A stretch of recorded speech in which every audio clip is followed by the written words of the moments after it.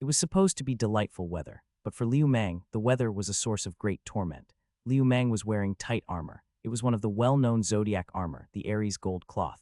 TL, Saint Seiya is very famous throughout Asia and the South Americas. However, it never hit big in the US. Today was the Jinling cosplay contest. Liu Mang, who had never been interested in overpriced convention items, was dragged there because of his body. His height was to blame, standing at 1.8 meters. His frame was perfect for the gold cloth. TL 1.8 meters is about 5 ft 9 inches. Which fucker brought this damn prop? Liu Mang complained powerlessly. If you said you cosplay, then just cosplay. Why must you purchase a full metal build cosplay? Although it's an aluminum armor, it's still freaking heavy. A set of armor was 20 to 30 pounds. Not only must you wear it everywhere, but you're unable to rest. Although this stuff was just cosplay armor, it still satisfied the principles of being real armor. You could forget about sitting down when you're wearing it. The metal plates on the hips and thighs would most certainly allow you to experience what is known as the explosive chrysanthemum. TL, I am using pounds instead of jin for ease. A jin is about 1.1 pounds, 20 jin is 22 pounds, and 30 jin is 33 pounds. TL, I had to Google what explosive chrysanthemum meant. Well, chrysanthemum is a flower that somewhat resemble what part of the butt? You guessed right, the anus. So, there you have it. This was custom made by me. What, you have something to say? A very pleasant-looking female was standing in front of Liu Mang. However, he knew that she was two-faced. TL, outwardly kind but inwardly evil. I dare not, big sister is the most formidable. Once he heard this voice, Liu Mang immediately changed his sour expression to a fawning smile. This two-faced woman was Chen Yi, the president of the school's anime and manga club. Not only was she a tyrant in the club, but she was also a tyrant at school. Liu Mang dare not offend her. He wanted her help meeting girls in order to rid himself of 20-something years of chastity. Nothing good would come out of offending her. However, today he had been caught by her. That's more like it, Chen Yi laughed. Be good. After we finish with today, big sister will introduce you to girls. Do you want pure girls or mature girls? As long as they're in our anime and manga club, I can introduce you to them. When Chen Yi laughed, she looked really nice. She had a delicate face. Today she was cosplaying Hatsune Miku, and her tight-fitting clothes perfectly outlined her curves. I would be fine with you, Liu Mang blurted out. Chen Yi was shocked. She didn't expect Liu Mang to say that. Even her face got a little red. However, because she was indeed a Funu Chinese letter Fujoshi, so it took her but a moment to recover. Liu Mang, you really are a hooligan to even dare assail me. TL, Liu Mang's name Chinese letter is sounded very similar to Chinese letter Liu Mang, which means hooligan, molester, etc. Oh shit. Liu Mang knew he fucked up royally to have said that sentence. While Chen Yi was still in a state of shock, he immediately grabbed his helmet and started running. The last thing on his mind was his heavy and uncomfortable armor. Liu Mang, you better stop running, Chen Yi shouted. Stop, only idiots stop for you. Liu Mang was not without pride, and if he was to be caught by Chen Yi, his life was over. As the ancient 36 stratagem said, if all else fails, escape. TL httpn Wikipedia, org wiki 36 stratagems. Molester, Liu Mang and Uncle Class TL, old-looking dude cosplay fan, watched Liu Mang as he was being chased by Chen Yi. A beautiful woman was calling a man molester Liu Mang. There could only be one explanation. The uncle's justice senses began to tingle. He pointed at Liu Mang and shouted, Molester, molester, don't let him escape. Quickly, catch the molester, catch the molester. Otaku and Fujoshi have many taboos, one of which being molesters. Cosplay outfits can be very revealing, making it easy for cosplayers to be taken advantage of. Thus, they all detested molesters. A molester, that guy wearing the Aries gold cloth is the molester. Guys, don't let him escape. 1, 2, 3. Soon there were over 100 justice warriors chasing Liu Mang. What the fuck is this? Liu Mang was terrified. I assail you with words and you send all these people after me. It's a misunderstanding. A misunderstanding. Chen Yi became aware that the situation was getting out of hand. The Liu Mang she spoke of and the Liu Mang molester that they heard were two completely different things. Being chased by hundreds of people. How would he survive if he was actually caught? Chen Yi was starting to regret this. Liu Mang, run faster. Run away. Molester, run faster. Run away. Wasn't that girl the victim? Why would she tell the molester to run? Some people were starting to realize it might be a misunderstanding. However, before they had time to think about it, the incoming crowd forced them to continue chasing after Liu Mang. The uncle from earlier started shouting again. Catch that molester. Catch that molester. He's caused the girl to become disoriented. Once we catch him, we absolutely cannot spare him. That's right. Maybe the girl said the wrong thing in anger. The justice warriors started chasing him even more frantically. Fucking hell, a dead end. Liu Mang wanted to weep. What sin did he commit in order for there to be a white wall in front of him, crushing all hopes of escape? Keep running. Try running again. Nowhere to run. You dare try to escape after molesting somebody, the uncle yelled. Uncle, this is a misunderstanding. All of this is a misunderstanding, Liu Mang stammered. His face was covered in sweat. Anybody standing in his place would be afraid there were hundreds of people surrounding a single person, uncle. The leading man completely ignored the whole misunderstanding bit. You dare call me an uncle? The heavy-set man rolled up his sleeves, deciding to engage Liu Mang. However, he was stopped by some of the crowd. Perhaps this really is a misunderstanding, someone called from the crowd. Possibly. Another nodded. Right, this is a misunderstanding, Liu Mang said, overjoyed. As long as he had a moment to explain, he wouldn't be killed. He then saw Chen Yi approaching. Look behind you. Chen Yi, boss Chen, please help me explain this. Chen Yi saw that Liu Mang almost managed to get out of trouble. Liu Mang, stop running, she cried while darting over. Didn't I say that he's the molester? How would that possibly be mistaken? The uncle asked as he continued to lead the group. So it wasn't a misunderstanding. To dare molest somebody here. Boy, you must really want die, another shouted. Why waste time talking to him? Beat him up. Well, I'm fucked, Liu Mang sighed. With despair in his eyes, he held his head low and squatted on the floor. The hundreds of people immediately jumped him. Running so fast, I'll explain everything. Chen Yi finally managed to finish her whole sentence. Her whole sentence was Liu Mang, stop running so fast, I'll explain everything. Unfortunately, neither Liu Mang nor the people currently beating him up heard her. Ah oh. Liu Mang's miserable cries would bring a chilling sensation to anybody that heard him. That fucking hurts, Liu Mang hissed in pain. Not a single area of his body didn't sting. Those bastards were really fucking ruthless. He had made up his mind. He would get revenge on the uncle. He had been the worst of all, having aimed at his face the whole entire time. He worried that his handsome face might have been disfigured. It wasn't until the pain subsided slightly that Liu Mang decided to stand. He looked up to see several armored soldiers surrounding him. What the fuck are you looking at? Haven't you seen a handsome guy before? Liu Mang shouted. He was still bitter about being beaten up, and now that he was surrounded and being watched like a monkey, his anger was only increasing. Fucking bumpkins, cosplaying with such shitty armor. Look at my shiny armor and look at what you guys are wearing. Liu Mang wanted to vent all his frustrations on the country bumpkins. And look at your blade, it's already rusted red. Aren't you embarrassed to bring those things out? Who art thou? A person who appeared to be the leader amongst the soldiers began questioning Liu Mang. Oh ho, speaking archaic are you? Why weren't you fuckers so polite when you were beating me up? Liu Mang wasn't sure if the people surrounding him were the ones who beat him. All he knew was that he was very pissed. After listening to Liu Mang, the leader frowned and said, Gozi, go and inform the city lord. Tell him we caught a cow army spy on the walls. Cow army spy, squad leader meant. A soldier by the name of Gozi spoke hesitantly. While he didn't know who the person in front of him wearing golden armor was, he knew for certain that the person wasn't a cow army spy. This was because the golden armored person came from the sky. I translated Chinese letter to squad leader. This is because Chinese letter basically means that he is a leader who controls 10 troops. While searching for it, I believe squad leader is the best term. A squad consists of 7-12 troops. From the sky, he might even be a god from heaven. When I say go, you go. Why so much nonsense? The squad leader roared angrily. Yes, right away. Gozi stepped back, preparing to leave. Cow army, squad leader, city lord, pretty good acting. Why not just say I'm Cow? Liu Mang said with disdain. Ah, so you're Prime Minister Cow. No wonder Prime Minister Cow won against my lord. Turns out Prime Minister Cow is a deity from heaven, Gozi chimed. So you're Traitor Cow. Traitor Cow, prepare to die. The squad leader's face changed the moment Liu Mang said he was Cow. Furious, he grabbed his blade and approached Liu Mang. What are you trying to do? Liu Mang was now nervous. He realized something was wrong. The people standing before him were extremely pale and yellow, typically a sign of malnutrition.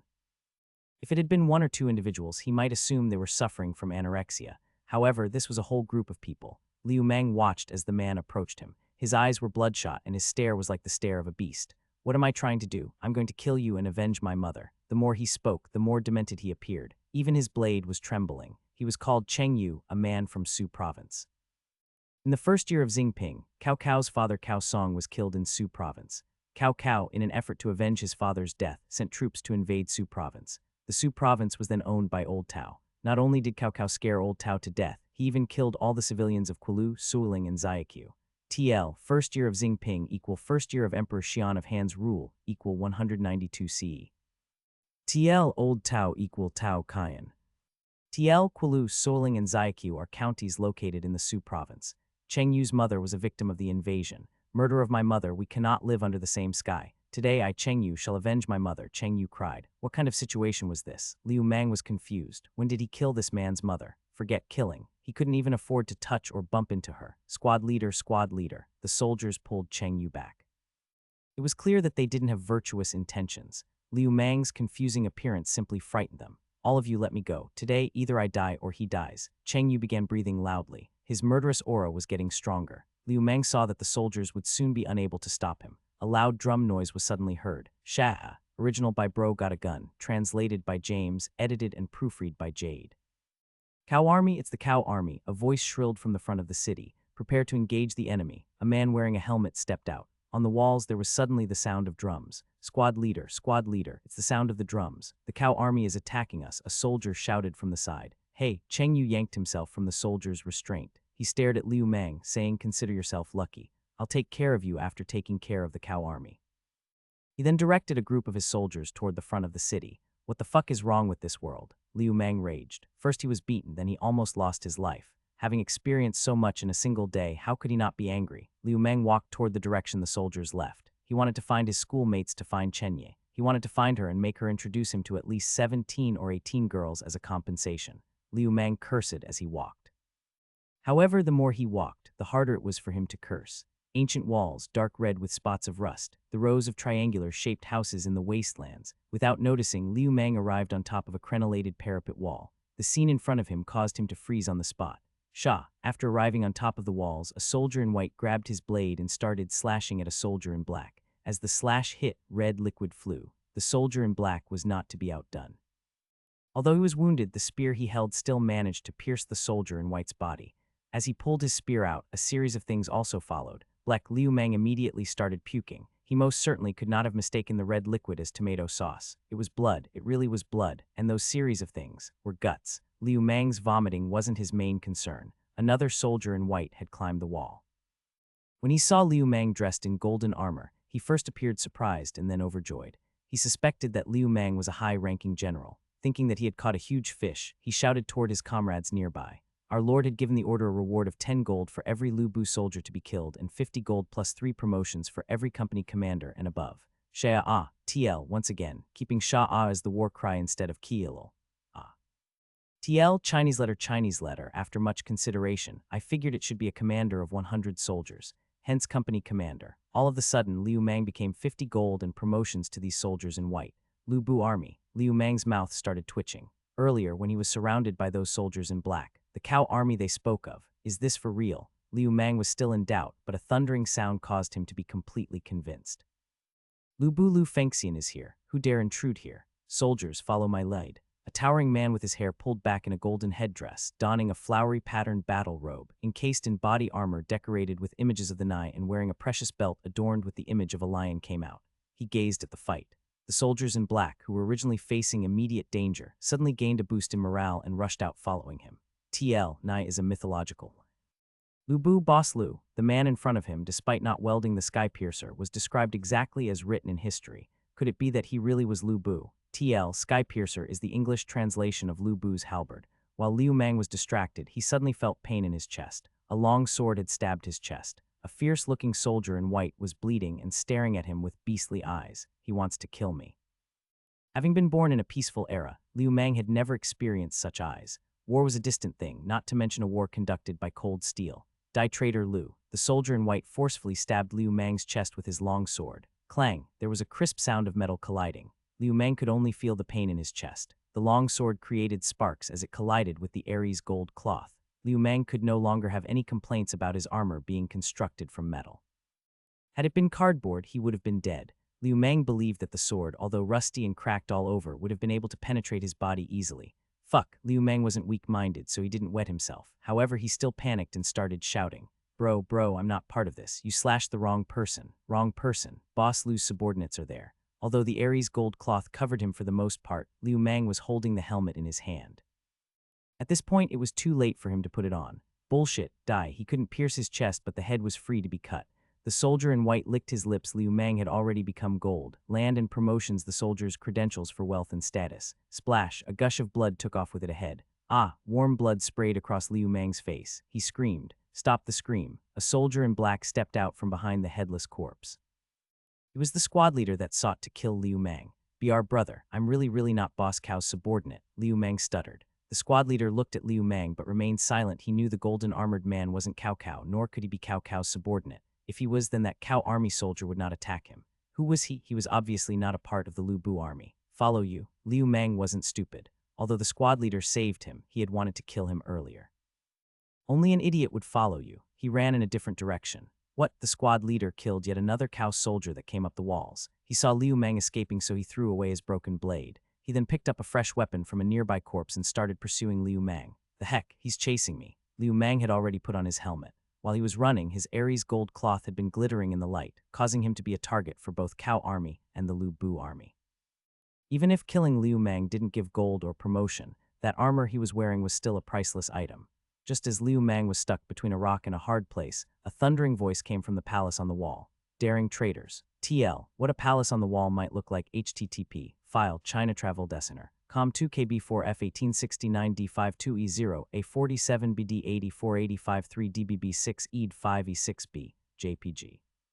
Wasn't this the voice of Lu Bu, Boss Lu, Cao Cao's siege on Xiapi? Although watermarks were all over the walls, one could still see parts of the wall's original construction. TL, Cao Cao ordered his soldiers to flood Xiapi, hence the watermarks. On top of the White Gate Tower, Lu Bu was captured, Liu Meng slowly muttered. Following the capture, Lu Bu was to be decapitated on White Gate Tower. Save Boss Lu. Rescue Boss Lu. I'll live if I rescue Boss Lu. Liu Meng was surrounded with enemies, isolated and without help. The Cow Army wanted to kill him for riches and promotion. The Lu Bu Army wanted to kill him for his armor. At this point, his only option was to save Boss Lu. Right after rushing into the White Gate Tower, Liu Meng started feeling regret. Who art thou that darest break through the White Gate Tower? A 7-foot-tall, bearded, burly man glared at Liu Meng. Behind him stood another robust man of similar size tying up Boss Lu. TL original text uses kai, a Chinese foot. 1 kai equal 1.094 ft. It was clearly written on the romance of the Three Kingdoms that Song Xian first stole the Sky Piercer then, along with Wei Su, captured and tied up Lu Bu. Damn it, Liu Meng cursed in his heart. How could he possibly have forgotten about Wei Su and Song Xian? If one compared the soldiers outside of the White Gate Tower to minions, then these two are most certainly bosses. Although these two are only second-rated when compared to the rest of the generals in the Three Kingdoms, they were still generals. They were most certainly a lot stronger compared to Liu Meng, who doesn't know how to fight.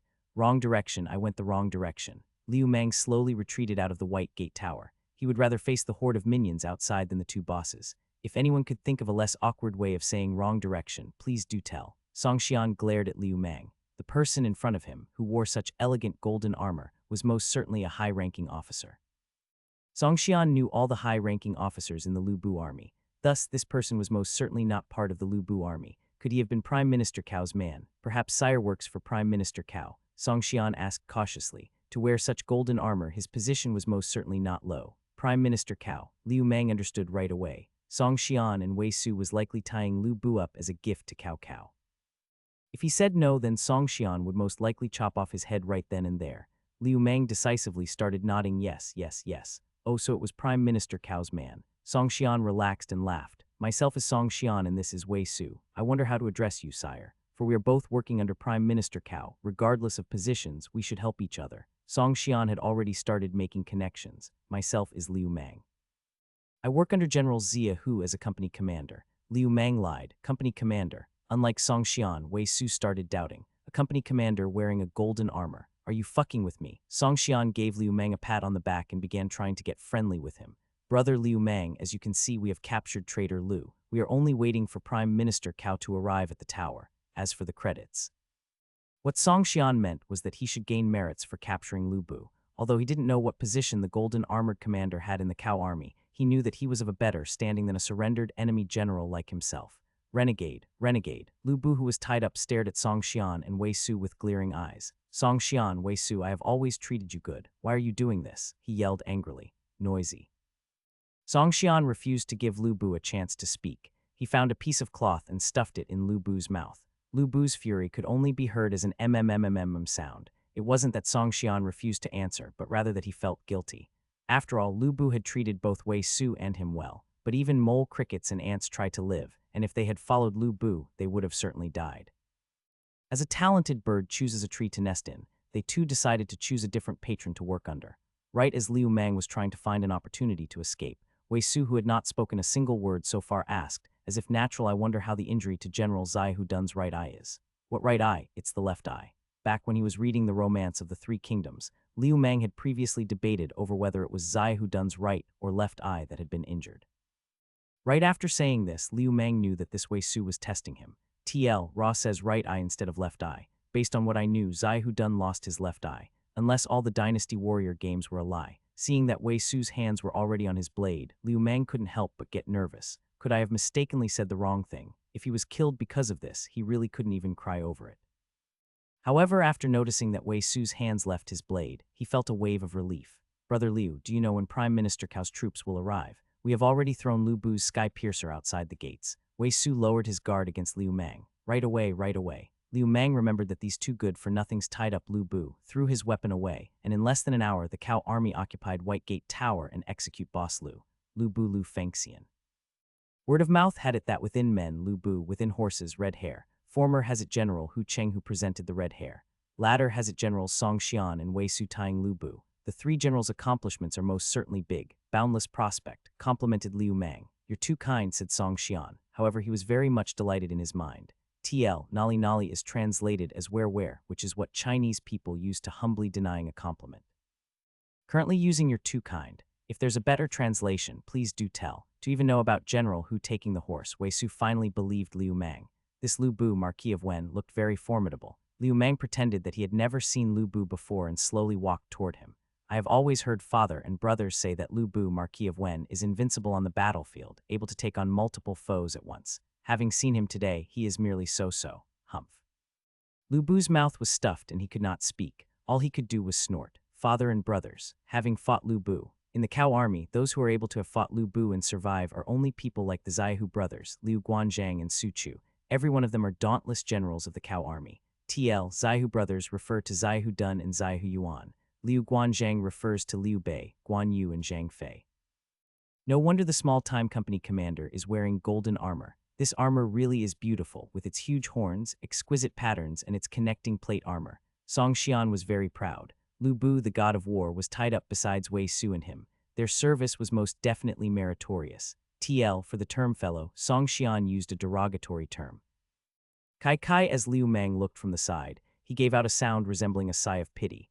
The person of the three kingdoms Liu Mang admired the most was Gongsun Zan. This was because Gongsun Zan was never tolerant against using his troops against the non-Han Chinese people. It was because of him that the non-Han people revered the Han. Lu Bu was another person he admired. Although many of Lu Bu's actions are denounced by others, actions such as massacring all of his adopted father's retainers and relatives, the blame couldn't be completely placed on him. Ding Yuan, Lu Bu's adopted father, was a regional governor and a minor warlord at the beginning. As one of his sons, Lu Bu was given the position of chief secretary, an administration position. Lu Bu was a warrior possessing great martial prowess, but was given a civilian post for years. This was even after Ding Yuan was promoted for his assistance in the Luyang. Lu Bu never received any promotion. Waiting to kill Ding Yuan until Dong Zhou brought him over was already pretty good. Later, Wang Yun's honeypot worked wonderfully. Lu Bu's lover was taken by Dong Zhou, and being a man, he couldn't help but kill Dong Zhou. After escaping Luyang, the Lu Bu army faced countless life and death situations. Lu Bu, unlike Big-Eared Liu, never once abandoned his wives and children. TL, Big-Eared Liu is Liu Bei. Liu Bei was recorded to have huge ears. Lu Bu was a family man. Lu Bu was an ungrateful fellow without friends. When Cao was on his ass, no one dared to assist him. Only the city of He dared to send troops to help him. Before his death, Lu Bu, like Gongsun Zan, was a mighty figure who caused many to cry in fear. His position would have most certainly been higher had he not been born to troubled times.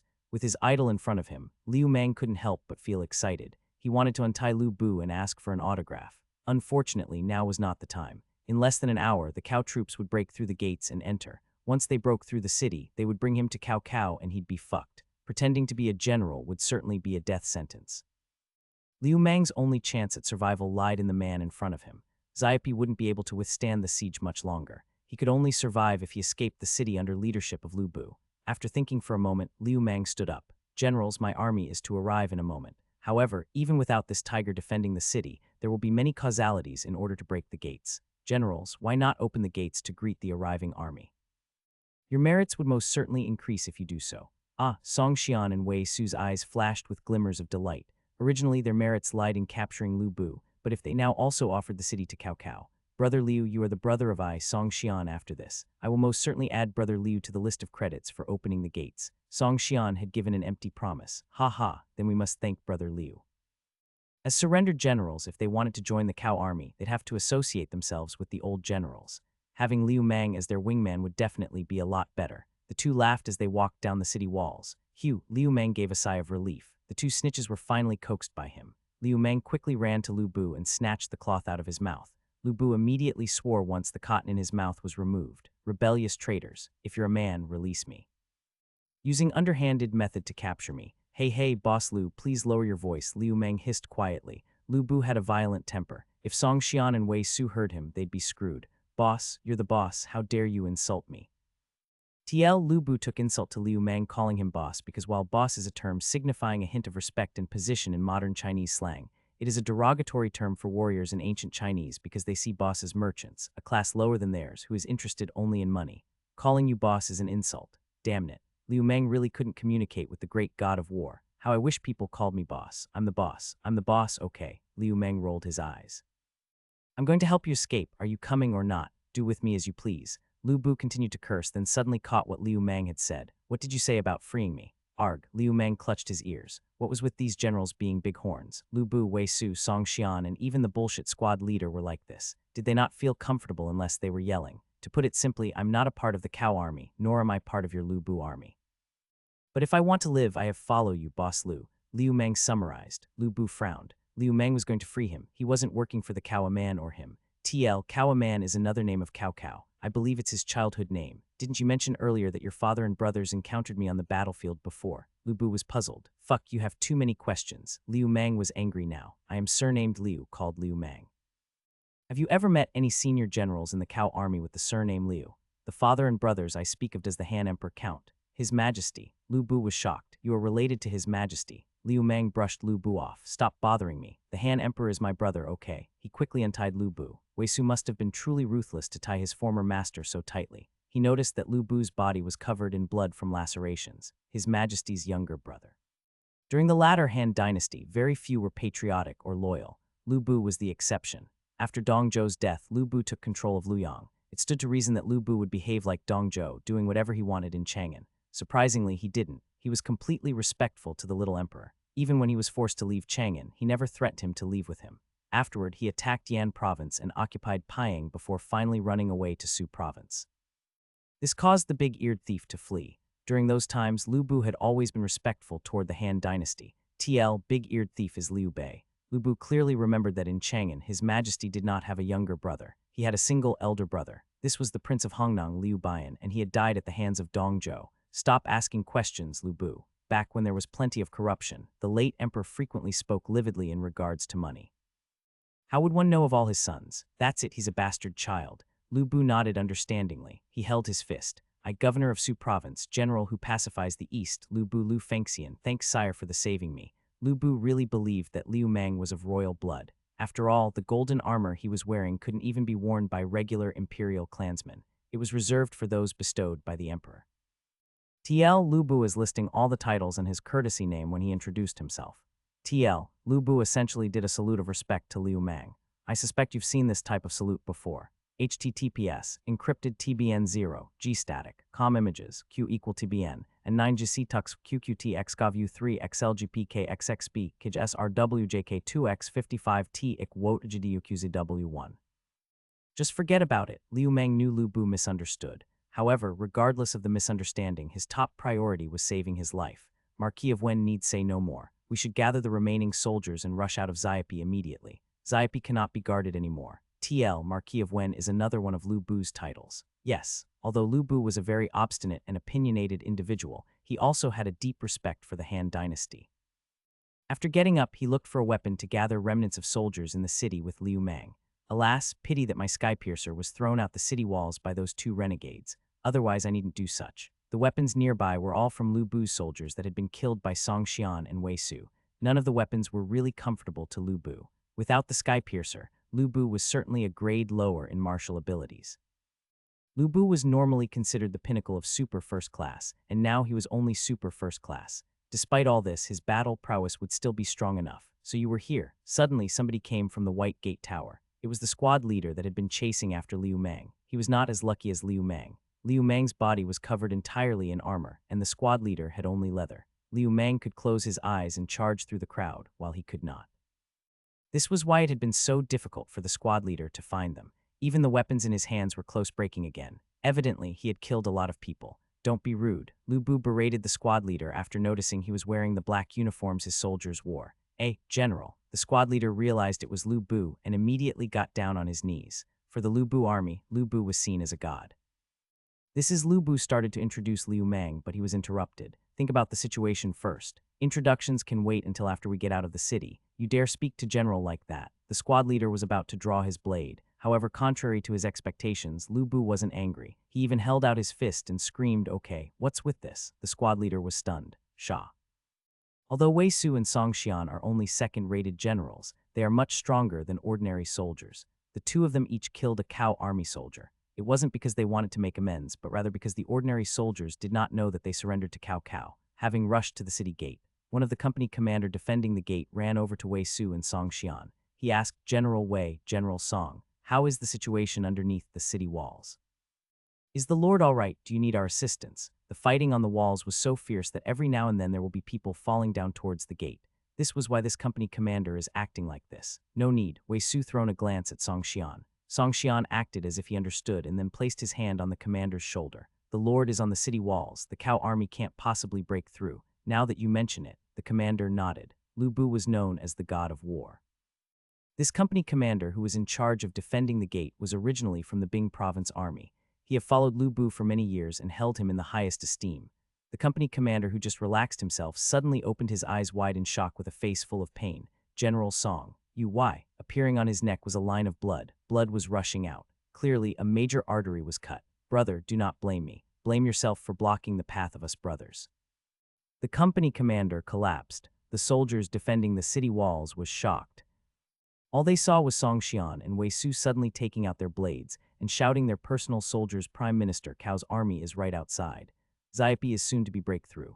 If you want to survive, open the gate for Prime Minister Cao with me." "Sha, Song Xian and Wei Su, our lord had been good to you guys, yet you dare commit such a criminal act. Sha, avenge the company commander." This Bing province company commander was held in high esteem in the soldiers' hearts. A group of defending soldiers started rushing towards Song Xian and Wei Su. Outside of Xiapai, Cow Army camp, a middle-aged man was standing in the front of a tent watching soldiers killing each others. He asked a general near him, "General Hu Cheng, are you certain that General Wei Su and General Song Xian will be able to capture Lu Bu?" This tan middle-aged man was the most ambitious person in the whole world, the future Emperor Wu of Wei, Cao Cao.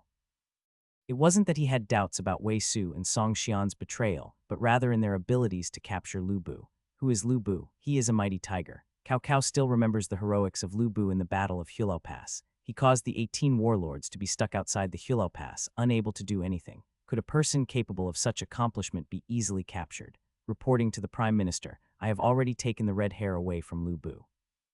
This Lu Bu's combat prowess was reduced by 80%.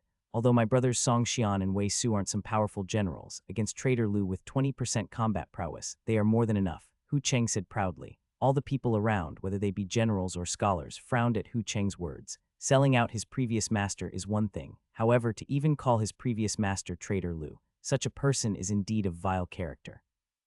Although the scholars are only displeased in their hearts, the generals are much more direct. They collectively step back from Hu Cheng, refusing to associate themselves with him, causing Hu Cheng to be very awkward. However, the awkwardness disappeared soon. Reporting, a messenger rushed in. Reporting to Prime Minister, a godly weapon was thrown down atop the walls of Xiapi, crushing to death multiple soldiers. Oh, what sort of godly weapon was it? A weapon being thrown on siege soldiers' heads could certainly crush to death a couple people. After all, siege soldiers are like ants, proceeding slowly and crowded. General Zaihu said it was Lu Bu's Sky Piercer. The messenger replied, "The only person who was currently besieging the city was Zaihu Dun. The General Zaihu that the messenger spoke of is him." Oh, Cao Cao's eyes flashed with happiness. "Bring it over for me to see." Soon, 2 soldiers came carrying a long jai giving off a cold glow. The 2 crescents on top of the jai was sparkling. On the side was a red rippling tassel. The jai itself was also engraved with a couple characters, Bing Province Lu. TL, jai is a Chinese halberd. Lu Bu's Sky Piercer is a jai. http imx xiawu com ximg i4i2t1 vlxk xch axxum 5 va 121450 jpg. TL Bing Province Lu means that the jai belonged to surnamed Lu of the Bing Province, hence Lu Bu. This was most certainly Lu Bu's Sky Piercer. A Lu Bu without a Sky Piercer. Haha, congratulations, Prime Minister. Xiapi is soon to be breakthrough. Perhaps at nightfall we would be able to open up for celebration in the heart of the city. Hu Cheng immediately started kissing ass. Ha ha, Cao Cao complacently laughed aloud. Right at this moment, another messenger rushed in, reporting. Reporting to the Prime Minister, Xiaopi has been broken through. Xiaopi has been broken through. Cao Cao was slightly surprised. Although it was Yunrang sieging the city, he did not give Yunrang a lot of troops because of the deflections of Hu Cheng, Song Xian and Wei Su. He only told him to feign attack and wait for Song Xian and Wei Su to capture Lu Bu. How did the Xiaopi actually got broken through? TL, Yunrang is the courtesy name for Zai Hu Dun. The gate was opened from within. The messenger said, from within, did someone else betray Lu Bu? It's most likely my two brothers, Hu Cheng said happily. Prime Minister, Xiaopi was broken through and Lu Bu was arrested. The Su province is yours to collect. Transmit my military orders. All troops besiege Xiaopi. Currently only one of the gates got broken through. There's still 3 more. Shah Lu Bu took the lead. Although he no longer have the Sky Piercer, his explosive prowess isn't hindered in a bit. These cow soldiers cannot even withstand a single bouts. Even officers die upon encountering him. Song Xian and Wei Su was lucky. They did not encounter Lu Bu. On the way down the White Gate Tower, Lu Bu slaughtered no less than 100 people and gathered around him 300 soldiers. Under his command, they were like an unstoppable spear. Where are we headed to now? Liu Meng currently held a bloodied long sword. Within the chaos, no one could protect him. Thus, he must defend himself. On his armor appeared multiple white stains from the countless slashes and stabs of blades and swords. Had he not had the gold cloth, he would have been dead multiple times by now. En route, Liu Meng also killed a couple people. Actual living people, not animals but people. When blood was splashed onto his face, Liu Meng even tasted the saltiness and metallic taste. Province Governor's mansion in the inner city. Lu Bu's eyes was bloodshot from all the killing. Had Liu Meng's armor not been extra shiny, he might have mistakenly killed him. Inner city. Liu Meng was thinking about how to get the hell out and not getting into the inner city, a place where they would likely be surrounded and killed. Liu Meng wanted to say something but was stopped by the squad leader alongside him. The squad leader was called Cheng Yu. He said all the madams are in the inner city. Madams. Liu Meng finally remembered. How did he forget that Lu Bu was a family man? To have him leave his family behind, you must kill him first. A family man is a companion of a deceptive one. If I followed him into the inner city, these 300 soldiers might all die. On the other hand, if I went my own separate way, then chances are I'll be dead too. Either way, I'm dead. Can't there be a fucking survival path? Shah, shah. Sounds of killing on the outside of the city steadily increased. With tens of thousands of people battling, their noises certainly won't be small. General, the gate has been broken. A bloodied Lu Bu army soldier covered in wounds shouted toward Lu Bu in a weeping manner. Gate has been broken. Lu Bu eyes shocked open and gave off a murderous aura strong enough to cause suffocation. Which gate? West Gate, South Gate, or the North Gate? East Gate, sire, the injured soldier said weepingly. East Gate. Wasn't this the gate that I just came from? White Gate Tower was located in the East Gate. Didn't I encourage them to open the gates? Song Xian and Wei Su. Oh, how I wish to eat your flesh. Lu Bu's eyes were glaring with anger, although he knew that it was because of Liu Meng's suggestions that they went to open the gates. However, knowing is different from it actually happening. TL no, he's not saying he wants to be cannibal, just a phrase saying he's super angry and wants to kill them. A gate has been broken, leaving behind only 3 gates. It is impossible for the cow army to not take action. Once the 3 other gates was to be broken, they would surround it and certainly die. Now there was a very serious problem whether or not to go toward the inner city. If they don't go, then Lu Bu's wives and children will be left to Cao Cao. In that case, God of War Lu's head will be verdant green. On the other hand, if they do go, all these 300 people will likely not survive. Chances are they will be surrounded by the cow army and be unable to save his wives and children. TL, what Liu Meng meant by Lu Bu's head will be verdant green is that he will be wearing a green hat get cuckolded by Cao Cao. And TR yo, abominable, Lu Bu raged. The God of War was stuck between a rock and a hard place. General, the squad leader cried. Lu Bu's eyebrows raised. Attention soldiers, you all protect brother Liu Meng's breakout of Xiaopi. Failure is not an option. Help me escape. That's not bad, my life will be saved. But boss Lu's giving up on his family. That's not his style. What about you, General? Cheng Yu said the main point. This general will go toward the inner city to save his family. Lu Bu held his Poo blade against the wind. TL, Poo blade Aka, simple blade, http www.2nacta, edu, cn site jjdj files u1 DAO, jpg second blade from the left. Just general yourself, how could you rival the cow army? General's safety is hard to guarantee. General, please reconsider. So what if a person is a god of war? Against human wave tactics, he too will turn into a pool of blood. General, please reconsider. The Lu Bu army on the side shouted in unison. Rest assured, those who can hurt me have yet to be born. Lu Bu Lu Fengxian dragon amongst men, a god in war. He never retreat, even if the place is a dragon's pound or a tiger's den. We will follow General till death. Cheng Yu was the first one to get on his knees. We will follow General till death. Who is Lu Bu? He is the soul of the army. He is the god of war. Perhaps for other armies, their morale will collapse after suffering heavy casualties in the collapse of the army banner. However, for the Lu Bu army, their morale will not collapse, for they have their own god Lu Bu. As long as Lu Bu is alive, the Lu Bu army too will preserve. I have decided. Stop making a clamor. Lu Bu certainly knew that he might not be able to come back. Tens of thousands of cow army are outside the city, and the city itself was chaotic with fightings. No matter how strong a person is, he is no match for a group of people. However, Lu Bu does not resign. Even if what he was about to do is already doomed to begin with, he will still continue on, for it was the responsibility of a man for his home and his family. These 300 soldiers, perhaps Lu Bu did not know any of them. However, he knew that they were good men, warriors under him. With subordinates like this, he was without regrets.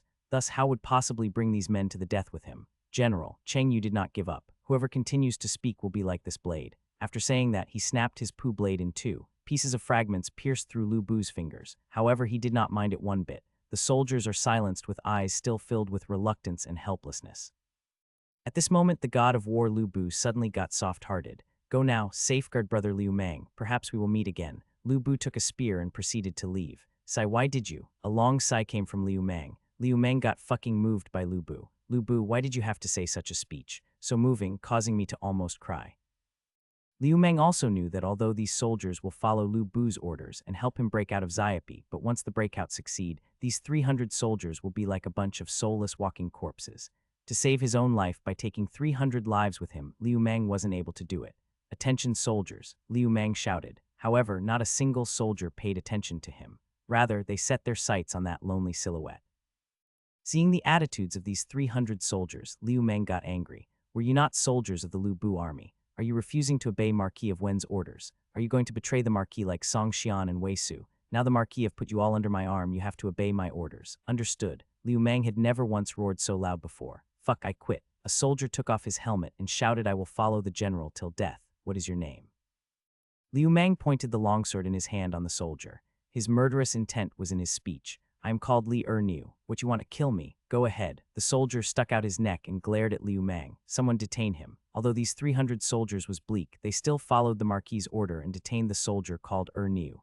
Good. Someone tell me what is the punishment for desertion. According to law, death by beheading. Cheng Yu did not know what Liu Mang is trying to do but still replied. Good. Li Niu, do you know your crime? Liu Mang shouted. Kill me. I don't want to live anyways. I will follow the general in death.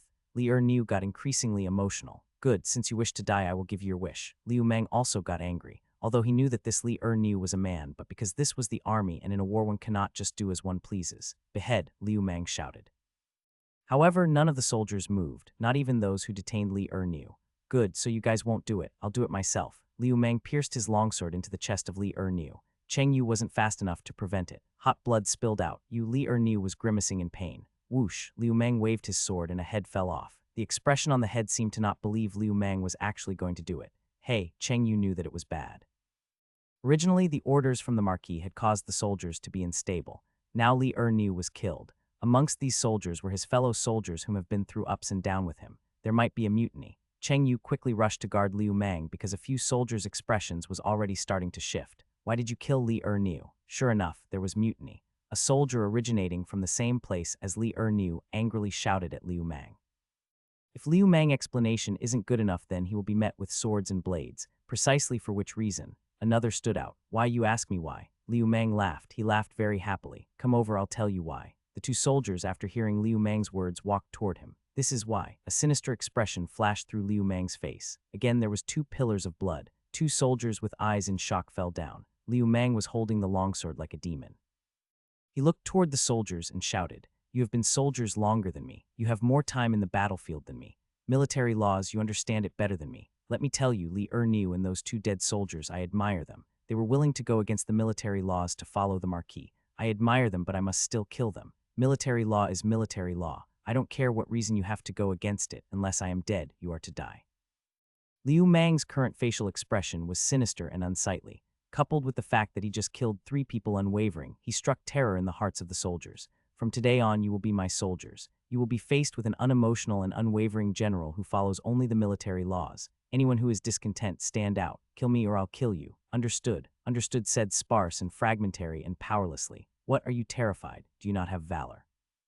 Are you a coward? Speak louder, I cannot hear you, Liu Meng roared. Understood. This time not only was the voice in unison, it was also louder. Cheng Yu could not believe it. He initially thought that this golden-armored man was just an idiotic nobility. Who knew that he was this savvy? His killing methods returned order to chaos. Good, now I command the battalion of 312 people. You and you. Liu Meng pointed 3 people, one of which is Cheng Yu.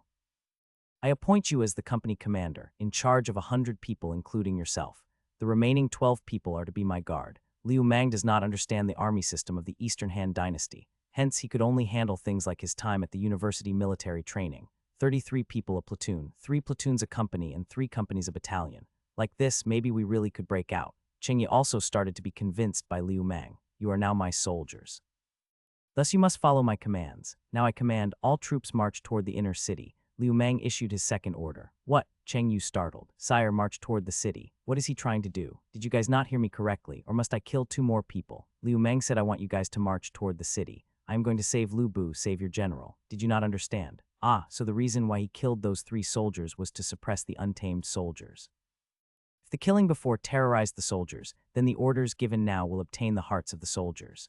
Understood. Having heard that Liu Meng's orders was for them to save Lu Bu, save their general, all of the soldiers who were full of morale, their discontent and hatred toward Liu Meng completely disappeared. Fucking hell, seems like I will be dying here. Liu Meng smiled wryly. He wiped the blood from his body. This blood was mostly from his enemies, while some were from his new subordinates. Earlier, a guard that he did not even know the name of took a slash for him and was chopped in half through the waist. The east gate was broken through. The south gate was also broken through. Only the west gate and the north gate are left standing. With the 2 gates being broken through, the Cow army troops started pouring into Xiapi. In the 2 hours, Liu Meng and his troops had only advanced a couple hundred meters. In this period of time, nearly 100 of his troops was killed. Amongst them was one who he just recently appointed company commander. One of his leg was chopped off. Although he wasn't dead, but on the battlefield he is not far from death. This was only a couple hundred meters. If he managed to advance toward the inner city, how many of his 300 troops would be left? Liu Meng's felt that his body was already without strength. He does not know how many people he had killed so far. Human lives in a troubled time are like grass. Liu Meng's movement had already become mechanical: kill, kill again, change blade and kill, kill again. Sire, we cannot advance anymore. Cheng Yu arrived next to Liu Meng after killing some enemies. He gasped and shouted. He also knew that the route thereon was very difficult. However, he did not expect it to be like this. If they delay any longer, the incoming cow troops will increase exponentially. In that time, before meeting Lu Bu, their whole battalion might be wiped out. Liu Meng deflected an incoming spear with his blade and then killed a cow soldier. He said we must continue advancing regardless. Liu Meng did not regret his stupid decision. He rarely gets moved by others. Lu Bu moved him, and these 300 soldiers also did. It's only death. What, Cheng Yu, are you afraid? Liu Meng satirized. If you're afraid of death, then get lost. Who says I'm afraid? The only thing I fear is my mother. Cheng Yu also got angry. For him to be seen as being afraid of death, it was no less than an extraordinary humiliation.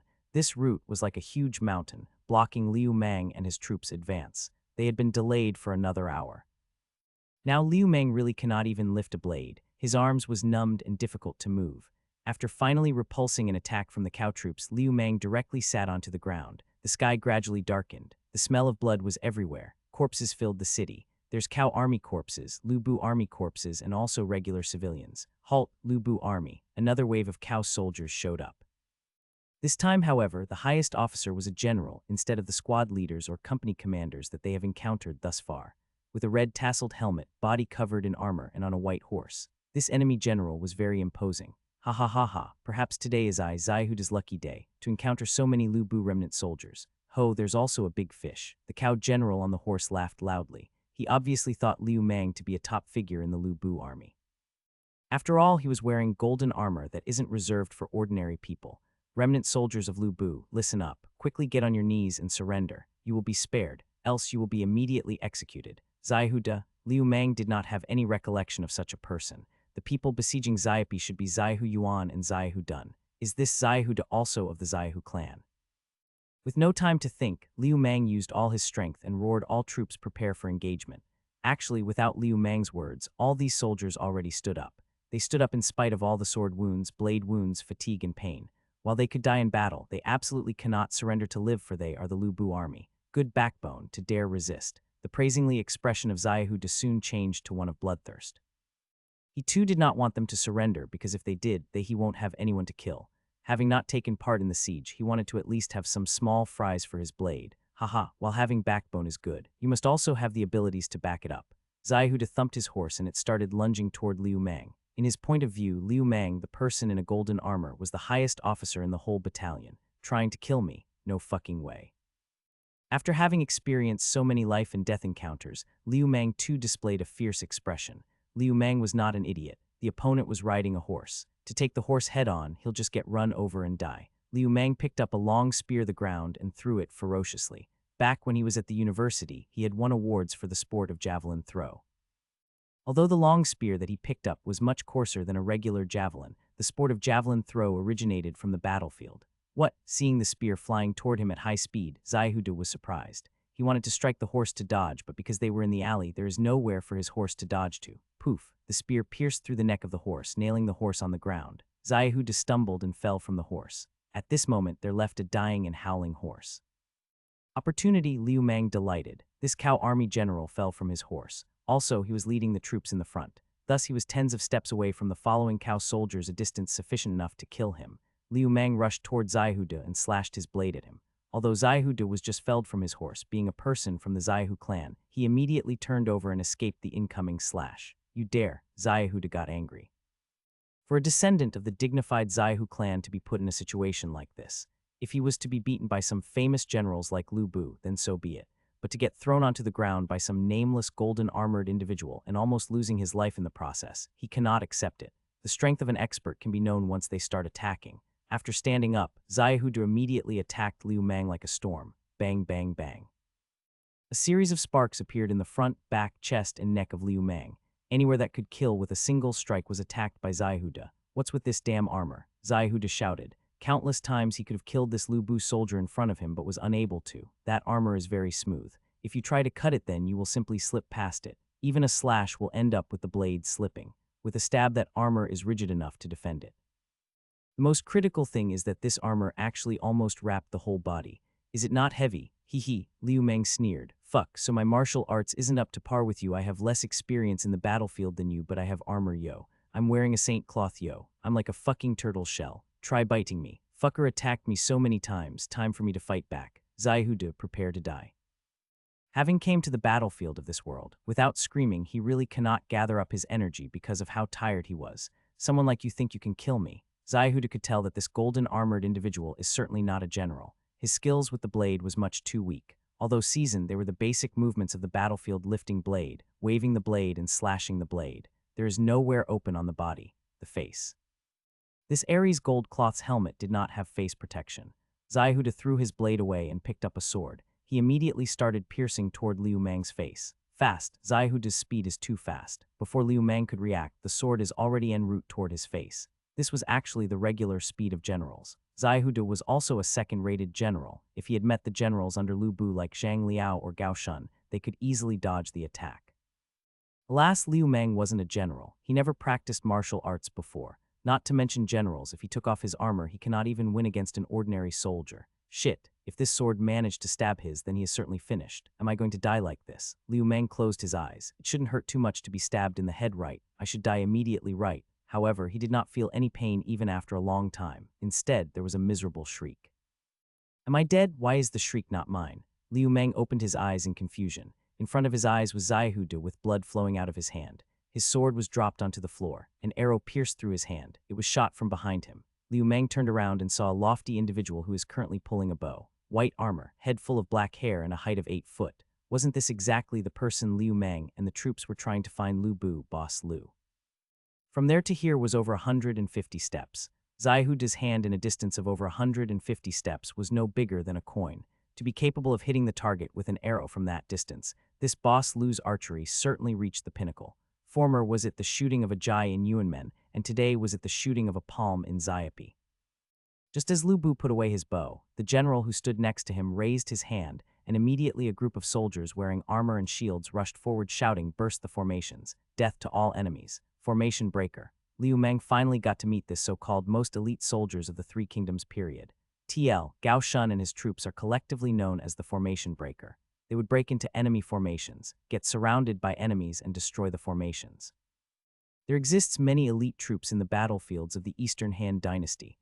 Amongst the cavalries are the heavy cavalry of the Bing province, Jiang cavalry of the Liang province, penetrating white horsemen of Yu province, and ferocious cavalry of Yan province. TL, wolf cavalry of the Bing province, Chinese letter, Chinese letter, Chinese letter, Chinese letter. I do not know if they actually ride wolves, highly doubt that. Chapter 6 mentioned Chinese letter, Chinese letter, Chinese letter, Chinese letter, which means armored cavalry of Bing province. I think this is the correct one instead of the wolf cavalry, so I'm changing it to heavy cavalry. Jiang cavalry of the Liang province, Chinese letter, Chinese letter, Chinese letter, Chinese letter, Chinese letter. Penetrating white horsemen of Yu province, Chinese letter, Chinese letter, Chinese letter, Chinese letter, Chinese letter, Chinese letter.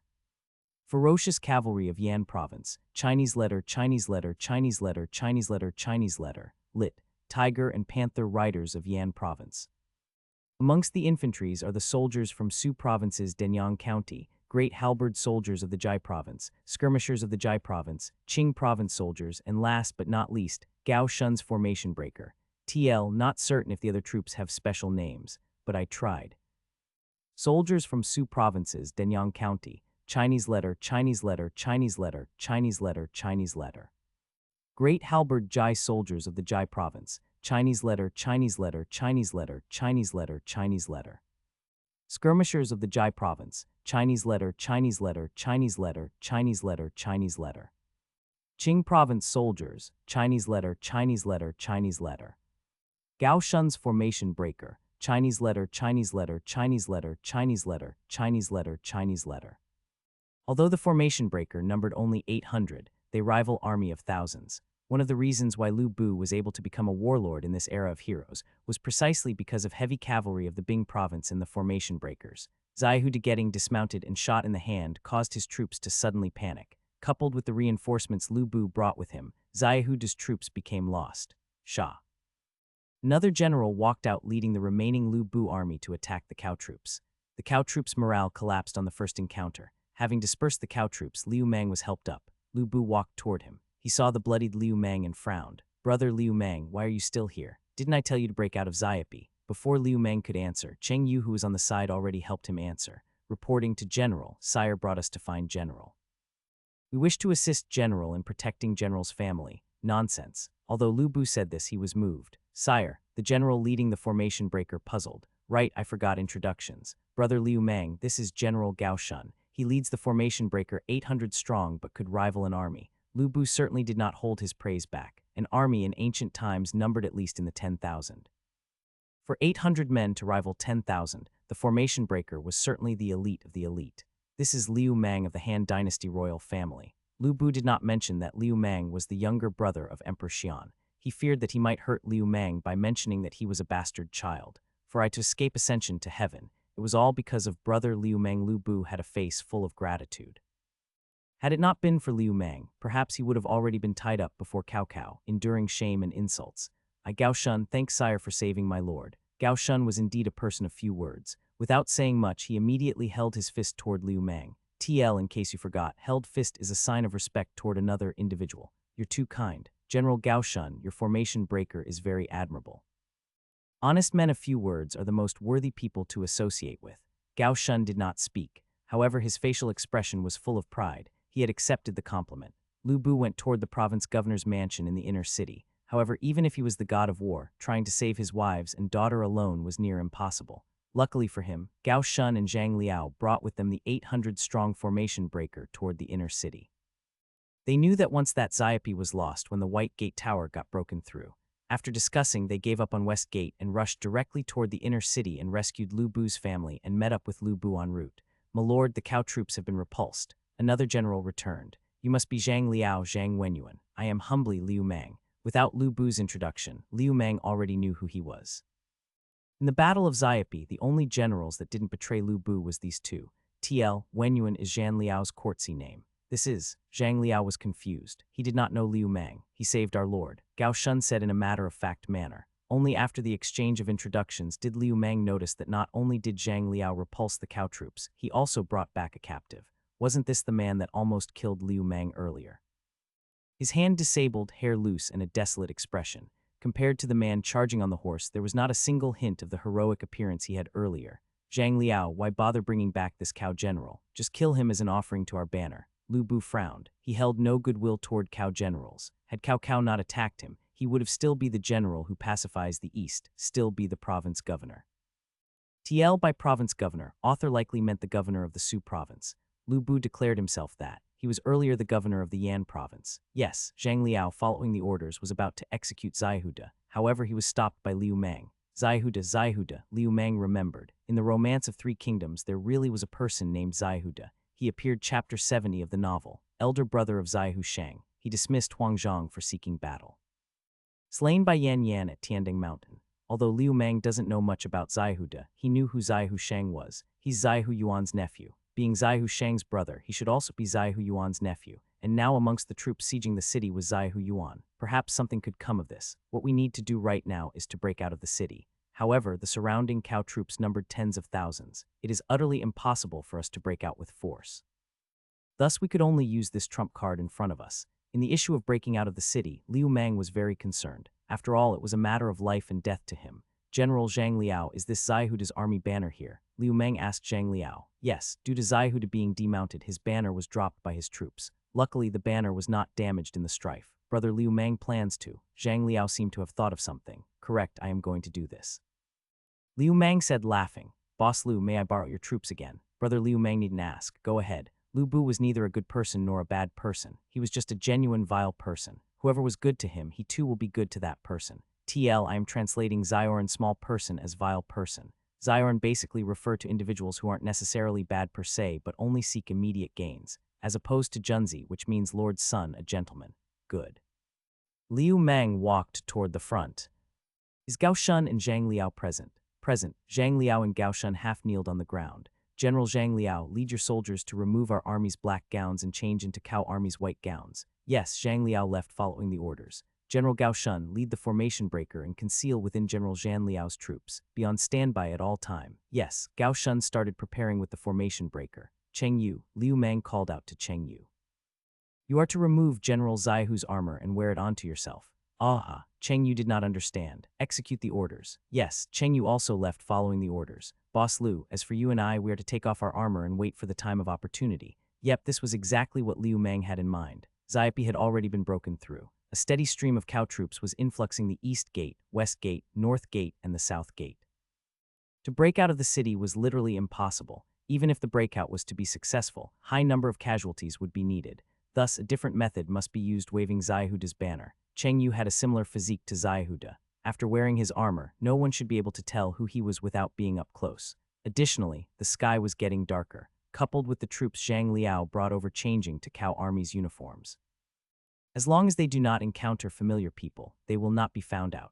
While Gao Shun's 800 formation breaker hiding within the disguised Lu Bu troops, ready to respond to any situations. Having Lu Bu and himself change their armor was because the armors they were wearing was too obvious. Liu Mang was wearing a golden cloth. Even if the sky was dark, the armor will still reflect light.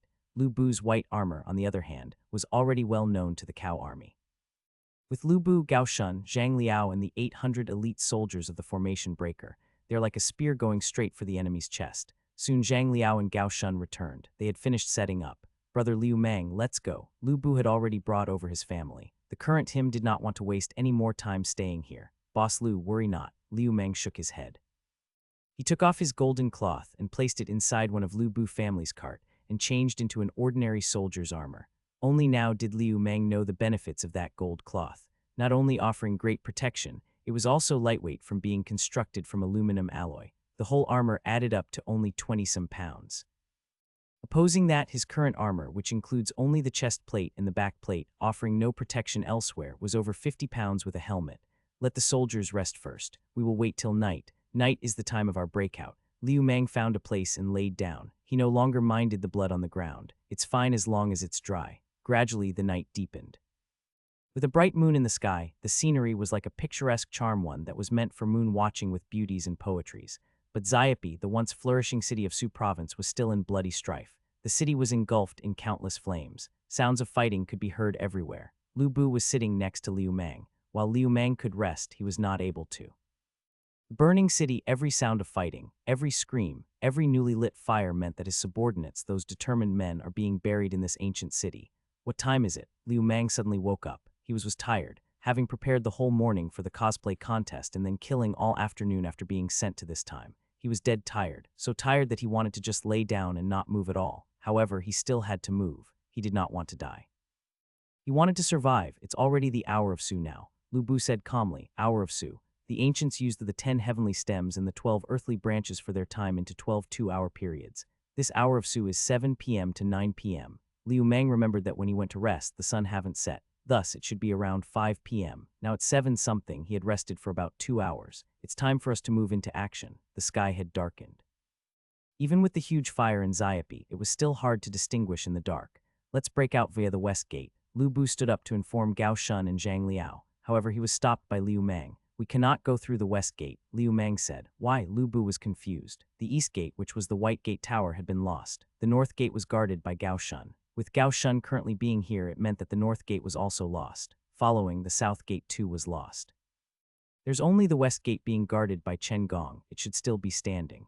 In this siege of Xiapi, Cao Cao brought with him generals Cao Ren, Zai Hu Yuan, and Zai Hu Dun. Below them was the generals Su Huang, Lu Kaiyan, and Li Dayan, not to mention the 3 Peach brothers, a gathering of all-star generals. Alas, this Xiapi had but 4 gates not at all dividable between all these generals. Thus, this last gate would be a scramble for credits. We will go toward the east gate. We will break out through the east gate. Liu Meng made up his mind. East gate, are you out of your mind? Lu Bu shouted. The east gate was the white gate tower, the place we just lost. Because I was there, the east gate was also the gate Cao Cao sent the most troops toward. How could we break through via the east gate? The east gate is out of question. We are to break through via the west gate. It was written that Lu Bu was a very stubborn person. Originally, Liu Meng did not believe that, but now he does. Lu Bu rejected him without even giving him a chance to explain himself. No wonder Lu Bu still lose so thoroughly even with a first-class military advisor Chen Gong, the first-class troops formation breaker and the heavy cavalry of Bing province, and himself, the pinnacle of super first-class general. But Liu Meng had a way to deal with people like Lu Bu. People like Lu Bu are like hedgehogs. If you stroke him following the spines, nothing would happen. If you stroke him against the spines, your hand will be pricked full of blood. Boss Lu, do you not want revenge? With just one sentence, Lu Bu's stubbornness was lifted. Revenge, Lu Bu's eyes shined. In this darkness, Lu Bu's eyes were terrifying. Yes, revenge. Bullied so badly by Tater Cow and betrayed by Wei Su, Song Xian, and Hu Cheng. Are you just going to leave without doing anything? Did you not want to kill those 3 traitors and give Traitor Cow a payback? What must I do? Lu Bu was very direct. Although he was known as a hero, he was also a vile person. One of the main characteristics of a vile person was their vindictiveness. Cao Cao brought forth to him so much pain. How could he possibly not give Cao Cao a payback? There's the 3 traitors Wei Su, Hu Cheng, and Song Xian too. Everyone have such an characteristic. One's hatred for traitors are much stronger than one's hatred for enemies, e.g. the Chinese traitors in the Sino-Japanese War. Cursing them so much enough for at least 3 generations of ancestors and descendants. TL, no idea who author decided to add it. Guess it resonates with the Chinese people. Many still aren't over what the Japanese did in WWAI. Breakthrough via the East Gate. Liu Meng spoke his mind. It is true that the Cao troops was most heavily stationed in the East Gate. However, that is to guard against the Lu Bu army. What do you mean? Lu Bu inquired. Hee. We are now Cao troops under General Zai Hu Yuan's nephew. Say, would the Cao troops be stopping us now? That's right. Lu Bu only now remembered that Liu Meng had Zhang Liao get all the soldiers to change into Cao army uniform. Under the dark sky, it would be hard to differentiate them from regular Cao soldiers. Cao army had broken through Xiapi. With the whole Su province in his fingertips, based on Cao Cao's personality, how would he possibly not express his heroics and enjoy the feeling of a victor?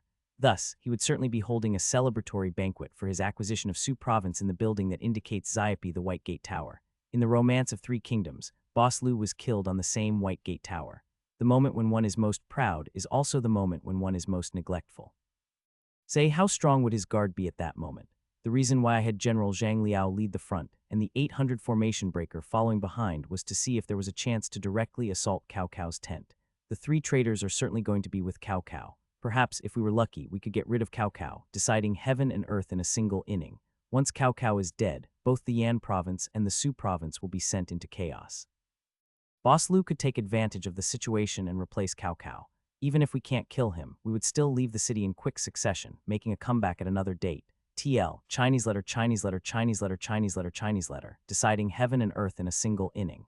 Basically, one move settled the game. Kill Cao Cao, win game. After hearing Liu Meng's explanation, 2 words was evoked into Lu Bu's mind: do it. What the Lu Bu army was best at was their speed. Formation breaker was the elite amongst elite. and the rest of the Lu Bu army was those that had survived despite all odds, soldiers that had experienced hundreds of battles, their speed certainly not slow. Holding the banners of Zaihuda, an army of cow soldiers strut toward the White Gate Tower. On the White Gate Tower, Cao Cao was holding a banquet. He cannot withhold himself from showing off his strength and vigor. That Lu Bu, the same Lu Bu who once held the 12 warlords to naught, was defeated by him. Not only had he defeated Lu Bu, he also obtained Lu Bu's estates. Perhaps later he will obtain his harem too. He had yearned for Daiochen for quite some time now. Congratulations, Prime Minister. Xiapi had been conquered. As for Su Province, it is within the grasps of Sire's palms. With Su Province in hand, Sire could feed 100,000 troops. A scholar kneeled to congratulate Cao Cao. Haha, rise, rise. Cao Cao was in a very good mood. As for the person kneeling on the ground, he's Chen Qun, who had previously been serving Lu Bu. This Chen Qun was a very talented individual. Lu Bu didn't use him. Well, Cao Mendi will certainly use him. Haha. TL, literal translation of fertile region, land of fish and rice. Cao Cao didn't set his sight on the Su Province just once or twice. The first time he attacked Su Province, he did it under the guise of his father Cao Song's death. The then owner of Su Province was Tao Qian, the old and corrupt. Although Tao Qian was no master of the arts of war, he fought Cao Cao back just by using the wealth of Su Province, and now was the second time he attacked Su Province. After much cultivation, Cao Cao finally fought all the way to Xiapi using his Qing Province soldiers. Hell, this was also because Lu Bu dug his own grave by refusing to listen to his advisor. TL, Lu Bu did not listen to his advisor Chen Gong's advice to attack Cao Cao when their troops were tired from a long march. Instead, he decided to stay in Xiapi and wait for Cao Cao to arrive. Humph, a cold humph was heard. Cao Cao shifted his focus toward the originator of the humph, a tied-up middle-aged scholar, to even forget about him due to being too rejoiceful. Cao Cao, in a complacent manner, asked the scholar, perhaps Gongtai have some enlightenment. This man, who was currently being tied up, was Lu Bu's #1 military advisor, Chen Gongtai. TL, Gongtai is the courtesy name of Chen Gong. Despicable, vile man. If not for the fact that Fengxian did not take my advice, how could you possibly conquer Xiapi? Humph, Chen Gong's prejudice against Cao Cao had never once subsided. Instead, it only deepened over the years. Gongtai, oh Gongtai, why must you be so? Had you joined me back then a seat would be reserved for you in this grand celebration. You could even exhibit your aspirations and grand prospect. To not choose Cao Mendi, I initially thought it was because Gongtai's sight was far-reaching and had a better candidate. Alas, it appears that Gongtai's sight was only so. What Cao Cao meant was, Chen Gongtai, you're so short-sighted. Huge future prospects was presented in front of you and you refused it.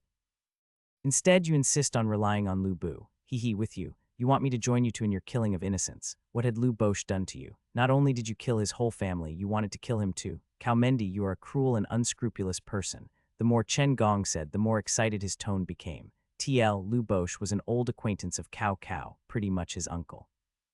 Cao Cao killed his family when Cao stayed at Lu's place while on the flee after Cao's failed attempt at killing Dongzhou. Cao heard the sharpening of knives and suspected that Lu's family were plotting to harm him, so he killed them for preemptive purposes. Cao remarked, I'd rather do wrong to others than allow them to do wrong to me. TL, lit. Translation for cruel and unscrupulous, heart of wolf and lungs of dog.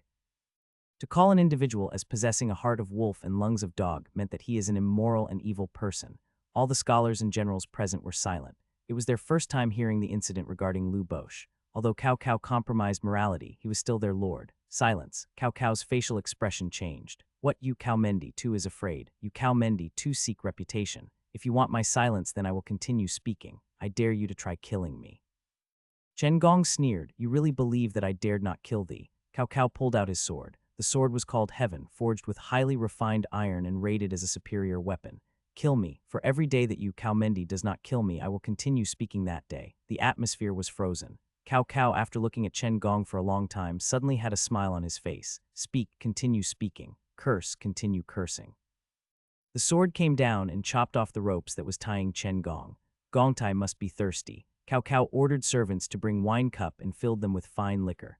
Doing this, he was telling Chen Gongtai to continue his curses, and when he gets thirsty from all of curses, he could drink the wine to quench his thirst before continue cursing. Chen Gong picked up the wine cup in front of him, drank the wine in a single gulp, and said while shaking his head, Cao Mendi, oh Cao Mendi, I really did not expect for you to be this thick-skinned. Ha. Cao Cao laughed boldly and stood up. Oh Gongtai, it is not I, Cao Cao, who is thick-skinned. Instead, I had already thrown away my regards for all the utterly filthy and debased guiding principles and ethics of the world. Everyone calls me a villain, but none could do anything to this villain. All you self-proclaimed men of noble characteristics, alas, still lose to this villain. If the price of being a noble man is to be insulted, trampled, perish, and even killed, then I would rather be a villain who could realize his ambitions.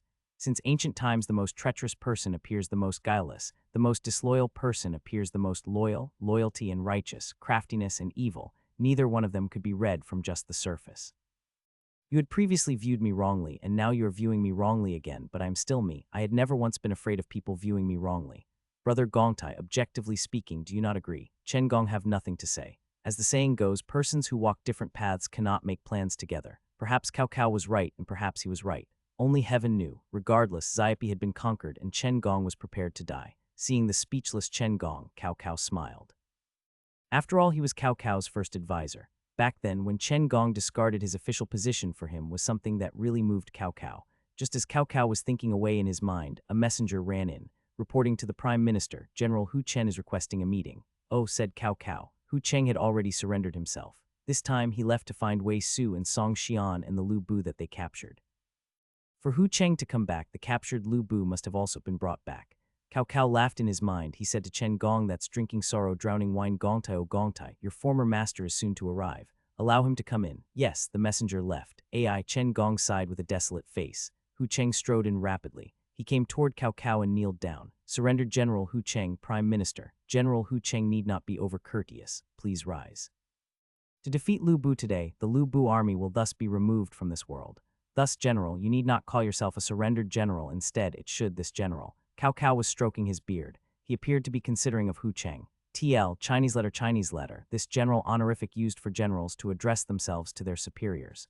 Yes, this general will execute the order. This traitor Hu Cheng really eats this shit. He got deeply touched. How come Generals Wei Su and Song Xian are not with you? This prime minister was going to reward the two generals for capturing Lu Bu and opening the gates. Cao Cao always rewards his soldiers based on merits, causing his soldiers to willingly give their lives for him. It was fine before Cao Cao asked. However, once Cao Cao asked, Hu Cheng started sweating bullets. This general, stammering, Hu Cheng cannot speak. What happened? Cao Cao frowned. This general admits his mistake. Please, Prime Minister Cao, forgive me. Lu Bu broke free from his ropes and escaped. Song Xian and Wei Su had not told Hu Cheng about Liu Mang because if they did, then it would mean that they are idiots. To believe a man they met without good cause and in the end to be betrayed by the same man, if this was not stupidity, then what is? Escaped. Before Cao Cao could speak, a black-skinned general standing next to him had already spoke. Did you not said that Song Xian and Wei Su had already tied up that slave with 3 surnames? To allow him to escape after throwing away his sky piercer, you really are a bunch of useless imbeciles. His voice was extremely loud. His spittle had almost reached Hu Cheng's face. Although Hu Cheng was behaving with utmost respect in front of Cao Cao, but in front of this general, he didn't have to. His face already started getting pale. Third brother, don't be rude. A large-eared scholar walked out and pulled the black-faced general away. That's right, these are the 3 Peach brothers. You don't say. Liu Bei really has a decent appearance, kind brows, pleasant eyes from head to toes. If he cries, then he really does look like he's concerned for the whole world. Ha ha ha ha, great escape, great escape. The happiest person present was Chen Gong. If the wine from earlier was like water, then it has now become bejeweled nectar. For the water dragon to return to the sea, to release the tiger back into the mountains.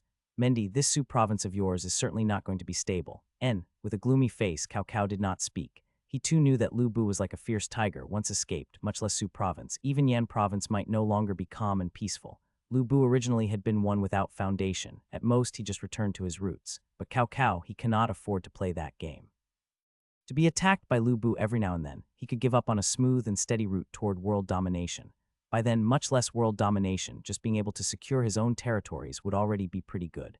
Cao Cao took a deep breath. Without any anger, instead he showed a smile and said, General Hu Cheng is of no guilt. This Lu Bu Lu Fengxian was a fierce tiger. To be able to open the gates, offer the red hair and the sky piercer is already great merit. General need not remorse. Prime Minister. Hu Cheng was moved to complete shambles. Prime Minister, please rest assured. This manservant Lu Bu is known to be most concerned of his harem generals Wei Su and Song Xian was already en route toward the province governor's mansion to bring them here. As long as we have them, Lu Bu would certainly surrender without a fight. Oh, Cao Cao really did forget that Lu Bu was a family man. You don't say. Hu Cheng's scheme was certainly useful. Had Lu Bu been like a certain someone, regarding wives and children as clothes, more willing to change clothes than to eat a meal, then Cao Mendi was certainly at a loss.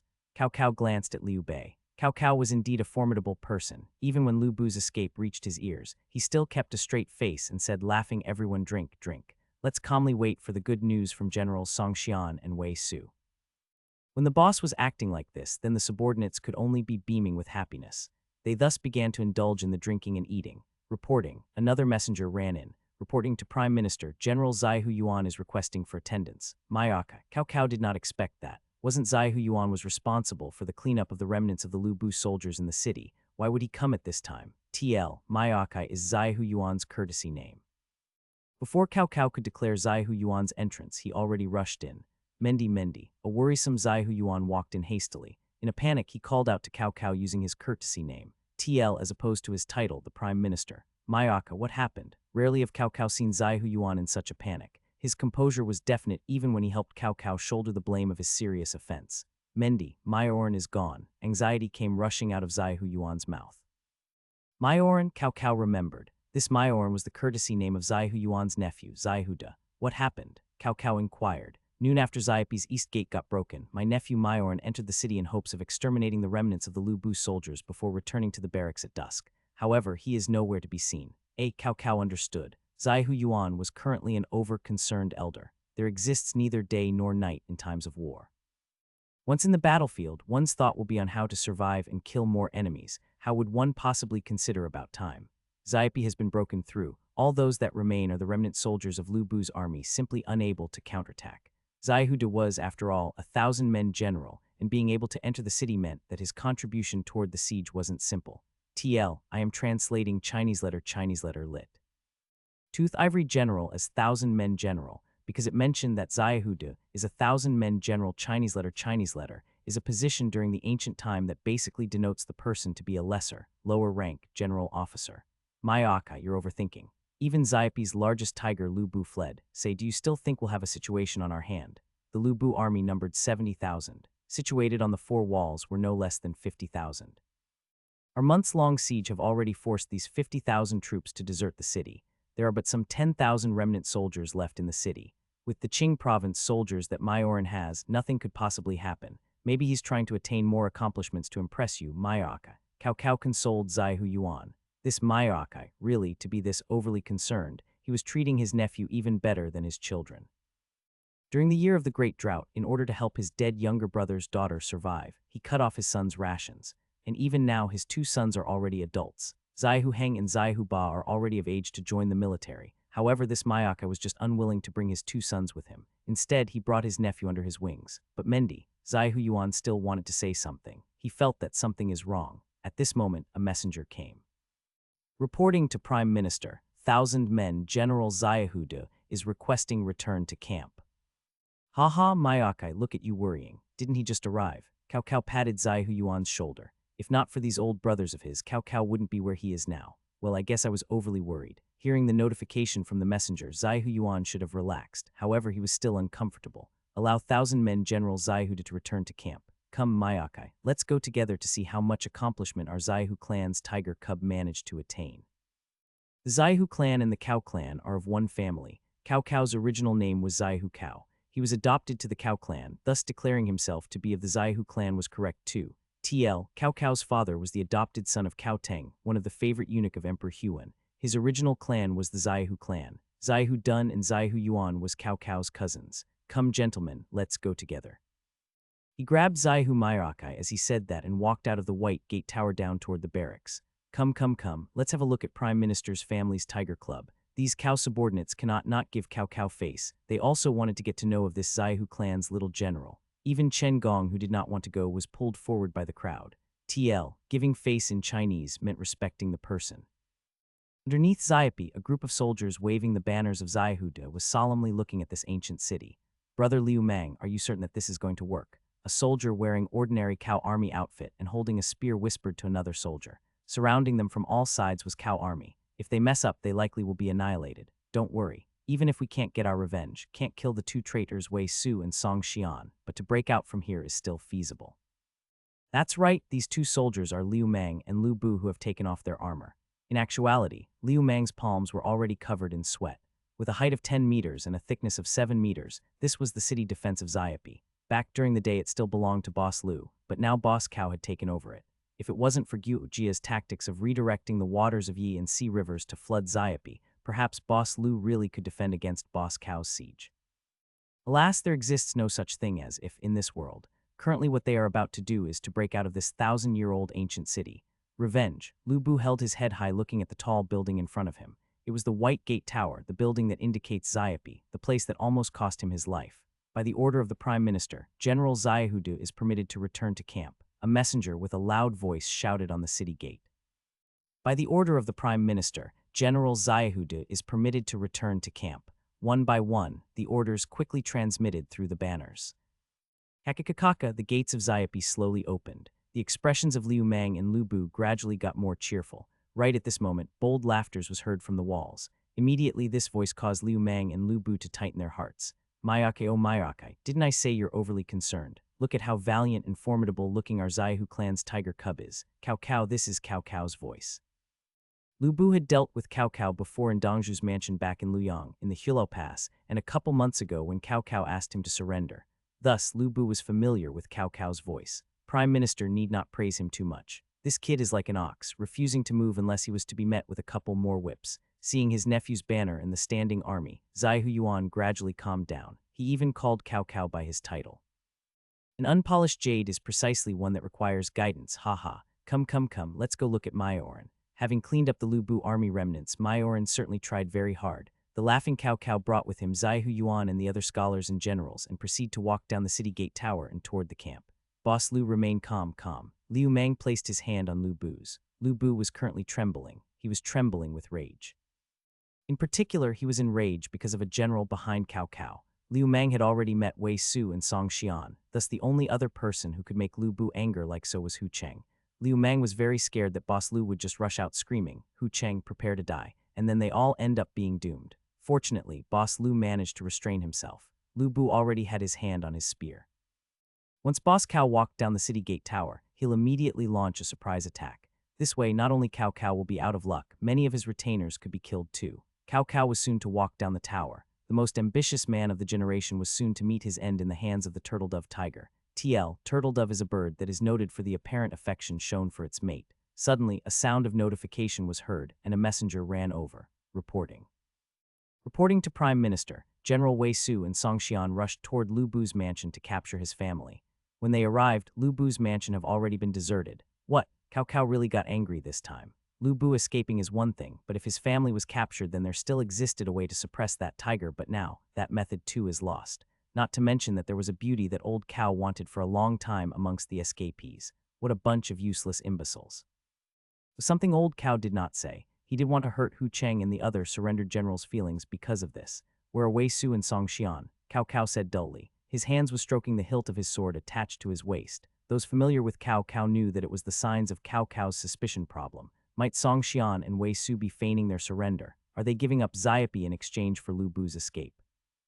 After all, because of Gyujia's tactics, Xiapi was already a dead city. To capture it was only a matter of time. Generals Wei Su and Song Xian are currently still on the road rushing here. Old Cao's facial expression became increasingly volatile. He even forgot that he should be receiving Xiahuda and came to a complete stop on the tower stairs.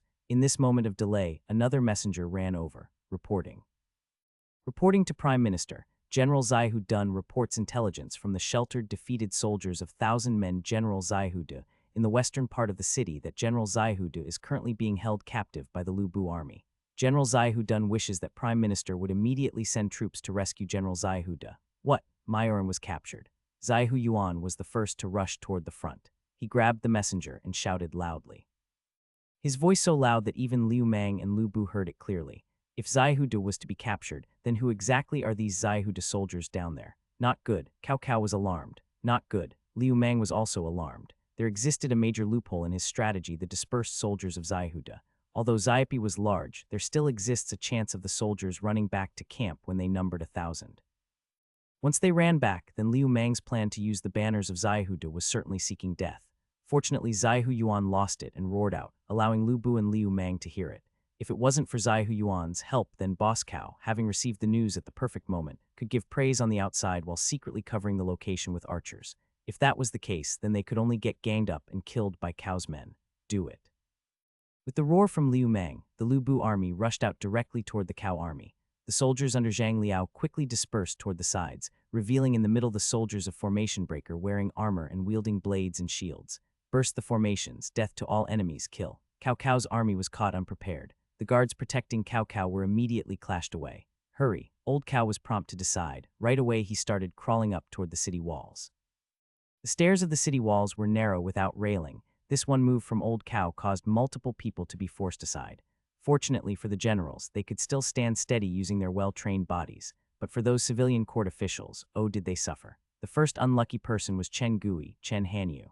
This old man who calculated so hard for the death of Lu Bu before he was able to witness Lu Bu's demise was instead pushed aside by Cao Cao.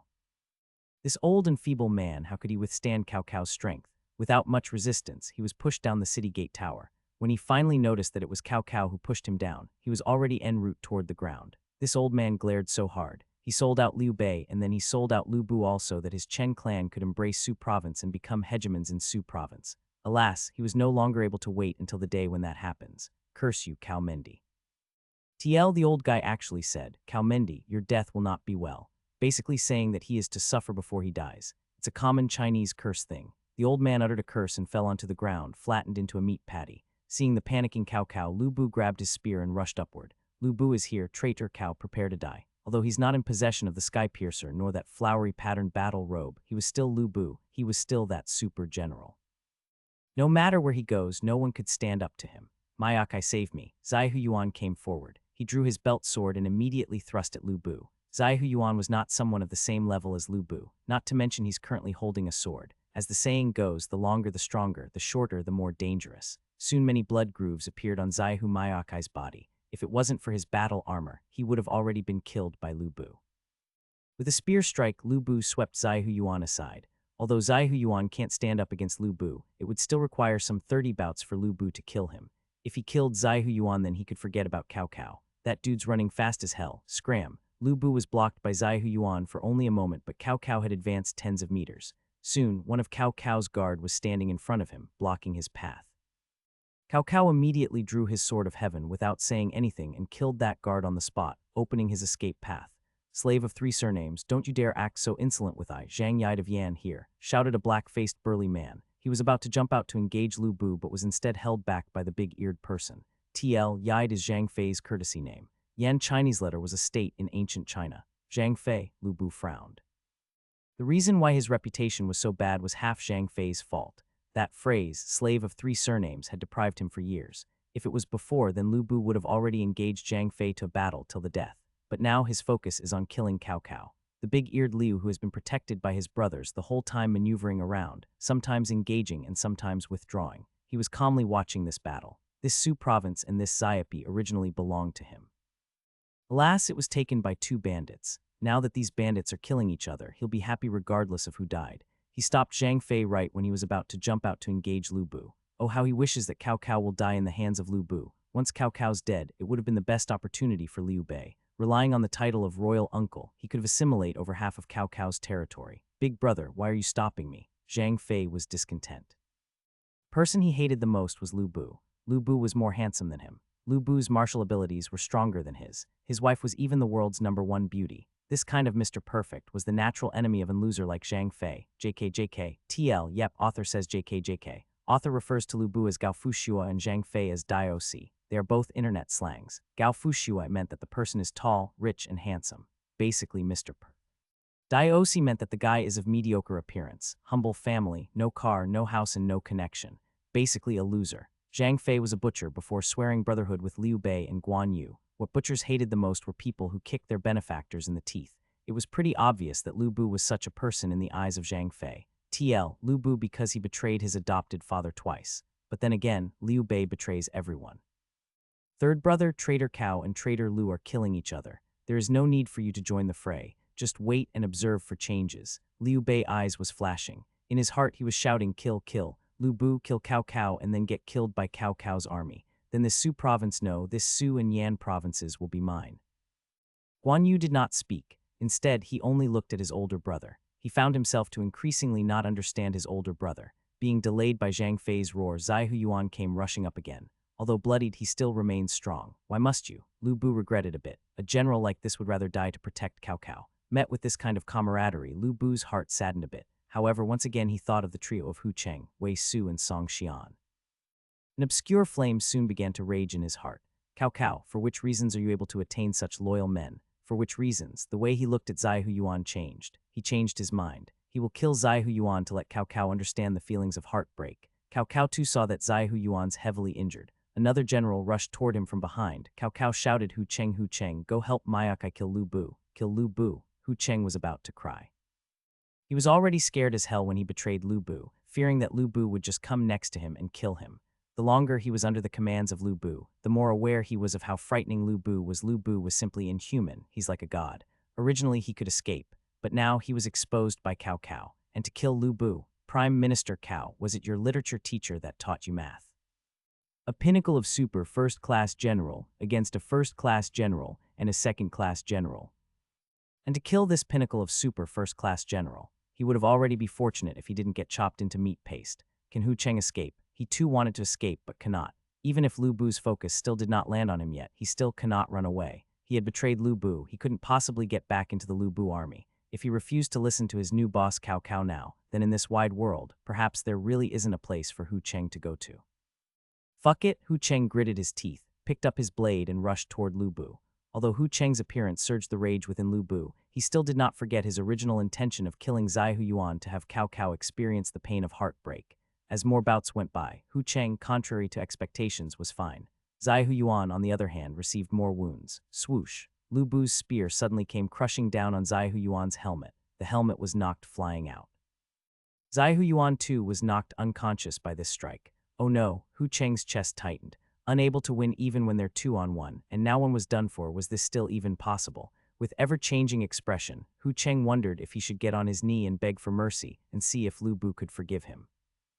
Right at this moment, another sudden change happened. 4 armies came rushing toward the White Gate Tower, holding torches, their banners, Song Wei Yu Zaihu, reinforcement. Hu Cheng had an expression of happiness. Currently there no longer exist many Lu Bu troops in Zaipi with a functioning organization. Most certainly these armies rushing here are the Cao troops. Song was Song Xian, Wei was Wei Su, Yu was Yu Jin, and Zaihu was Zaihu Dun. Brother Song Xian and Wei Su are there too.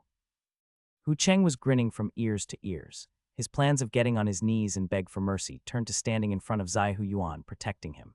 Vile, Lu Bu really wanted to kill Zai Hu Yuan and Hu Cheng, but he knew that even though Hu Cheng sucks, he was still a second-rated general. Killing these 2 people was easy, but he likely won't be able to escape when he killed them. Regardless of which army, either one of these 4 have more troops than his own, whereas Prime Minister Cao. Yu Jin is here, Sha, TL, Zaihu Dun's courtesy name is Yunrang. Humph, Lu Bu abandoned Hu Cheng and Zai Hu Yuan and walked down the city walls. Fuck, Liu Meng hacked a Cao soldier to death. Right when they were about to kill Boss Cao, right when Boss Lu was able to escape, who would have expected that 4 armies would show up? 4 armies, each one of them having more soldiers than them. Even with the formation breakers, they cannot take on these armies. And there was even Wei Su and Song Xian amongst these armies. If he was to be captured by these 2, how would he possibly survive? Perhaps even death would be a luxury. Fucking hell, if they could kill each other then it would have been perfect. Liu Meng burst out in curses. Suddenly he had an idea. Kill each other. Liu Meng laughed. He put down his sword, held his fist up, and shouted toward the sky generals Song Xian and Wei Su, now is the best time to revolt. What? Zhang Liao and Gao Shun was the first to be shocked.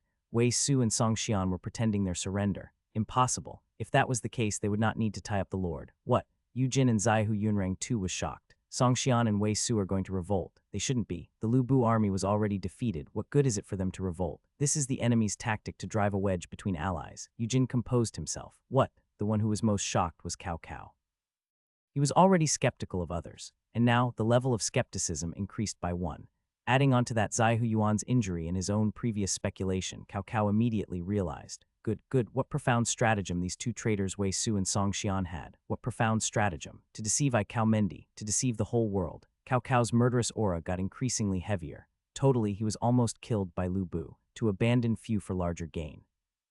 He using Zaipi to exchange for my life. What profound stratagem, what profound stratagem. Prime Minister, that's wrong, that's wrong. Hu Cheng panicked. What kind of end was this? Who exactly is the rebel and who is a good man? Hu Cheng. Cao Cao's eyes was flashing red, signifying that he was about to kill someone. You come over. He waved Hu Cheng to come near him. Prime Minister, this general is willing to use his life as a guarantee that generals Wei Su and Song Xian would never betray the Prime Minister. Hu Cheng kneeled, his face full of fear. will not betray, Cao Cao muttered. Suddenly he thrust the sword of heaven in his hand into Hu Cheng's chest. Poof, a ray of blood sprayed all over like flowers. The whole sword of heaven was thrust into Hu Cheng's chest. Prime Minister, you. Under the heavy pain, even his speech was no longer agile. Why? His eyes full of doubt, will not betray. Then why did you all betray Lu Bu? Since you said you're going to guarantee it with your life, then I shall give you what you want and take your life. After kicking away Hu Cheng, who died with remaining grievance, Cao Cao shouted, ordering the whole army, annihilate Wei Su, Song Xian and the Lu Bu army remnants right away. At that moment, the temperament of the ruthless villain was once again present. Rather wrongly kill 3,000 than to let one go. This was Cao Cao's life motto. Prime Minister, we have been accused wrongly. Song Xian and Wei Su turned pale with fright. The raging man on the city walls was indeed Cao Cao. They risked their life on capturing Lu Bu in hopes of attaining wealth and prosperity. And now, their wealth and prosperity was gone, and their new boss even ordered for their death. Although Song Xian and Wei Su cried of being wrongly accused, no one stood up for them because there were already Cao troops that have started executing the orders from Cao Cao. Maybe the sensible Yu Jin would try to constrain his men, but Zaihu Yunrang wasn't one who would do that. Like brothers, he grew up together with Cao Cao. For Cao Cao to be surrounded, he was already burning with anxiety. Adding on to that, he had received news of the injuries that his elder brother Zaihu Yuan suffered, causing Zaihu Dun to be burning with rage. Kill. He could care less about some Song Xian or Wei Su. All he cared was Mendy's orders to kill them. Yunrang. Yujin tried to stop the berserk Zaihu Dun, but alas, he was too late. Zaihu Dun's army had already began killing Wei Su and Song Xian's men. Although Wei Su and Song Xian's men were all surrendered Lu Bu soldiers, they are not people who would just stand there and be attacked without fighting back. You dare slash at me with your blade, then I shall return you a thrust of my sword. The four armies were immediately thrown into chaos. Before they could reach the Lu Bu remnants, they themselves were thrown into chaos, confronting, attacking, and killing each other. Vile. With his sword, Yujin killed a soldier from the Song Xian army that was about to bring him harm. There was nothing he could do. While he could keep his head cool and control his own army, he cannot control the other three armies. Attention men, kill them all. Yujin cannot help but give out such an order. After all, as a general, he cannot just stay there and not fight back. If he did, then how would he be able to lead an army in the future? Shah, under the White Gate Tower was a field of chaos. Zaihu Yunrang's army was attacking Song Xian and Wei Su's. Song Xian and Wei Su fought back, but also included Yu Jin's army in their retaliation, forcing him to join the fray. With the sky already being dark, now with this chaos, soldiers ended up not being able to tell allies from enemies apart and sometimes ended up fighting their own people. Men, onward. Generals Song Xian and Wei Su are trying to right themselves. Our purpose here is to kill Cao Cao, shouted Liu Mang as he saw the increasingly chaotic battle that he created. This. Gao Shun led the formation breaker and began charging straight ahead. He was already prepared to fight till the death when he saw the four Cao armies' arrival. Even if the formation breaker was to be completely annihilated, he planned to protect his lord's escape. But with what had happened now, his formation breaker was instead able to take things leisurely. It was all because of that scholar. From Gao Shun's point of view, Liu Mang was a scholar because had neither facial hair nor strength. With a single speech, he actually managed to cause the self-destruction of the four armies. What is the stratagem of sowing dissension? This was the stratagem of sowing dissension. TL, Chinese letter, is one of the desperate stratagems within the 36 stratagems. A few words came out of the rarely spoken mouth of Gao Shun. Teacher, what profound talent. Teacher is what the ancients called the learned people. Gao Shun had recognized Liu Mang. Before Gao Shun could finish his praise, his eyes suddenly widened and he immediately shouted, Teacher, careful. TL, the word Gao Shun is calling Liu Mang is Chinese letter, which means Mr. It could also mean teacher. This is especially true for certain Chinese dialects, thus I am putting it as teacher because Mr. makes no sense. Fuck, Liu Mang heard Gao Shun's shout. A spear was being thrust toward his face. Brat, prepare to die. The man thrusting the spear at him was Song Xian. Song Xian was enraged at how he believed this man called Liu Mang. And now, not only did the Lu Bu army want to kill him, his new boss wanted to kill him too. In this extreme hatred, his luck seemed to have increased and actually found Liu Mang in this chaos. Even if Liu Mang took off his golden armor, Song Xian still recognized him. Hell, even if Liu Mang turned to ashes, Song Xian would still recognize him. After all, his voice was already familiar to Song Xian. Bastard, not allowing me to live, then you might as well die for me. Song Xian went crazy. Current Zaipi was filled with Cao troops. Song Xian and Wei Su was currently stuck between Zaihu Dun and Yu Jin on one side and Lu Bu and the formation breaker on the other side. Thus, his death was pretty much guaranteed. Therefore, he went crazy. All because of this brat. All of this happened because of this brat in front of him. Kill him, kill him. Under such intense hatred, Songxian actually managed to break through his limit. His abilities increased from that of a second-rated general to that of a first-rated general. Oh shit, I'm totally fucked this time. Liu Meng felt very bitter, to be the target of 2 generals in a single day, while he had Lu Bu's rescue during his encounter with Zaihude and also his Aries gold cloth helping him defend. But now, Boss Lu had yet to come back and he's wearing only an ordinary soldier's armor. His death was pretty much guaranteed. Teacher, Gao Shun eye sockets were about to burst. He wanted to rush forward and rescue Liu Meng, but he could not get there in time. He was tens of steps away from Liu Meng and there were soldiers blocking the path. Having Cao Cao fall for my scheme, I think my name should be going down in history. Watching the approaching spear tip, Liu Meng no longer had any fear. Instead, he had a relaxing feeling. From saving Lu Bu till the breakout of now, Liu Meng's concentration had been at the highest degree, never once slacking. In order to survive, he had risked his life and given his all. Now that the inescapable death was coming toward him, his tautened nerves could now ease up. Ding ding dang, a series of sparks flashed. Songxian's rapidly approaching spear was knocked flying away. It flew by the corner Liu Meng's mouth, cutting it. After the stinging pain of the wound, Liu Meng finally came to. He was saved by someone, better alive than dead. Liu Meng, without regard for appearance, immediately dropped and rolled to the side. Survival was of utmost importance. Only after having escaped the range of Songxian's spears did Liu Meng had a chance to see who exactly it was that saved him. Golden armor, huge horns, gorgeous patterns all over, and some decorative gemstones, a great armor. Wrong, wrong. Liu Meng shook his head strongly. Isn't this my fucking Aries gold cloth? Did the cloth moved on its own to save the owner? Bullshit, this ain't some fantasy novel. Songxian, my father has treated you well and you dared to betray him. Today, on behalf of my father, I shall clean house. Prepare to die. A sharp and clear voice of a female resounded. A woman. The person wearing his armor was a woman. Miss. Songxian put away his spear and nervously watched the female saint standing in front of him. It really wasn't that I, Songxian, wanted to betray your father. Instead, it was because Marquis of Wen treated us like damnable livestock. What did Hu Cheng did wrong? He recovered the warhorses of the armored cavalry of Bing province and should be rewarded for his accomplishments. But Marquis of Wen not only did not reward him, he almost executed him all because Hu Cheng drank a little wine. How exactly do you expect us to fight for him when he treats us so? TL translating Chinese letter as Miss Chinese letter literally means eldest Aju-sama. Yep, use Japanese because I cannot think of a better way to describe it. Miss is the closest English counterpart. TL Saint, from Saint Seiya, because, well, she's wearing a saint's cloth so she's a saint. Chinese letter literally means saint warrior. Miss Liu Meng remembered. Lu Bu did have a daughter born to his wife Lady Yan, originally planned to be married to Yuan Shu's son for an alliance, but that was utterly cancelled due to Chen Gui's prevention. Is that her? Liu Meng cannot see her face. However, based on her back view and that sweet voice, he knew that she was a beauty that could damage the country and cause suffering to people. TL basically he said based on her back view and her voice. He knew she would be super beautiful and enough to cause wars and suffering cause people will be fighting over her due to her beauty. After all, with the handsome genes from Boss Lu, his daughter can't possibly be ugly. A girl, a beauty. Unable to help himself, Liu Meng's facial appearance became like that of a pig. One cannot blame Liu Meng. Anyone else would also be like this if they were a virgin of 20-some years. And thus you decided to betray, right? And tranquil and calm voice appeared. Boss Lu. Liu Meng wiped away the saliva on the corner of his mouth. He did not know when Lu Bu appeared behind him. Being in a battlefield, if it was an enemy instead of Lu Bu, he would have been killed. Lu Bu set his sight on Liu Meng. Seeing the corner of his mouth, Lu Bu had an expression like a smile yet not like a smile. Seeing Lu Bu's expression, Liu Meng had a guilty conscience. He hoped that Lu Bu did not see through him checking out his daughter. Father, the female saint stood to the side for Lu Bu. Lo Lord, seeing the sudden appearance of Lu Bu, Songxian's heart jumped. His speech started to tremble and he unknowingly called out, Lord, I am not your lord nor am I worthy of a subordinate like you. Lu Bu's speech gradually got colder that even Liu Meng felt it. Hearing Lu Bu's speech, Songxian got even more scared. He looked behind and saw that his guards were still far away. If Lu Bu wanted to kill him, he really can't escape.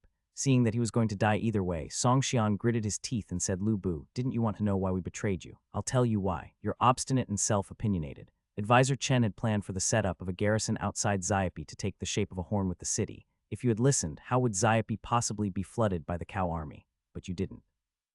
You were doting on your beautiful concubine the whole time, engrossed in gentle and soft pleasures the whole time. With a single word from her, you were like an entranced drunk. Zaipi was flooded, so let it flood.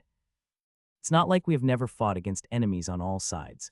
However, you should never ever have been suspicious of us, thinking that we are secretly planning to surrender to Cao Cao just because the Cao army shot a letter demanding for surrender into the city.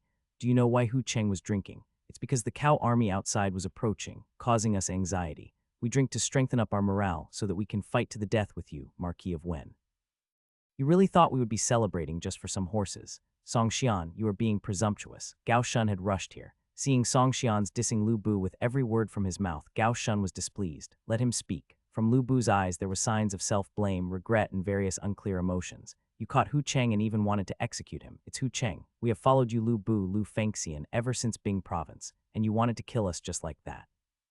If we really wanted to betray you just for wealth and position, would we be doing it now? When you killed Ding Yuan and your reputation dropped to the lowest, we followed you. When you killed Dong Zhou and were forced to fled Chang'an by Guxi, we still followed you. When you defected to Yuan Shu and Yuan Shao, living by relying on their charity, we still followed you. Even when you were driven out of Yan province like a dog by Cao Cao, we still followed you. When Xiapi was surrounded, if we really wanted to surrender, then we would have done that before he flooded Xiapi. However, we didn't. We were still hoping that you, Lu Bu, our eldest brother, our lord, will be able to lead us to either glory or death. The more Song Xian says, the louder his voice gets. Liu Mang noticed that the spear that Lu Bu was holding had been dented by Lu Bu's grip, leaving behind marks of his fingerprints. This was a freaking metal spear. It is not us who betrayed you, but rather you who betrayed us, Song Xian almost shouted. Enough. Lu Bu shut his eyes. His murderous aura was leaking all over like a wild beast that could attack you at any moment. What, you were hurt by my speech? Ha ha ha ha, kill me. Lu Bu, Lu Fengxian. To die in your hands is something that I, Song Xian, would be proud of. Song Xian laughed. He was not this happy even when he betrayed Lu Bu and obtained the rewards from Cao Cao. Instead, he was very happy now, having said all that's in his mind. Leave, said Lu Bu while choking back his murderous intent. What? Song Xian was stunned. He was already ready to receive his death, but was instead brought to confusion by Lu Bu's word. Leave, repeated Lu Bu. He turned his body around. Before I regret it. Lu Bu, this time you didn't kill me. You will certainly regret it. Song Xian was not afraid that Lu Bu will be cruel to him, nor was he afraid that Lu Bu will kill him. What he was afraid of was that Lu Bu will ignore him.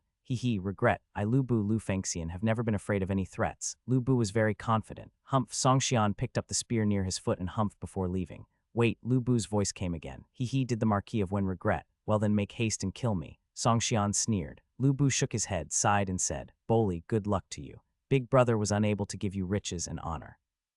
If you are ever tried, the Bing province army will always be your home. Boli was Song Xian's courtesy name. For years, Lu Bu have not referred Song Xian by that name. Ever since he started out his career, he have been calling himself as the Lord. Bing province army was where the place these Lu Bu and his brothers started out from. Brother, Song Xian heart softened and was about to kneel to the ground. He choked back his tears. Marquis of Wen, I shall take my leave now. After holding his fist to Lu Bu, Song Xian rode his horse away, leaving behind a trail of dust. That rear view of his was very lonely. Let's go, Lu Bu said with a low voice. Liu Meng saw that above Lu Bu's temples there was a little gray hair. Lu Bu had gotten old. Is Zhang Liao present? Shouted Lu Bu. He began to give orders. This general is here. Zhang Liao half kneeled on the ground. Zhang Liao, you are to be the vanguard. Your task is open up a path for our main army. Yes. Zhang Liao accepted the order. Is Gao Shun present? This general is here. Gao Shun was also half kneeling on the ground. Being their lord, Lu Bu was like their master. Gao Shun, your formation breaker, will be our rear guard. Your task is to provide cover and protection for our main army. Yes, Gao Shun knew that being the rear guard, his troops would most certainly be attacked by the Cao army when they tried to withdraw from Xiapi. The casualty would certainly not be small. Nevertheless, he accepted the order without any hesitation. Brother Liu Meng, Lu Bu gave the last order. You are to lead your troops and follow in the middle of the army. Your task is to protect my family. If it wasn't for Liu Meng, Lu Bu likely would have already died in Xiapi. Yes, Liu Meng tried to do as the two generals did earlier and also half kneeled down. This surprised Lu Bu because for regular generals, their method of accepting an order is only holding one's fist, and only familial generals would half kneel down to accept an order. Congratulations, Fengxian, on receiving another great general, a middle-aged scholar said with a laugh while rubbing his beard. This person was the person that was captured by the Cao army earlier, Chen Gongtai. Although Lu Bu was unable to kill Cao Cao, he managed to save Chen Gong an unexpected delight. Chen Gong too admired this young man called Liu Meng. Although he was young, he was able to rescue Lu Bu and even came up with such a stratagem. This raid of the Cao army barracks, if it wasn't for that messenger, Lu Bu might really be able to kill Cao Cao. If he did, then both the Yan province and the Su province will be set to chaos, free for Lu Bu to take over. Lu Bu smiled bitterly and shook his head. He already felt that something was wrong with this kid named Liu Mang from the first time he met him. From his actions to his speech, everything was inharmonious with this world. Say, was he a country boy that know of nothing? To be able to analyze people too well and also put forward plans and ideas, how could he possibly be a country boy that knows nothing? But for him to not know even the basic manners, it really was a miracle. Maybe, Lu Bu also didn't know what Liu Mang was thinking. Even if he wanted to have Liu Mang be one of his familial generals, he still required Liu Mang to be willing to serve him. All army, we are to break through. Lu Bu climbed onto a maroon-colored horse. With his order, the army soon began to break out of the enclosure. Xiapi's east gate was burst open. Leading in the front was Zhang Liao's troops of less than 1,000 men. Following Zhang Liao's troops was Lu Bu and Liu Mang. They led a couple hundred troops protecting a couple horse carriages and Lu Bu's family.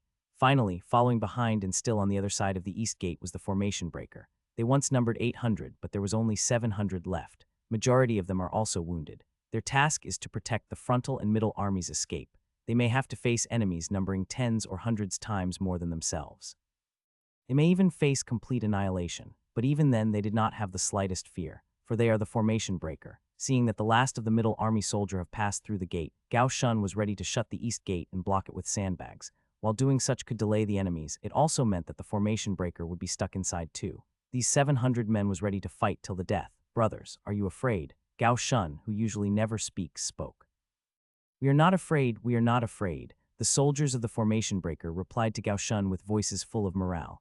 Contrary to expectations, Gao Shun was unhappy and he even scolded them. Bullshit, you are afraid, I am afraid, there's nothing to be ashamed of. Within 2 hours, this gate will be completely blocked. Death, we're all afraid of death, you don't have to be ashamed of it. I, Gao Shun, am not an unreasonable man, so if there is anyone who is afraid and regrets his decision, feel free to leave. I will not blame you for leaving. Not a single man uttered a sound. They were all looking at each other. On their face was expressions of struggle, reluctance, and composure. They were not afraid of dying. Zhang Qi stepped forward. Gao Shun suddenly shouted a man's name. General, I am not afraid of death, not afraid of death, shouted the man who Gao Shun called for. Did I say you are? No need to get excited, Gao Shun laughed. Zhang Qi, you have followed me and been a part of the formation breaker ever since Bing province, said Gao Shun. Zhang Qi nodded as if remembering something. Zhang Qi, from Jinyang County of Bing province, the only son in the family. Gao Shun said while looking at Zhang Qi, is your mother still of good health? Gao Shun dragged on. Mother, my mother have passed away. Sadness filled Zhang Qi's eyes. Gao Shun saw Zhang Qi's expression and decided to not continue asking.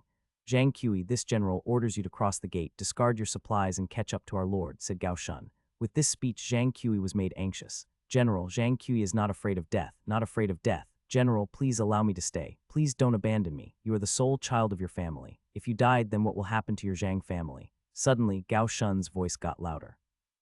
Your mother has deceased. Ever since you joined my army, you have not done anything filial. If you then die, how would I possibly face your mother in the next world? Must I tell her that it's because of I, Gao Shun, that your family will be without a hirer, that it is I, Gao Shun, that caused the extinction of your Zhang family? Are you trying to make me into an immoral man? General, this was not the intent of Zhang Qi, this was not the intent. This man who kills people without even batting an eye on the battlefield was almost brought to tears. Scram, Gao Shun said, telling you to leave is not me abandoning you, it is to let you catch up to the Lord's army. This is to leave a seed for our formation breaker. Gao Shun may die, Zhang Qi may also die, but the formation breaker, our Lord's formation breaker, cannot be extinguished. General, Zhang Qi knew that he cannot convince Gao Shun. He kneeled down onto the floor and started kowtowing at Gao Shun. Every kowtow of his hit the ground clearly and resounded. Soon his head was bleeding. Gao Shun did not pay attention to him and instead shouted loudly, Lu Yi Zhang Yao Lu Jai Cheng Yun Hao Hao. Zhao Kai stepped forward. He pointed out some 20 people. You all are to go with Zhang Qi, discard your supplies and catch up to our lord. General, what is your intent by this?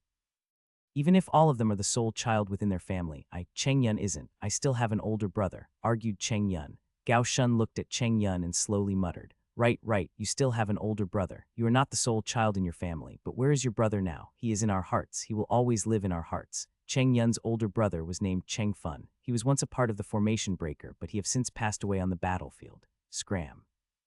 Scram for your brother, you are to live, understand? Gao Shun was almost shouting. Yes, Cheng Yun held back his tears and accepted the orders. These 20-some men stood in a row. Brothers, discard your supplies. Let's go. After saying that, a group of men left without even looking back. It wasn't that they were heartless, but rather that they feared that if they were to turn around, they would not be able to get themselves to leave.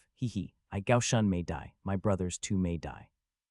But our Lord's formation breaker cannot perish. Gao Shun looked at these 20-some people that was leaving. He was gratified. With these men, certainly they will be able to set up a new formation breaker. A formation breaker without Gao Shun, would it still be the formation breaker? Who is it? The soldiers of the formation breaker found unknown individuals. General Wei, General Song. Some of the soldiers recognized the two. Wei Su, Song Xian, why did you come? Perhaps did you think that just because the Lord refused to kill you that I, Gao Shun, will also not kill you? Gao Shun did not held a hint of goodwill towards Song Xian and Wei Su. Although they were brothers for years, his murderous intent was not a bit lacking. Yes, yes, yes. Both Song Xian and I deserve to die. We came here to apologize. Song Xian said, laughing. Apologize? Gao Shun frowned. He was ready to kill these two traitors. Old Gao, you can leave. Tell the Lord that although the Bing province army was our home, we are too ashamed to return, Wei Su said lightly. There was something strange in his eyes. This strange thing was something that Gao Shun knew of, a heart of certain death. What are you planning to do? Die for the Lord in place of you? All of a sudden, Wei Su and Song Xian's troops surrounded the gate. Both sides began to aim at each other with their bows and arrows. Why should I believe you? If Song Xian and Wei Su start a mutiny again, allowing the Cow army to catch up to the Lu Bu army on this flat land. With his family, Lu Bu cannot possibly be able to escape fast enough. Don't worry, Cao had killed Hu Cheng and we had killed quite a lot of Cow troops. We can't possibly revolt again. After a long pause, Gao Shun said, have you really set up your minds? Once this gate closes, you will no longer be able to get out. Rest assured, old Gao. The Bing province army, it's not just you that isn't afraid of death. Good, Gao Shun inhaled a deep breath. Attention formation breaker, we are to withdraw from Xiapi and catch up to our lord. Yes, the 700 formation breaker soldiers accepted the orders. In every one of their mind was a hint of joy from not having to die. Old song, old way, we shall meet again. Gao Shun's speech was against his hearts. Once the gates closed, it's simply impassable. It'll become a place of certain death. Old Gao, don't forget to burn more paper money for Old Wei and I every year at this date. To not be able to attain riches and glory during this lifetime. In death, you should certainly compensate us. TL, Chinese people burn paper money for the dead so that they have money to spend on the next lifetime. They also burn paper houses, clothes, cars, and other goods for the dead. http://n Wikipedia, org Wikijoss paper. Take care, Gao Shun nodded. With a wave of his hand, the formation breakers pulled away from the city. Go away, go away. Wei Su looked at the faraway army, shook his head and said, Old Song, do you think we are stupid? You're not stupid. Why would you be stupid? We are good brothers forever. Old Hu is already downstairs waiting for us. If we don't keep him a company, he'll be lonely. That's right, Old Hu, don't worry. We'll come find you soon. Suddenly, Wei Su's facial expression changed. He shouted, pass my orders. Seal the gate for this battle. We cannot withdraw. As long as a single one of us live, we will not let a single Cow troop out of here. Lord, oh Lord, let's be brothers again in the next life. This time I'll be the elder brother. Well, what have we here? Mendy was correct. You two really are feigning surrender, said Zai Hudun while pointing his blade at Song Xian and Wei Su. Feign surrender or not, Prime Minister Cao knew well enough. Right or wrong, crooked or straight, us brothers are no longer interested in quarreling, said Song Xian with a smile. Within his smile was a sense of being free and at ease. Yunrang, let me handle this. Yujin too have arrived. His brows furrowed as heard Song Xian's speech. Was it really a feigned surrender? He walked forward and said, General Song, General Wei. Perhaps we have all fallen to the Lu Bu army's stratagem, the stratagem of sowing dissension. Their purpose is to escape while we kill each other. Generals, please step aside. The Lu Bu army is with women and children. They cannot have escaped far. If we pursue them now, we will most certainly be able to catch up to them. TL, so tempted to say, bruh, we have fallen for Lube's trap card. When's? Perhaps it really was the stratagem of sowing dissension. Although Zai Hudun was an honest and thick fellow, he was not stupid. Even he could tell that Song Xian and Wei Su shouldn't be betraying them. If they really are feigning surrender, then back in the chaos, they could send their armies over to block his and Yujin's armies and allow Lu Bu enough time to kill Mendy. However, when the Song Xian and Wei Su's armies arrived, Lu Bu chose to escape instead. TL, when's is Yujin's courtesy name? Sai, it doesn't matter now. Song Xian, Wei Su, if it really was the stratagem of sowing dissension, then this Zai Hudun will apologize to you and justify for you in front of the Prime Minister. Move aside, we still have to pursue Lu Bu, said Zai Hudun while brandishing his blade. TL, http media, tilting gap pixels, tilting, do not pursue Lu Bu, JPG. You no longer have to pursue, said Wei Su indifferently. What do you mean by that? Raged Zai Huyuan. His elder brother was deeply injured by Lu Bu. He wanted to avenge his elder brother. Generals, perhaps you have grievances. Yujin thought that these two men are acting this way because they were attacked by their own people. What we meant by you no longer have to pursue was that we are the Lu Bu army remnants that you guys are pursuing, said Song Xian and Wei Su together. Yujin frowned even more deeply. Generals, it would be wise not to inflict self-harm. The influence of the Lu Bu army is already gone. Currently, he is no different from a stray dog, difficult to ever accomplish greatness. Generals, you must not give up your lives over momentary anger. Whens, why bother talking bullshit with them? Break through them, raged Zaihu Dun. Yujin stopped him. Had it been the usual, Yujin might have break through them exactly like what Zaihu Dun said. After all, Wei Su and Song Xian's troops are already badly damaged, whereas they have an unlimited supply of troops. But now they cannot do that. Once Wei Su and Song Xian are willing to die to prevent them from passing through the gates, they certainly could stop them for a couple hours. The area in front of the gates are simply too narrow. Even if they have the advantage in numbers, they are unable to set up formations, nor could they engage them all at once. Once delayed for a couple hours, Lu Bu would have already escaped. General Yu Jin, you could save your persuasions. That's right, we admit that we did not feign surrender. We originally planned to capture our elder brother for Prime Minister Cao in exchange for a life of riches, but Prime Minister Cao really was too overly suspicious of us. Not only did he kill old Hu, he even wanted to kill us. Since ancient times, no son would ever detest one's mother for being ugly, and no dog would ever detest his residency for being poor. Us brothers have done enough wrongs. We can no longer redeem ourselves. Just allow us to give our lives back to our elder brother. Song Xian said it so lightly, as if the men who was about to die was not themselves. It was like this after all. Yu Jin sighed. This was exactly the stratagem of sowing dissension. Sigh, another sound of sighing was heard. Out of nowhere, a black-faced fatty was standing next to Yu Jin. TL, a bit confused as to why black-faced fatty. Maybe it's related to black-bellied, a Chinese term meaning smiling with evil intentions. Sorry, don't know enough Chinese slangs. I don't think it have anything to do with skin color though. I mean, the only black-faced Chinese historical dude I know of is Bao Qingshan. Yu Jin, pay respect to the Lord. Yu Jin was about to dismount to pay his respect, but was instead prevented by the black fatty. This black fatty was Cao Mendi. Although Cao Cao was a man who suspects everything, he was also a wise man. After his safety was guaranteed, he calmed himself and was able to figure things out. I did not expect that in the Lu Bu army, in addition to Chen Gong, there was another individual of such profound talent. From using Zaihu Da's banner to the stratagem of sowing dissension, he was able to grasp the timing accurate to perfection. Had it not been Zaihu Dun's messenger's arrival at the perfect time, perhaps Cao Cao would have died in Xiapi. Wei Su, Song Xian, this prime minister have wronged you. I should not have suspected you all, nor should I have killed Hu Cheng. You can step aside. I declare you all to be innocent. Step down and replenish your lost troops with strong men of your choosing from the Qing province soldiers. As for Hu Cheng, I have already ordered his burial, one reserved for honorable officials. Cao Cao have a particular charisma. When one reached the level of charisma like Cao Cao, they would be standing above millions of men. Their orders will be the will of heaven. No one will dare disobey. However, such a person lowered his head and apologized. He even forgave Song Xian and Wei Su of guilt and allowed them to replenish their troops. Had Song Xian and Wei Su not met Lu Bu, they really might have fallen for it. Lord Cao, in this world there exists but two heroes whom Wei Su was willing to serve. The first was my elder brother and the next was you, Lord Cao. Had we not met our elder brother, then perhaps Lord Cao would have been our master. However, I am sorry, we are unable to do as you requested, said Wei Su as he held his fist. Is there really no way? Cao Cao did not give up. Attention soldiers, today us brothers cannot apologize enough for you all, for we ask you all to die with us here. Apology I will say no more. Once we reach the netherworld, us brothers will make up for you all, even if we have to be horses or oxen.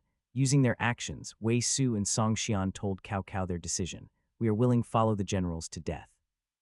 Song Xian and Wei Su, although a bit useless, are still generals who have led troops for years. In the army, they still have the will of their soldiers. I understand. Cao Cao closed his eyes, raised his hand and swept it down. When he opened his eyes, he was filled with murderous intent. Do not let a single one live. Shah, the tyrant Cao Cao mercilessly declared for the massacre.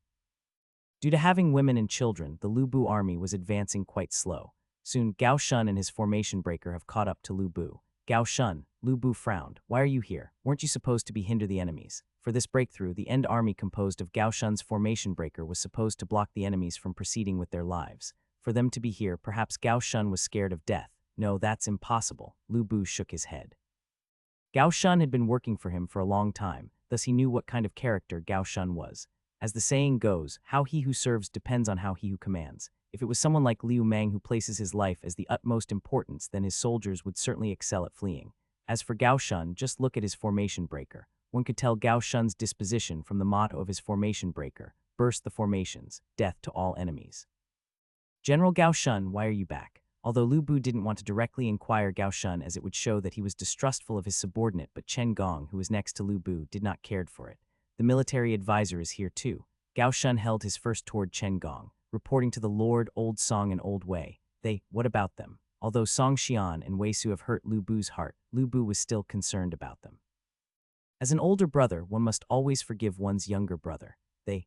Gao Shun was already a man who didn't know how to communicate well, and now he was having an even more difficult time. Did they replace General Gao as the End Army to block the Cow Army? Chen Gong helped Gao Shun finish what he wanted to say. Lu Bu looked at Gao Shun nodded. Bor and Zigao. These were the courtesy name of Song Xian and Wei Su. Lu Bu turned around and looked toward Xiapi.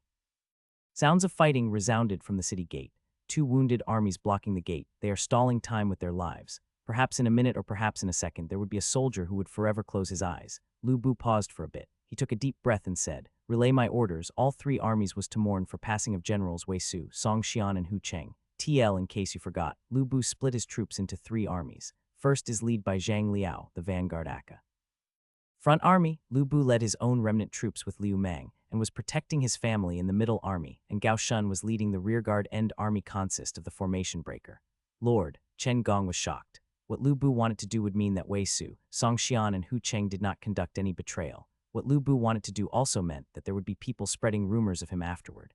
After all, the reason why Xiapi was lost was all because of these 3 men. Was my words empty? Lu Bu looked at Chen Gong and Gao Shun sternly. Gao Shun lowered his head. A tiger's gaze wasn't something that anyone could withstand. Chen Gong sighed. This was exactly Lu Bu's disposition. Regardless of your position, as long as he deemed you to be right, then you are right even if you are outrageously wrong. And he deemed you to be wrong, even if you are a saint, he would refuse to give you any respect. Personality like this would certainly be of no issue should it occurred in a regular person, a general or an official. Had this personality appeared in peaceful times, it might even become an anecdote about steadfastness passed on with approbation.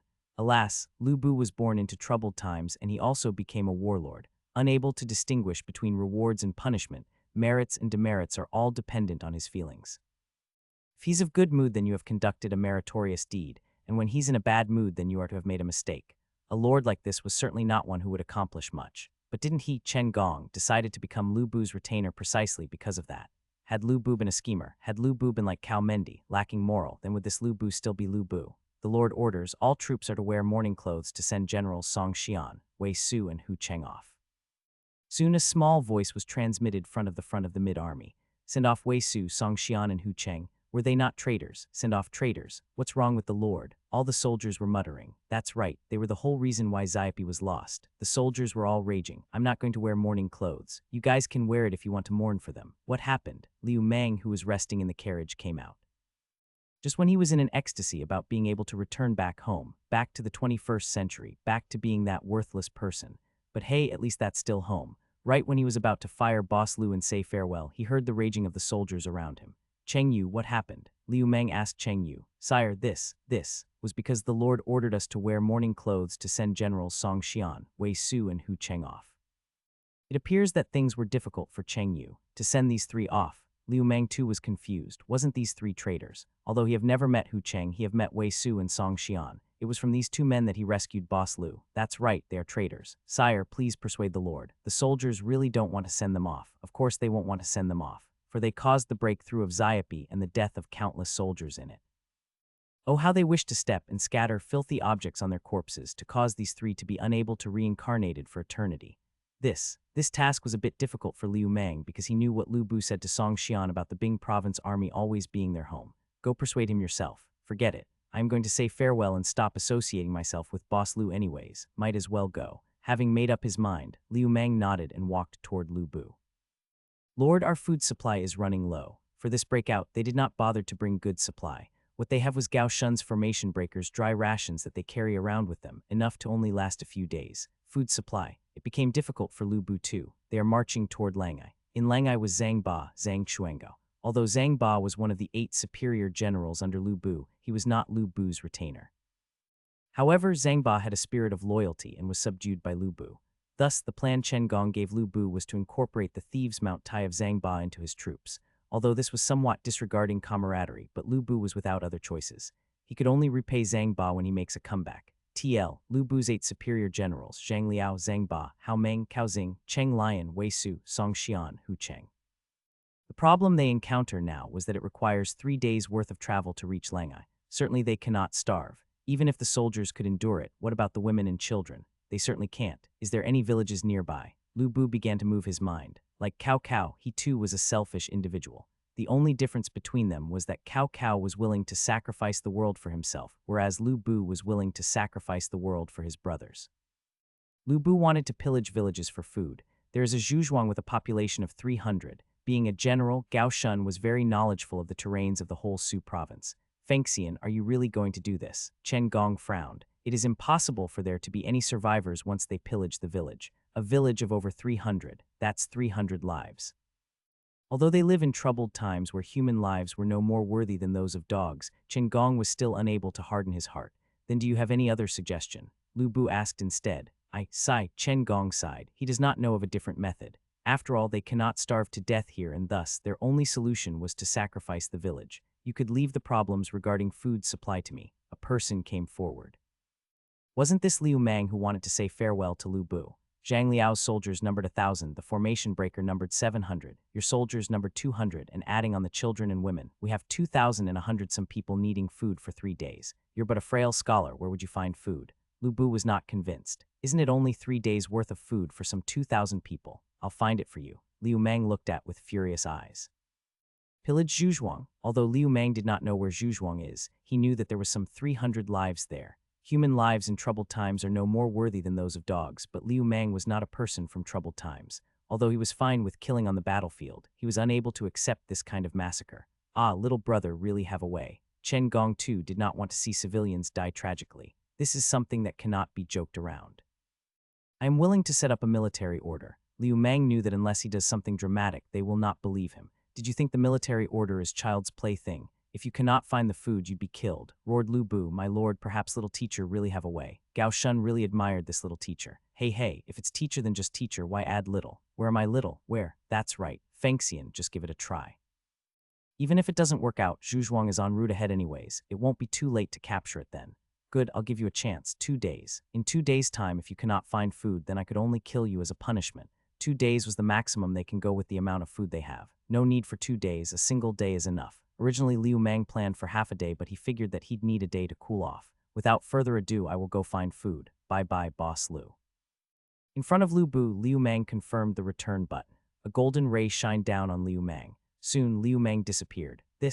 Not only Lu Bu, even Chen Gong, the kind of tactician who could stay calm and composed amongst armies of tens of thousands, was unable to stay calm and collected. Celestial being. After a long lag, did Gao Shun finally manage to say these words. A man from heaven, said Lu Bu, unable to believe it. Fengxian. His little brother Liu surnamed Liu? Chen Gong asked abruptly with excitement. Nonsense. How would little brother Liu not be surnamed Liu? Lu Bu nodded his head and said, he once said that his elder brother was His Majesty. His Majesty. Chen Gong immediately stirred himself up. Surnamed Liu, a man from heaven, sibling of His Majesty. Heaven assist the Great Han Dynasty. Oh, heaven assist the Great Han Dynasty. Liu Mangs did not know that his leave have caused Lu Bu and Chen Gong to be unable to sleep at night. Liu Mang is currently at a loss as to how to get 3 days' worth of food for some 2,000 people. He was not afraid of the military order. If worst comes to worst, he could just not go back. It's not like Lu Bu could chase over. However, he was scared of the massacre. It's over 300 lives. If he was unable to accomplish his task, then based on the ways warlords acted during the Eastern Han Dynasty, Lu Bu really would massacre the whole Zhuzhuang.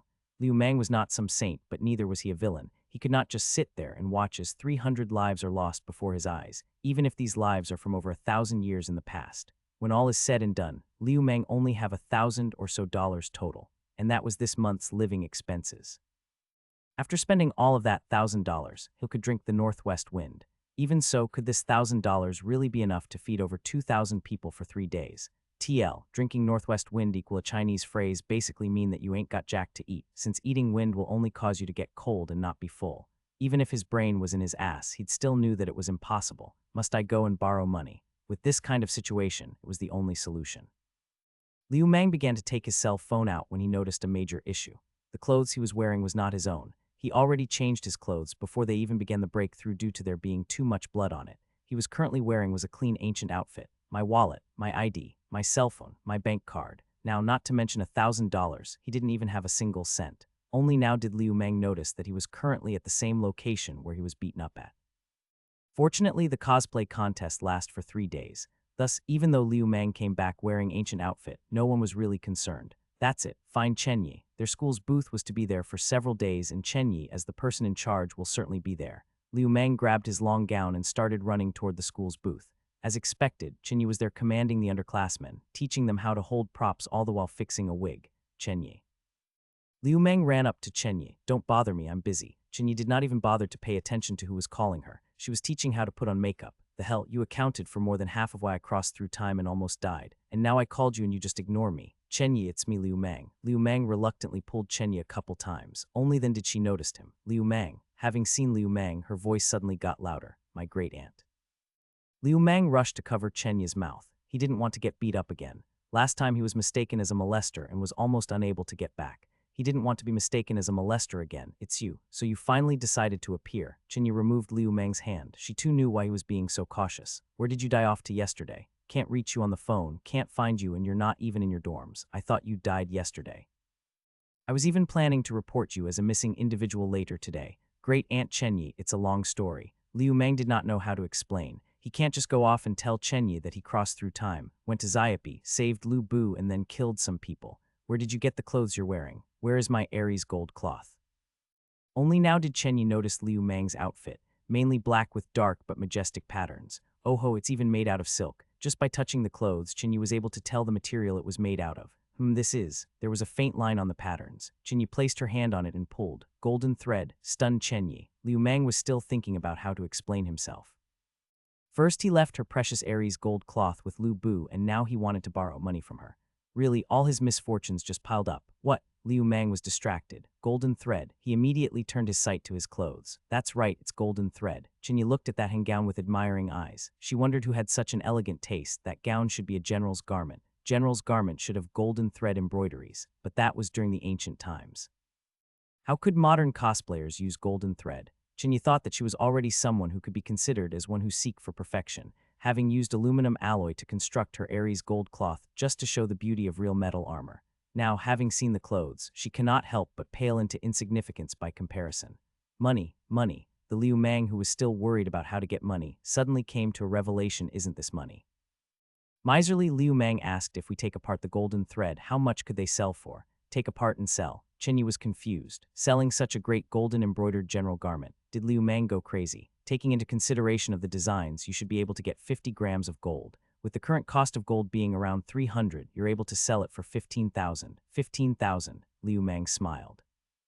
15,000 divided by 2,000 people will give each one of them 750. For 3 days, this should be enough. Are you really planning to sell it? Chen Yi think that Liu Mang went crazy. With such a beautiful gold-embroidered general gown, it's a work of art. To take apart the golden threads to sell, it's a major waste. "That's right, I need money," said Liu Mang.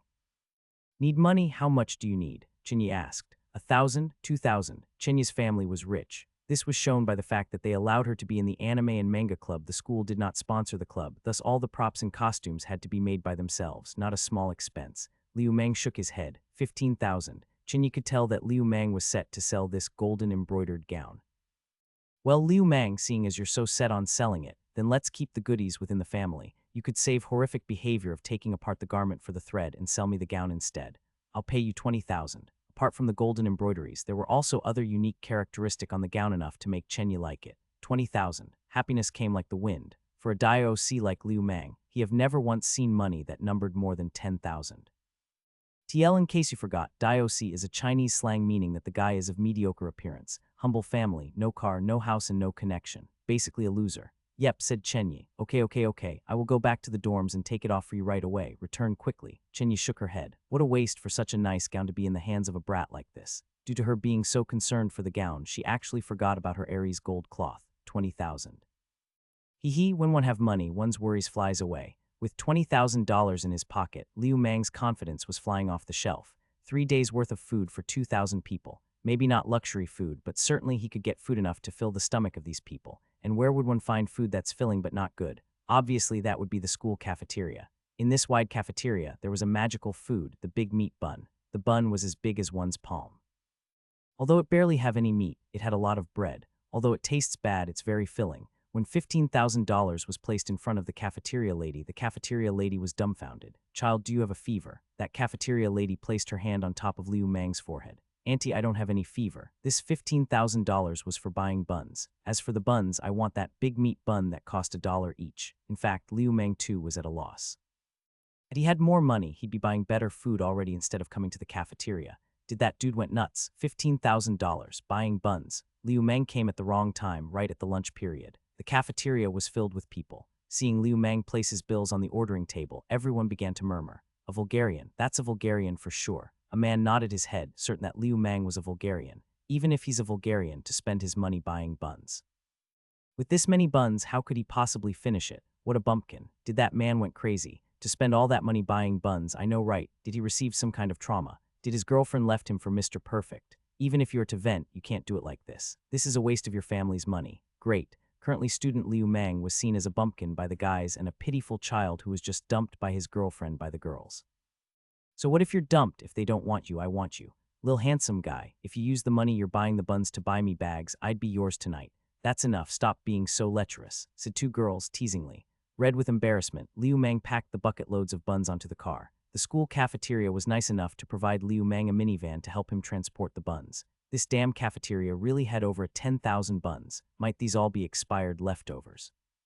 Forget it, at least I got food now. Some 10,000 buns filled the whole minivan. With nowhere to put these buns, Liu Meng moved them to the Anime and Manga Club's clubroom. Having obtained food, it was about time for him to go back. Liu Meng composed himself. The time-crossing CD still had a couple minutes left on it. With nothing to do, Liu Meng started checking the props in the clubroom. In the innermost section was all trophies. This Red University's Anime and Manga Club was famous in the anime and manga community. Whether the quality of the girls, the props, or even the amount of money they have, they're all top-rated. That is, Liu Meng's sight was attracted by a golden armor, covered densely with scales with a crown on top of it and patterns like the ocean's waves. On the side, there was a matching weapon, a golden trident. TL, that's the Poseidon scale from Saint Seiya. http www.nerdgasmo.com WP content uploads 2012 7 Poseidon 1, JPG. Liu Meng walked over. He wanted to play around with that trident. Suddenly, he found an embarrassing problem. He cannot lift the trident with a single hand and had to use both hands. Although Liu Meng wasn't very strong, he had the physique. Thus, lifting 50 or 60 pounds with a single hand was no problem for him. However, right now, he was having difficulties holding this weapon with two hands. Is this thing made of steel? Liu Meng guessed correctly. It was a steel halberd. The weapon was constructed with alloy steel and its exterior was covered with a gold coating. This was without a doubt another one of Boss Chen's masterpiece. This weapon, this armor. Liu Meng remembered that Boss Lu lost his sky piercer. Maybe he'd be even more stunning with this one. Finished cooling down, Liu Meng pressed confirm. Golden light once again lit up. It wrapped all the buns in the clubroom. Liu Meng smoothly pulled the armor and trident into the golden light. Whoosh. The anime and manga club room suddenly got quiet. There was not a single person.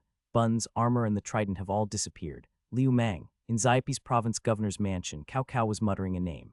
From Lu Bu's escape to Xiahuda's banner and finally the stratagem of sowing dissension, it appeared that this man's shadow was everywhere. Han Imperial clansman. Cao Cao was dumbfounded. Another Han Imperial clansman. TL, direct translation, relative to the Han dynasty's clan. Using imperial clansmen as opposed to royal clansmen because China is an empire during this period, not king or queens. This man really got old Cao good. Cao Cao almost even lost his life. He only knew of such a person from the mouth of captured Lu Bu soldiers. A capable individual, a great talent. Cao Cao sighed deeply. Alas, this talent does not work for me. Feng Xiao say, do you think that I could recruit this Liu Meng? Cao Cao's success wasn't accidental. It was significantly because of his approach toward people of great talent. TL, Feng Xiao is Gu Jia's courtesy name.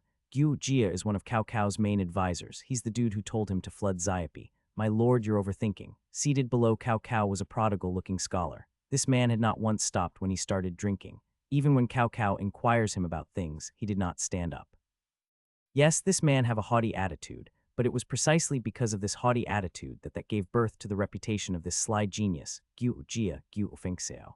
Not mentioning that this man's scheme almost cost you your life. Let's just think about General Xiahu Yuan, who was heavily injured by Lu Bu. Do you think General Xiahu Dun would allow such a man to join us?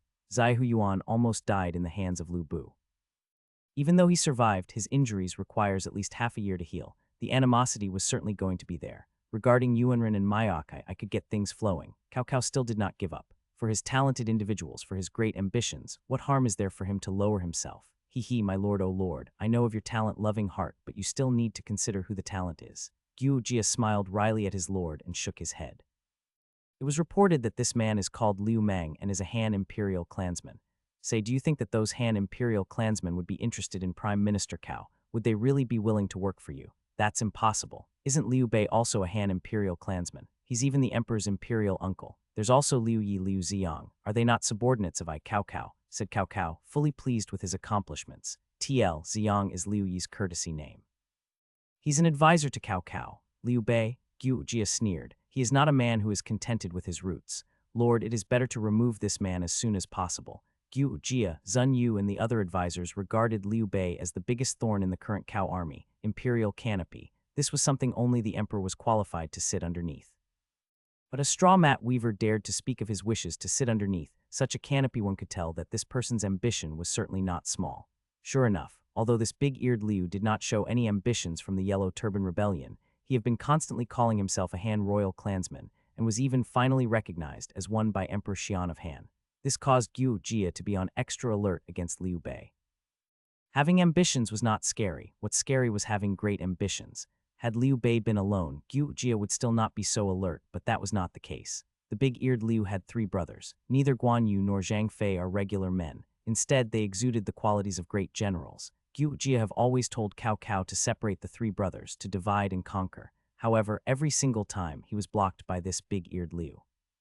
Say, being a subordinate, if you really are loyal, then why must you hide your generals? Perhaps you are trying to rely on them on a rebellion. Feng Xiao, although Xuan is unbearable, it is not the time to get rid of him. Cao Cao wasn't reluctant on killing Liu Bei. After all, he was an overly suspecting man who was willing to wrongly kill 3,000 than to let one escape. But Cao Cao wanted Liu Bei's Zhang Fei and Guan Yu, especially Guan Yu. Outstanding martial abilities, familiar with the arts of war and with the spirit of loyalty and self-sacrifice, he was certainly a valiant general. Should he kill Liu Bei right away, then in this lifetime he could forget about trying to reign such a valiant general. Gu Jia too knew what his lord was thinking about, the desire for a good general and the difficulty of removing a major enemy. As for Liu Yi Liu Ziyang, if it wasn't for me, my lord, would you really dare use him? Although Liu Yi was very talented as Gu Jia, Cao Cao never really trusted him. Su Shao of Runan have once said, Liu Yi Liu Ziyang have a talent in assisting the building of an era. According to Cao Cao's love for talent, he should have had Liu Yi as a confidant. However, he never had. Instead, he gave Liu Yi an official position as the assistant to the Excellency of Works. What does the assistant of Excellency of Works do? He was in charge of provisions. Had he been in charge of the army provisions, then the position was pretty good, enough to not bring shame as a descendant of Liu Bang. Alas, he wasn't in charge of the army provisions. Instead, he was in charge of the provisions in the Excellency of Works mansion. In other words, he was the chief housekeeper. TL, Chinese letter, Chinese letter, Chinese letter, Chinese letter, Chinese letter, assistant to the Excellency of Works. Cao Cao was the Excellency of Works Chinese letter, Chinese letter. Chinese letter, Chinese letter, according to the novel, was in charge of the provisions. So basically, dude's position is the aide to Cao Cao, but instead Cao Cao sent him to his home and turned him into a butler because he wasn't willing to use someone he didn't trust. To turn such a talented man into a housekeeper, one could tell how much Cao Cao values Liu Yi. Feng Xiao, oh Feng Xiao, I cannot hide anything from you. Cao Cao smiled wryly. How's the army preparations going? For Lu Bu to escape this time is certainly troublesome. Regarding soliciting Liu Mang, Cao Cao had already given up. He now set his focus on the Lu Bu army. There is no need for panic, my lord. The tiger who just lost his home is currently grieving. Should we chase after him now, certainly we would experience great casualties, said Gu Jia after drinking some wine. Then could it be that we are not to chase and allow Lu Bu to leave? Cao Cao did not want to let Lu Bu go, for that man left too deep of an impression on him. In Dong Zhou's residence, and then again underneath the White Gate Tower, a single man's might was like that of gods and devils. Having lost half of Xiapi, Lu Bu have lost half of Su province. Of his 70,000 troops, only a few thousand managed to break out. Thus, the only thing he could do right now is to find an opportunity to make a comeback, finding a way to replenish his troops. Gu Jia spoke frankly with assurance. Lu Bu was widely known for his despotic rule. The Su province borders Qing, Yang, Yu, and Yan provinces. As for our Yan province, he certainly would not dare come toward it.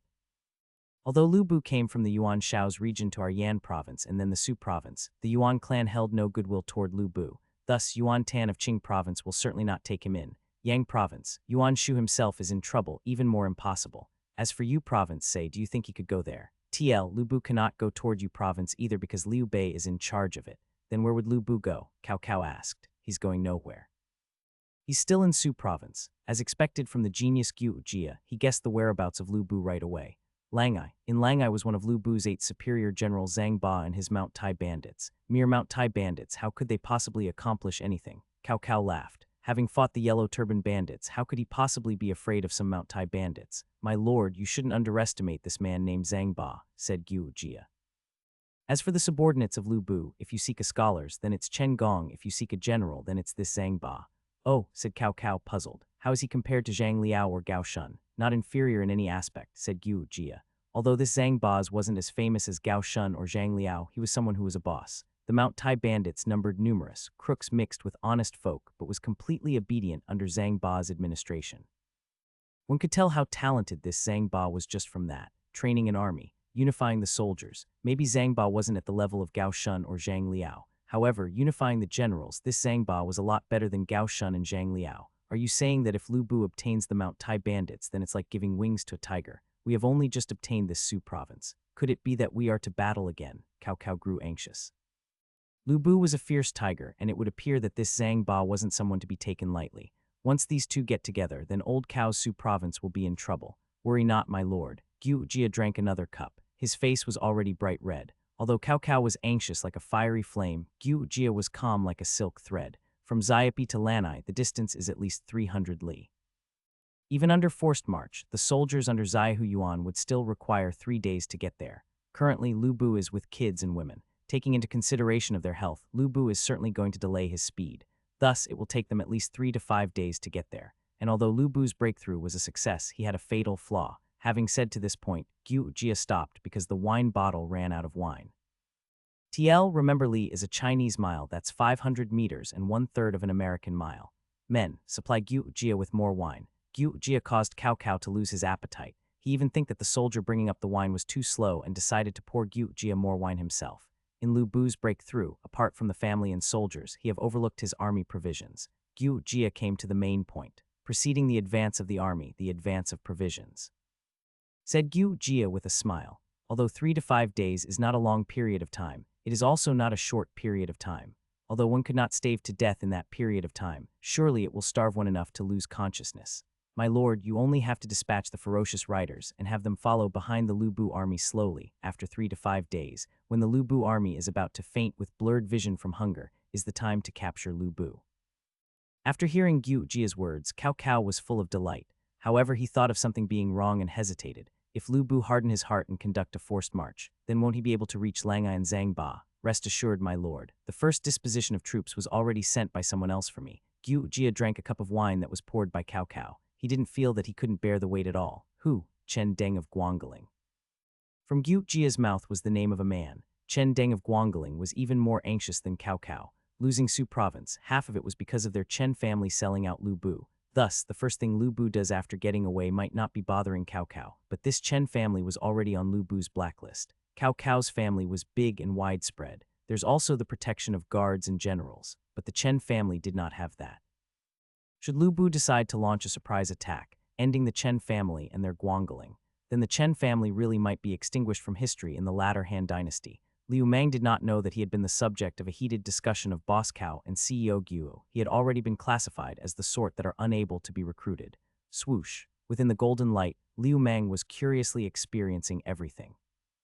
Last time he was beaten up and did not feel anything at all, whereas this time, he could have a good feel of what crossing over felt like. From the flash of the golden ray till its disappearance was less than 2 seconds. When Liu Mang's eyes finally adjusted, he found himself in a big tent. Within the tent was a delicate-looking woman with fine black hair. She was currently binding the pair on her chest. So big, Liu Mang's subconscious mind cannot help but utter those words. The woman looked up and screamed aloud. It's a misunderstanding. A misunderstanding, Liu Mang remembered. Wasn't this delicate-looking woman with fine black hair Boss Lu's daughter that golden-armored female warrior that saved him? Oh shit. Liu Mang had set the spatial coordinates to his Aries gold cloth. Alas, he didn't know that the Aries gold cloth would be in Boss Lu's daughter's tent. Now he's fucked. Not only did he rudely intruded upon someone else's tent, he even saw that her naked. But that pair was really big. Wrong. Liu Mang came back from his delusions. He can't let her continue screaming. If she keeps screaming and Boss Lu found out about what he did, then he'll really be fucked. With Boss Lu's 3-digit fighting prowess, to kill him is as easy as swatting a fly. Liu Mang rushed forward. He held the woman and covered her mouth. So soft, because Lu Linky had took off the cloth that's binding her chest. It's currently entirely devoid of clothing. As Liu Mang was holding her to keep her quiet, he happened to held those pair. I guess the author decided to flip Lu Linky, name of Lu Bu's daughter given by Koei, to Lu Kailing. Sounds the same, different characters. Well, do you guys want me to change it to Lu Linky or keep it as Lu Kailing? They're both fictional names anyways. Edit 42215 under popular demand. I am changing the name to Lu Linky. Unable to help himself, Liu Mang grasped them a couple times. Ah, another scream. But this time it wasn't Miss Lu. Instead, it was Liu Mang. He remembered that Miss Lu saved him. However, he would never have thought that although Miss Lu's fighting prowess could not compare to her father's, it's still over 80. Thus, Liu Mang encountered a tragedy. It's going to break. Ah, ah, ah, ah. In the moonlight sky, the Lu Bu army stationed outside the camp all trembled with fear. This scream was enough to cause one to be absolutely horrified. It's really broken. With a sullen face, Liu Mang was looking at his dangling arms. That bitch was very cruel. I only grasped them and she broke my 2 arms. In the main tent of the Lu Bu army, Lu Bu was looking at the 2 in front of him with a bitter smile. One was his daughter, the other was the heavenly man. For Lu Bu, both of them were very important. He could not afford to lose either. And now, this so-called man from heaven went into his daughter's tent and even assaulted her. Lu Bu was at a loss. On the side was Chen Gong, Zhang Liao, and Gao Shun. These 3 men were watching the scene in front of them. They wanted to laugh but dared not laugh. They held their laugher back so hard that even their faces got red. Kailing, you can leave first. First steady his daughter. Lu Bu waved his hands to tell his daughter to leave first. Yes, father, humph. Lu Linky glared at Liu Mang. Her glare scared Liu Mang so much that he started trembling. Seeing his daughter have departed, Lu Bu led Chen Gong, Zhang Liao, and Gao Shun and fall onto their knees. General who pacifies the East, Governor of Su Province, Lu Bu, Lu Fengxian leading my subordinates and military advisors, Chen Gong, Gao Shun, and Zhang Liao, pay our respects to the heavenly man. Liu Mang thought that Lu Bu was going to kill him for touching his daughter. Who would have expected that these 4 men actually kneeled to him? Heavenly man, what? Me, tall. Boss Lu, what are you doing? Liu Mang wanted to get Lu Bu up. The people from modern times aren't used to being kneeled and worshipped. However, he abruptly noticed that he can't move his arms. He thus gave up. Get up first, we can speak after. With a movement, Liu Mang's 2 arms were like rattled drums, swaying all over. Only after Lu Bu helped Liu Mang relocate his dislocated arms did he understand what they meant by man from heaven. That golden light when he left, they regarded it as something of gods and immortals. Added to the fact that he is surnamed Liu, it became even harder for him to explain himself. They thought that he was sent to Earth by the Emperor Liu in heaven to correct things for the declining Han dynasty. They called him the man from heaven or the heavenly man. Isn't this situation going to make me into the boss? Had Liu Mang not been able to go back, perhaps then he would accept it. Having Lu Bu as his subordinate, his survival rate will certainly increase by a lot.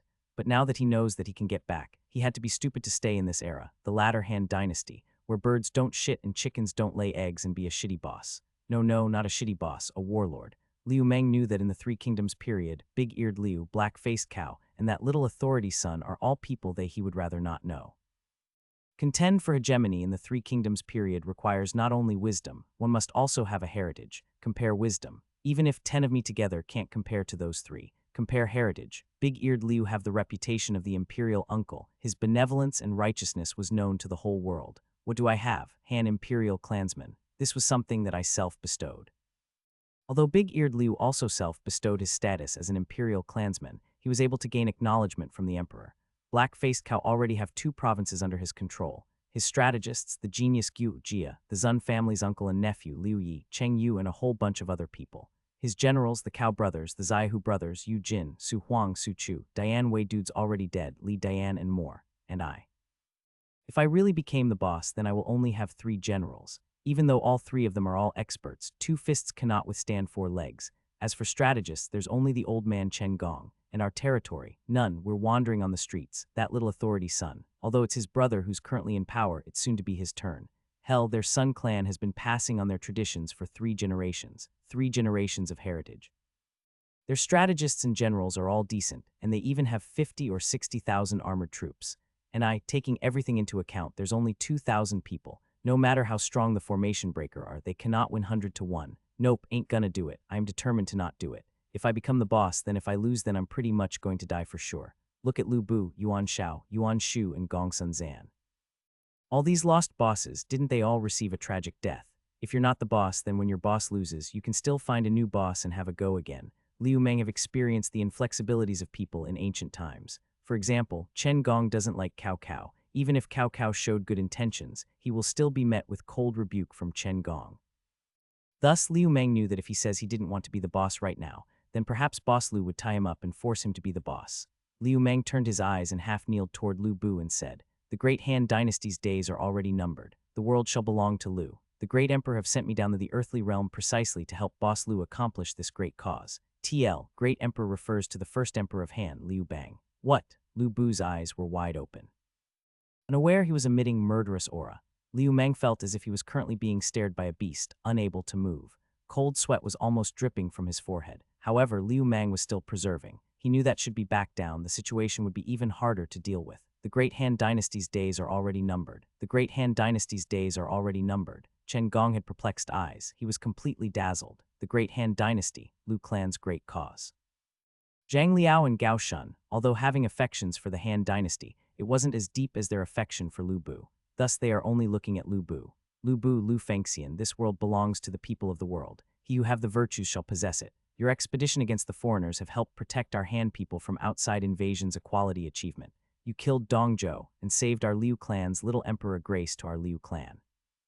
Thus the great emperor, after much consideration, have sent me down to earthly realm to hand this world to your hands. Under the powerful pressures of the fierce tiger known as Lu Bu, Liu Meng managed to speak these words out one by one. Boss Lu, the provisions bestowed by the great emperor is located outside of your precious daughter's tent. Seeing that Lu Bu did not respond, Liu Meng shifted his attention. Provisions, heaven, great emperor's bestowment.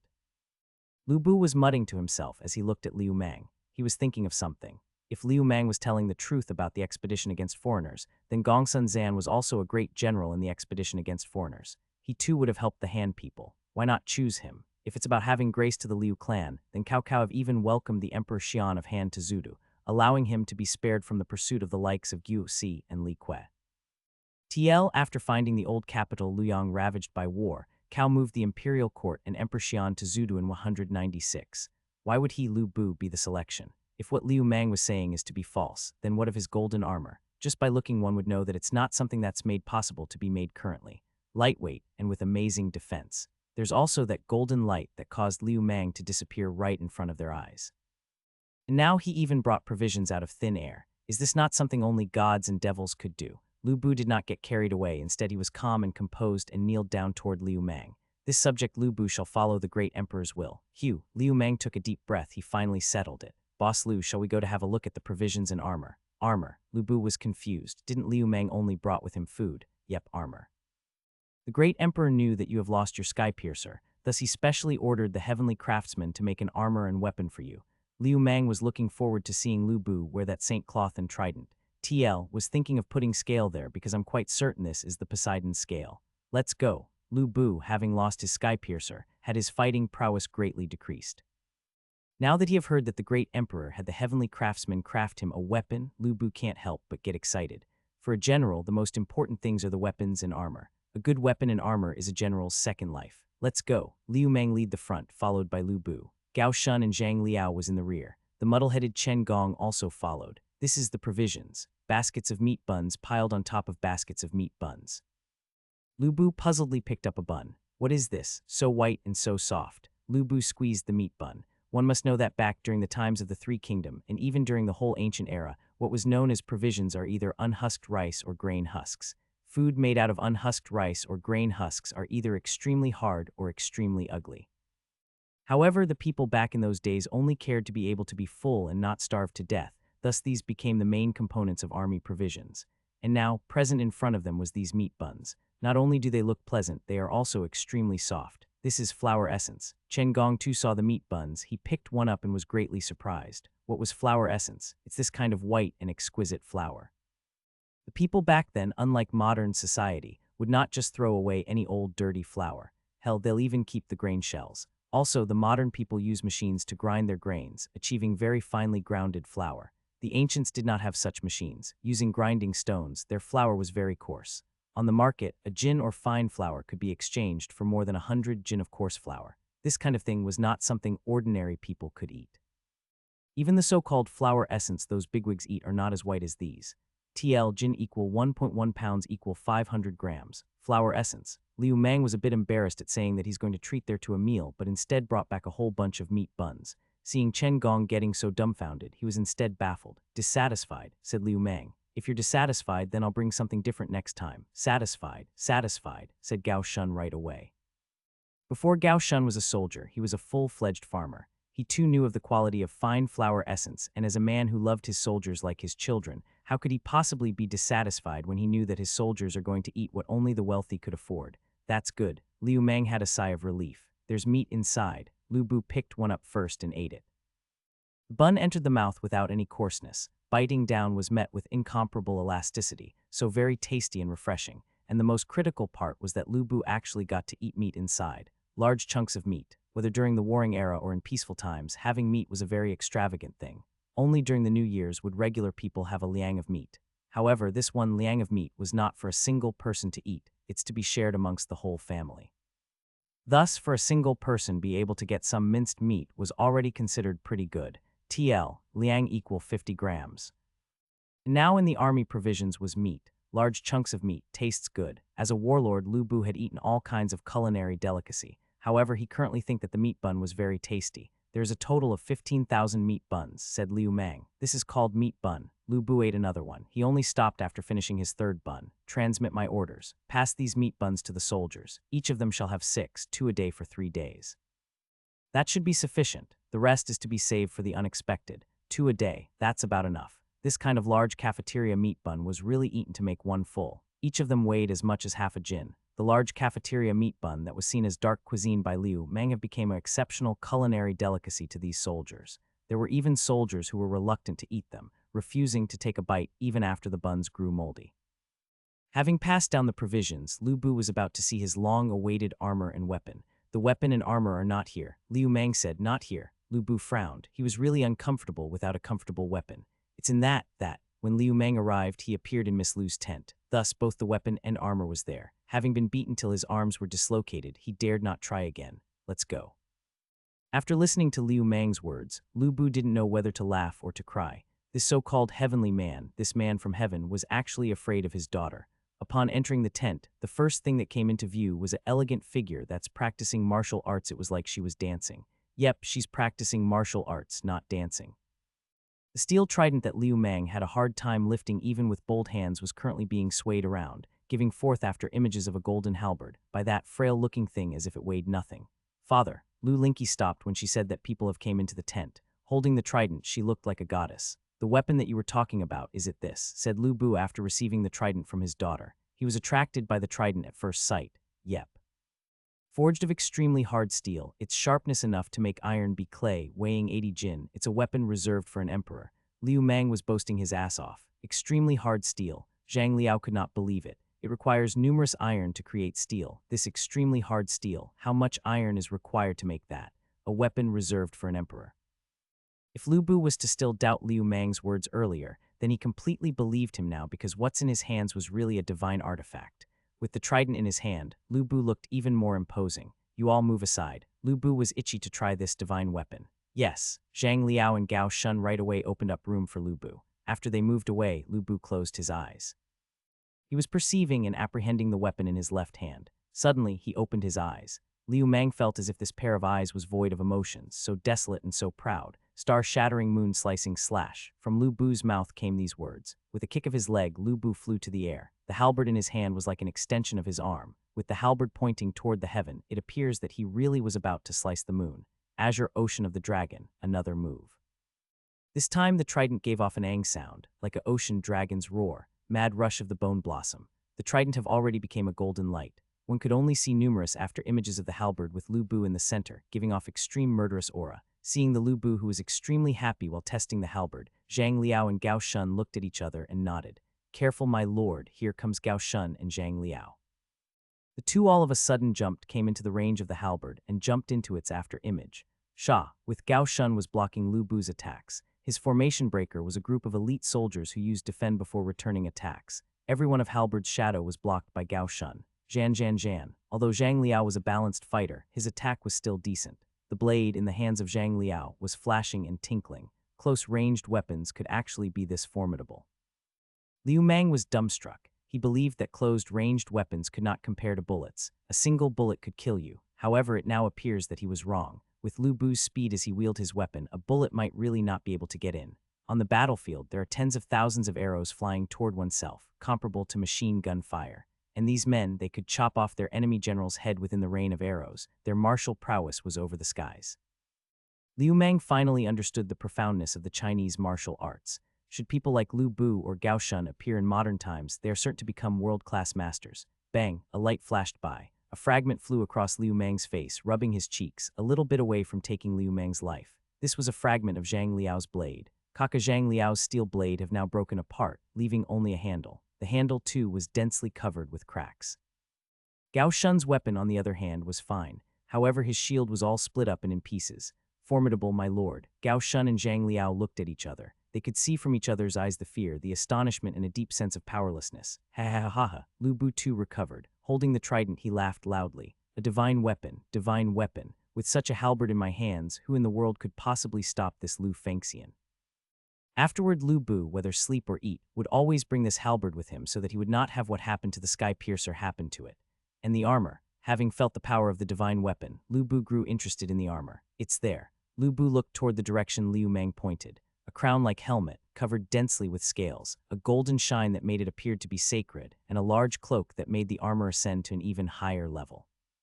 Divine clothing, armor of the Ocean Emperor, bestowed to Boss Lu by the Great Emperor. The armor weighs 25 jin, and with whole body protection, there's no need for the fear of incoming swords and blades. Works of modern technology, manufactured with aluminum alloy, extremely lightweight. Although it could not block bullets or bombs, it could easily block swords, blades, staff, and clubs. Scaled armor coupled with the triangular construction of the interior, this could be said as the pinnacle of armors in the era of closed-ranged weapons. Armor of the Ocean Emperor. Lu Bu was emotionally moved. This was another golden armor. He had seen Liu Mang's golden armor. He even tried to test out its defense himself, and found that even if he had the Sky Piercer, he likely couldn't do anything to that armor unless he go after the face opening. Now this armor in front of him, compared to Liu Mang's armor, appeared even more magnificent, even more luxurious, and with even stronger defense. Armor of the Ocean Emperor, bestowed by the Great Emperor. Lu Bu was even more moved. This was an armor reserved for the Emperor. Quick, call forth the three ladies. Wearing armor was not an easy task. In war times, one could hastily wear it. However, now he must do it step by step. Lu Bu had his men call forth Lady Yan, Lady Ren, and Lady Cao. These three women helped him wear the armor. Soon, Lu Bu came out. Liu Mang felt as if this Poseidon's scale was made for Lu Bu. From shape to size and then to the magnificence, Lu Bu completely wore this Poseidon scale like a real divine cloth. Hell, even some cosplay gurus wasn't close to Lu Bu's level. Hell, he's already middle-aged. To still be this alluring. Ha ha ha ha. Lu Bu was very pleased. This was the first time ever since Xiaopi's defeat did he laugh so happily. It's good as long as Boss Lu's happy. Liu Mang was also relieved. He touched his pockets. There's still those 5,000 bucks from selling that gown.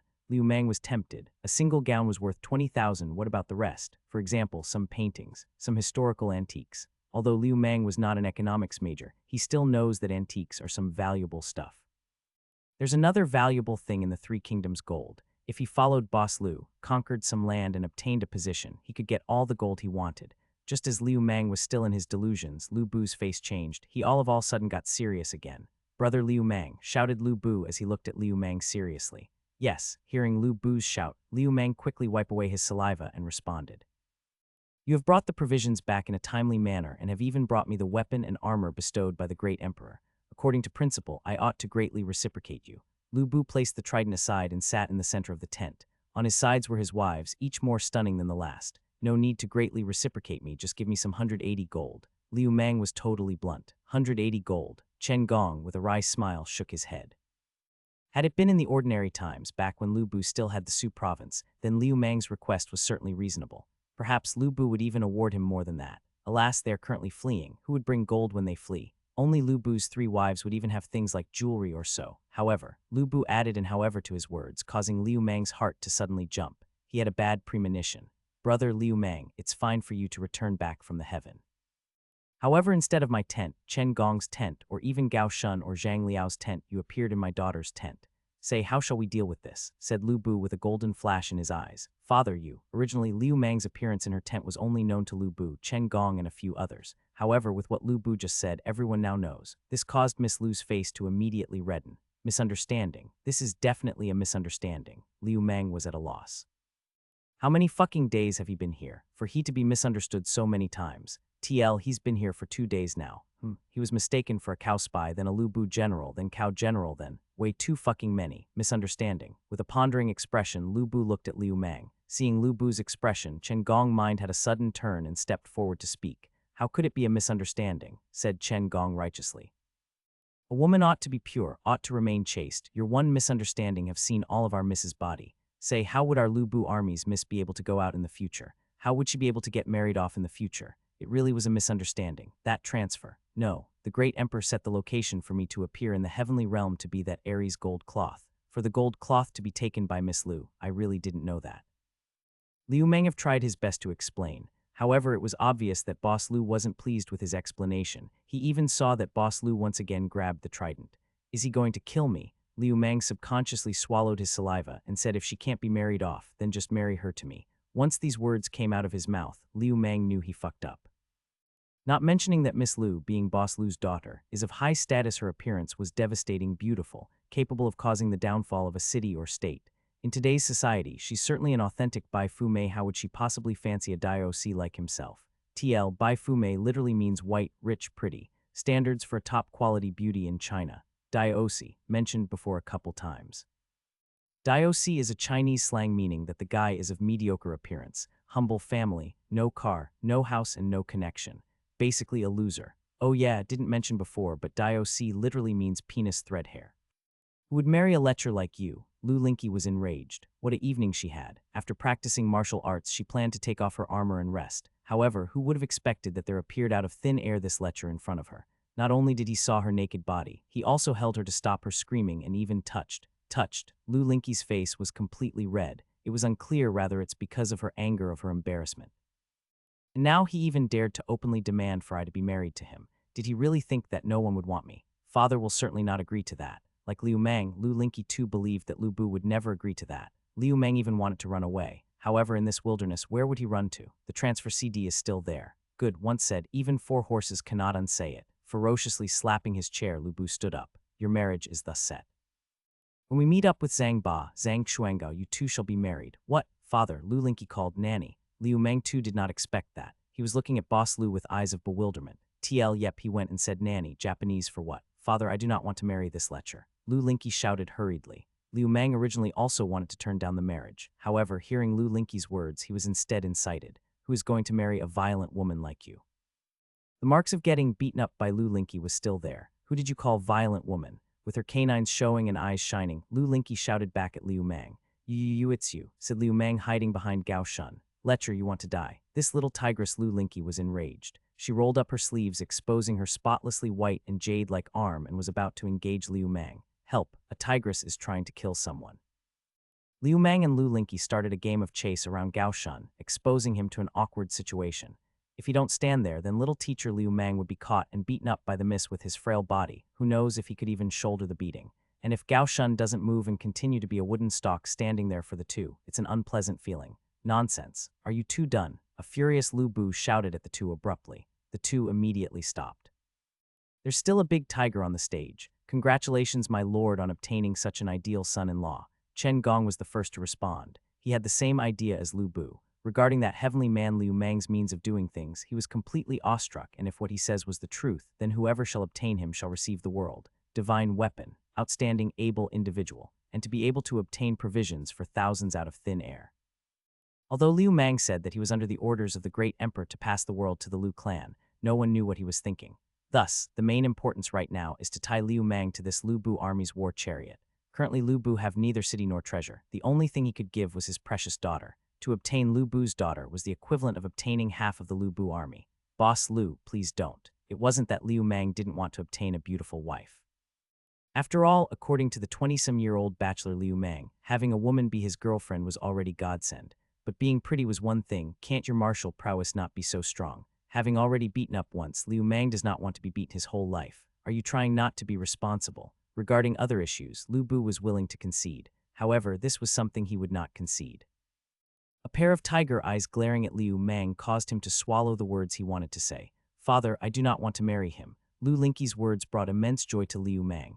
It's good to not marry me, please. I beg you, dear great aunt, don't marry me, please. the order of your parents, the words of your matchmaker, where comes your say in this matter? To reprimand Liu Mang, perhaps Lu Bu might still take consideration, but to reprimand his own daughter, it was completely normal for him to do. Mother, second and third mothers. Being unable to persuade her father, Lu Linky moved on to Lu Bu's 3 wives. Husband this, said Lady Ren. She was Dio Chan, history's #1 beauty. She was the most loved by Lu Bu. Toward Lu Linky, she loved her no less than Lu Bu. This matter is non-negotiable. Lu Bu loved Dio Chan deeply. He would even discard everything for her. However, currently, he refused to listen to her. Lady Yan was the first wife. She's also Lu Linky's mother. She too could not bear her daughter being married off. Once married, her daughter will become someone else's wife, someone else's daughter-in-law. How would she possibly be willing to do that? However, seeing that her husband was so firm, Lady Yan knew that her persuasions would account to nothing. Linky, your father was also thinking of your good. Don't act willfully and make a scene. Humph, watching both her father and mother act like this, Lu Linky knew that she cannot escape from marrying this lecher. In a fury, she disregarded everyone present and ran toward her tent. Liu Mang have made up his mind. After all, he have already rescued Lu Bu, have already been extremely benevolent to Boss Lu. For the sake of the future, for the sake of his life, Liu Mang decided to leave after the transfer CD finishes cooling down. He could go find Little Authority Sun or Big Old Yuan Shao. If he sells some modern armor or so to them, certainly they will treat him like an honored guest. Reporting, a messenger ran in. Reporting to the Lord, we have discovered enemy troops 20 li ahead. Discovered enemy troops. Lu Bu frowned. Cao Cao was certainly fast to arrive, not Cao Cao. Chen Gong shook his head. The Cao army was blocked at the gates of Xiapi. Wei Su and Song Xian should have blocked them in for at least half a day. With half a day's time, it was enough for the Lu Bu army to gain enough distance from the Cao army. These troops should have been sent from Guangling. Chen Gong guessed correctly. Guangling. Lu Bu's eyes became filled with murderous intent. Chen Deng of Guangling. The Chen Deng father and son have harmed Lu Bu greatly. For the interests of their Chen family, they sold out Lu Bu just like that.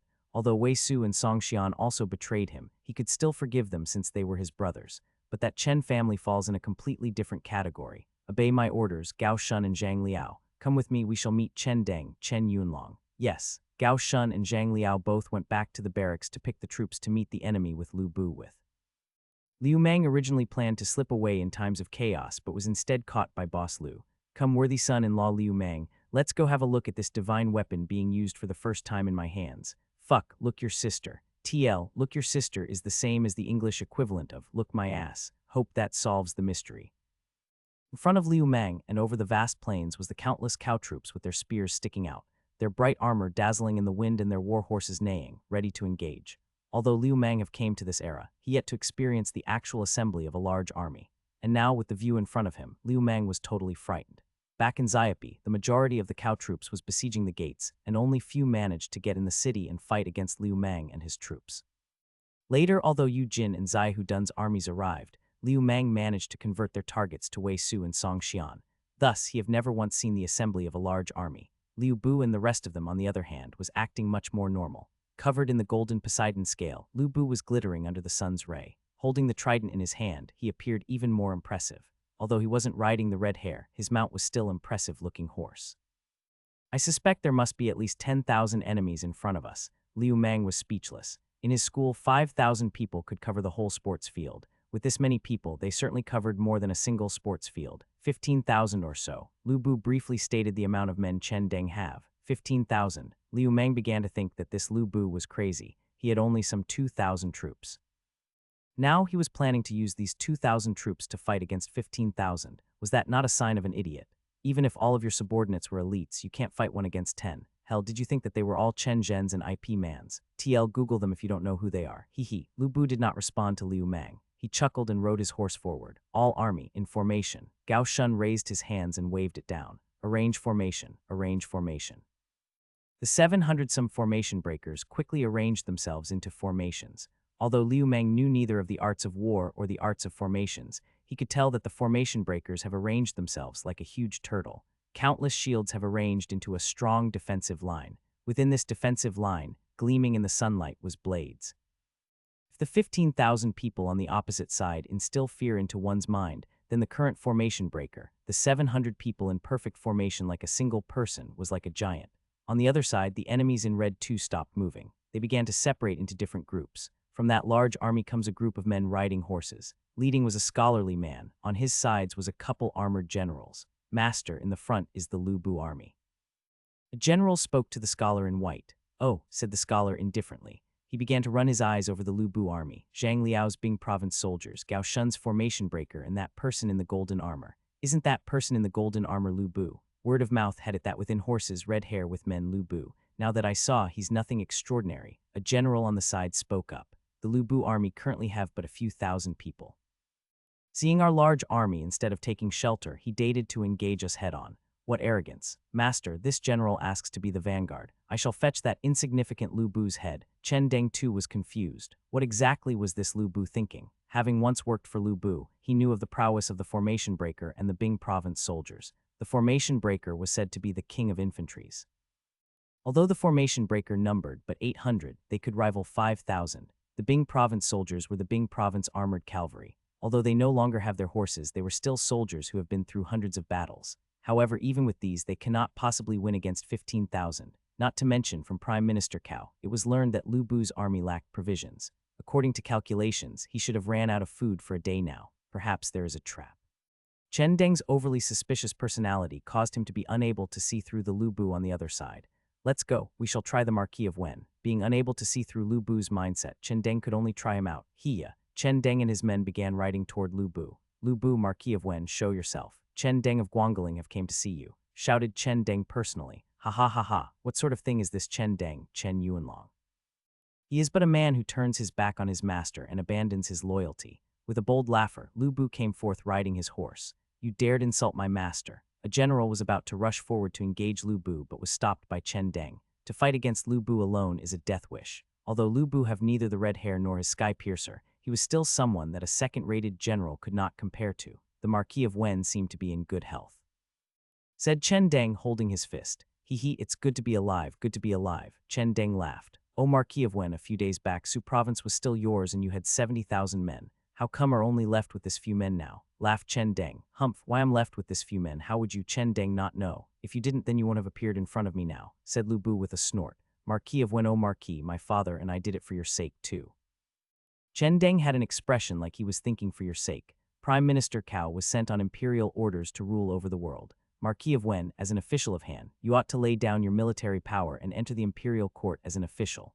When the moment comes, your position would thus ascend a couple ranks and bring splendor shines on your family's door. To give the Su province to Prime Minister Cao is to give the Su province to the emperor. For my sake, haha. What a great way to do things for my sake. No wonder your Chen family of Guangling could take root in Su province for all these years. 15,000 troops, what a large number." Lu Bu began to held a bit of admiration for the Chen family. They were already here when Tao Qian was still in power. Tao Qian have forgotten about them. Then when Liu Bei and finally he controlled Su province, they were still there as the Lord of Guangling. Not only were they not harmed at all, they even grew larger.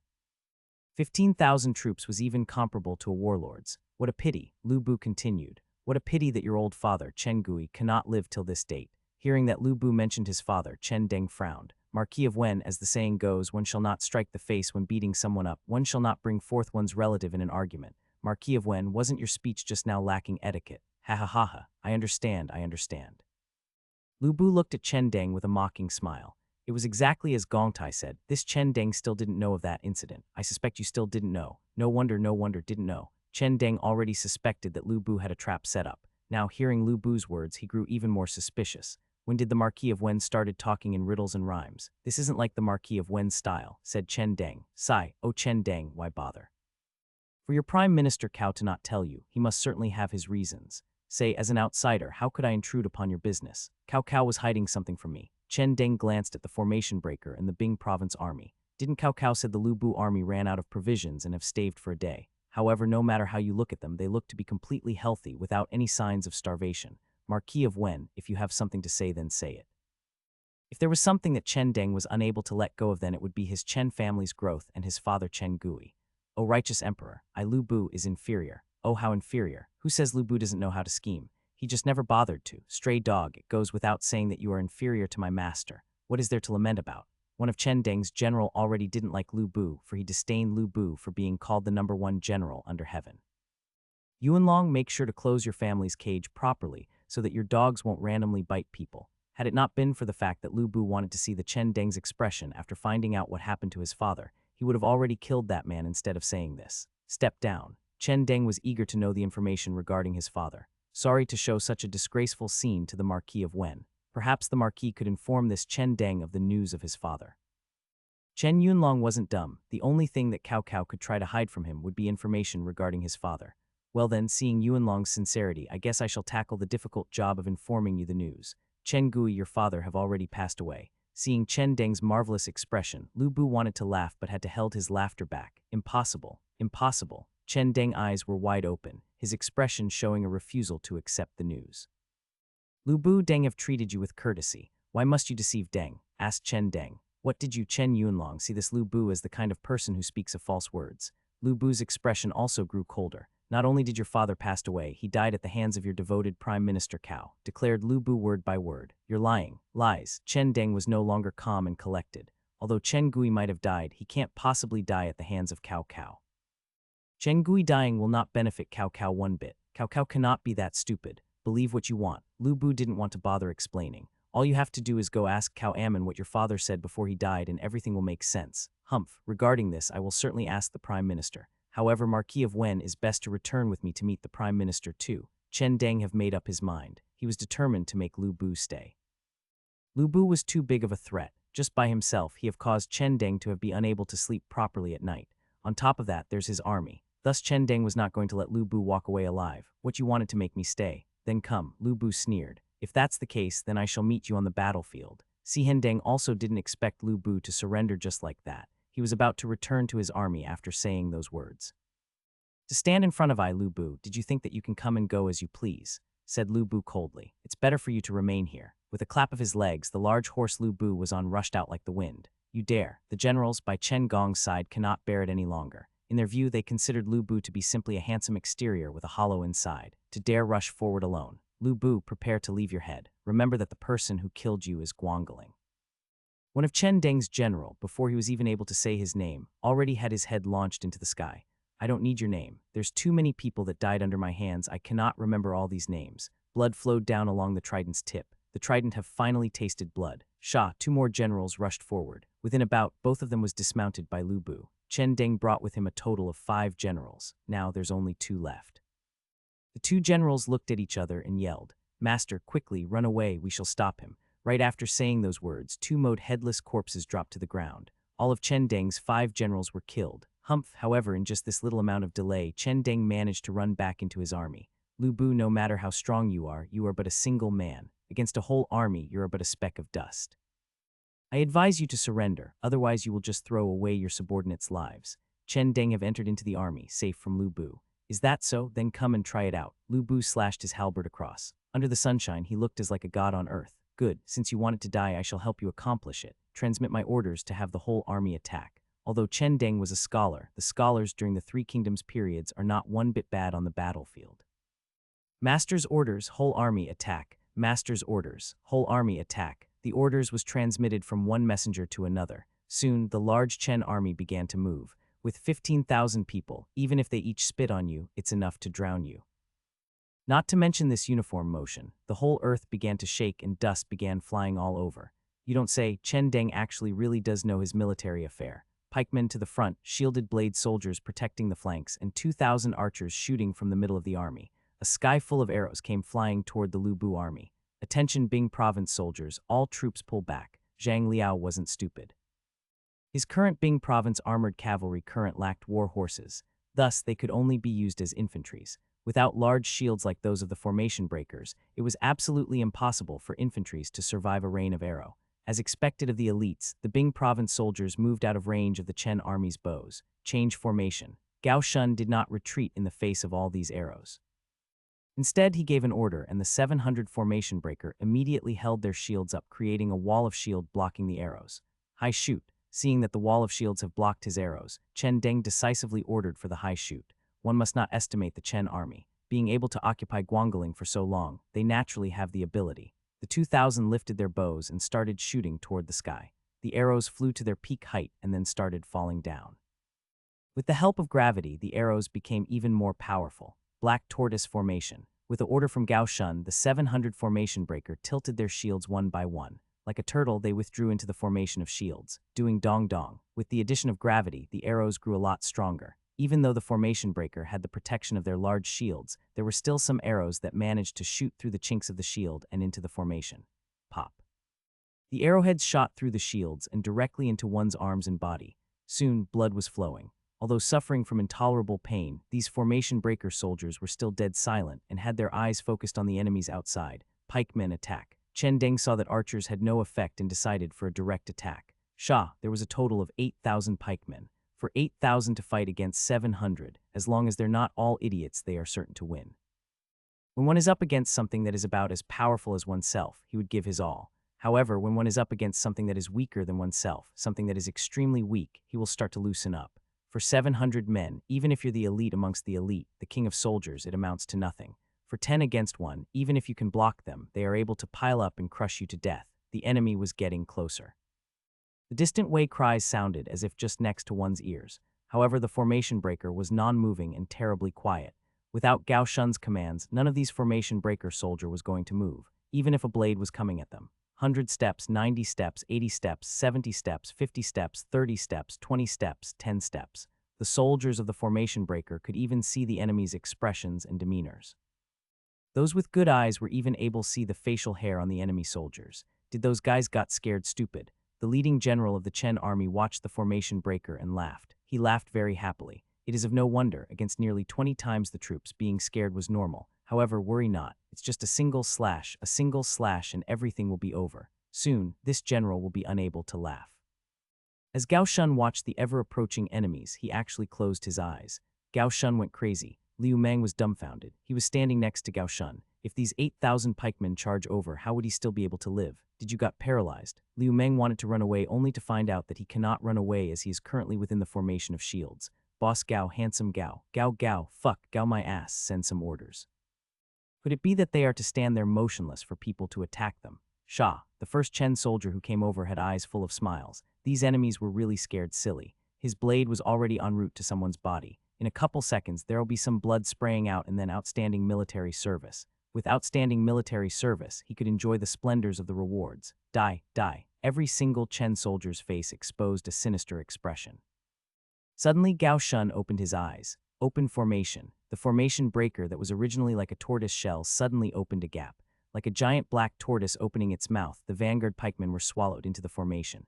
100, 200, 300, 500, 1,000, 2,000. The giant black tortoise have swallowed a total of 2,000 people. Close formation. Gao Shun gave orders again. The gap that was open was once again closed. Kill them, said Gao Shun without a hint of emotion. What? The general who was swallowed by the black tortoise was dumbfounded. The gap have closed. Their 2,000 men was enclosed within the circular formation. Blocked by shields on all sides, their escape route was completely blocked. 700 men swallowing 2,000. Boss Gao, what appetite you have. Careful not to choke yourself. Liu Mang was roasting from the side. Gao Shun gave Liu Mang a white eye. Without absolute confidence, he wouldn't do such a thing.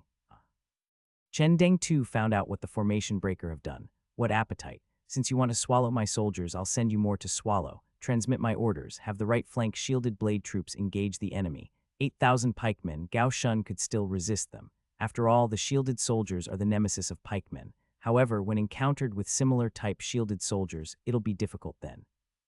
For the opposing side too have shields and could also form formations to directly clash upon Gao Shun's formation breaker.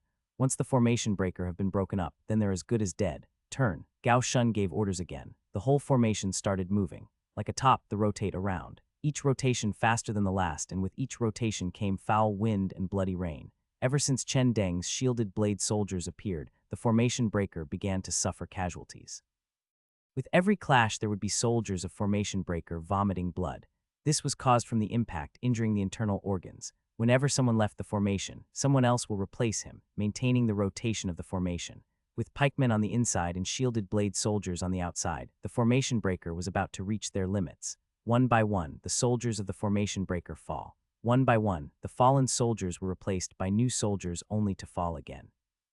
Soon over 200 men was lost within the formation. Humph, and here I thought you had such wondrous appetite. Seems like you can't swallow all of them after all. If you can't swallow them, then spit up what you have swallowed. Chen Deng sneered. The left flank shielded blade soldiers join the fray and send them to hell. The right wind shielded blade soldiers also moved. The formation breaker in the end cannot take on all the enemies. Liu Mang cried. Fuck, in the end I still cannot escape from death. Boss Lu, you fraud, I sent you food, weapon, and armor, and in the end you just have to fuck with me like so. Sha, Gao Shun also joined the fray. There wasn't enough people to rotate. 700 against 8,000 plus the shielded blade soldiers. That's 13,000. Brother, did you think you're some kind of god? Lu Bu Lu Fengxian, just wait for me to kill you. Chen Deng's eyes were glittering. He saw the golden armored man within the formation breaker and suddenly got frightened. That's right. Lu Bu, fighting up till now was only the formation breaker's Gao Shun, whereas Lu Bu and Zhang Liao, that golden armored man inside the formation breaker, did not move at all. This isn't Lu Bu's style. Haha, Chen Deng, were you looking for this Lu Bu? Lu Bu Lu Fengxian is here. Chen Deng, prepare to die. From Chen Deng's flanks suddenly appeared a group of troops. Wasn't this Lu Bu leading them? So actually, as it turns out that the formation breaker swallowing 2,000 pikemen wasn't because they were arrogant and conceited. Rather, it was a performance for Chen Deng. Their goal was for Chen Deng to believe that victory was within his grasp, for him to continue sending out troops. First it was the right flank shielded blade soldiers, then it was the left flank shielded blade soldiers. Now, both of his flanks were unprotected. All he have left was the archers in the middle of the army. Although they numbered 2,000, they cannot stand up to Lu Bu and the Bing province soldiers that he's leading. Not to mention there's Zhang Liao there too. Sha, with a slash, Liu Mang killed the enemy in front of him. Blood sprayed all over his face. Had it been before, he would have been afraid of the blood. But now he didn't have the time to think about the blood. Gao Shun, I hate you. Had it not been that Gao Shun was too greedy and decided to swallow 2,000 pikemen, how could the formation possibly be destroyed so easily? Now without killing the 2,000 pikemen, they were instead getting killed first. Fortunately, he was wearing the Aries gold cloth, else he'd already be dead. Gao Shun did not speak. Instead, he pointed toward the distant slope. What do you mean? Before Liu Mang could understand what Gao Shun meant, he suddenly heard a voice. Lu Bu Lu Fengxian is here. Chen Deng, prepare to die. Fuck. Liu Mang finally understood everything. He understood why Boss Lu wanted him to wear the Aries gold cloth and stay with the formation breaker. All of this was to make him into a bait to attract Chen Deng's attention. What a fucking boss, a fucking father-in-law. Liu Mang was fuming with rage between gritted teeth. Break through the archers. Kill Chen Deng. Zhang Liao rushed forward after giving off a command. Sha. Although the Bing province soldiers no longer have their mounts, they are not at all inferior to other troops. Not to mention, there's also Lu Bu leading the attack. Chen Deng's army was left with only archers. Although bows and arrows are strong in long range, they're nothing in close range. Blood splattered everywhere. Flesh and bones were scattered all over. Everywhere Lu Bu's army went, everyone was killed, not a single survivor. Some archers, having been scared witless, decided to desert and flee. Hold out against them, don't withdraw. Chen Deng withdrew his side sword and killed a retreating archer. All army, fight to the death and wait for our troops to return. Anyone who dared retreat will be like this man. Chen Deng's malevolent expression managed to scare a lot of his soldiers. These men, biting their teeth, took out their sidearm, their short swords, and began to engage the enemies. Archers was already weak against infantries to begin with. And now across from them wasn't just some regular infantries, but rather the dismounted Bing province heavy cavalries. Thus, wherever they go, it was a massacre. Mother, someone collapsed. This sort of massacre wasn't something that an average person could stand up against. Although Chen Deng's troops have followed the Chen family for a long time, they have never came across this kind of massacring god that is Lu Bu. Sha. Chen Deng once again killed another deserting archer. He wanted them to stop Lu Bu for a moment, just a single moment. The commander of the shielded blade soldiers and the pikemen have already noticed the problem and was already rushing back to aid them. However, these archers was really scared witless. Lu Bu was like a massacring god from hell. Chen Deng's killing of deserters not only did not make the soldiers stand up to Lu Bu, it instead evoked their rebellious hearts. Rushing forward is death, not going is also death. Fuck it, let's revolt. Sha. One by one, archers with bloodshot eyes rose in rebellion. What are you people trying to do? Chen Deng roared, is this a mutiny? Have you forgotten your families? Have you forgotten who you are? Majority of these soldiers were the Chen family's private soldiers, many of whom are settled in Guangling with their families. Thus there was still some who have calmed down, not daring to attack Chen Deng. However, Chen Deng was still fucked. Like the bloody wind, Lu Bu arrived in front of Chen Deng. With a single jai strike he knocked away Chen Deng's side sword. Chen Deng, Chen Yunlong has been captured by me. Surrender immediately. Like a thunderclap, Lu Bu's voice resounded through the battlefield. Master have been captured. There are soldiers who could not believe that their master have been captured. However, as they looked toward their main army, they noticed that their banner has fallen. Defeated, we have been defeated. With their master captured, how could these private soldiers possibly have the will to continue fighting on? We surrender, shouted the commander of the shielded blade soldiers. With an agonized expression, he dropped his blade and shield. Just when they were about to annihilate the formation breaker, who would have expected it to end like this? To seize the traitors, first seize the king. This was the strategy that Chen Gong gave Lu Bu. First, use Chen Deng's father's death to set chaos in his mind. Then use the formation breaker to defend against the enemies. Due to Lu Bu wearing a golden armor, from afar, he looked not much different from Liu Mang's golden armor. Thus, he was to become the bait and be placed within the formation breaker. Hence, all of Chen Deng's attention will be focused toward the formation breaker. Gao Shun deliberately showed flaws to let Chen Deng think that he was close to destroying the formation breaker, to let Chen Deng develop a misconception. With this misconception, Chen Deng's troops brought to annihilation by the Lu Bu soldiers from the two flanks. From the outset, he was already sold. Now, Liu Mang was really afraid of these strategists. No wonder these individuals were able to grasp the whole world. No wonder that Cao Cao was willing to kill Chen Gong even if he was to become infamy because of that. And strategists that have you in their mind will certainly cause you to be unable to rest or eat in peace. Liu Mang did not know that in Xiaopi, there's already a strategist that had him in his mind. This person was not to be inferior to the old man Chen in any aspect. This man was the sly genius Guo Jia.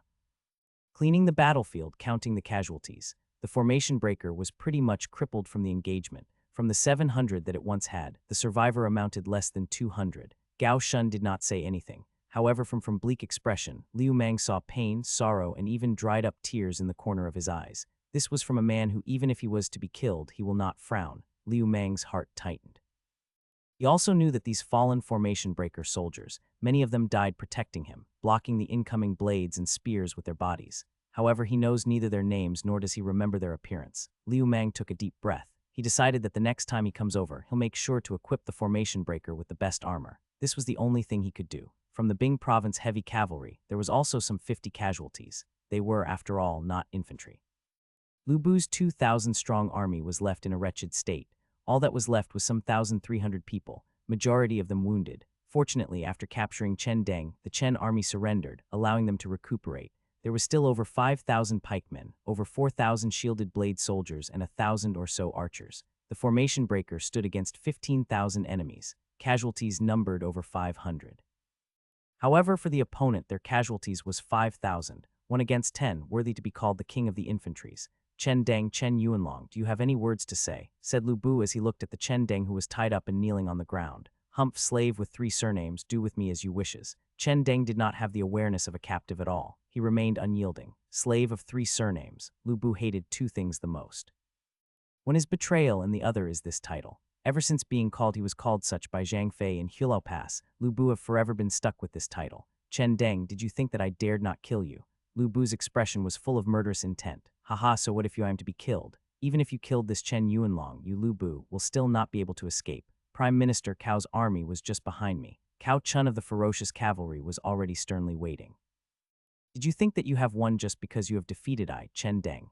These hours that you were stopped by me was more than enough for the ferocious cavalry to arrive. Chen Deng sneered. Ha ha ha ha. Lu Bu really hated being threatened. In his anger, he was about to kill Chen Deng. However, Chen Gong, who was on the side, opened his mouth and said, although slaves of 3 surnames was indeed unpleasant to hear, it's still better than being loyal to one's father's killer. Who is loyal to one's father's killer? Chen Gong, neither you or Lu Bu are good men. Lu Bu have said that my father was killed by Prime Minister Cao, and now you go on to say that I am loyal to my father's killer. What a joke. Did you think that I, Chen Deng, was a 3-year-old kid? Did you expect that I will fall for your stratagem of sowing dissension? Chen Deng knew that being captured by Lu Bu was the same as death, thus he decided to curse away. Facts speak louder than words. Chen Gong shook his head, turned around to face Lu Bu and held his fist toward him. My lord Gong requests that my lord set Chen Deng, Chen Yunlong free. What? Liu Mang was shocked greatly. Military advisor, you cannot. Gao Shun was the first to not agree, for a lot of the soldiers of the formation breaker died in the hands of Chen Deng's troops. Lu Bu closed his eyes. He thought for a moment before opening his eyes again. He said, release Chen Yuanlong, my lord. Gao Shun was anxious. If he does not take revenge for his brothers, he will forever be restless and be unable to face those who survived. Not only will I release you, I'll return to you 3,000 soldiers including your 2 generals. Lu Bu was very generous. Those 3,000 soldiers were all people who have families in Guangling. Should he forcibly take them away, they will certainly not be willing to fight for him. Thus, he decided to just throw them back to Chen Yuanlong. What is it that you want? Chen Deng knew that there was no such thing as a free lunch in this world. I do not want anything. Lu Bu said toward Chen Deng, I just want you to go and see for yourself Cao Cao's nature. In the event that you can see through him, then I hope that you will come back and swear loyalty and devotion to me. Swear loyalty to you? Impossible. Chen Deng refused without any hint of hesitation. Don't reject so fast. I know you will. Lu Bu refused Chen Deng to refute and untied his ropes. Your 3,000 troops are located at where my garrisons are originally set up at. You can go. Hopefully next time we meet you would have come around. From losing Xiaopi, Lu Bu understood a truth. He understood that to fight for hegemony in this world, one requires talent. He currently have only a single Chen Gong. If a Chen Deng joins his ranks, he will be like a tiger that has grown wings. You will certainly regret this, said Chen Deng. A lot of people have once told me that before, and it was never I, Lu Bu, who ended up regretting. Lu Bu gave an order and his troops began to march toward Langai. Hiya. On Su province, a giant black dragon was zigzagging around. With extreme speed, the dragon was rapidly passing through mountain ridges. The whole earth trembled. At the head of the dragon, a general wearing commander armor suddenly waved his hand, and the whole dragon suddenly came to a stop. This huge dragon was the ferocious cavalry, the most elite of the Cow army cavalries. The ferocious cavalry numbered only 3,000, each of them an elite before joining the ferocious cavalry. Even when attacking Lu Bu, Old Cow have brought only 1,500 ferocious cavalry riders with him. The remaining 1,500 was left in Yan province. Only with them there could Cao Cao have a peace of mind. There's something ahead. Cao Chun, as the commander of the ferocious cavalry, had set his awareness to the maximum, allowing him to sense when to engage the enemies, where they have ambush, and what are the weakness of the enemies. Thus, although he cannot see what has happened in the front of him, Cao Chun still stopped the ferocious cavalry. Su province was known as the granary of the world due to its suitability for growing food. Also due to its suitability was an abundance of weeds and woods. For cavalries, their biggest nemesis are the weeds and woods. Once cavalries enter a location full of weeds and woods, the ambushers only need to set fire to both their front and back, and those cavalries would be met with a tragic end. There's people in the forest ahead. The birds are suspending in the sky, refusing to set. With the wind blowing by, this whole forest seemed eerie. Send in a group of men to scout the area. Cao Chun was Cao Cao's younger cousin, thus it could be said that he too inherited the heart of suspicion like Cao Cao. However, to be careful in the battlefield is a good thing. A group of soldiers quickly separated themselves from the main cavalries and started advancing toward the forest. Soon, someone came back. What's the situation inside? Seeing this subordinate of his coming back so soon, Cao Chun frowned. Did they not carefully explore the forest? Reporting to the general, there is indeed something inside. The soldier as he rode his horseback. Oh, he found people so fast. However, the soldier said awkwardly, they're not enemies. Instead, they're our army. Cao Chun was confused. The Lord have only sent my 1,500 ferocious cavalry soldiers to chase after Lu Bu. How could there possibly be friendly forces here? It's the Chen Yuanlong of Guangling. A young military officer came over to Cao Chun and said, Chen Yuanlong, having conquered Xiaopi, Cao Cao still did not have enough time to award his subordinates for their merits. Thus, Chen Deng is currently without an official position. Chen Yuanlong, from Guangling to Langai was certainly closer than chasing from Xiaopi, and ahead was Lu Bu's route to Langai. Perhaps Chen Yuanlong have captured Lu Bu. As Cao Chun was pondering, Chen Deng have brought his subordinates, the 3,000 wounded remnants, and appeared in front of Cao Chun. General Cao Chun, Chen Deng held his fist for a greeting. For Mr. Chen Deng to appear here, perhaps you have already met the Lu Bu army. Seeing the wounded soldiers without any hint of morale, Cao Chun knew that they must have met Lu Bu. Hearing Cao Chun's inquiry, Chen Deng's face reddened. An army 15,000 strong against 2,000 remnants. The result, complete annihilation. Had Lu Bu not set him free, then he likely could not have escaped death.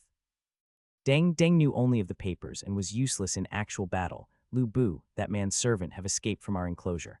The Chen family of Guangling was both prestigious and powerful with over 10,000 personal soldiers. For Chen Deng to come out this time, he couldn't have brought with him fewer than 10,000 men. For an army of over 10,000 to lose, perhaps there was more Lu Bu remnants than expected. Mr. Chen, may I ask how many soldiers the Lu Bu remnants have? Cao Chun never fight a battle without preparation. He would never engage his enemies before he could figure them out. Chen Deng doesn't know what to say. He couldn't possibly tell Cao Chun that Lu Bu originally only had 2,000 soldiers, but he later gave Lu Bu another 7,000 soldiers, making the total amount to be nearly 10,000. Should he say that, then Chen Deng would be forever known to be incompetent. Although Chen Deng wasn't skilled in the arts of lying, he still erased the part of him giving Lu Bu 7,000 soldiers. In the battle against Lu Bu, Deng have lost. Lu Bu was also left with less than 10,000 soldiers, all infantry. Chen Deng lied like a master. Lu Bu was also left with. One cannot find a hint of fault in Chen Deng's speech. It was true that Lu Bu currently have less than 10,000 soldiers. Chen Deng losing was also the truth. Although more than half of Lu Bu's 10,000 was given by Chen Deng, but if you don't ask, why would he tell you that? Like this, Chen Deng showed that he fought a fierce battle against someone much better than himself. with less than 10,000, and all infantry. A flash crossed Cao Chun's eyes. In the era of melee weapons, the cavalry is the nemesis of the infantry. 1,000 cavalries could fight against 10,000 infantries. Hell, they could even wipe out the 10,000 infantries. Although it was rumored that the best infantry, the formation breaker, was amongst the Lu Bu remnants, one must not forget that the ferocious cavalry are not originary cavalry either. They're heavy cavalry. With their impact, any infantry, formation breaker or not, would be crushed to powder. Their armor was also not something that's cheap. 3,000 ferocious cavalry soldiers was as expensive as 50,000 regular cow soldiers. It was precisely because of how expensive those armor are that the whole cow army only had 3,000 cavalry. Mr. Chen Deng, how long has it been since the Lu Bu army left? Asked Cao Chun. It have already been half a day, replied Chen Deng. From the battlefield to the forest was a few hour-long travel. Good, in that case we shall proceed. Mr. Chen Deng, we shall meet again in Xiapi. Cao Chun kicked his horse and was about leave. An army that have just been in a battle, an army that is full of hungry infantries, in the eyes of Cao Chun its free merits. In the plains of Su province, with a single charge from the cavalries, the infantries will be meeting their end. Please wait. Chen Deng suddenly stopped Cao Chun and asked, Did General Cao came from Xiapi? That's right. Cao Chun was sent from Xiapi by Cao Cao. In that case, Deng wanted to ask if General Cao knows of news of my old father. With a face full of expectancy, Chen Deng was looking at Cao Chun, hoping to attain news of his father from him.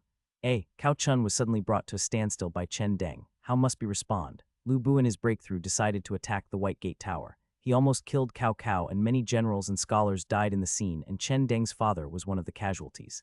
Mr. Chun came in a hurry. I have been chasing after Lu Bu right after my lord gave the command. Thus I do not know of news regarding the elder Mr. Chen. Please forgive me. Cao Chun could only beat around the bush. Chen Deng could see it for himself after he arrived in Xiapi. Is that so? Chen Deng's heart sank deeper. His Chen family of Guangling could be regarded as displaying the most accomplishment in helping Cao Cao obtain the Su province. Thus, Cao Cao will certainly not neglect them, and his father will certainly be on the sides of Cao Cao. In such a prominent position, for Cao Chun to say that he didn't know, remembering Lu Bu's words, Chen Deng had a bad feeling. Repressing his anger, Chen Deng forced a smile. Then Deng will wait for General Cao's triumphant return. In that case, farewell. Under the leadership of Cao Chun, the ferocious cavalry gradually disappeared. Chen Deng had a sullen face, his heart completely gloomy. Master, where are we to go now? Are we to return to Guangling? Chen Deng's remaining generals asked. Guangling. Chen Deng sneered. No, we are not going to Guangling. We will be going to Xiapi. Going to Xiapi. The generals were confused. They are currently remnants, wounded and without morale. For what reasons would they be going to Xiapi now? Shouldn't they go back home and recover first? Right, Xiapi will be our destination. Do you men not want to see the old master? Replied Chen Deng. We do. The generals knew that Chen Deng was in a bad mood and decided not to ask. The 3,000-strong troops started marching toward Xiapi. Father, oh father, please be safe and sound. Biting his lips and clenching his fist, Chen Deng's nails pierced through his hands. However, he does not notice it. The Langai region. Although located in the Su province, it has never abated. When Tao Qian was still the governor of the Su province, he ignored Langai completely. When Liu Bei became the governor of Su province, he acted like requested for allegiance of Langai, but was unable to actually do anything to it. When it became Lu Bu's turn, the situation changed a bit. Boss Lu was extremely stubborn and mighty confident of his own prowess. The chieftain of the Langai bandits, Zhang Ba, too, was an individual like that. Thus, when two extremely stubborn and proud people met, conflict naturally broke out and Boss Lu beat Zhang Ba to subordination. For majority of the people, they would rather reasons with their mouth than fight with their fists. However, Boss Lu was different. He would rather use his fists than bother arguing with you. Thus, under Lu Bu's rule, Zhang Ba sworn his allegiance to him and served as one of Lu Bu's familial generals, guarding Langai for Lu Bu and becoming one of the 8 superior generals of Lu Bu. Lu Bu's army was marching on the main roads. Right ahead was the Langai region. As they marched forward, more and more ordinary people of Langai started fleeing toward the Mount Tai. The results of war was shown clearly here. Cao Cao's massacre of Su province have really scared these ordinary people witless. Mother, a little child seemed to have been separated from his mother by the crowd of fleeing people. He looked all over searching for his mother. Tears were about to fall from his eyes. Good. Let this uncle help you find your mother. Liu Mang had received a warhorse from Lu Bu. Although he did not know how to use it in battle, he was still able to ride a horse. Seeing the child, he quickly dismounted from the horse, passed it to Cheng Yu and picked up the child. Sigh. Those who are harmed the most is always the ordinary people. Liu Mang sighed deeply. Sire, we still have to arrive at Lang as soon as possible. We can't possibly be able to help this child find his mother. The whole Su province was in turmoil. Refugees come and go. Trying to find the child's mother from all this was even harder than trying to find a needle in the haystack. The scouts have already noticed the approaching cow army, all cavalries. On top of that, they're the heavily armored, ferocious cavalries. Currently, what the Lu Bu army had to do is to enter the city and avoid the approaching cavalries. Otherwise, they will certainly be annihilated should they encounter the cavalries on the plains. The formation breaker was already crippled. The Bing province cavalries without their mounts was simply unable to do anything. Finally, there's the newly surrendered Chen family soldiers. As they have just surrendered, they cannot possibly help at all when the enemy attacks. Instead, it is likely that they will be the first to create chaos. But this child, in the turmoil and chaos of war with refugees everywhere, a child who could not even find his mother would either starve to death or be eaten by others. This was an era of cannibalism. TL cannot tell if Liu Meng meant cannibalism figuratively or actual cannibalism. Well, chances are it's both. There's nothing to but about.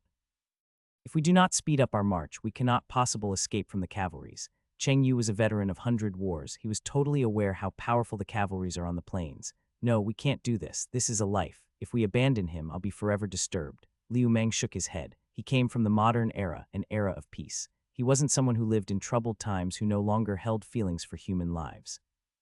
Right when Liu Meng rejected Cheng Yu's suggestion, a voice of disdain came from his side. Soft-hearted like a woman, Humph, a female replica of Lu Bu, came by on her horse. Wasn't this Liu Meng's fiancée, Miss Lu Linky? After Boss Lu received the Poseidon scale, he gave his flowery patterned battle robe to his precious daughter. Lu Bu was about 6 foot tall. Miss Lu wasn't short either. She's about 5 foot 9 inches, soft-hearted like a woman.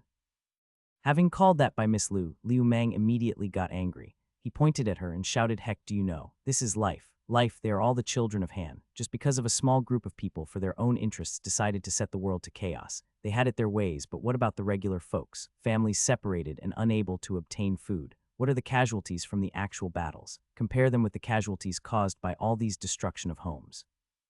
Miss Lu, you were born with a silver spoon in your mouth. You had both good food, warm clothes, and a roof over your head. What about them? If it wasn't for the war, if it wasn't for all those conspirators, if it wasn't for those warlords, then let me tell you, all of them, all these refugees, they should all be in their home instead of fleeing right now. They would be in their warm homes enjoying a happy life. Alas, how many people have neither homes nor families? How many people know where they are to go?" Liu Meng almost roared. Surrounding him were either people fleeing for their lives or the soldiers who came from poor families. They heard Liu Meng's speech and all lowered their heads with bleak expressions. Liu Meng's speech have caused them to think of themselves. The atmosphere got heavier. Their eyesights directed at Miss Lu also began to have ill intent. Cheng Yu too was silent. He thought of his old mother. Had the world not been chaos, had Cao Cao not attacked Su province, then he would have been by his mother's side and cultivating the fields. Then he would have saved up some money and get a wife and had a happy life together with his family. But now, gone, everything was gone. His mother was dead. His house was ruined. In order to not starve to death, in order to avenge his mother, he joined the Lu Bu army. Now, it had already been several years. Miss Lu only wanted to ridicule Liu Meng. Who would have expected that Liu Meng would have such a huge response to her words? Now, the eyes of the surrounding people looking at her changed too. In actuality, her personality wasn't bad. However, with Liu Meng's speech, she had now turned into a rich, spoiled princess that knows neither the pain nor sufferings of common folks. Humph. In her anger, Miss Lu pulled her horse, gave a humph, and left with an ugly expression on her face. "Sire, Miss Lu," whispered Cheng Yu, "leave her. She can do whatever she wishes to do." Liu Meng held the child. He wanted to find the child's mother, but with the ocean of people, where would he find the child's mother? Liu Meng looked at the coming and going refugees, his heart extremely bitter. Cheng Yu, why is it so difficult to have peaceful times? This lowly Cheng Yu doesn't know. Cheng Yu too did not understand. All he knew was that as long as he follows Lu Bu, as long as he follows the Liu Meng, then he could obtain his revenge. Liu Meng shook his head. He can't help but deeply sigh with sorrow. Flourish, people suffer. Perish, people suffer. After saying that, he took the child and left. It was true that he had no time and cannot waste any time here. Thus, he decided to take the little guy with him and figure things out after settling down. Liu Meng is quoting the poem Meditation on the Past at Tong Pass by Zhang Yanghao 1270-1329 http n Wikipedia, org wiki Zhang Yang. Liu Meng's silhouette gradually disappeared with the army. Suddenly, on where he previously stood appeared a youth. Although this youth's clothes were very dirty from fleeing, it did not stop the radiance in the youth's eyes. He muttered to himself, "Flourish, people suffer. Perish, people suffer." With a deep and profound gaze, he looked at the leaving Lu Bu army. Who is this man? Besides Chen Gong, there's such an individual in the Lu Bu army. Teacher, teacher. The youth's train of thought was interrupted by a book servant boy-looking person. Teacher, teacher, where are we headed to this time? Let's go back, said the youth, shaking his head. Go back. The book servant boy was puzzled. For the teacher to come out this time, other than visiting the former residence, was to find the so-called wise lord. Is teacher really going to return to Xianyang? Is the teacher not going to look for the wise lord? The book servant boy knew that his teacher was a man of great talent. Not going to look any more, said the youth, laughing. Oh, the book servant boy nodded as if he understood but not understand. In this chaos, the servant boy really didn't want to come out. Now that they're going back, he was actually pretty happy. Is he the wise lord? The youth's thoughts was once again ignited. He then started laughing. Stop, stop, stop. Better return and discuss with Shiyuan and them first. TL, Shiyuan is Pang Tong's courtesy name. A book servant boy and a young teacher started traveling toward the direction of Jing province. Kaiyang was a big city in the Lange region. However, it was currently empty, like a deserted city. The whole city was intact without a single sign of battle. However, the city's banner and its troops were all gone. The gate was also without guards. The whole city was like a naked young woman waving its hands at the incoming army. Effortlessly, the Lu Bu army entered the city. Once entered, they immediately closed the gates. What's with this? Where's Zhang Ba? How come there isn't a single soldier in Kaiyang? Lu Bu frowned. Had Cao Cao attacked Lange, then it would be impossible for there to be no sign of battle in Kaiyang. If Cao Cao didn't attack, then how come Kaiyang was completely without any defense or fortifications? Perhaps Zhang Ba surrendered to Cao Cao. Impossible. If he did surrender, then they would not be able to enter the city. My lord, we have asked around and obtained information. Zhang Ba, he dismissed the troops. Zhang Liao had taken some people with him and inquired some remnant soldiers that had not yet left the city. Dismissed the troops. Lu Bu was stunned. In this chaotic era, how could one survive without troops? Lu Bu thus burst into rage. Zhang Ba, Zhang Xuango, I originally thought you were a person of standing. Never would I have expected that you are such a spineless coward. My lord, please quell your anger. Please quell your anger. Chen Gong came forward. Dear lord of mine, did you know that when Xiapi was under siege by Cao Cao, the only general who was sending troops to help you break the siege was General Zhang Ba? Is that so? Lu Bu's anger ceased but a bit. Immediately he returned to his irritable state. The only reason for him to come to Langai was to obtain troops from Zhang Ba and steady himself for a chance to make a comeback. Now that Zhang Ba had dismissed his troops, where are the troops for him to obtain? How could he possibly make a comeback now? Zhang Ba, where is he now? Lu Bu rubbed his head and asked. General Zhang is currently rushing over. When Zhang Liao found Zhang Ba was already packed up and ready to flee. This was certainly not something that Zhang Liao could say. Thus, he could only say that Zhang Ba was on his way here. Soon Zhang Ba entered the city donning a war armor. My lord Zhang Ba, Zhang Xuango, is here to pay his respects. Zhang Ba was extremely formal. Unlike Lu Bu's other generals, he wasn't someone who have fought life and death battles with Lu Bu. Instead, he was someone who had his ass handed to him by Lu Bu. Toward Lu Bu, Zhang Ba admired him wholly. He originally thought that Lu Bu cannot escape being trapped in Xiapi. After all, being flooded from all sides was not something anyone could resolve. Zhang Bi had also once sent force to help. However, his forces was driven back by the Cao army. Lu Bu's gone. Zhang Ba's heart too grew cold. For Lu Bu to not be able to stand up against Cao Cao, how could he, Zhang Ba, possibly be able to take on Cao Cao? Thus Zhang Ba dismissed his troops and was set to flee to the countryside too and become a wealthy man there. Now that he had seen Lu Bu was alive in front of him, Zhang Ba's heart began to liven once again. Zhang Ba, Zhang Xuango. You still know how to call me as your lord. Oh, how silly you are. Silly to the extreme. Seeing that Zhang Ba came all donned in armor, Lu Bu's anger subsided a bit. How could he possibly not know what Zhang Ba was thinking? You thought that I, Lu Bu, lost and that when the Cao army comes, you would simply be no match against them. You'll be caught by the Cao army and nothing good would come out of that, isn't that right? So you decided to dismiss your troops, flee to the countryside, change your name and become a wealthy man there. My lord, having his whole thought laid out in front of him by Lu Bu, Zhang Ba's face was red full of shame. Zhang Ba, oh how silly you are. As they said, heroes think alike. Lu Bu was genuinely fond of people like Zhang Ba who had the same arrogance as himself. Although I, Lu Bu, am known as being unparalleled in the world, I still dared not to take on the world alone. How do you think that is? Lu Bu said, pointing at Zhang Ba. 2 fists cannot rival 4 hands. Had you not dismissed your troops, then Cao Cao may still fear you and will persuade you to surrender to him. However, once you dismissed your troops, you became a fish on the chopping block. Cao Cao could dispatch any ordinary battalion of troops and you, Zhang Ba, would be captured and executed by him just like that. Zhang Ba was totally ashamed. Reporting, a scout ran forward and kneeled to the ground. Reporting to the lord, outside the city. The Cao cavalry was found outside the city. Oh, Lu Bu finally let Zhang Ba go. He brought all his generals and ran toward the front of the city. Underneath the city walls was a bunch of black armored cavalries arranged neatly in numerous rows. Under the leadership of a leading general, the army of cavalries surrounded the city in absolute silence and without any movement. This army of cavalries was certainly the elite amongst elites, ferocious cavalry. Lu Bu narrowed his eyes as he watched the heavily armored cavalry that surrounded the city.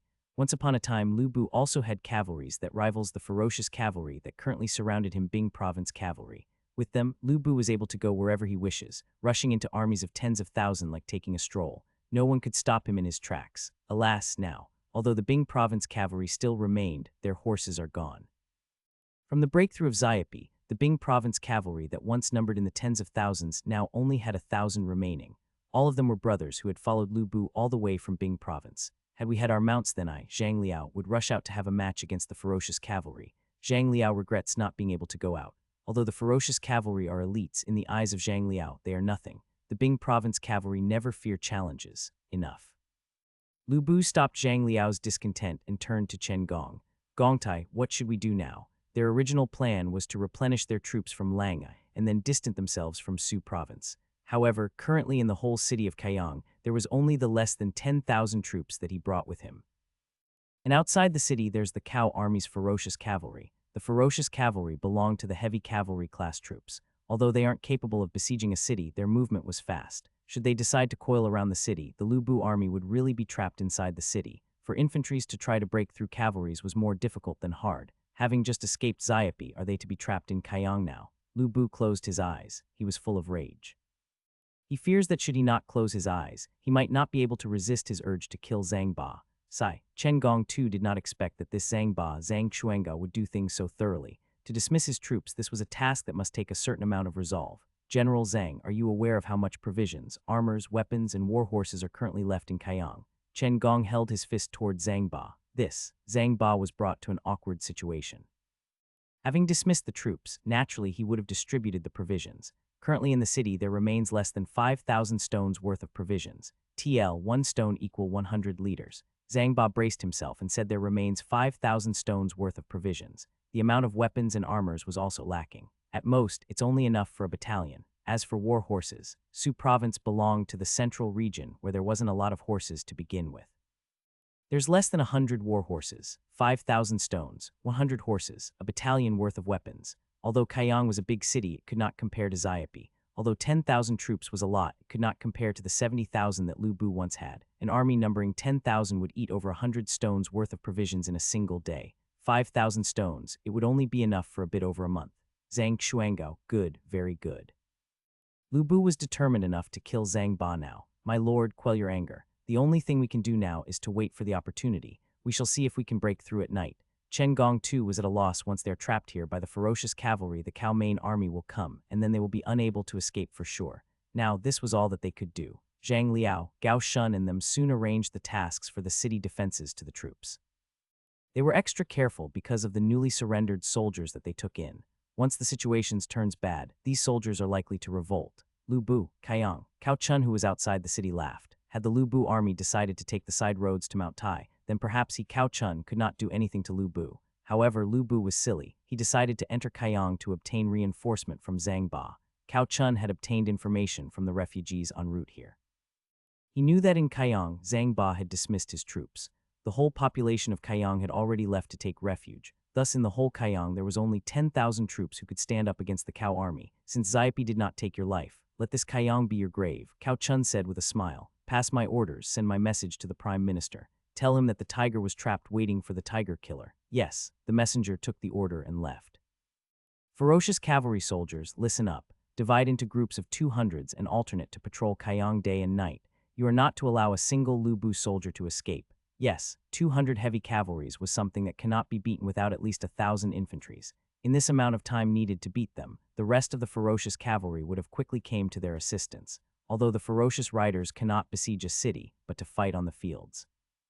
Hang, even if it's the Lu Bu army's strongest formation breaker, Cao Chun dared to take them on. Fucking hell, why can't I go back? Liu Meng watched as the button to return darkened. Boss Lu had been trapped in Kayang. Outside, Boss Cao's people had surrounded the whole Kayang. Back in Xiapi, they were able to break through because it was a whole chaotic mess and the sky was dark. With such a mighty general like Boss Lu, of course they'll be able to escape. However, it's different now. The people outside was the ferocious cavalry. Boss Lu and them had fought against the ferocious cavalry before and thus knew of their might.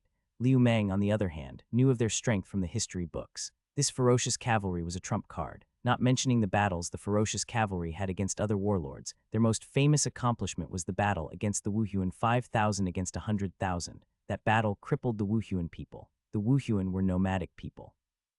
They knew of the horse much better than the Han. Even so, they were defeated by the ferocious cavalry. Seeing that Boss Lu no longer had a future, Liu Mang was ready to escape. However, the CD was still dark even though it had been over a day since he came here. What the fuck? Liu Mang didn't want to break through with Boss Lu under the threat of the ferocious cavalry. Not only could two-legged people not run faster than four-legged beasts, but these heavy cavalries, once on the field, how could they possibly stop them? Had the formation breaker been okay, then perhaps it would have been a different story. However, the formation breaker was already crippled. You can't possibly had the few hundred remnant soldiers of the formation breaker go out and try to stop thousands of heavy cavalries. Big brother, when are you going to help me find my mother? A clever-looking jade-like child pulled on Liu Mang's trousers. Lil Stone, be good. In a couple just a couple days, Big Brother will take you to find your mother. Liu Mang picked up Lil Stone. This was the lost child he encountered earlier outside of Kaiyang. Lil Stone was taken away by Miss Lu to have a cleanup. His original dirty appearance disappeared and came back looking like he had on powdered makeups. As Liu Mag held Lil Stone, his will to leave began to waver. True that he could leave, but what about the child? Like what Liu Mang had said, should he abandon the child, he would be forever disturbed. As he thought of that, he began to put on the Aries gold cloth. Lil Stone, be good. Big brother will be right back. You must be good. Stay here and sleep. If you're afraid, then go find big sister Lu. Having left Lil Stone, Liu Mang started walking toward the front of the city. Lu Bu and the others were currently there thinking about when to break through. Sire. The first person that saw Liu Mang was Cheng Yu. He was currently leading some soldiers patrolling, whereas Boss Lu and them. As Liu Mang had called Lu Bu by Boss Lu the whole time, the Lu Bu soldiers had already gotten used to it. General and them are all on the city tower. Sire, do you want me to bring you there? Asked Cheng Yu. No need. You can continue your patrol. Liu Mang shook his head. The tension is currently very high in Kaiyang. Who knows when a mutiny might occur amongst these soldiers defending the city. Thus, patrolling the city was something that must be done. Okay, then sire, I shall take my leave. Cheng Yu nodded and left with his soldiers. Liu Mang arrived on the city tower. Chen Gong and Lu Bu was there. Zhang Liao had also left to do patrolling. Gao Shun had returned back to rest. The battle earlier in the day had crippled his formation breaker and left him both physically and mentally exhausted. So my worthy son-in-law had came. Lu Bu was also very tired. However, he cannot rest, for he is the soul of the whole Lu Bu army. With him standing, the whole Lu Bu army could burst forward a greater strength. Chen Gong looked at Liu Mang and nodded. Worthy son-in-law. Liu Mang's forehead twitched. He really didn't enjoy being called that. Boss Lu, please call me by my courtesy name Henyang instead. Boss Lu, still calling me Boss Lu. Lu Bu's face dropped cold. The fuck? I've heard of those who force others into prostitution and drug trafficking, but never have I ever heard of those who forces others to marry their daughter. Liu Mang helplessly yelled. Father-in-law, Henyang. Chen Gong took another look at Liu Mang. That's better. Now that's like family. Better treat my precious Ling well. Lu Bu stood up and patted Liu Mang's shoulder, almost patting him all the way to the ground. What intense strength. Father-in-law, about the situation outside. Liu Mang asked out what he was most concerned for. Outside, Lu Bu frowned. To be trapped by the ferocious cavalry was a great shame for Lu Bu. What is the origin of Lu Bu? He started from the heavy cavalry. Starting from the Bing province, he had driven back the foreigners. Then he went to Luoyang to intimate Dongzhou. Although Dongzhou had the Ziliang heavy cavalry, he dared not to do anything to Lu Bu. Finally, when 18 warlords fought against Dongzhou, Lu Bu was still able to come and go as he pleases with his Bing province cavalry. Never had Lu Bu ever been trapped by cavalries, and now his retribution came. Back then, the Bing province cavalry had almost took Old Cao's life.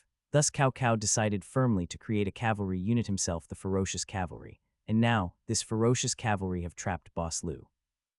Lu Bu did not speak, however. Just from Lu Bu's demeanor, Liu Mang knew that the situation was bad. Chen Gong spoke. Let me call you Henyang too. Chen Gong is already middle-aged now. For him to call Liu Mang by his courtesy name was something that is acceptable. The commander of the cavalries outside should be Cao Chun. This Cao Chun is familiar with the art of war. He knew both the strength and weakness of cavalries. His cavalry unit numbered 1,500. They surrounded Kaiyang with 200 cavalries per gate. 200 cavalries per gate. Liu Mang was completely ignorant of the arts of war, thus he stupidly asked 200 people, we have thousands. Can't we just send 1,000 troops to destroy those 200 cavalries? Hee. Chen Gong did not blame Liu Mang for being ignorant. Instead, he had a wry smile and said, if it was that easy, then we would have already done it instead of debating about what to do. Although 200 heavy cavalries cannot possibly break through the gates, we also cannot go out. Cao Chun still have with him 700 ferocious cavalry soldiers. Upon trying to destroy their 200 cavalries outside the gate, he will immediately send his 700 cavalries over as reinforcement. Even if we are to fight them with more people, we cannot win. And if we are to fight them with less people, then we might be the one being destroyed, Chen Gong explained to Liu Mang. Is there really nothing we can do? Unable to accept it, Liu Mang asked. Yes, there's a way. We can attack with our whole army and break through with all our force, said Chen Gong. However, in that case, our causality will certainly be very high, but there's nothing we can do about that. Break through with all our force when Liu Mang knew that there's no way for him to escape. It would appear that this will be another battle. Tonight when the moon is high up in the sky, said Chen Gong. The Su province have no shortage of forests. As long as they can break through and enter the forest, they will be able to escape. Not to mention there's also Zhang Ba, a local of Lang. Once they enter Mount Tai, they'll be able to escape. Okay, Liu Mang nodded his head. He decided to go rest himself up before the breakthrough. Reporting to the Lord. The situation has turned bad. Cheng Yu, who had just left, suddenly rushed in. Reporting to the Lord outside the city, there's suddenly a couple thousands more troops. They have surrounded Kaiyang, couple thousands more troops. Lu Bu was shocked. The original 1,500 ferocious cavalry had already left Lu Bu with a headache, and now there's an addition of a couple thousands more troops. Had it been before then, perhaps Lu Bu wouldn't care much of it. However, he had only now decided that they are going to break through when the moon is high up in the sky, and such a thing happened. Zaihu Yuan's troops, said Liu Mang and Chen Gong at the same time. Zaihu Yuan's troops, not as elite as the formation breaker, not as strong as the Dangyang soldiers, and not as strong against cavalries compared to the vanguard battalion. However, his troops' one distinguishing features that others don't have: they specialize in long-distance surprise attacks. TL, translating Chinese letter as a vanguard battalion. From the Zaipi to Kaiyang was distance worth 4 days, and he arrived in just 2 days. Time is of essence in the battlefield. This time, Zaihu Yuan's arrival in a timely manner was like a strike to Boss Lu's balls. The commander shouldn't be Zaihu Maiok. Cao really have an unending supply of great generals. Chen Gong sighed with lament. Zaihu Maiok was already deeply injured by Lu Bu, something that he couldn't recover in short period of time. For the Zaihu Yuan's troops to obey, this commander must also be another great Cao general. What to do now? Asked Liu Mang. Lu Bu too looked toward Chen Gong. What to do now? How would I possibly know what to do? Chen Gong, with a helpless expression, said, let's observe the situation. After taking a rest, Liu Mang noticed that the ground was beginning to tremble. He knew that it was the arrival of Boss Cao's troops. Dawn. Liu Mang walked up to the city tower. The scene he saw there left him completely stunned. Rows upon rows of units arranged in square formations, spears like the rains, bows and arrows like the clouds. How many people is this? Liu Mang swallowed his saliva. The whole city was densely surrounded by people, an army of 100,000. Lu Bu had appeared next to Liu Mang without him knowing. 100,000. Liu Mang was about to faint. Although population have grew a lot in modern times, to see so many soldiers gathered together wasn't something that happened often. Even if it's to review troops, they would have at most some tens of thousands of soldiers gathered, nowhere near the 100,000 that's here now. Cao really think highly of this Lu Bu. Lu Bu's eyes radiate all around. He was correct. Cao has been disturbed ever since Lu Bu escaped from Zaipi. One must know that Lu Bu wasn't some kind of peaceful house cat. He's a tiger, a fierce tiger, a tiger that eats people. Even if you don't mess with the tiger, you must still be careful of its claws. Old Cow, on the other hand, actually decided to steal this tiger's base. Can we even win? There's only 10,000 people inside the city. For them to fight 100,000, even if one thinks with his ass, he'll know that they can't possibly win. Liu Mang's question had no other effect other than lowering the morale. Are we not to fight just because we can't win? Had it been before, then Lu Bu might have been like Liu Mang, unable to have the idea of resisting such an army. However, now it's different. Having experienced Zaipi, Lu Bu had already given up on the idea of surrendering to Old Cow. He even almost managed to take Old Cow's life and seriously injured Zaihu Yuan. The Zaihu clan was the root of Old Cow. It was impossible for Old Cow to give up his entire clan for a single Lu Bu. Sigh. Liu Mang wanted to sigh but was stopped by Lu Bu. Lu Bu whispered, you can be afraid, you can panic. However, you cannot show those emotions in front of the army. If the commander was to become uneasy, to become nervous, then how would the subordinates be able to risk their lives for you? Lu Bu's eyes showed both strictness and concern. This gave Liu Mang a weird feeling. Liu Mang had only experienced this kind of eyes from his father before. However, unlike Boss Lu, who praised Liu Mang constantly, his father held a lot of disdain toward him for being ignorant, incompetent, and neglecting his studies. Dong dong dong. The cow army that surrounded the city began drumming. Was this drum signaling the attack? These are drums signaling truce, Lu Bu explained. Lu Bu had only a single daughter. To marry his daughter is the same as being his son. Truce. How could there be a truce before a battle starts? What kind of logic is this? Perhaps Boss Cow is scared of Boss Lu. Wasn't that precisely the reason why Boss Cow wanted to kill Boss Lu? a group of people separated themselves from the cow army. Amongst them was a black fatty wearing an official gown. Although he was both short and ugly, when donned in the official gown, it appears that he was someone powerful. Is he Boss Cow? Liu Meng dared not underestimate Boss Cow.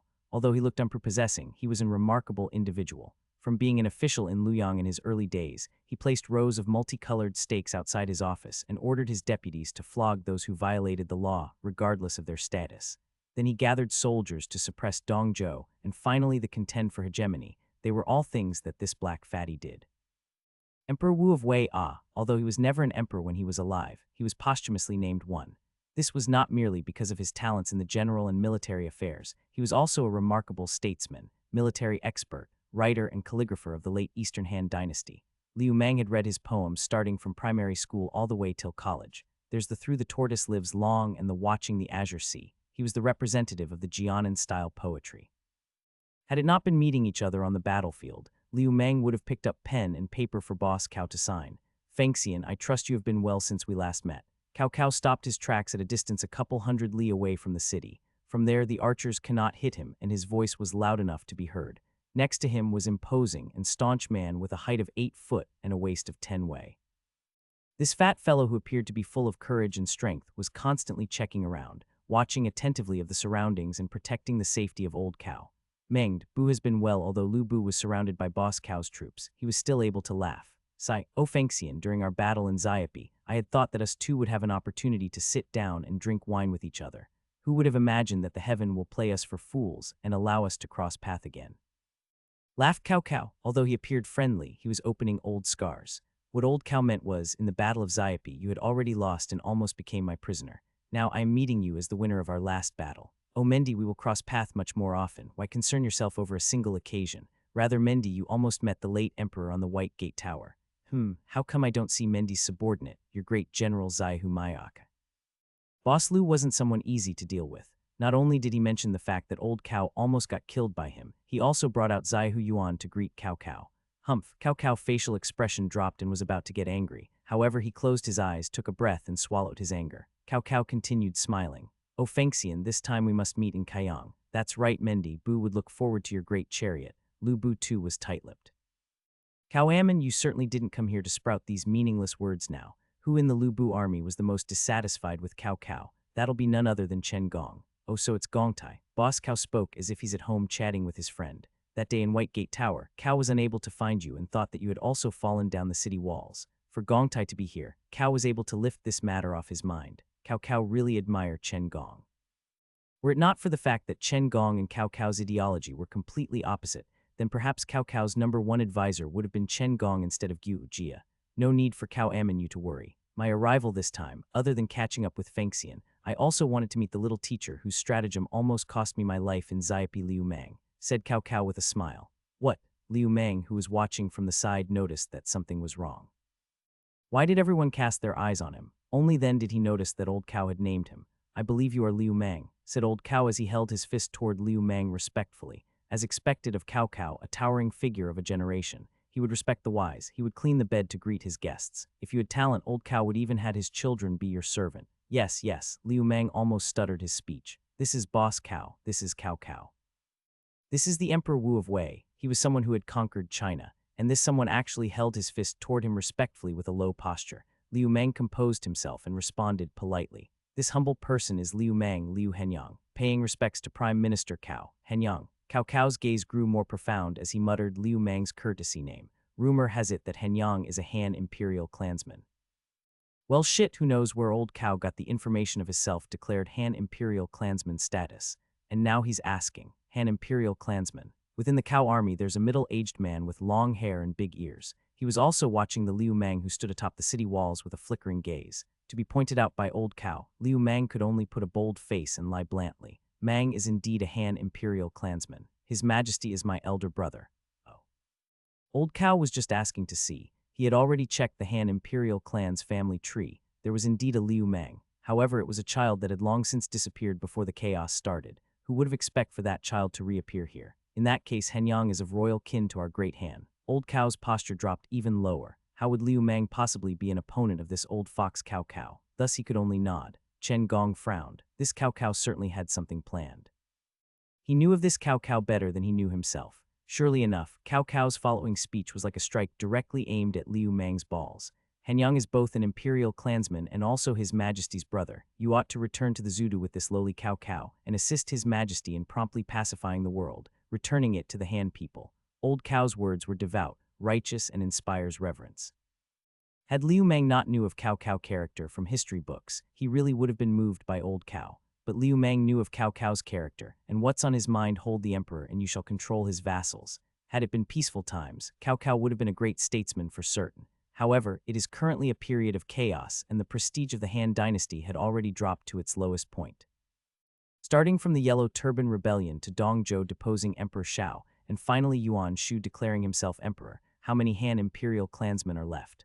Was Cao Cao really a loyal subject of the Han dynasty? Even if he was to be loyal, his trusted aides and subordinates would never allow him to be loyal. Did you really think that Cao Cao would return the nation to Emperor Xian of Han? Stop dreaming, okay? If he returned the nation to Emperor Xian of Han, then on one hand there's the emperor and his family, and on the other hand there's Cao Cao, a subject and his family. Emperor Xian of Han will certainly eliminate Old Cao's trusted aides and replace them with his own. And who will be the ones that gets eliminated? No one knows for certain, and no one was willing to gamble their lives. Thus, even if Old Cao wanted to be a loyal subject, sooner or later he will still take on the emperor's gown. This was precisely what happened to Zhao Quanjian, the founding emperor of Song dynasty, trying to woo me. Liu Mang knew what Old Cao was thinking if he wanted to obtain Liu Mang. Old Cao was indeed a formidable person to be trying to obtain, he who almost caused his death. My lord, it's impossible for you to obtain Liu Mang, said a sickly Cao scholar. Old Cao looked at Liu Mang with a flickering gaze and said, Hanyang, currently the emperor is lacking young and talented individuals like yourself. This Cao Cao was also very impressed by you, Hanyang. I have a daughter who's of age and is currently seeking a husband. Say, Hanyang, what do you think? Fucking hell, why did Boss Cao also turn shameless like Boss Liu? Not only did he try to woo me over, he's also presenting his daughter. Is their daughter ugly? Is their daughter unable to get married? Why the fuck are they all in a hurry to marry them off? You don't say. Following Boss Cao was certainly a better choice than following Boss Liu. In another year, after the Battle of Guandu, Boss Cao will have eliminated Old Yua and obtained a third of the world. No matter what happened, I would not be risking my life the whole time like I am with Boss Liu right now. Not to mention there's an addition of a wife. To accept or not to accept. Liu Mang was indeterminate. However, before he was able to give an answer, Chen Gong already blocked the road. Cao Ammon, you need not waste your efforts. Hanyang was already my lord's son-in-law. Soon he will be marrying our young miss, thus you might as well find another person for your daughter. Is this true, Hanyang? Asked Cao Cao toward Liu Mang. Liu Mang could only nod his head. He believed that should he say that wasn't the case, then Boss Liu will certainly kill him on the spot. It's a shame. Cao Cao was full of regret. He wanted to obtain Liu Mang. So what if he had to marry a daughter? To not turn a great talent into a threat, that was something that Cao Cao needed. Cao Cao was prepared to leave on his horse. Liu Mang suddenly, out of nowhere, decided to call out, "Wait a moment." Oh, Cao Cao ceased the reins on his hands. Perhaps Hanyang had came to a realization. His expression and words were full of happiness. You really want to go to Zudu and marry Cao Cao, Cao Ammon's daughter? Chen Gong had lost his grace. He had already long since lost his calm toward his foe Cao Cao. No, that's not it. Liu Mang shook his head. He turned toward Cao Cao and asked, Cao, your mother, is she well? TL, Chinese letter, Chinese letter, Chinese letter, Chinese letter, Chinese letter, Cao, your mother, is she well? Fuck your mother, okay. Cao Cao's given name Chinese letter also means fuck slang. Chinese letter Cao conduct sounds the same as Chinese letter Cao fuck, so there you have it. Ah, Boss Cao was totally confused. Hanyang, why did you bring up Cao's late mother? She had departed long ago. Liu Mang asked again, Cao, your wife, is she well? TL, Chinese letter, Chinese letter, Chinese letter, Chinese letter, Chinese letter, Chinese letter, Cao, your wife, is she well? Fuck, your wife, okay. What's with this Liu Hanyang? Cao Cao frowned. My wives are all in Zudu. Pooh, before Liu Mang was able to do anything, the city walls were already full of laughter. In the few days that Liu Mang was in the Lu Bu army, he who was completely ignorant of military affairs, in order to intimate himself with the soldiers, could only use sexual jokes to become fellows with the soldiers. Even Chen Gong and Lu Bu came to understand a bit, and now they too began laughing upon hearing Liu Mang's questions. Cao Cao wasn't stupid. Upon seeing that the whole city wall was full of laughter, he knew that he was played with. With ashen complexion, he brandished his horsewhip. Liu Mang, Liu Hanyang, had I, Cao Mendi, ever offended you? Nope, Liu Mang shook his head. Then had I, Cao Mendi, ever disrespected you? Nope, Liu Mang shook his head again. In that case, why must you play with this Cao? Did you really thought that I, Cao Cao, waves around a blunt sword? Old Cao was also someone who kills without blinking, his murderous aura no less than Lu Bu's. Shit, joked too hard. Seeing Old Cao's expression, Liu Mang knew he fucked up. Rascal Liu Mang, you dared insult I. Soldiers, lay siege to the city with all your might. Although there were neither guns nor cannons in the era of cold weapon, it had something that weapons could not replace: the reek and sight of blood. From Cao Cao's single command, the whole Cao army, like ants, began to rush toward the city walls. North, south, west, and east, all 4 gates were being besieged. Waves after waves of Cao troops had dyed the walls red with blood. Although Zhang Ba had dismissed his troops, he had been stationed in Kaiyang for a long time. Thus, the defenses of Kaiyang was no worse than Xiapi. In fact, had Xiapi not been protected by rivers on all sides, its defense might not even be able to match Kaiyang's. Boss Lu was at the front gate. As for the other 3 gates, there's Gao Shun, Zhang Liao, and Zhang Ba. Their presence managed to keep the morale in place. Having just finished killing a wave of Cao troops that have climbed the walls, before Liu Mang was able to take a rest, another wave of Cao troops had already climbed up the walls. 4 gates. Each of them were being attacked by 20,000 Cao troops. Underneath the gates, there's also the ferocious cavalry gazing upon and waiting for their opportunity. Kaiyang, Kaiyang. Cao Cao narrowed his eyes as he looked upon the city in front of him. He had originally thought it to be just a county city in outskirts of Su province. Never did he imagine it to have defenses comparable to strategic cities like Xiapi. Even though he had the number advantage and the siege tools, he was still met with disastrous amount of casualties. Feng Xiao, do you know who was the originally guarding this Kaiyang? Inquired Cao Cao. As if knowing what Cao Cao was thinking, Guo Feng Xiao drank his wine and said, Zhang Ba Zhang Xuanggao, originally from Huaxian of Mount Tai. His father is called Zhang Jai. He had 2 sons, Zhang Ai and Zhang Shun. When he was young, he had once gathered numerous people to rescue his father, who had committed a crime and had been drifting all over the place ever since. Later entered the service of Tao Kaiyan and was tasked with resisting the Yellow Turbans. With Sun Guan, Yin Li, and others, he had gathered soldiers in Kaiyang and created an independent power. In the 2nd year of Jianan, he defeated Xiao Jian and occupied the city of Ju. This led to Lu Bu dispatching his army to attack Zhang Ba. After that, the 2 men reconciled. TL, 2nd year of Jianan equal 198 AD. TL Xiao Jian was Lu Bu's ally. Zhang Ba Zhang Xuanggao. Cao Cao lowered his head and began to ponder. This Kaiyang was originally Zhang Ba's base. Prior to being subdued by Lu Bu, this Kaiyang was the reason why Zhang Ba was able to negotiate with Tao Kaiyan. To be able to transform Kaiyang into something like a capital city, this Zhang Ba was certainly a great talent. My dear lord, you shouldn't always think of obtaining talents. You want to obtain Zhang Ba too. Well, the south gate is currently guarded by him. General Zai Hudun had already dispatched multiple waves against it, but was still unable to even reach the city walls. What a headache it must be for Gu Jia. This lord of his have a disposition for suspicion, but also wanted to obtain every single talented individual he met.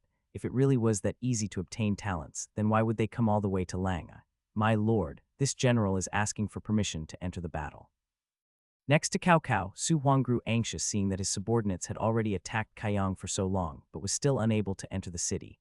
Gongming ah, Cao Cao looked at Su Huang and shook his head. Don't be anxious, it is still not the time yet. On the city walls of the main gate, there's a golden armored general standing underneath the radiant sunshine. With his armor glittering, he was like the god of war. This was Lu Bu. As long as he's standing there, his army will never be defeated. TL Su Huang's courtesy name equal Gongming. How could he, Cao Cao, send forward his generals when Lu Bu had yet to make a move? Su Huang, Cao Ren, Zai Hudun, Yu Jin, and Li Dian were all old Cao's top generals. However, none of these people were able to match Lu Bu. If they were to be sent out, Cao Cao would only be presenting to Lu Bu their heads. Men cannot win against a tiger alone. However, men could use stratagems to win against a tiger's stratagem of attrition. To constantly attack the city, both day and dusk, for Cao Cao had plenty of people. As long as he could kill Lu Bu after tiring him out, then it would all be worth regardless of the amount of casualties. Pity that my Eli is already no longer by my side. Old Cao had a gloomy expression. TL, Eli referred to Dian Wei. Eli equal Fei Lion's son and a man of great strength. Fei Lion is the Chinese god of the wind. Hence, by calling Dian Wei Eli, Cao Cao is praising him. Yu Jia knew that Cao Cao was thinking of Dian Wei again. In the Battle of Wancheng, Cao Cao lost both his precious son and a fierce general. The sky gradually darkened. The sun was about to set, and both the Cao and Lu soldiers felt a relief. Unlike modern times, there's no light in the night other than the moon. Thus, whether sieging a city or fighting a battle, both are usually conducted on daytime. Beat the gong to recall the troops. Cao Cao looked at the golden armored man atop the city walls. Lu Bu, as if knowing Cao Cao was watching him, also looked at Cao Cao. Their 2 sights met, and a spark belonging to heroes of the warring era surged amidst the empty air. How's the casualties? Lu Bu asked one of his officer. Over 380 wounded, 122 dead. By wounded, the officer meant seriously injured and unable to return to the battlefield. From just a single day, there's already 500 casualties. Take into account that there's 4 walls, the total casualties would number more than 2,000. How many people do Lu Bu have? He have less than 10,000. Can he only last for 5 days? As to the amount of cow casualties, no one bothered to pay attention to it, for there's already more than 3,000 corpses underneath the city walls. But so what if they had more casualties? Cow could afford to waste, but Lu Bu cannot. Do you know of where Gongtai is? Lu Bu had never been like today, actively seeking out his advisor in hope of creating a strategy to cause Cao's army to retreat. Fengxian, Qinggong also had a bleak expression. They were all screwed over by Zhang Ba. Had Zhang Ba not dismissed his troops, with the 30,000 Mount Tai soldiers and the 10,000 Chen family soldiers, then Lu Bu would have 40,000 troops in hand. With 40,000 troops, even Cao would not dare to do anything rashly. However, the 30,000 soldiers were gone, and all that remains were some 5,000 stones of provisions, a few hundred armor, and less than 100 war horses. The current situation was even more severe than Xiapi. There's already nowhere outside of Su province that would have soldiers to reinforce them now. Lu Bu sighed. He too knew that he was already at a dead end. From the Battle of Xiapi, he already knew that there is no such thing as an unbreakable city. If there's really nothing we can do, then Gongtai, break through with my daughter, Liu Mang, Gao Shun, Zhang Liao, Zhang Ba and them on the 100 war horses that's in the city. Lu Bu's eyes shined. With Lu Bu here, I will certainly be able to help you delay them for a day or two. My lord, you absolutely cannot. The Lu Bu army was called the Lu Bu army precisely because of Lu Bu. If Lu Bu's gone, then would they still be the Lu Bu army? Liu Mang was standing on the side. He did not speak, but he was moved. In such a critical moment, Lu Bu did not think of himself, but instead thought of Liu Mang and his daughter. Liu Mang, if one thinks of it, was but a worker working for Lu Bu. However, the boss was actually thinking of his worker. That kind of feeling was like, it's like the feeling of an elder had toward those who come after. The transfer button Liu Mang had with him once again began to shine. Liu Mang originally planned to leave, but now. Give me money, said Liu Mang calmly. Chen Gong frowned. What kind of situation is it to think of money? I said to give me money, Liu Mang repeated. Seeing the confused expression of Lu Bu and Chen Gong, Liu Mang explained. 3 days, as long as you all can withstand 3 days, I will be able to come back. Didn't General Zhang Liao said that as long as he have enough horses, his Bing province cavalry will be unstoppable. I can bring you horses and armor, but I need money, lots of money. Is this true? Lu Bu's eyes lit up. Once his Bing province cavalry was to have horses, only then are they the real Bing province cavalry. Ferocious cavalry, righteous white cavalry, and the heavy cavalry of Western Liang, none of them could even bother Lu Bu. When have I ever lied to you? Liu Mang gave a supercilious look. But I need a large amount of gold. How much do you need? Chen Gong was still with a face full of distress. Kaiyang does not have a lot of money left. In the Warring Era, horses became things of strategic importance and were all in the control of a few frontier warlords, people like Yuan Shao, Ma Teng, Han Sui in them. None of them were willing to sell their horses. Even if they were to sell them, it'll be tens of gold per horse. With this kind of pricing, how many could they possibly be able to purchase with the money left in Kaiyang? Liu Mang wasn't profound in the arts of purchasing horses, but alas, he had a classmate whose family breeds horses. Liu Mang learned from that classmate that an ordinary adult horse was only some 10,000 yuan, and only race horses would cost several millions. He also knew that there's a huge horse farm in the city of Hongwei of Shandong province. Gold. The market price of gold was 300 yuan per gram before Liu Mang came here. To purchase a horse, it'll cost him 35 grams of gold. For 100 horses, 3,500 grams. How many horses do you need? Liu Mang asked instead. 1,000 war horses. Chen Gong carefully said a number. 1,000. Liu Mang began calculating. He figured that it'll be 35,000 grams of gold. That's 70 pounds of gold, and according to the gold weight of the Three Kingdoms period, it'll be 1,120 gold. Liu Mang rounded off the number. 1,200 gold. What? Lu Bu was so shocked that he jumped. That's impossible. Chen Gong wasn't calm either. This pricing was too unrealistic, too expensive. Liu Mang didn't know of the pricing of horses in the Three Kingdoms period. However, this was precisely the price of horses in modern times. If it's too expensive, I can negotiate with the other side. Buying 1,000 horses was a transaction of more than 10 million. A transition this large will certainly be eligible for a discount. No. Lu Bu and Chen Gong quickly shook their head. How much gold is left in the Kaiyang Palace?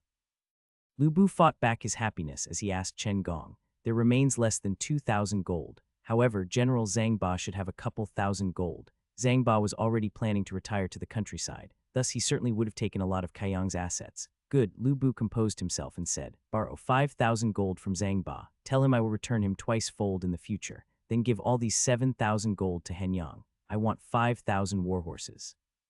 Said Lu Bu as he held out 5 fingers. 5,000. Liu Mang looked at Lu Bu with eyes shocked wide open. That's 7,000 gold. Even if I purchase 5,000 horses, there's still 2,000 gold. Was the rest of the gold to purchase armor? Boss Liu was prepared to go big. 7,000 golds, roughly 500 pounds worth of gold. Liu Mang found a large sack for all these gold. Liu Mang looked at Lu Bu and Chen Gong. Chen Gong handed the sack full of gold to Liu Mang. He said, Henyang, it's all up to you now. Whether or not they could break through Kaiyang, whether or not the Lu Bu army could rise again, it was all now depending on Lin Mang's return. Although Lu Bu didn't say anything, he had eyes full of encouragement as he looked at Liu Mang. 3 days, just resist them for 3 days and I will be back. Liu Mang nodded. Don't mention 3 days, as long as this Lu Bu is alive, Cao Cao could forget about entering Kaiyang. Lu Bu had his pride, for he was the #1 general under heaven. His presence is like that of the god of war. Take care. Liu Mang pressed the button to transport him back. Golden light once again radiated the whole room. This time Lu Bu and Chen Gong was a lot more calm. After all, Liu Mang had already did this miracle once before. The golden light soon disappeared, and along with it Liu Mang. Lu Bu laughed. Let's go, Gongtai. It would appear that we must fight alongside this time around. He, my lord, needn't speak like so, for I, Chen Gongtai, was more than just a mere scholar. Chen Gong too laughed. Half a day ago they were still in despair, and now they had found hope. As long as Liu Mang brings back the 5,000 war horses and armor, then they will certainly have the means to break out of this siege.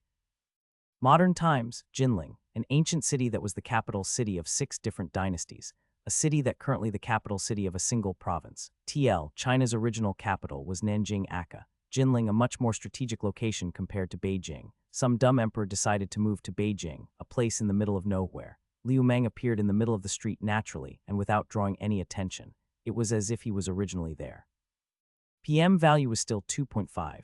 It's still that familiar smell. It's still that sentiment hazy sky. Liu Mang affectionately breathed in a deep gulp of air. Those corpses that surrounded Kaiyang, those smell of blood that was in the air the whole time, Liu Mang had enough of them. He who originally detested the polluted air of modern day now loved it. He even though that the hazy sky was cute.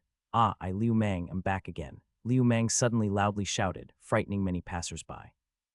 This man is obviously crazy. A pair of lovers who was next to Liu Mang was startled by his scream. A crazy bastard. Heck are you shouting about in broad daylight? We know you're a molester, okay?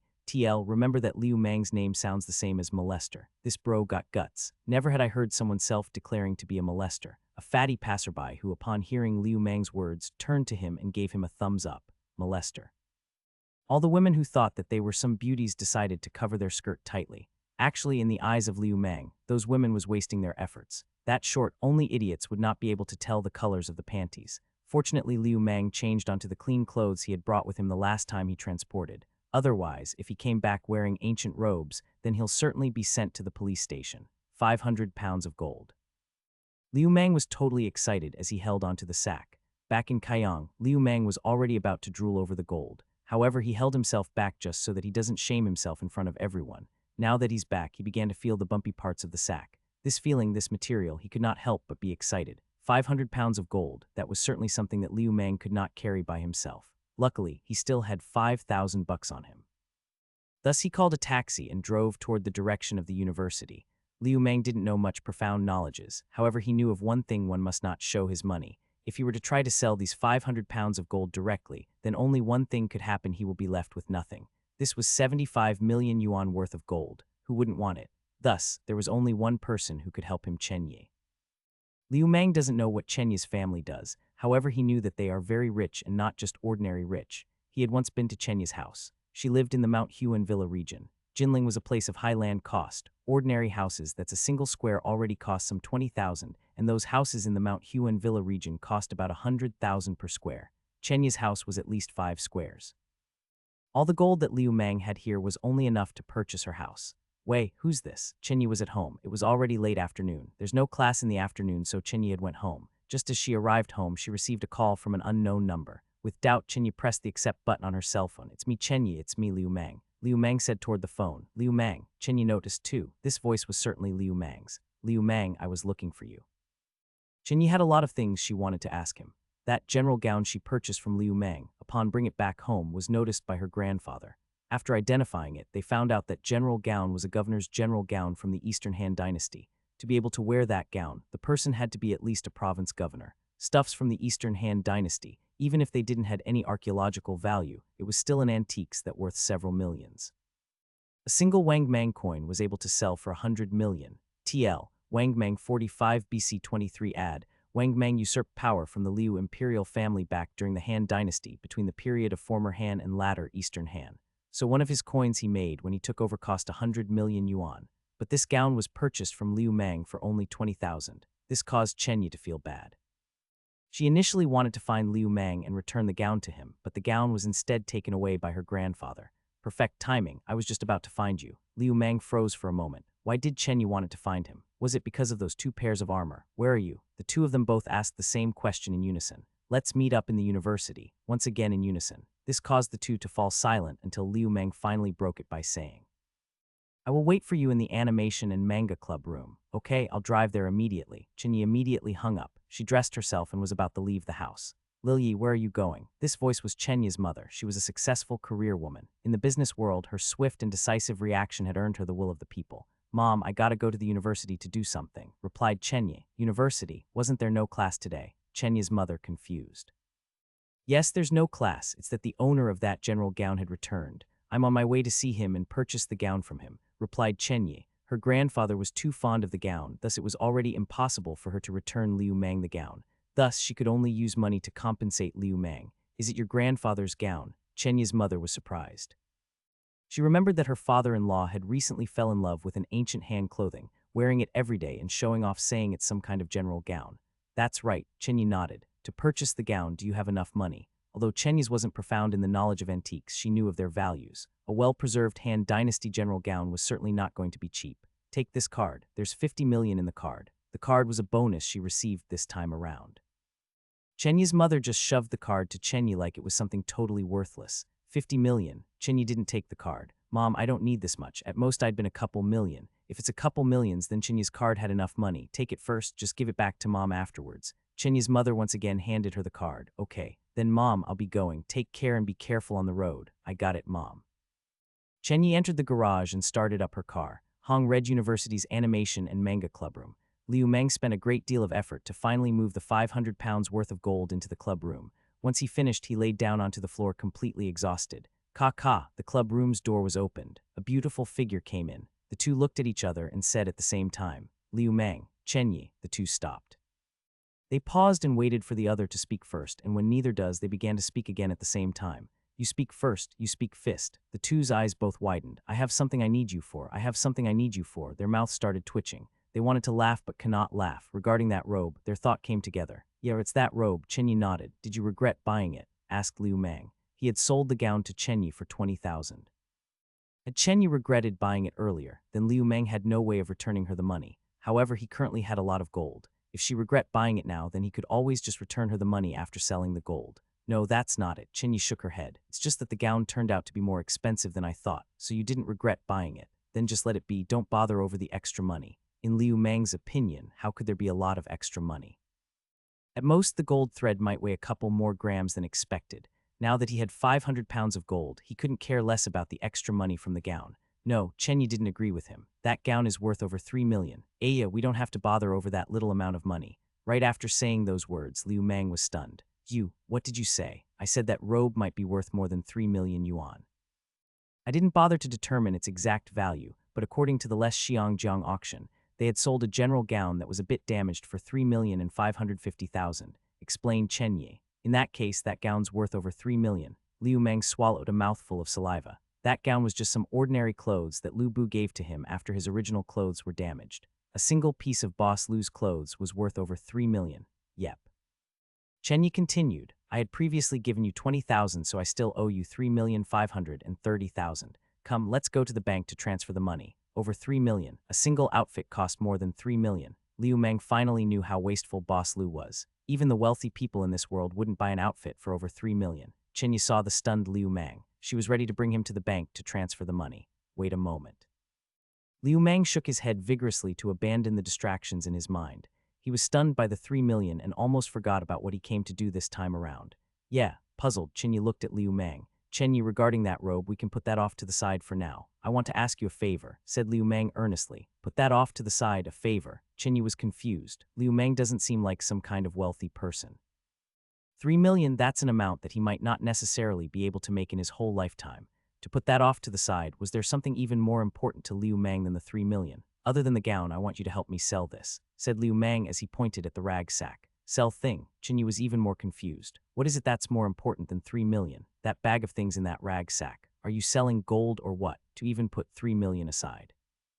Teased Chen Yi, you guessed correctly. I am selling gold. Liu Mang rapidly went to open the rag sack. A sack of gold was shining under the light, exhibiting a great brilliance. Muddle-headed, Chen Yi drove home. She opened the door to her house. You're back already? Inquired Chen Yi's mother as she looked at her daughter, thinking that it was strange for her to be back so early. Have you finished buying? The daughter was acting a bit strange. This was a mother's intuition. With empty eyes, Chen Yi nodded her head. What happened? Chen Yi's mother moved forward to touch her daughter's head. No fever. How much did your friend ask for that general's gown? Chen Yi's mother asked casually. Chen Yi didn't answer. She was in a completely muddle-headed state. Why aren't you speaking? Where's the card? Asked Chen Yi's mother. Her card was connected to her phone. Should there be a transfer of money, she'd receive a notification on her phone. However, she had yet to receive any notification. I gave the card to him.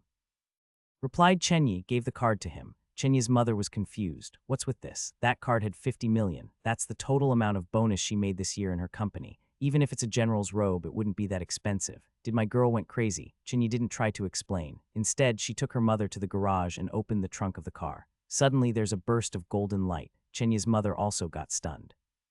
Although she was wealthy, both her husband and she had their own careers, and her parents were also wealthy, she had never seen 500 pounds of gold before. Gold. She saw that the gold had filled the whole trunk. These are what he gave me. He asked me to help him exchange these for money. As he urgently needed the money, I decided to give him the 50 million yuan card first. What kind of person was that friend of yours? Neither Chen Yi nor her mother managed to get any sleep that night. Chen Yi spent the whole night in shock. Her mother, on the other hand, was thinking about where the gold came from. Her family didn't lack any money. Although 500 pounds of gold was indeed dazzling, it cannot move her heart. Instead, she was thinking of whether her daughter might have become friends with some bad people, and the origin of the gold, if it's stolen or did someone rob a tomb. If it was taken from a tomb, then maybe Chen Yi's mother would help, taking into consideration that Liu Mang was Chen Yi's friend. However, if this happens again, then she'll definitely tell Chen Yi to stay away from him. Liu Mang also did not manage to get any sleep that night. 3 days. He only had 3 days. In these 3 days, he had to rush to Shandong province at full speed. He had to find the horse ranch and purchase all the horses. He also had to find where to purchase armors and weapons. Thus, immediately after he received the card with the 50 million yuan, he immediately rushed back to the university, found his friend whose family owned a horse ranch, dragged said friend, brought 2 plane tickets to Shandong and flew the same day. Shandong. Liu Mang just got off the plane and was prepared to rush toward the horse ranch. The domestic flights arrived early in the morning. By noon, he had arrived at Chen Yu's house. Chen Yu's father could be regarded as a large-scale breeder. With more than 1,000 horses, cattle, and sheep and thousands of shacks, he could already be considered as a big shot in the whole Shandong animal breeding industry. Dad, Mom, I'm back. Chen Yu's house was located in the breeding ranch area, a Western-styled 3-story house, a distinctive style amongst the area filled with breeding ranches. Lil Yu. From the house came a middle-aged woman. Chen Yu's family business had been ran by his father the whole time. Thus, his mother was just an ordinary housewife. How did you come back? With a kind and concernful expression, Chen Yu's mother asked her son. I came back this time because my classmate over here wanted to purchase a couple horses to play with, explained Chen Yu. Although the relationship between Chen Yu and Liu Mang was just so-so, Chen Yu was an enthusiastic person. Especially after Liu Mang gave him an Apple phone, he became even more enthusiastic toward Liu Mang. A classmate, come, quickly take a seat inside the house. Chen Yu's mother totally ignored the whole horse purchasing ordeal. Instead, she began to entertain Liu Mang. No, Auntie, I'm in a hurry. I would like to check out the horse ranch now, is that fine? Liu Mang didn't want to sit down in Chen Yu's house, for it might last for a whole half day. In this much of a rush, okay, Chen Yu's dad is currently at the horse ranch. Chen Yu knows the direction, just have him take you there. I still have to cook dinner, don't forget to come back for dinner in the afternoon. A mother was always the most enthusiastic toward her returned son. Under the guide of Chen Yu, Liu Mang and him arrived at the horse ranch. Once arrived at the horse ranch, Liu Mang was stupefied. It was completely different from what he had imagined. Instead of horses running around freely, all the horses were held in captivity with only a few li worth of area to move around. That wasn't even the most concerning factor. The most concerning factor was that all these horses combined could not add up to 500. He needed 5,000. Chen Yu, are you certain that your family had one of Shandong's larger ranch? Liu Mang asked suspectfully. Of course, Chen Yu answered without any hesitation. There's only a dozen or so families with ranches of some dozen or so li area. The rest of them were all smaller ranches that could only breed things like poultries. Brat, how did you get back? A middle-aged man who looked very similar to Chen Yu came by. Liu Mang knew that this was certainly Chen Yu's father. You decided not to go to school anymore. Was there no class, or did you got into some sort of problem? Fathers are fathers after all. A bit less of that compassion of mothers. A bit more of that strictness of fathers. Dad, why am I always a kid in your eyes? Chen Yu was a bit embarrassed to be told such a thing by his father in front of his classmate. He's an adult after all. Humph, little brat. In my eyes you will always be like that. Enough, enough, I won't quarrel with you. Today I came back with a classmate of mine. He wanted to purchase some horses to play with. Chen Yu was almost speechless toward his father. He's already 22. Some of his original classmates were already married and had kids, yet his father still regarded him as a naughty child. Purchase horse. Chen Yu's father Chen De looked toward Liu Mang, who was on the side of Chen Yu, and complained, "Why didn't you earlier that you brought a classmate with you? Classmate, you came here to purchase horses, right? Uncle, I am surnamed Liu and named Mang." "You can just call me Lil Liu," replied Liu Mang. "Okay, Lil Liu it is."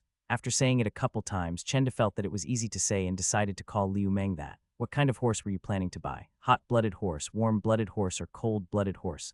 Liu Mang was confused. How could there be so many different types of horses? Aren't they all mammals? How could there be cold-blooded horses? Seeing Liu Mang with a face full of confusion, Chen De laughed.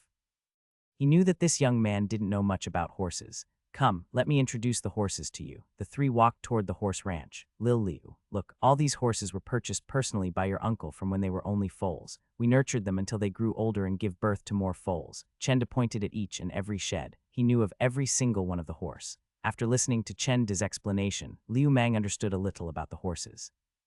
There are more than 300 varieties of horses in the world. According to the uses of the horses, they could be categorized into riding horses, light horse, and harness horses, large horses, commonly referred as cart-pulling horses.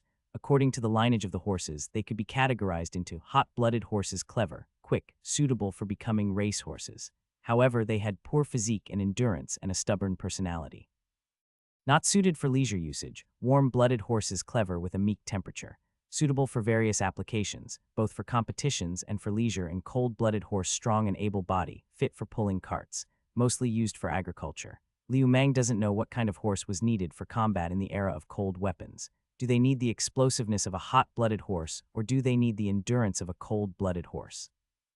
"Uncle, I want both the hot-blooded horse and the warm-blooded horse." Since he didn't know what kind of horse to get, might as well buy them all. Lu Bu could chose the kind of horse he want himself afterwards. "Okay, I have a just-grown Arabian horse. It's a hot-blooded horse. You can purchase that. As for the warm-blooded horse, how about that Mongolian horse? It's pretty good too and isn't too old either. Seeing as you're the brat's classmate, I'd sell you the Arabian horse for 15,000.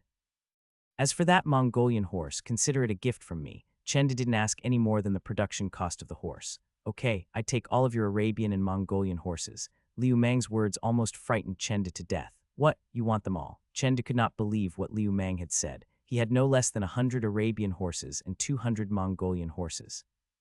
Using 15,000 for an Arabian horse and 5,000 for a Mongolian horse, that's a transaction of over 3 million yuan. "That's right, uncle, I want them all," said Liu Mang with a smile. "This is the deposit." Liu Mang had taken 10 million in cash from the bank before he came here. Hey, Liu Mang, you didn't went full retard, right? What are you buying all these horses for?" "Here, my dad had over 300 of the horses you want. Did you really want to purchase all those?"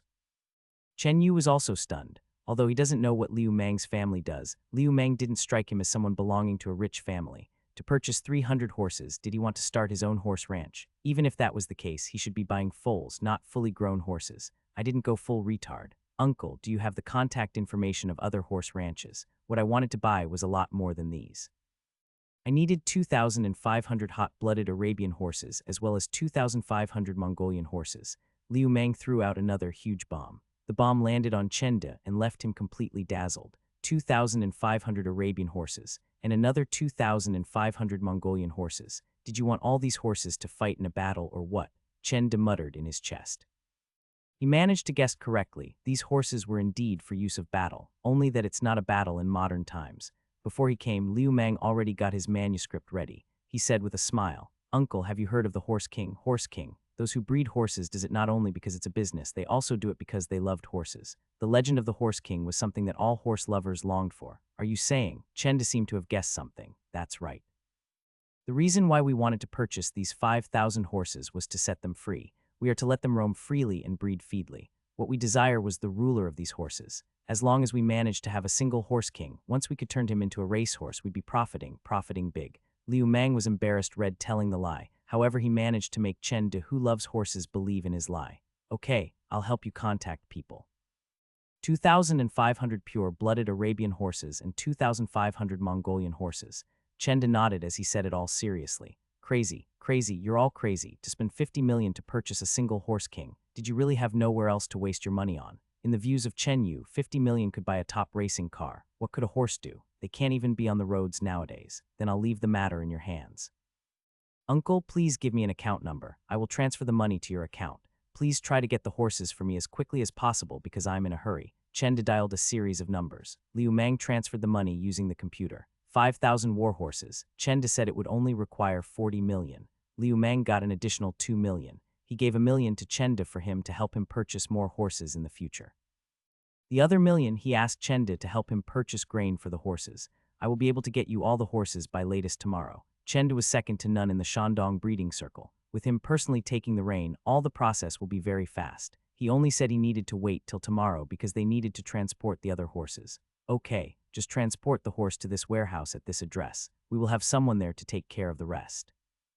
Liu Meng already got a large old warehouse. Not only was it located in a remote location, it was also very big, let alone 5,000 horses. Even if it was 50,000 horses, he'd still be able to put them all there.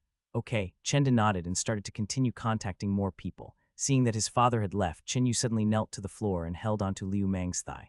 Brother Big Brother Liu Meng, please take me under your wing. If you tell me to go east, I dare not go west. If you tell me to chase after rabbits, I dare not do fowls. The response Chen Yu received was a large foot and a sentence. This bro never do fowls. After the horses arrived at the warehouse without any issue, Liu Meng was at a loss as to what to do about the armors and weapons. How do I purchase this stuff? Weapons like blades and spears were all tightly controlled by the government. Only minor ethnic groups were able to obtain those. Even buying regular kitchen knives requires identification. If Liu Meng went and purchased a couple thousand of those, he would certainly be arrested. Armor, although it wasn't something that they limit purchases on, it was still something that requires time to make. Kaiyang could only hold Cao Cao back for 3 days. Liu Meng only had 3 days too. That's why Liu Meng had a huge headache. Should Kaiyang be captured, according to Cao Cao's character, everyone will certainly be killed. Liu Meng didn't know when he began to deeply worry about Boss Liu, Chen Gong and them. Boss, what are you thinking? Chen Yu had been following Liu Meng ever since. He had already decided to become Liu Meng's lackey. Liu Meng also decided to have someone help him take care of and purchase things when he returned back to the Eastern Han dynasty. Thus, he decided to take in Chen Yu. I want to purchase armor and cold weapons, replied Liu Meng. What's the use of buying those things? Chen Yu didn't understand why Liu Meng wanted to purchase those things. He figured Liu Meng wanted them as toys. If it's just 1 or 2, can't you custom order them? What I want isn't just 1 or 2 of them. I want 5,000 spears and 5,000 armor. The horses will be used to create cavalry units when he goes back. And the one very distinctive weapon of cavalry was the spear. 5,000 spears, that many. Chen Yu was a bit speechless. If there really was a manufacturer that would make 5,000 spears, that manufacturer was certainly trying to run itself into the ground. 5,000 armors, on the other hand, wasn't a problem. I have some friends who want to role-play the battles of the cold weapons era and reproduce its brilliance. The 5,000 sets of weapons and armors was precisely prepared for them. Liu Meng's casual lying skills became even more profound, so rich. Chen Yu simply did some calculations in his mind. 5,000 sets of armor and weapons will certainly cost tens of millions. What a bunch of wasteful rich kids. It's them who have the money, I'm actually just a proxy for them. Liu Meng created another fake identity. Although our country has weapons regulations, there's no such thing abroad. You could purchase those weapons in another country, suggested Chen Yu. It's not that I didn't want to go abroad, it's just that I don't have time for that. In another day and a half I have to turn in all that stuff. There's not enough time at all. Liu Meng was also very anxious. Spears. Chen Yu suddenly remembered. Boss, although we cannot purchase spears, we could purchase the javelins that are used in sports. Javelin? Liu Meng's eyes also lit up. Yeah, javelins. Nowadays, the javelins are all constructed from steel. Although the tip is made of rubber, we could have someone produce spearheads for them using steel pipes. If we do it like that, we wouldn't violate the law and could still procure 5,000 spears. Chen Yu's idea got Liu Meng totally excited. That's it, how come I didn't think of it? Liu Meng was once a javelin thrower. Javelins are just the modern adaptation of ancient spears. They can certainly replace the spears that he needs. In fact, the quality of modern javelins was certainly going to be better than the ancient spears. Javelins ranged from 1.5 meters to 2.8 meters. This length was definitely good enough to make spears, since the most suitable spears of cavalries was around 3 meters. What about the armors? Although they managed to procure the spears, the cavalry units also need armors. Other than light cavalry, which wore leather armor, The rest were all heavy cavalry wearing metal armors. If they didn't have any armor, then winning against the ferocious cavalry that's outside of Kaiyang wasn't something that was certain anymore. Armor, Chen Yu was also thinking. Polishing is required for armor to be comfortable for the wearer. There's also the need for engraving. There won't be enough time for sure. Polishing, be comfortable engravings. Liu Mang froze for a bit. No need, no need. Those friends of mine only wanted to recreate the scene of the cold weapons era. We don't need some ornate armor, just ordinary whole-body armor would do. In that case, it'd be easy to handle. Boss, you just have to find a large lathe factory. There are turning lathes and turning mills everywhere, just have them press some steel for you. You don't even have to bring your own tools, you just have to pay them. A lathe mill could make some tens of sets of armor in a day. If it's a large lathe factory, 5,000 armors in a day is something easy for them to make. Chen Yu really knew a lot more about the world than Liu Mang. After all, before Liu Mang crossed through time, he was just an otaku-type person. Chen Yu, you helped me greatly. Liu Mang's two major problems were resolved by Chen Yu instantly. 5,000 sets of body armor and 5,000 spears. I'm giving you 10 million. Come find me if it isn't enough. Go, place the order for me right away. Chen Yu's mother had already sent over the rest of the money for the gold to his card. Liu Mang didn't bother looking into the amount of money on the card. If he did, then he would have found out that there was more than the 25 million that he thought was left on the card. Rather, the amount was more than tripled at 80 million. The gold bullion that Liu Mang brought with him, in both appearance and style, belonged to the Han Dynasty and was thus considered antiques. The 500 pounds of gold was sold for 140 million right away. Taking away the transaction fee of 10 million, the remaining 80 million was all transferred to the card by Chen Yu's mother. 10 million. Chen Yu had never seen such a large number in his whole life. Seeing that number appear on the computer and then the notification that appeared on his account, Chen Yu was dumbfounded. I don't need this much. I don't need this much. Regular full-body armor does not require super high technology or a large amount of steel. Thus they'd cost no more than 1,000 and 5,000 full-body armors would cost no more than 5 million. Those 5,000 javelins were even cheaper. They could be made with just a steel pole. A single javelin would only cost some 500 yuan. Adding them together would only be 7.5 million. Yet Liu Mang gave him 10 million. Hearing Chen Yu's words, Liu Mang didn't take back the extra 2.5 million. Instead, he said, use this amount of money to rent an office in Jinling for me, then help me recruit some staff and set up the framework of the company.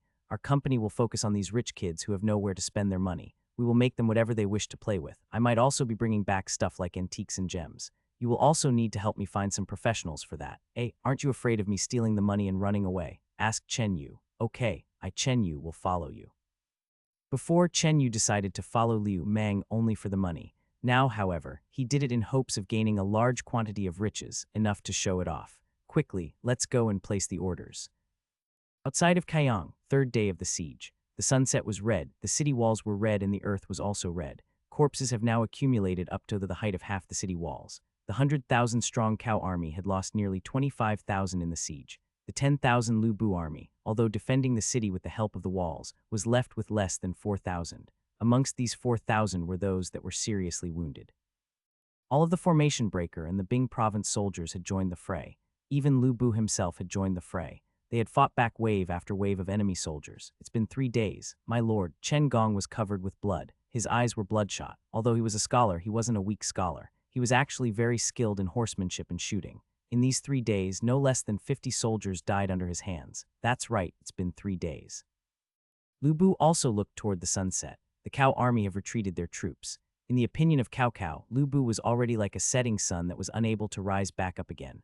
What he needed was to deal a final blow to Lu Bu tomorrow, killing him on the scene so that his heart could rest. Tomorrow at the latest. If Hanyang still doesn't return tomorrow, then we shall prepare to perish with Kaiyang, said Chen Gong respectfully. Lu Bu looked toward Chen Gong.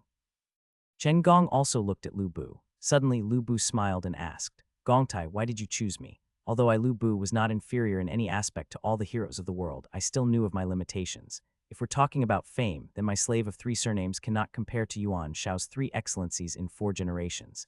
If we're talking about the ability to use people, I, Lu Bu, am an opinionated man who cannot compare with Cao Mendy's love for talent. If we're talking about benevolence, haha, I, Lu Bu, other than toward my own family and brothers, have always been cruel toward everyone else and cannot compare with that big-eared Liu. For Lu Bu to be able to make a name for himself in the Eastern Han Dynasty and even end up on the pages of history, he was no ordinary person. Oh Fengxian, hearing Lu Bu saying such words, Chen Gong loosened his taut nerves. He even stopped calling Lu Bu his lord, instead he called him by his courtesy name. That's right, If we're talking about fame, then your fame could stink through 18 streets. You killed both of your foster fathers, certainly not comparable to the Yuan family's 3 excellencies in 4 generations. If we're talking about the ability to use people, other than me, is there any other advisor working for you? Certainly not comparable to Cao Cao's cloud full of talents. If we're talking about benevolence, hee. You are the #1 general. Those who died under your hands numbered at least 10,000. Women, children, regardless of who blocks your path, as long as they block your path, you'd kill them without any hesitation. You are certainly not comparable to big-eared Liu. However, you had one thing right. Toward your brothers, toward your families, you really do treat them as if they're your own children. You really do give your all to them. With this single part, you had made this Chen Gong I devote myself to you till my last breath. Chen Gong, oh Chen Gong, do you not regret? Lu Bu had never spoken like this with this old partner of his. Chen Gong was a huge talent. His talent could be considered as one of the top in the world. Sometimes, Lu Bu also wondered that if he had Chen Gong's assistance back when he was in Luoyang and Chang'an, then he would have never been in this situation. Perhaps he would have even been in a position of accomplishment by now. Regret. Chen Gong stroked his sleeves. Oh Fengxian, you had once said that you Lu Bu never regret. Then I will also tell you this, I Chen Gong never once regret following you. Never, great, ha ha ha ha. For I Lu Bu have gone to accompany me to my burial, then this life is not lonely. Dong dong dong dong. Early in the morning, the war drums had already begun to sound. Lu Bu knew that the Cao army was about to attack again. There's not a lot of soldiers left inside the city now. They might not be able to last for the whole day. Sha, the white-clothed Cao soldiers with the helps of ladders was swarming over like an army of ants. This time the vanguards were Su Huang's troops. Su Huang was a famous Cao general in the Three Kingdoms period. He was originally a cavalry officer under Yang Feng. After Yang Feng was defeated by Cao Cao, he switched loyalties to Cao Cao. Although he hadn't been a Cao general for a long time, Cao Cao treated him generously and gave him a whole battalion of troops to lead. Thus, Su Huang wanted to express his worth to his lord even more and show Cao Cao that he had chosen the right person. Brothers, attack. The Lu Bu army is on its last breath. The Prime Minister has given the order. Those who ascend the walls of Kaiyang shall be rewarded 10 gold. Those who kill a single Lu Bu soldier shall be rewarded a field of land. Those who kill 10 Lu Bu soldiers shall be rewarded jewels and precious stones. Those who kill 100 Lu Bu soldiers shall be given an official position and have his military rank increased. Brothers, this is the perfect opportunity to achieve something for yourselves. Kill them all. Su Huang's speech was very captivating. His soldiers' morale had increased significantly, and they started to dauntlessly advance in wave upon wave, attacking the city walls.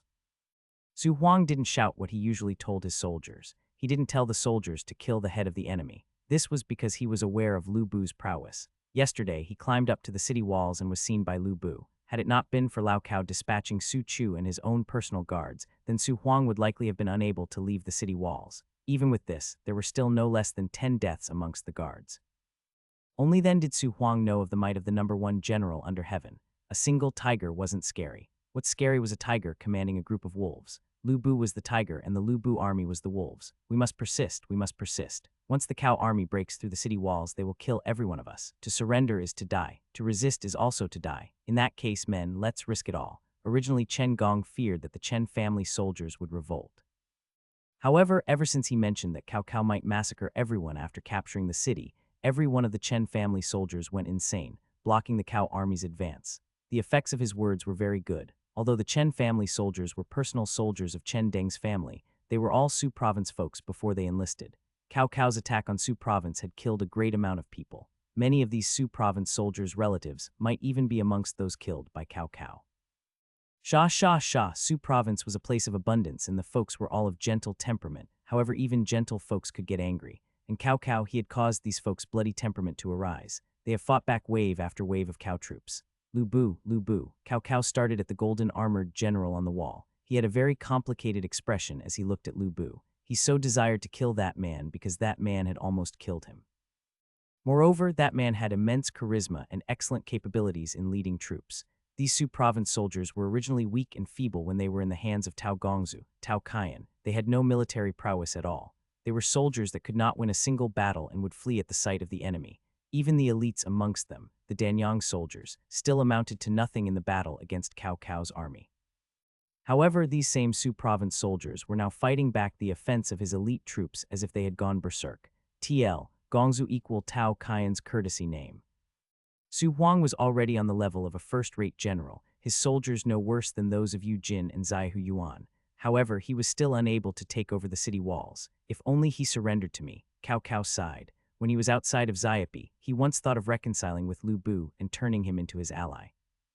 If he were to give all his military forces to Lu Bu and have him command them while he himself took care of internal affairs, then with such a combination, they would certainly be able to sweep the world in a short amount of time. But all of this was ruined by Chen Gong. That arrow almost cost him his life.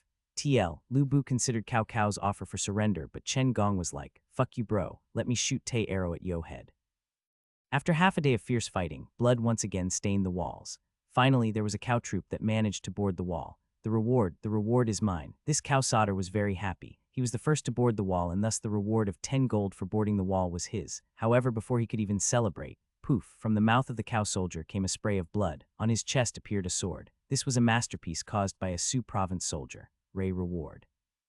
Even till he lost his breath and fell down the walls, the cow soldier was still thinking of his reward. To have one meant that there would be a second. Although the Lu Bu army fought bravely, they were way too tired. Slowly, white-clothed cow soldiers began to appear on the city walls. First, they occupied a small corner. Then they slowly turned the single corner into 2 corners, then 3 corners. "It's time." Cao Cao looked at the increasing number of white-dressed soldiers and waved his hand. Su Huang Li Dayan joined the fray. Although none of the generals could match Lu Bu alone, they could fight him together. Even if Lu Bu was the god of war, he was still human. Humans will always grow tired. Yes, Prime Minister. Li Dayan and Su Huang glanced at each other. Both of their eyes were blazing with desire. They knew of Lu Bu's prowess. The more they knew of Lu Bu's prowess, the stronger their desire was to kill him and obtain the merit for killing him. Killing Lu Bu was the same as telling the world they were stronger than the strongest. The two held their hands toward Cao Cao and immediately proceeded to leave with their troops, advancing toward the city walls. As opposed to the two's blazing desire, Cao Cao was instead a bit desolate. In today's battle, Lu Bu will be defeated at his hands. His soul was about to go toward the Yellow Springs. In this world, how many heroes are left that are worthy for Cao Cao to struggle against? Yellow Springs equal hell in Chinese mythology. Zhongkang, take my guards and follow after them. Prepare for and await my orders at all times. He was afraid that Li Dayan and Su Huang weren't going to be able to kill Lu Bu, so he decided to have Su Chu as backup for killing Lu Bu. Zhongkang equals Su Chu's courtesy name. Actually, Cao Cao had people who were able to fight against Lu Bu. They were the 2 younger brothers of a certain imperial uncle. They are currently sitting under the tent drinking quietly. In the Battle of Hulao Pass, had Big-Eared Liu not obstructed them, then perhaps Zhang Fei and Guan Yu would have really been able to keep Lu Bu from escaping. And now, Lu Bu was both weak and weary. If the 2 brothers were sent to battle him, they're certainly going to fare well. However, Cao Cao didn't send them. He wanted Big-Eared Liu to sit and watch. He wanted to show Big-Eared Liu that he too had a cloud full of valiant generals under him. Li Dayan and Su Huang led their troops and arrived underneath the city walls. The sky was raining men constantly. There were both cow soldiers and Lu Bu soldiers amongst those falling down the walls. There were also times when the whole siege ladder was pushed down, raining countless men at once. "Mencheng, I shall take the left while you take the right. We shall attack both sides," proposed Su Huang. Mencheng equal Li Dayan's courtesy name. Everything shall be decided by Gongming. Li Dayan was a person who never once bothered to argue for meritorious service with others. As long as you use him, he'd absolutely not disappoint you. Gongming equals Su Huang's courtesy name. Su Huang nodded. The 2 then brought their guards and started climbing 2 siege ladders. Sha, with a large roar, Su Huang, with a large shield in hand, started climbing the ladder. Rocks, stones, stakes, hot oil, and corpses, like rain, were falling onto the heads of those climbing toward the wall. With a large shield over him and his blade in his mouth, step by step Su Huang climbed. On Li Dayan's side, there was a bit less people. Thus Li Dayan was the first to ascend the wall. Right as Li Dayan ascended the wall, a Lu Bu soldier was already slashing his knife while also trying to kick the whole siege ladder away from the wall. Seeing this, Li Dayan immediately threw away his large shield, picked up the blade in his mouth, and thrust the blade at the coming foe as if it was a sword. Li Dayan's speed was mighty fast. He's a first-rate general. His martial abilities were not weak at all. Thus, against a common soldier, it was so easy that it was almost like stretching out his hand. Blood splashed all over Li Dayan, and contrary to expectations, the blood evoked Li Dayan's fierce nature. With a huge step, Li Dayan began to brandish his blade upon his foes. Su Huang, on the other hand, was unlucky. He had set his siege ladder at a place filled with numerous Lu Bu soldiers. Soon, the siege ladder was going to be pushed away from the city walls. If that happened, then Su Huang would be saying bye-bye to the world. To fall from the city wall, you'd be dead even if you were an immortal. Li Dayan was like a god of death. The area within 2 meters of him was suddenly emptied. He directly charged toward the direction of Su Huang and saved Su Huang's life. Li Dayan didn't have the time to return the courtesy. He only responded with an N sound. That was because Li Dayan was already sweating profusely. He knew that he had been targeted by a ferocious beast. TL, N equal yeah. It's a grunt that Chinese people use all the time to reply, kinda like MMHMM. This kind of feeling, it's Lu Bu. Li Dian considered himself not to be worse than other generals. Even if it was Su Chu, he hadn't experienced this kind of feeling. There's only one person he had felt this from Diane Wei. Only from Diane Wei had he experienced this kind of cold killing intent without any hint of human emotions. Who would have thought that Lu Bu also had this kind of killing intent? And it's even more horrible than Diane Wei's. Lu Bu, Su Huang also felt it. However, he fared better off than Li Dian as he had experienced the prowess of Lu Bu firsthand. Su Huang couldn't help but tightly grasp his axe. Yesterday, I was unable to keep you here. Today, let the city wall be your grave. Sure enough, Boss Lu's voice resounded from the rear. Lu Bu, Su Huang's gaze was set on the golden-armored general in front of him. Kaiyang is about to be breached. If you were sensible, then you'd best renounce resistance and follow us together to Prime Minister Cao to surrender. If you do, we shall plead for leniency for you and ask the Prime Minister to spare your life, said Su Huang with a stern voice. The amount of cow troops that on the frontal walls was constantly increasing. Originally, there was but a couple white-clothed soldiers on the walls that was packed with black-clothed soldiers.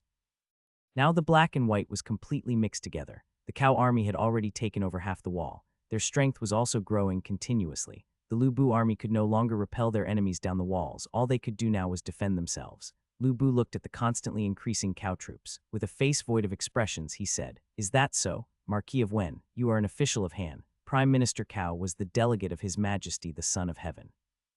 To dare point your blade at the Son of Heaven, you are seeking your own destruction. It's best you lay down your weapon. Perhaps then His Majesty will spare your life. Although Li Dian had not battled against Lu Bu before, he had heard of rumors of Lu Bu's reputation and prowess. Thus he was speaking to Lu Bu with a respectful tone. "Surrender," laughed Lu Bu. "Spare my life." He laughed with a great display of happiness. "I find your suggestions to be very difficult to accept." Lu Bu took off his cloak and placed it aside. "Did you know that I, Lu Bu, was born in Jiayuan County of Huayuan Commandery out in the frontier? That region was a place of great scarcity and populated by exiled people. In order to survive, I, Lu Bu, entered the prairie alone to find prey. Who would have thought that instead of finding prey, I was instead surrounded by a pack of wolves? On the lush green prairie, I was surrounded by tens of wolves that night. Foreign cavalries had passed by me when I was surrounded by the wolves. They spoke to me. They told me as long as I beg them and become their slave, they will save me. A matter of life and death. I, Lu Bu, was unarmed and defenseless. I, Lu Bu, did not beg for assistance. Tens of wolves, they wanted to eat me. I too wanted to eat them. I was hungry, very hungry. I knew that even if these wolves hadn't found me, I would have died from my hunger on the prairie. Thus, I went insane. I charged into the pack of wolves. I needed to eat them. I needed to eat them in order to survive." Lu Bu exposed his neck. On his neck was countless bite scars. "Did you see that? For every bite they gave me, I returned them a bite. Wolves target the crucial locations of others' neck, arm, and head. I learned from them wherever they bit me, I would bite them back at the same location. Finally, I survived via their blood and flesh. Learn from wolves, bite wolves to death. Survive via wolves' blood and flesh." Some nearby cow soldiers swallowed their saliva. Su Huang and Li Dian's guards have surrounded Lu Bu, but they dared not move. Lu Bu continued, "When I grew up, I joined our great Han army. Winter was when foreigners come and plunder us. In the Battle of Jiayuan, our Han army of 123 strong was trapped by 30,000 Wuwen in the middle of wilderness, 30,000 Wuwen heavy cavalries. In that battle, my weapon broke apart. One after another, I changed my weapons. In that battle, my war horse died. One after another, I changed my horse. My armor was dyed red by the blood, unable to wash off. 123 men, only 3 survived. Amongst them was I, Lu Bu, Lu Fengxian. Never had I begged for forgiveness. Do you know how many Wuwen died by my hands?" Lu Bu extended his fingers. 123 men, 120 died. "We defeated the Wuwen cavalry of 30,000, killed 7,000. Whenever Lu Bu mentioned numbers, Su Huang and Li Dian's hearts trembled. 100 against 30,000, that's 300-fold. Enemies 300 times as many. Lu Bu also thought that he was certainly going to die too. Who would have imagined that because he went berserk and killed so many? The Wuwen grew afraid of him and issued an order to flee. Only then did Lu Bu manage to survive. Afterwards, I started working under Ding Yuan, Ding Jianyang, Bing Province heavy cavalries. We fought against the Wuwen and the Liaodong. From those foreigners, from those prairie wolves, and from those Han Dynasty officials, I learned of one thing: surrendering meant death. Had I surrendered to those wolves, then perhaps I would have already become a cluster of bones on the prairie. Had I surrendered to the Wuwen, then perhaps I would either be their slave or be killed by them." Lu Bu smiled as he looked at Su Huang and Li Dian. "Say, do you still think I should surrender? Marquis of Wen, Prime Minister Cao is neither wolves nor foreigner. He is our great Han's Prime Minister, the representative of His Majesty. Li Dian didn't give up on trying to persuade Lu Bu to surrender. What is the difference? Lu Bu gave off an insipid laugh. Those learned men like Gong Tai always spoke of the heart of wolves and lungs of dogs, heart of wolves and lungs of dogs. However, what they didn't know was that men's heart were so much crueler than those of wolves. Men's lungs were so much more malicious than those of dogs. In Luyang, outside of the Hulao Pass and inside Xiapi, 3 times. 3 times Cao Mendi almost died in my hands. Say, how would Cao Mendi possibly spare my life? Furthermore, I had gravely injured Zai Hu Yuan, taunted Lu Bu. Besides, is Cao Mendi not afraid of this slave of 3 surnames turning into a slave of 4 surnames? TL, heart of wolves and lungs of dogs equal a term to describe how cruel and unscrupulous someone is. Li Dian was left speechless. Even if it was him, he knew it was impossible. If someone almost killed you, how would you possibly be able to forgive that person? And this scene of almost killing you happened not just once but 3 times. Not only did this man almost killed you, he also gravely injured your blood brother. Most importantly, this man had a previous record of rebelling against his masters. Much less Cao Cao. Even a sage could not possibly be able to just forgive and forget this person right away. Lu Bu, did you really thought that we would be trying to persuade you to surrender out of our goodwills? Stop daydreaming. We are merely stalling for time, said Su Huang. Oh, Lu Bu looked around. Half of the city wall was now occupied by the ever-increasing cow troops. The city of Kaiyang was soon to be broken through, and it was already impossible for Lu Bu to escape now. Forget about whether or not the Prime Minister would forgive you. If you were to surrender, how would we present your head as our achievement? Sneered Su Huang. Want my head? That's simple. Lu Bu raised his trident. My head's here waiting for you to take it. Since you wanted to die, then you cannot blame us. Su Huang waved his gigantic axe. Brothers, attack Lu Bu. Once we killed him, all shall ascend 3 ranks, rewarded with a residence and thousands of gold. The gigantic axe was lifted up and came striking down on Lu Bu. Attack. Once we killed Lu Bu, Prime Minister will certainly reward us greatly. This was the perfect opportunity to achieve something for yourselves, to grant your wives a title and to make your son heir to your titles. Seeing Su Huang engaging Lu Bu, Li Dian brandished his blade and joined the fray. Ha ha ha ha. Lu Bu laughed loud and proud. With his trident erect against the sky, he shouted, Lu Bu, Lu Fengxian is here. Who dare battle against me? An aura belonging to a great and uncultivated ferocious beast was overflowing from Lu Bu, and Scene came into Li Dian. It appeared as if what they were confronting wasn't human at all. Instead, it's a beast, a great and uncultivated ferocious beast that could swallow the 9th heaven. Zhangkeng, go help them out. Cao Cao's gaze grew gloomier by the moment. That golden armored general on the walls not only wasn't tired at all, he even grew fiercer as the battle continued. Su Huang and Li Dian, even with their guards assisting them, could only defend themselves and was unable to fight back. Much less of killing Lu Bu, they might instead be killed by him.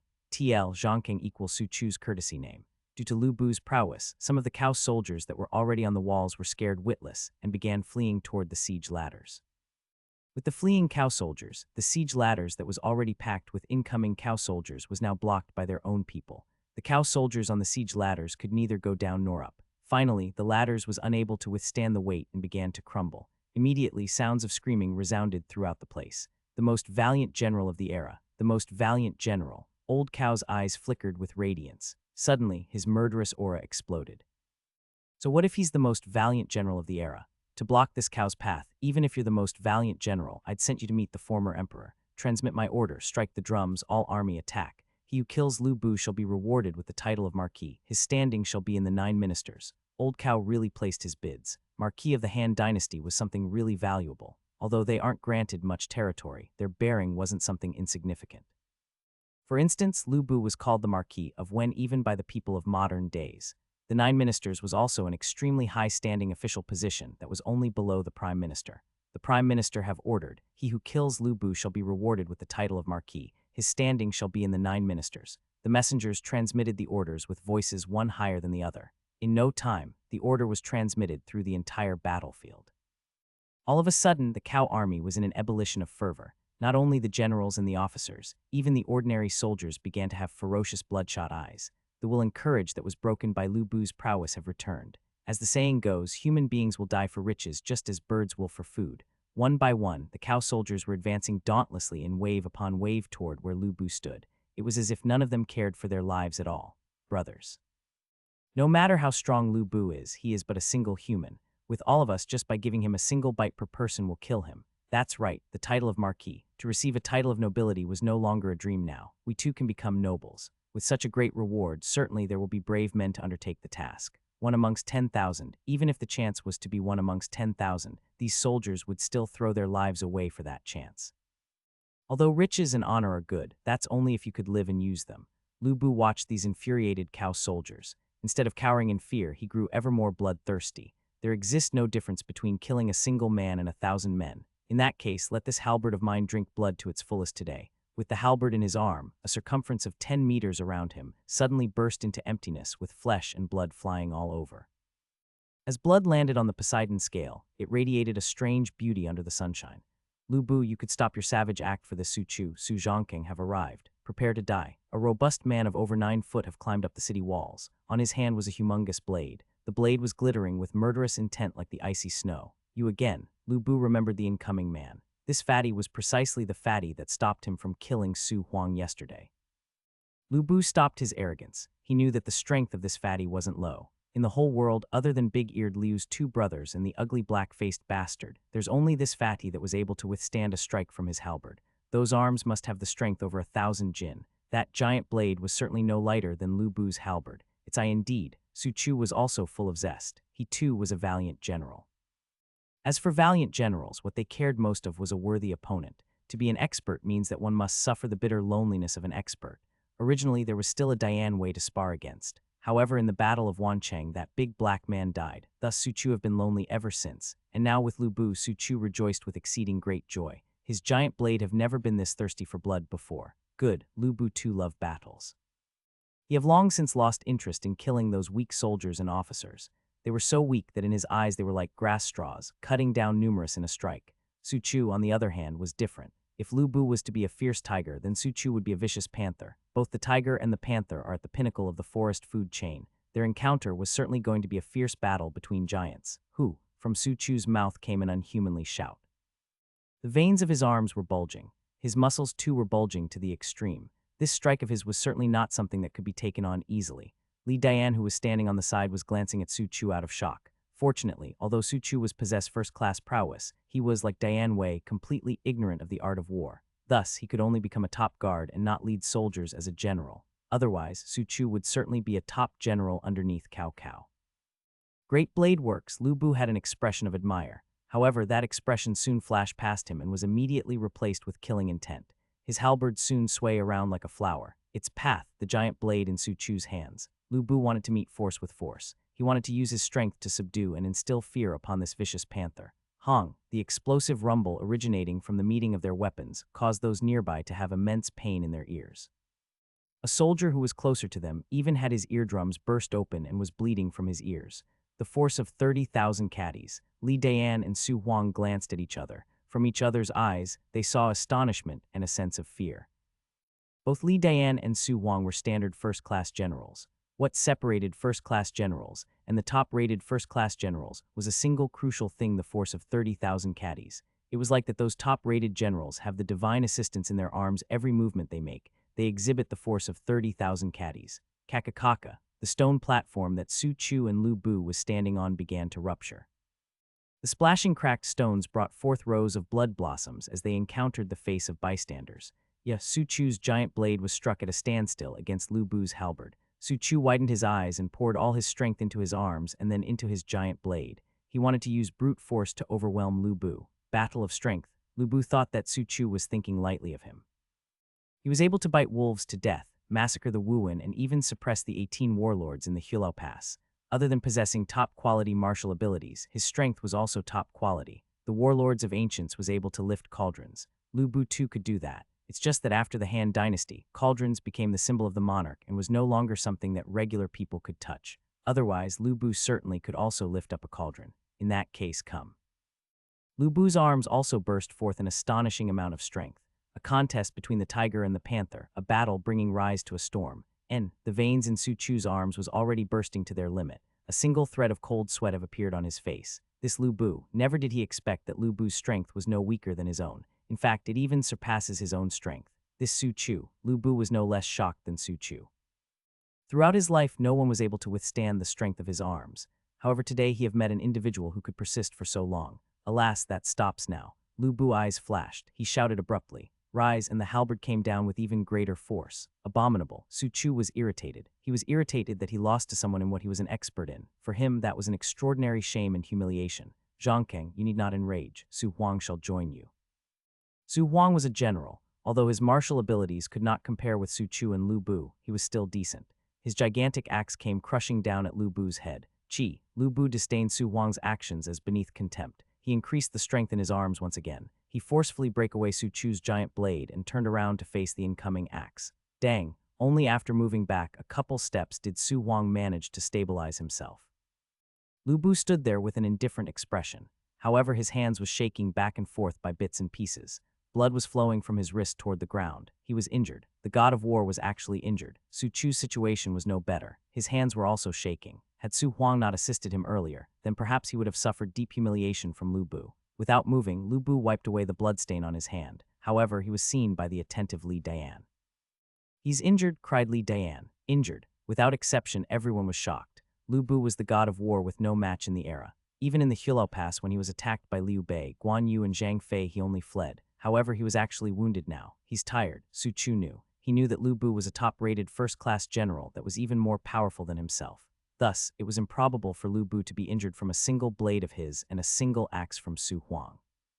The only reason that could happen was that Lu Bu was overly tired and weary. The Cow Army's continuous attack have caused this man, who is akin to gods, to be tired. Lu Bu was no longer at his full strength. So what if I'm injured? To kill you all is like killing domesticated chickens and dogs. After being discovered, Lu Bu decided to stop hiding the fact that he's injured. He teared open some cloth from his gown and began to bind his wound.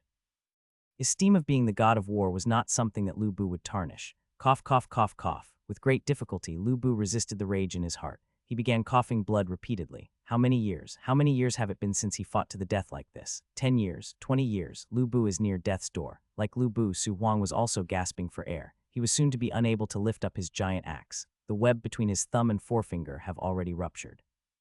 Had it not been his willpower and determination, then perhaps Su Huang would have long since kissed the ground. Too strong, way too strong. Even with Su Chu, Li Dian, and over 100 guards that have survived through hundreds of battles with him, they still suffered immense casualties. Over half the guards have been killed. Li Dian have been gravely wounded. Su Chu and Su Huang was about to fall too. Only then did they manage to push Lu Bu this far. Again, one more time.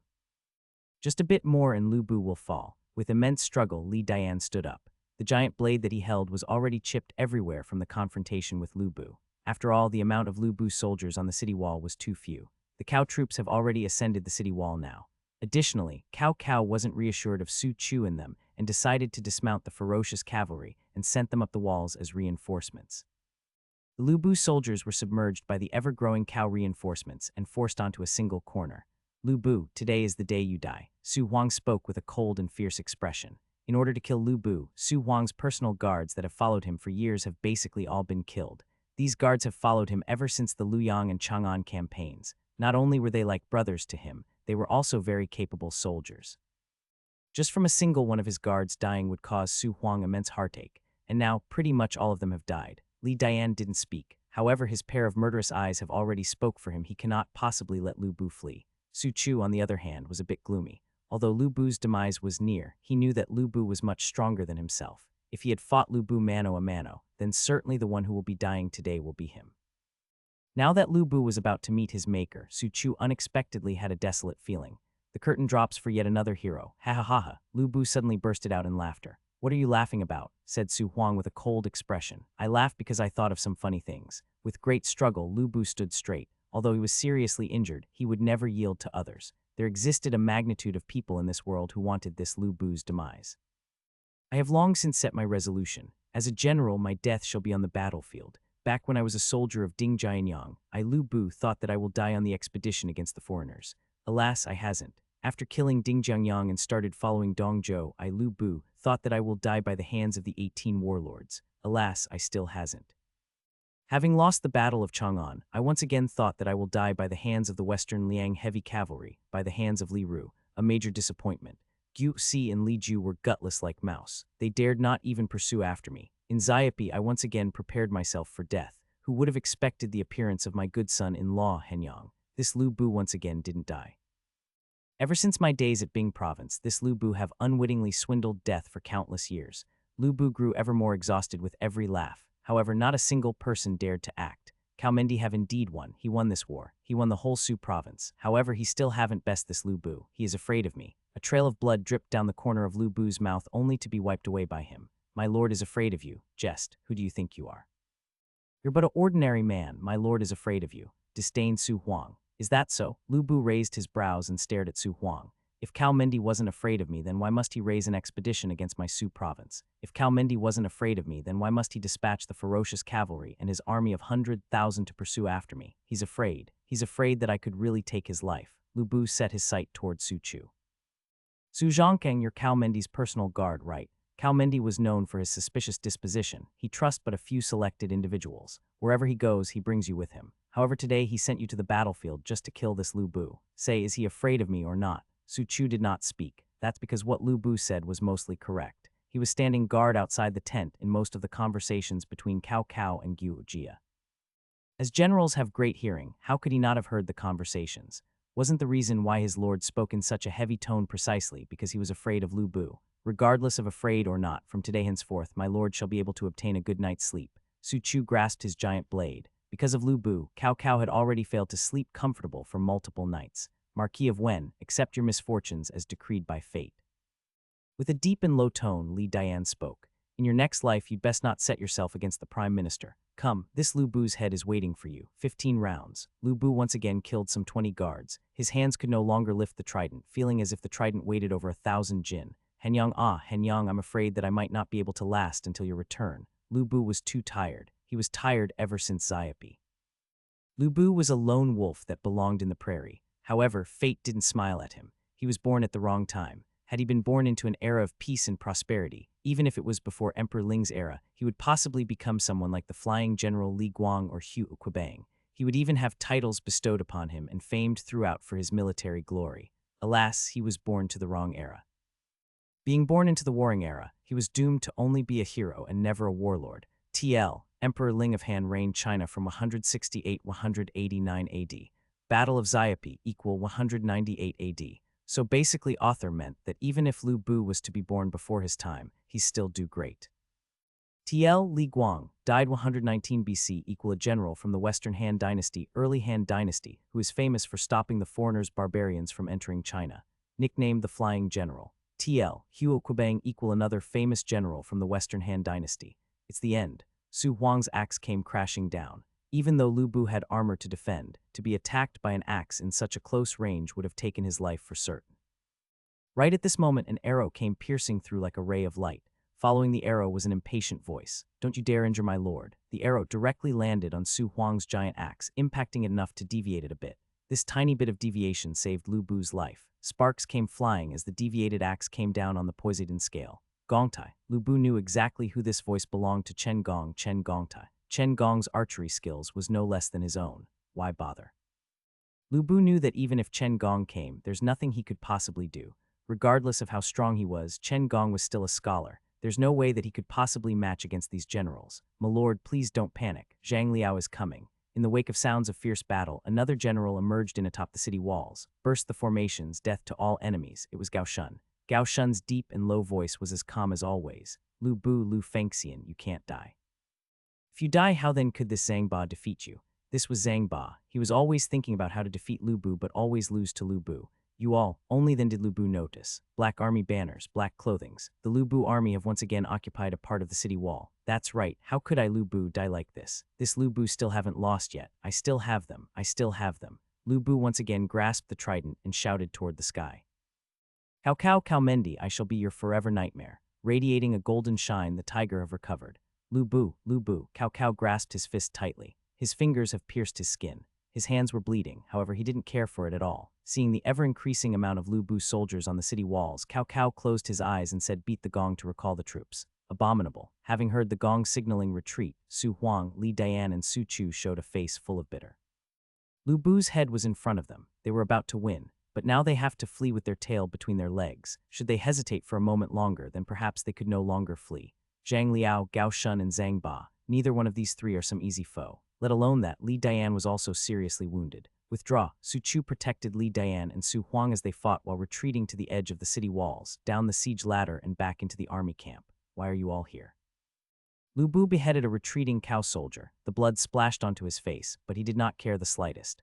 Only after seeing Cao's army retreat did Lu Bu have time to sigh in relief. Right after he relaxed himself, his severe injuries immediately took its toll on him. Lu Bu stumbles because of the fatigue. Luckily Gao Shun immediately gave him a hand, otherwise he would have blacked out and fall to the ground. Lu Bu knew that the 4 men were guarding the other 3 city gates.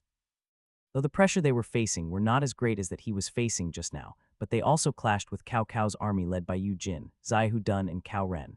It definitely was not a favorable situation. For these 4 men to appear here were the other 3 gates lost. Just as predicted, the usually quiet Gao Shun cried out, "My lord, because of my incompetence I've lost the southern gate." The look on his face was gloomy with a hint of loneliness. However, Gao Shun should not be blamed for this. What was the strength of Gao Shun as a general? Besides leading the formation breaker, he was specialized in siege warfare. If Gao Shun had the chance to be in charge of the offensive, he would have 18 ways to take down Kaiyang. Unfortunately, he was in the role of the defender. The northern gate fell, Zhang Liao said with a wry smile. His Bing province cavalry should be riding and rushing down the enemy, but now they were wrecked on the city wall. "My lord, it is entirely my fault, please take my head." Zhang Ba kneeled down onto the ground. Most of the responsibility of losing Kaiyang fell on Zhang Ba's shoulders. If he had not dismissed the army of 30,000 men, if the supplies and if the 1,000 horses were still here, the situation would be now reversed. But is there an if in this world? That's the reason why Zhang Ba felt so ashamed and kneeled on the ground, hoping that Lu Bu can strike him down to let his heart get a little comfort. Cough, cough, Lu Bu clutched his chest, coughing continuously. Blood flowed out of his mouth and his hand gripped firmly onto the trident. His eyes eradicated a murderous intent, which makes it look like he could wield the trident at any time. Zhang Ba closed his eyes. Next to him, Gao Shun and Zhang Liao stared anxiously at him. If Lu Bu really intended to kill him, nobody could stop him. "Stand up," Lu Bu orders with a calm tone. In the army of Lu Bu, there are only people who descending and no one kneeling while living. What? Zhang Ba was speechless. He saw Lu Bu's hand releasing the grip on the trident and can't help thinking. Does Lu Bu not want to dirty his hand anymore? Do I need do it myself? All right. Zhang Ba's heart was full of bitterness and bowed his fist toward Lu Bu. "My lord, please take care. Zhang Ba is leaving first." Zhang Ba ran toward the edge of the wall and planned to jump down. Slap. Suddenly a loud slapping sound could be heard. Lu Bu hit him with a great anger, and the force to his face blew Zhang Ba to the side. A mark off of fingers immediately appeared on Zhang Ba's face. "Lu Bu, you warrior can be killed but cannot be humiliated." Zhang Ba was a general. Before surrendering to Lu Bu, he was a warlord in Langya. Even after surrendering to Lu Bu, he still had a rebellious character. That's why Lu Bu did not put Zhang Ba in the ranks of his army. Right now Zhang Ba was about to go mad. In the presence of so many people, Lu Bu slapped him in the face. Zhang Ba was not afraid of death but did not tolerate to be insulted. "So you want to fight with me?" Lu Bu gave him a cold laugh. "Zhang Ba, Zhang Xuangao, I thought you were a strong character. You had grew stupid immediately after Xiaopi was breached. You also unexpectedly disbanded your troops. If there was just stupidity, chances still exist to save you, but now it appears that your foolishness knew no bounds. Lu Bu, you dare to humiliate me." Zhang Ba has already forgotten that Lu Bu was his lord. Rebellious people have a big negative characteristic. They get easily enraged when provoked. His hand had already a firm grip on his weapon's handle. "My lord," Zhang Liao became anxious. During these critical times, Lu Bu was still abusing his men. Does he want that the White Gate incident reoccurs again? TL, White Gate was the southern gate of Xia Pai and where our story began. Lu Bu was defeated and captured there. Lu Bu signals Zhang Liao with the eyes to not interfere. "You want to die? See if I Lu Bu will stop you or not. If your death can let the Cao Cao army retreat, then go and die for me. I will personally cut off your head and bring it down to Cao Cao." Zhang Ba calmed down a little, but was once again irritated by Lu Bu's words. "Who do you think you are, Zhang Ba, Zhang Xuangao?" Lu Bu pointed his finger towards Zhang Ba's nose and started cursing. "If the city falls, the responsibility should fall onto the Lord. The Lord should not hide his mistake in front of heaven. If you, Zhang Xuangao, has to commit suicide to atone, then I, the commander-in-chief, should kill my whole families to atone." Lu Bu stood up and looked at the remaining of his wounded army and suddenly kneeled down on one knee. "My lord," Zhang Liao was stunned. "No, absolutely not." Gao Shun was speechless. "Lu Bu." "Lu Fengxian," said Zhang Ba, who was originally enraged, had also calmed down. "Fengxian, why would you go this far?" Chen Gong sighed but did not stop him. "Brothers, you campaign with me, from Jiayuan to Luyang, from beyond the Great Wall to the Central Plains. We returned to Jizhu, Bingzhou, and fought in Yanzhou. Now we are under siege in Shuzhou. It cannot be said that I, Lu Bu, had many successful ambition, but I, Lu Bu, am not in debt to anyone. I executed Ding Yuan because I was publicly known to be his son, but was treated like a slave. A registrar. I sat there and worked as a registrar for 7 years. How many 7 years can be wasted in my life?" TL, Ding Yuan employed Lu Bu as a registrar before Dong Zhuo convinced Lu Bu to betray him. "Dong Zhuo, he bestowed upon me both my red hair and wealth. I beheaded him not only because of my wife, Madame Ren. The world thinks that I, Lu Bu, fell in the honey trap of Wang Yun, But all of you know that if a man can't even protect his wife, he should not call him a man. People can curse me of double crossing. They can call me slave of 3 surnames. I will accept everything as long as I Lu Bu can have a fulfilling life. I don't care what the rest of the world badmouths about me. TL, red hair was his horse, but towards you all I am greatly in debt. You campaigned with me, had numerous casualties, but never regrets.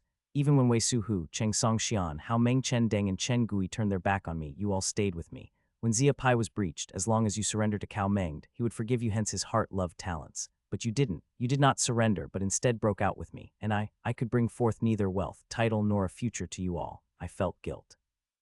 Lu Bu looked over them and put all the soldiers within sight in his heart. The soldier Zhang Yu had followed him since his father. He survived Bingzhu, Jizhu, Luyang, and Chang'an. These are all sad places for Zhang Yu, since every one of his family died except him. His father and 3 brothers all perished in the battlefield. Zhang Yu's childish face was covered in blood. He was only 14 years old, but is already an experienced soldier. Lu Bu didn't know whether he should cry or laugh. Now Kaiyang will be breached, but there is still a chance. If you want to go, the gate might not be able to open, but you can climb down the ladders the Cao army left and arrive at the Cao camp. I can also write you a letter. Cao Mengd wants my life, and if I die, he will give me some face and spare you. Lu Bu said with a smile, like a dying person preparing for the general affair of his funeral. My lord, we won't go. Zhang Liao kneeled down, his head knocking against the floor and tears in his eyes. My lord, if you die, Gao Shun won't live either. His eyes fixed on Lu Bu and also kneeled down. Follow the general to death, an old soldier of Bingzhu shouted. One of his arms was already gone and was tied in a knot. The blood has spread over his clothes. His face was pale, but his voice was loud and clear. If the general die, we die. A soldier yelled, holding a broken sword. General, we won't leave. If we wanted to go, we would have left already. Right, we won't leave. Death is just a big scar. It is not a big deal. Even though dead, we must follow the general. The 14-year-old Zhang Yu silently walked to the front and points towards his body where a thin rope holds a circle of small bones. General, my father has died, my brothers are dead. Zhang Yu has nowhere to go. Follow the general to death. Follow the general to death. The voices become louder and louder, bigger and bigger. You all, Lu Bu, the man who would not shed tears even when he bleeds, had begun to get teary eyes. How familiar these screams were. They screamed the same words as when Lu Bu was stationed by on the Great Wall and made his pronouncement that he will achieve victory and become the flying general of Han. Follow the general to death. Follow the general to death. Continuous shouts coming from atop Kaiyang had Cao Cao so enraged that he smashed his favorite jade marbles to the floor and shatters it to pieces. TL, in ancient China, rich people like to play with 2 big marbles in their hand. Don't ask me why. My lord, please calm yourself. Gu Jia instantly put down his wine glass and felt helpless in this situations. He knew that nothing could stop his lord once he got angry and that his lord's chronicle headache would show up. As Gu Jia expected, Cao Cao held his head and started shouting pain. So much pain, my lord. Gu Jia felt helpless and escorted Cao Cao to his bed. Ah Fengxiao, why are there so many people following Lu Fengxian even though he is stuck in this situation? Is it true that I, as a leader, am beneath him? Cao Cao became a little emotional and began to think what would have happened if he changed his position with Lu Bu. He suspected that he would have been sold out by others already. During his first campaign against Su province, before he even suffers any defeat, his Yan province was already sold out by others under him. Zhang Miao and Chen Gong gave Yan province to Lu Bu. Had it not been that his family roots was much stronger than Lu Bu's, and that Lu Bu was not as greedy as him, then perhaps the person owning the 2 provinces right now would be Lu Bu instead. However, it was different for Lu Bu. Even though Wei Su and Song Xian betrayed him and caused him to lose Xiapi, both of them eventually rejoined him.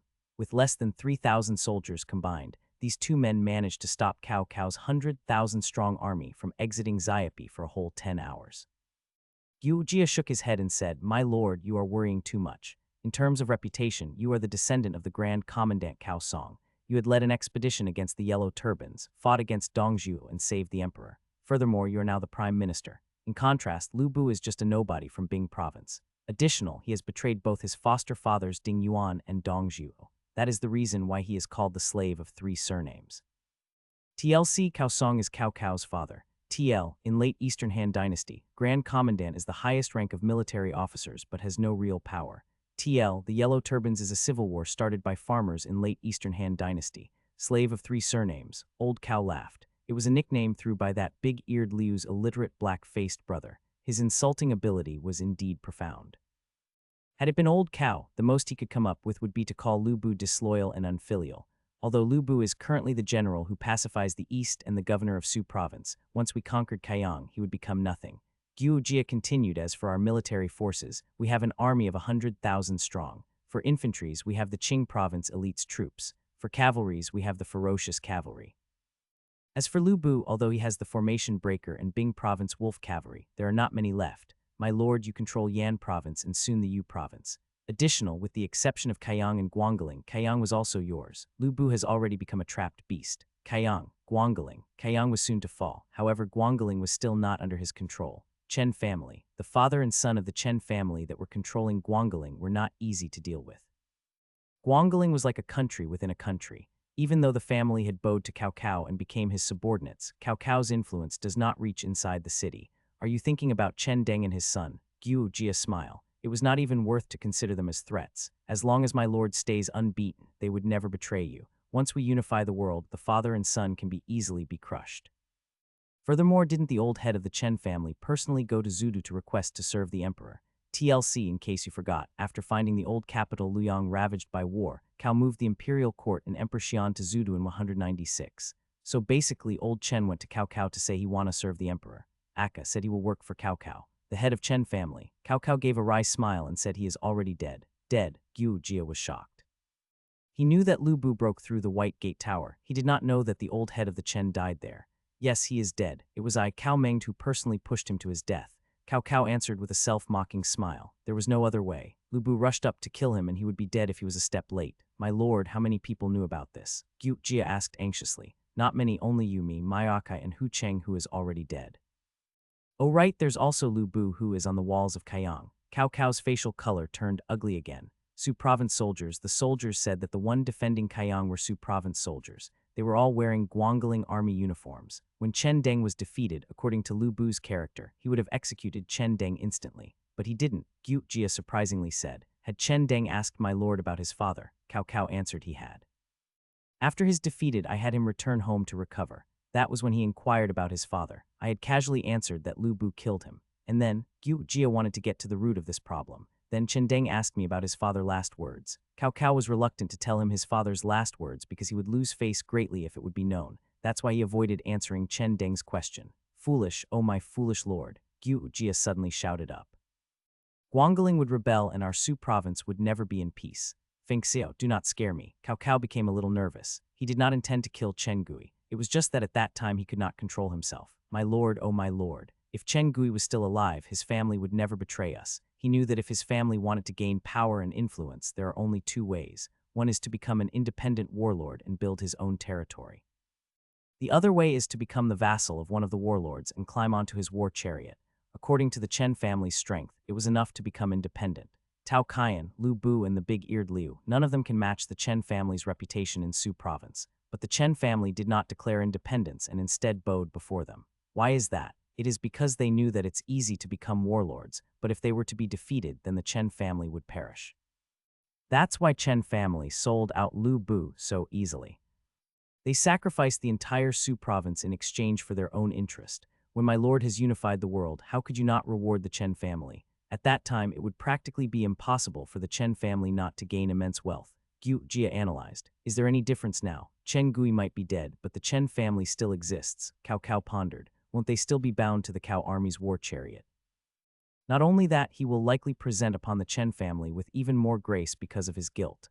Although the Chen family still exists, but without Chen Gui behind it, the current head, the hot-headed Chen Deng, does not think that way. Guo Jia gave a wry smile and shook his head. Before Chen Deng became the head of Chen family, he was renowned for his filial piety in Su province. There was a year when Chen Gui was severely ill.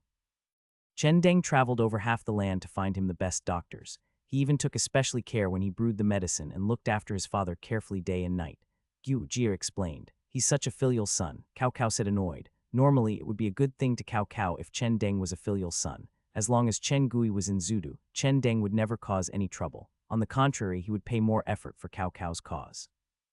Historically, Chen Deng was an important minister of Cao Wei. The imperial examination system, 9 grades official selection, was implemented by him.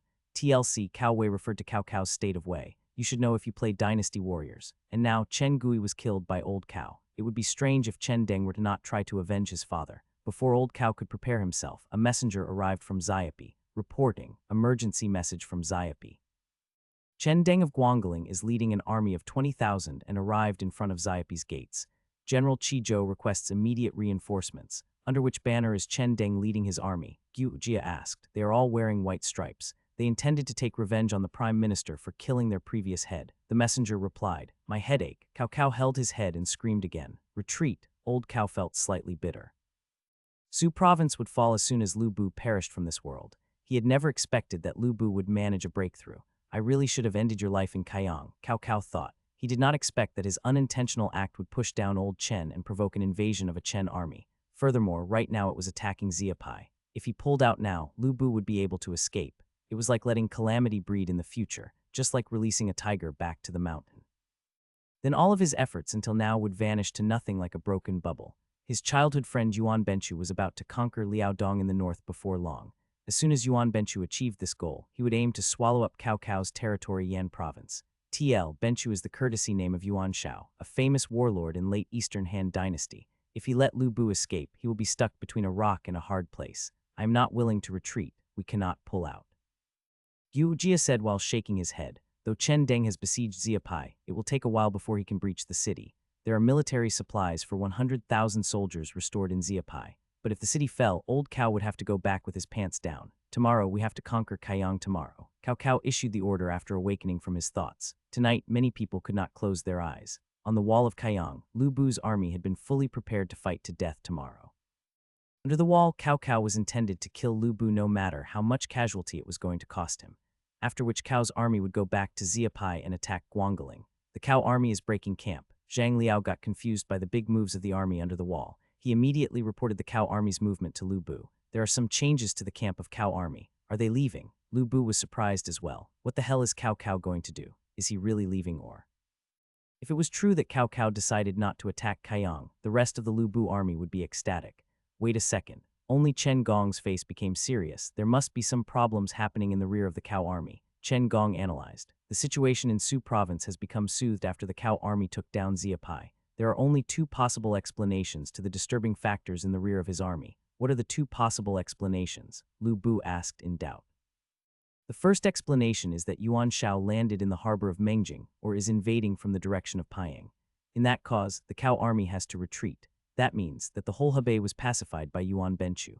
What is now left is the fight of supremacy between Cao Cao and Yuan Shao, and perhaps we have a slim chance of surviving. Before Cao Cao besieged Xiapai, Yuan Shao was not able to crush Hebei, or else Cao Cao wouldn't march his army without worry to Su province. If at that time Yuan Shao had conquered Hebei, it was highly possible that Cao Cao and Lu Bu might have become allies now.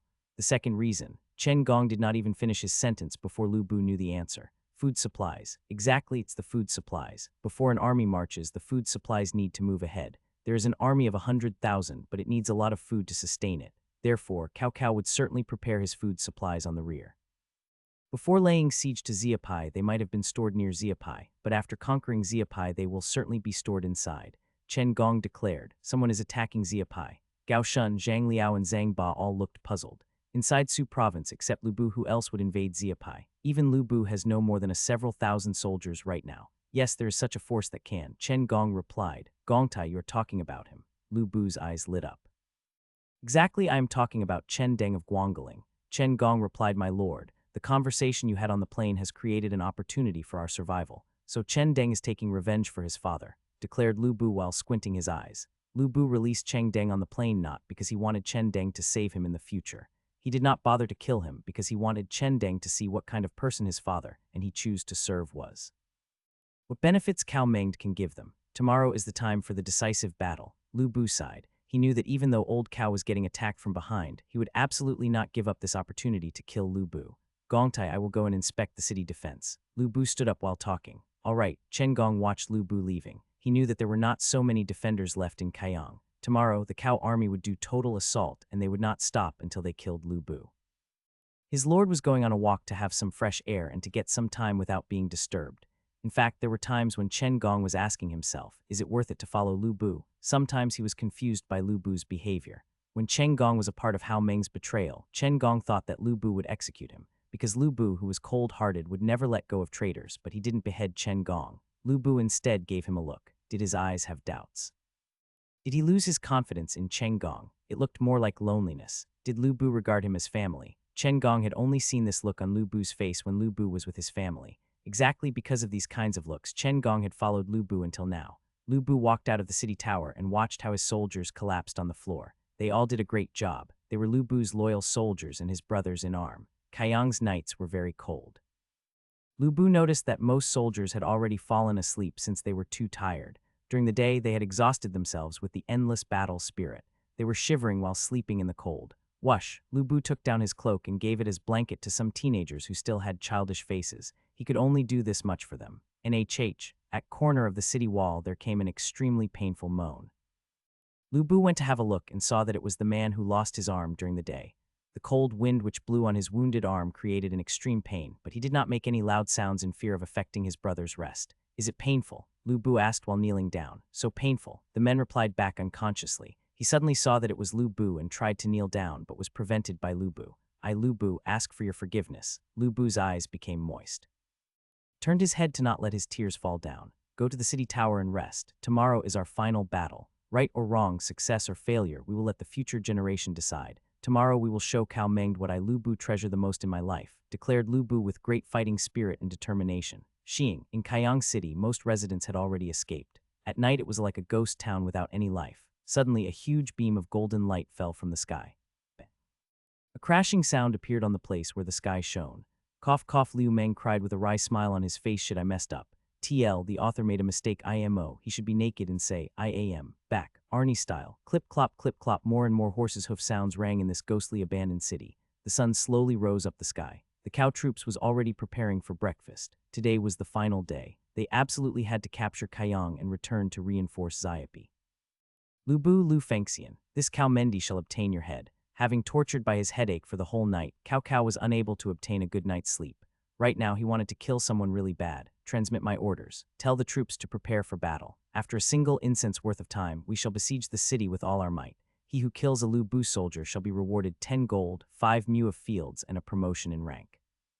The remaining Lu Bu soldiers are the elite amongst the elites. They are very difficult to kill. Their every move and every stroke are meant to kill. They all knew the fastest and the most efficient ways to kill. Mu equal classification for area of fields. It is equal to 1/15 of a hectare. 1 hectare is 2.471 acres. So, they'll be rewarded with 0.8367 acres of land that's good for farming.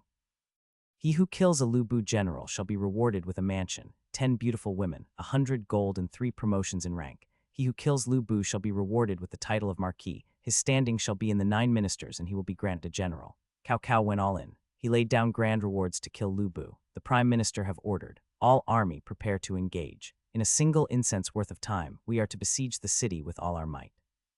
He who kills a Lu Bu soldier shall be rewarded 10 gold, 5 mu of fields, and a promotion in rank. He who kills a Lu Bu general shall be rewarded with a mansion, 10 beautiful women, 100 gold, and 3 promotions in rank. He who kills Lu Bu shall be rewarded with the title of Marquis. His standing shall be in the 9 ministers, and he will be granted a general. One by one, the order was transmitted to the whole army.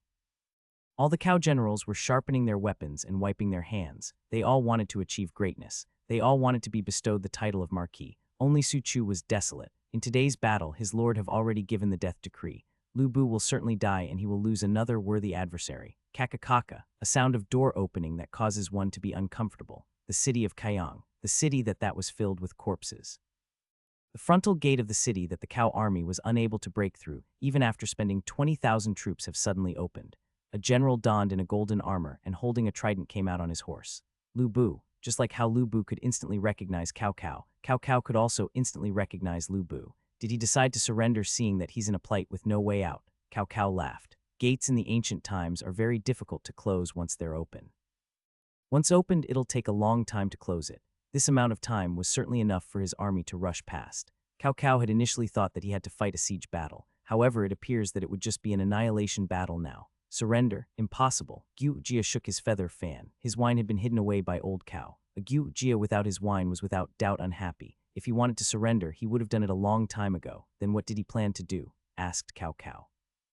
He most likely planned to fight to the death, replied Su Chu. Su Chu was also a general who's at the pinnacle of first class. Thus, he knew of the loneliness of a general who belonged to the same pinnacle as himself, the bearing of rather die standing than to live kneeling.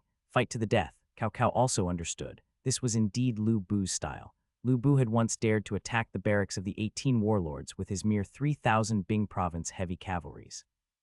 Now that Kaiyang's capture was just a matter of time, Lu Bu would rather exit the city and fight to the death. Sure enough, Lu Bu held his trident against the sky and shouted toward Cao Cao.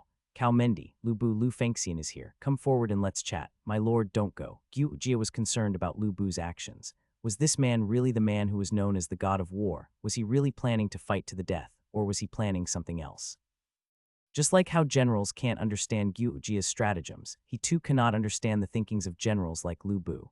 What Gu Jia was thinking of was whether or not this was a trap set up by Lu Bu. A trap to capture Cao Cao when he goes up to talk. Feng Xiao, you needn't be so alarmed. With Zhongking here, Lu Bu cannot possibly injure even my hair. Cao Cao also knew what Gu Jia was thinking of. However, he wasn't afraid. That's because he knew that Lu Bu wasn't the sort who will break faith and kill an enemy's commander in talks in front of the whole army. Before Gu Jia could respond, Cao Cao had already brought Su Chu and some others and went forward on their horses. Mendi, how's Xiapi? Asked Lu Bu plainly. Had Lu Bu also guessed the situation at Xiapi? Cao Cao wasn't surprised. That's because in Lu Bu's camp, there's the top advisor Chen Gong. If Chen Gong can't guess that, then Cao Cao would have been surprised instead. Furthermore, old Cao believed that Chen Gong played a major role in Chen Deng's revolt. Can't you tell that we're preparing to go back? Said Cao Cao as if it was an ordinary chat. You really wanted to kill this Lu Bu that badly. Lu Bu stopped beating around the bush and asked directly. Cao Cao was also straightforward. Cao cannot have a good night's sleep if Fengxian doesn't die. Ha ha ha ha, so actually, as it turns out, Mengju fears me so, laughed Lu Bu. This isn't fear, said Cao Cao. I have long said there exists but a select few in the whole world that could make this Cao cast sidelong glances. You, Lu Bu, are one of them. You are suited for being a soul of an army but aren't suited for being the lord of a state. It wasn't that I had to make things difficult for you, it's just that you blocked my path. Therefore you had to die. Cao Cao looked at Lu Bu straight in the eye with an overwhelming killing intent. Blocked your path, mumbled Lu Bu. Sure enough, like Gongtai said, Mengd, your ambition was certainly not small. Chen Gong, well Mengda, since you wanted my life, come take it. I heard that you even brought your elite ferocious cavalry with you. A whole 3,000 heavy cavalries. I suspect you personally prepared that for this Lu Bu. Laughed Lu Bu. Cao Cao didn't respond. Cao Cao indeed established the ferocious cavalry after having suffered defeat in the hands of Lu Bu's Bing Province heavy cavalry. Their purpose was solely to defeat the Bing Province heavy cavalry, and thus he brought them with him when he decided to attack Su Province. Come Mengd, use your most elite soldiers to have a final settlement with this Lu Bu. Using his trident, Lu Bu pointed toward the 3,000 heavy cavalries behind Cao Cao. To die at the hands of the ferocious cavalry, Fengxian, that's a proper burial for you. Cao Cao turned his horse around and returned to his army. 3,000 ferocious cavalry resounded the earth as they came forward. The leading general was Cao Chun. In the past couple days of siege, the ferocious cavalry was unable to do anything. This had caused Cao Chun to be impatient to the extreme, and now the fate smiled at him. To actually be able to fight the final battle, Cao Chun was extremely happy. In his view, he believed Lu Bu to have nothing left. Even if his troops were all elites, they're only infantries. How could the two-legged soldiers possibly win against the four-legged cavalries? Not to mention the ferocious cavalry was an army of heavy cavalries. Although they aren't suited for siege warfare, they're overwhelming on the plains. Even if their enemies were 10 times their amount, Cao Chun was still certain that he would be able to rip their enemies to shreds. Follow my light, shouted Cao Chun. Sweep everything before us. The ferocious cavalry began their charge, trembling the earth and the bodies of everyone present. This is the ferocious cavalry. This is the strength of heavy cavalries. Although Gu Jia knew of the elite ferocious cavalry, he had never seen them in battle. Seeing the dust storm brought forth by the cavalries as well as that kind of grandeur, Gu Jia could not help but widen his eyes in shock. The victor was determined. Cao Cao started laughing out loud. The ferocious cavalry have never once lost a battle on the open fields. Even if they're against other heavy cavalries, Cao Cao believed that his ferocious cavalry would certainly not lose against them. Something's amiss. Su Chu suddenly shook his head and began to feel a little worried. What's wrong, Zhongkeng? Inquired Cao Cao while smiling. For us to kill Lu Bu, Zhongkeng have greatly contributed. If it wasn't for you wounding this fierce tiger, how could we possibly be able to force him out? Su Chu did not respond to Cao Cao's compliment. Instead, he muttered, the sound of activities are amiss. My lord, I need to see my lord. Get out of the way. A general donned in armor suddenly burst into the army tent. Wasn't this man Su Huang? Gongming, seeing the incoming person to be Su Huang, Cao Cao had his guards let him pass. We were just discussing the contributions in killing Lu Bu. Gongming, you have also contributed greatly. No, my lord, it's not regarding this.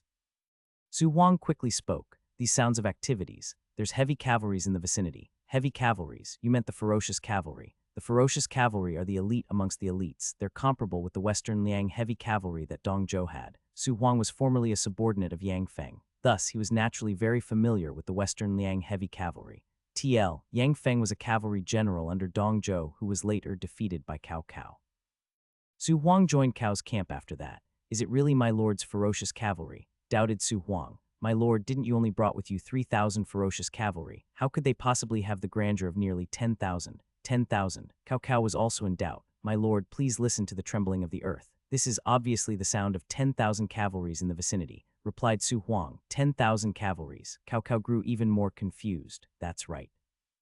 It's certainly 10,000 cavalries. Su Chu came to it too. These sounds of activities was too large, too great. It's impossible for it to be originated from just the ferocious cavalry. There's other cavalries in the vicinity. There's other cavalries other than our ferocious cavalry. Immediately, Cao Cao knew that the situation was bad.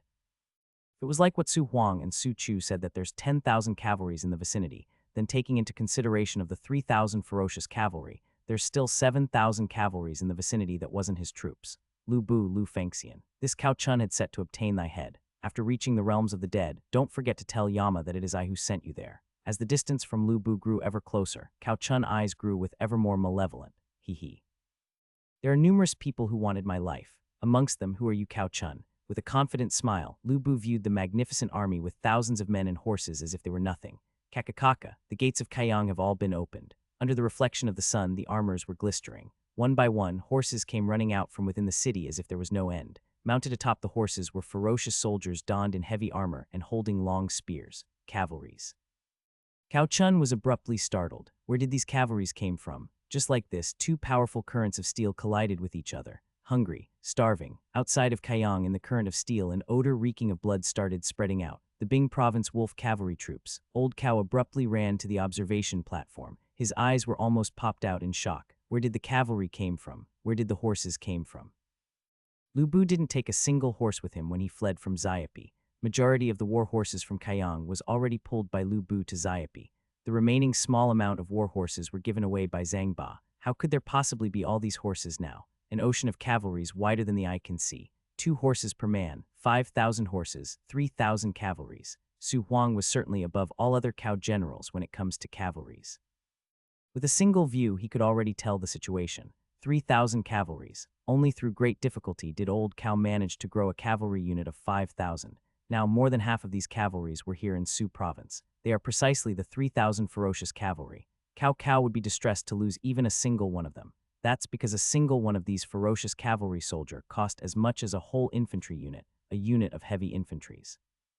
And now Lu Bu, who was once a cornered beast, had unexpectedly brought forth 3,000 cavalries out of Kaiyang, the city that was soon to fall. And their heavy cavalries, 5,000 war horses. Cao Cao could tell that these 5,000 war horses are not some inferior horses, but instead genuine good horses. Old Cao felt as if he was scammed. The opposing side was also heavy cavalries. Even if the ferocious cavalry are elites, there's certainly still going to be casualties from the engagement against other cavalries. Not to mention, the opposing cavalries are their old enemy, the Bing Province Wolf Cavalry. Say, if you Lu Bu had the Bing Province Wolf Cavalry in your hand, then you should have broken out of Kaiyang earlier. Instead, you had to go and play a defensive battle in Kaiyang. Now that you cannot stop the city from being captured, you decided to play a final decisive battle. While Lu Bu had lost Su province, Xiapi, and was willing to put all your reserve in this major battle, old Cao cannot afford to do that. These 3,000 ferocious cavalry was as expensive as an army of 100,000. If he were to lose them in this battle, then old Cao would certainly grieve till death. Bing Province Wolf Cavalry. Cao Chun had already led the charge with the ferocious cavalry. Although he was surprised, he cannot stop. What the cavalries needed was high mobility. Only through high running could they annihilate their enemies with their speed. He who is more brave shall win when met with his rival. This was a confrontation between two cavalries. Follow my lead, sweep everything before us, shouted Cao Chun. The ferocious cavalry troops that were following him too began to shout vigorously. Their horses began to increase their speed and further increase their speed and even further. They wanted to pulverize the enemies in front of them. So what if they're the Bing Province Wolf Cavalry? Today I, Cao Chun, shall let you know that the #1 cavalry unit in the world is the ferocious cavalry. Lu Fengxian, prepare yourself, said Cao Chun as he took the lead and advanced toward Lu Bu. Prepare, it should be you Cao Chun and Cao Cao who should prepare yourselves. Lu Bu raised his trident against the sky and shouted, brothers, show these women what exactly our Bing Province Wolf Cavalry is made out of. Follow after me, hungry, starving. A group of starving wolves charged into the likewise battle-ready ferocious cavalry. Spears. With a shout, Zhang Liao gave off an order, and the spears that was originally pointed toward the ground were simultaneously faced forward. Charge, pulverize them. With an ominous glint on his face, Cao Cao began to squeeze his horse tighter. TL, I found out squeezing horse is the way to make horses run, not kicking them. Oops.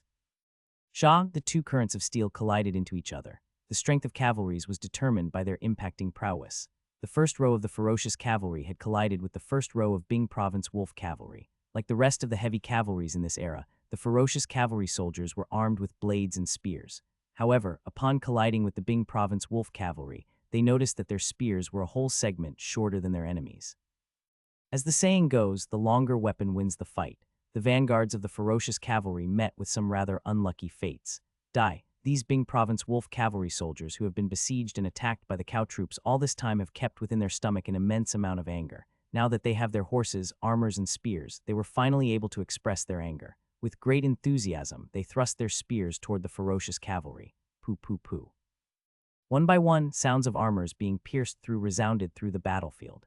There were even some Bing Province wolf cavalry soldiers that were going so fast that they pierced through 2 or even 3 ferocious cavalry soldiers at once.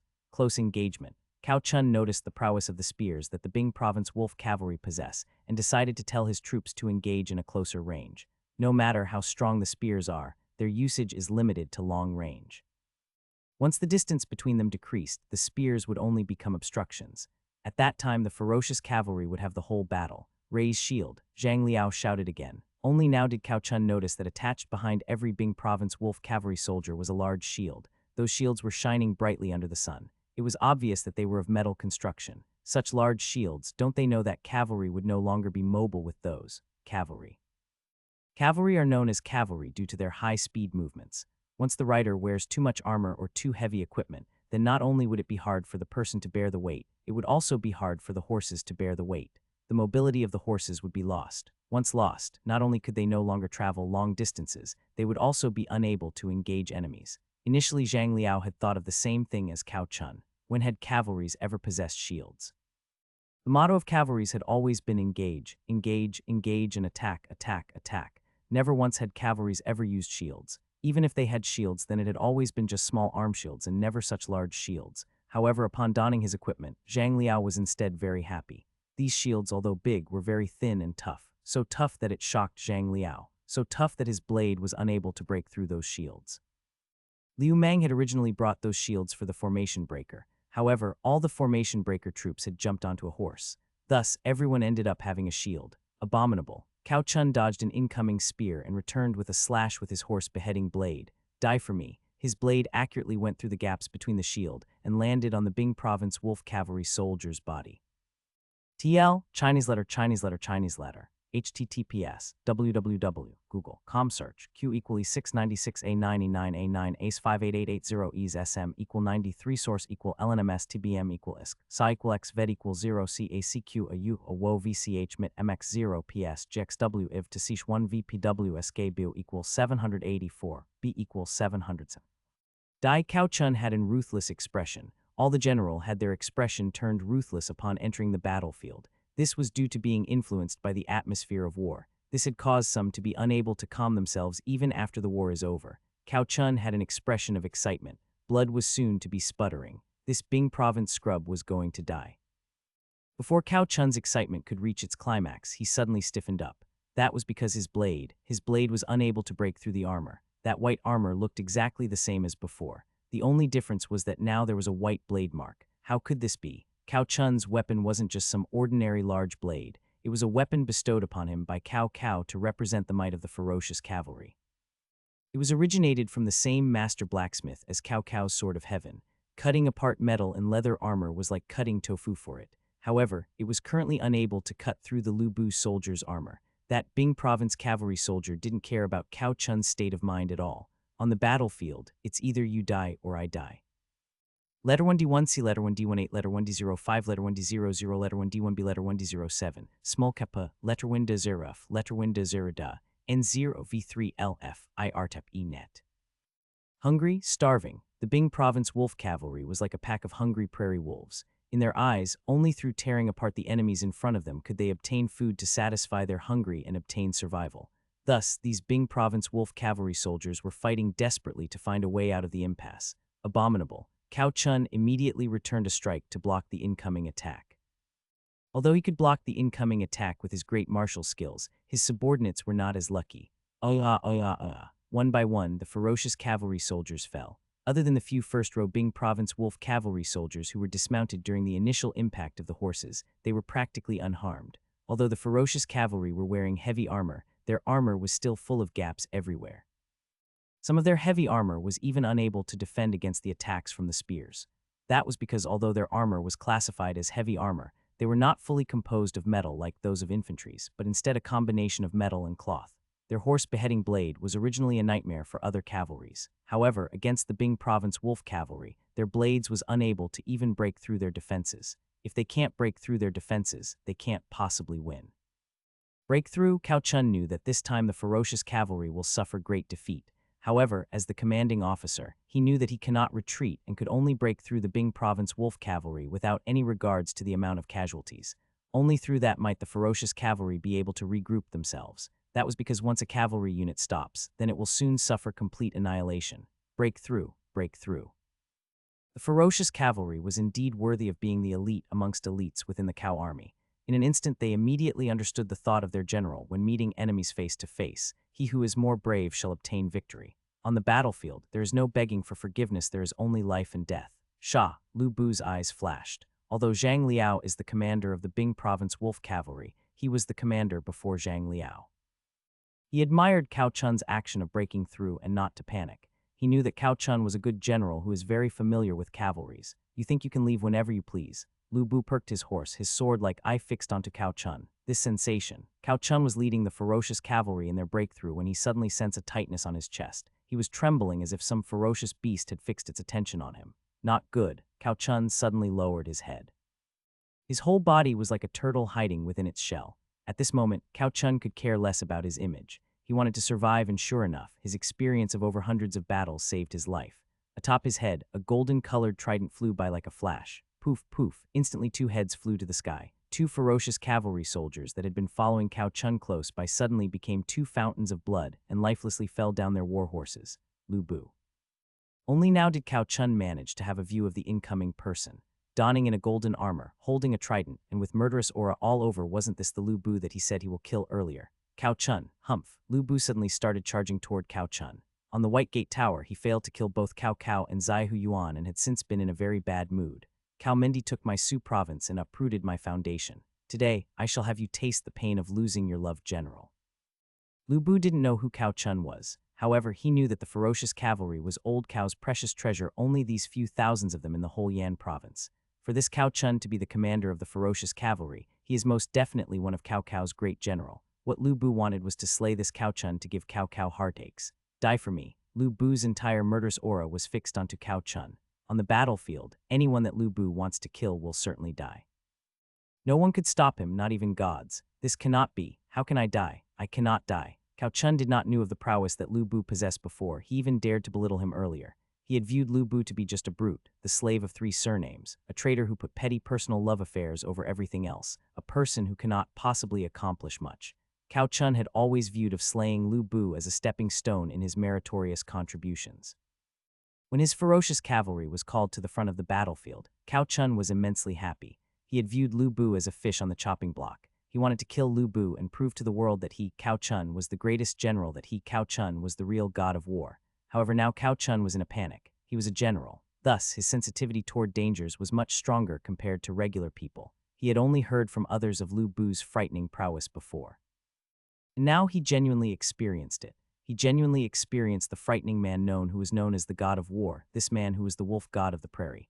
Fast, too fast, Cao Chun saw the golden trident's shadow. Before he was able to react, he already felt a cold wind. This was the feeling of trident about to penetrate his body. Abominable. Cao Chun wanted to evade, but he found out that there's nowhere for him to evade to. The trident had already blocked all leeways. Forward. Only going forward using the horse's galloping strength would he be able to escape. Worthy of being one of Cao Cao's great general, a general that Cao Cao had faith in, Cao Chun firmly decided to cut loss quickly and not to guard against Lu Bu. Instead, he took out his long blade and slashed his war horse's buttocks. Poof, piping hot blood was spraying from the war horse's buttocks. Under the immense pain, the warhorse immediately started accelerating. In a blink's time, it had flew past Lu Bu and a several horses' distance away. TL, horse distance. Imagine placing a couple horses between Lu Bu's horse and Cao Chun's horse. Blame the author for making up length. Cutting loose via self-injury. Lu Bu didn't expect that Cao Chun would have injured his horse. For a general, a good war horse was a comrade in arms, one's second life. Generally, cavalries would treat their horses as a companion. They would love them dearly. Should their horse fall ill, they would grow very anxious. And now Cao Chun actually injured his horse to escape. Although his blade had caused the warhorse to quickly accelerate, it cannot persist for a long period of time. This battle, no. Perhaps in a moment's time the warhorse would fall and die. Lu Bu could also tell that Cao Chun's warhorse wasn't some ordinary horse. Although it could not compare to some famous horses like the red hare that he once had, it was still a rare and good horse. You want to compare horse strength? Lu Bu sneered. If he still had the red hair, he would have already reached Cao Chun and killed him with his trident. However, he doesn't have the red hair now. It wasn't that his current horse was bad. Rather, it was that he wasn't familiar with the horse that he have now. Nevertheless, this didn't obstruct Lu Bu's pursuit. Let's see if my Fergana horse is faster, or if your war horse is faster. Lu Bu slapped his warhorse, and his already fast warhorse suddenly accelerated. It was accelerating like it was sprinting. Lu Bu felt as if that the wind that passed by him had turned a bit prickling. TL, Lu Bu's mistaken the type of horse Liu Meng brought back. Blood-sweating horse was used to refer to Fergana horse. It is also what Lu Bu literally called it. Apparently Fergana horse was heavenly horses back in Han Dynasty. They sweat blood when worked because of parasites. Arabian war horse. Although this type of horse might be common in modern days and were easily obtained via breeding, in the Eastern Han Dynasty they were genuine treasured horses. There existed three kinds of pure-blooded horses: the Fergana horse, the British horse, and the Arabian war horse. Although the Arabian war horses does not have the superior quality of the Fergana horse, they were pretty up there. Actually, the Arabian war horses was also a kind of Fergana horse. Lu Bu didn't know of what Arabian war horse, he only knew it to be a Fergana horse as it had the characteristics of a Fergana horse. Throughout the whole Han Dynasty and even the history of China, every single Fergana horse was rare to come by.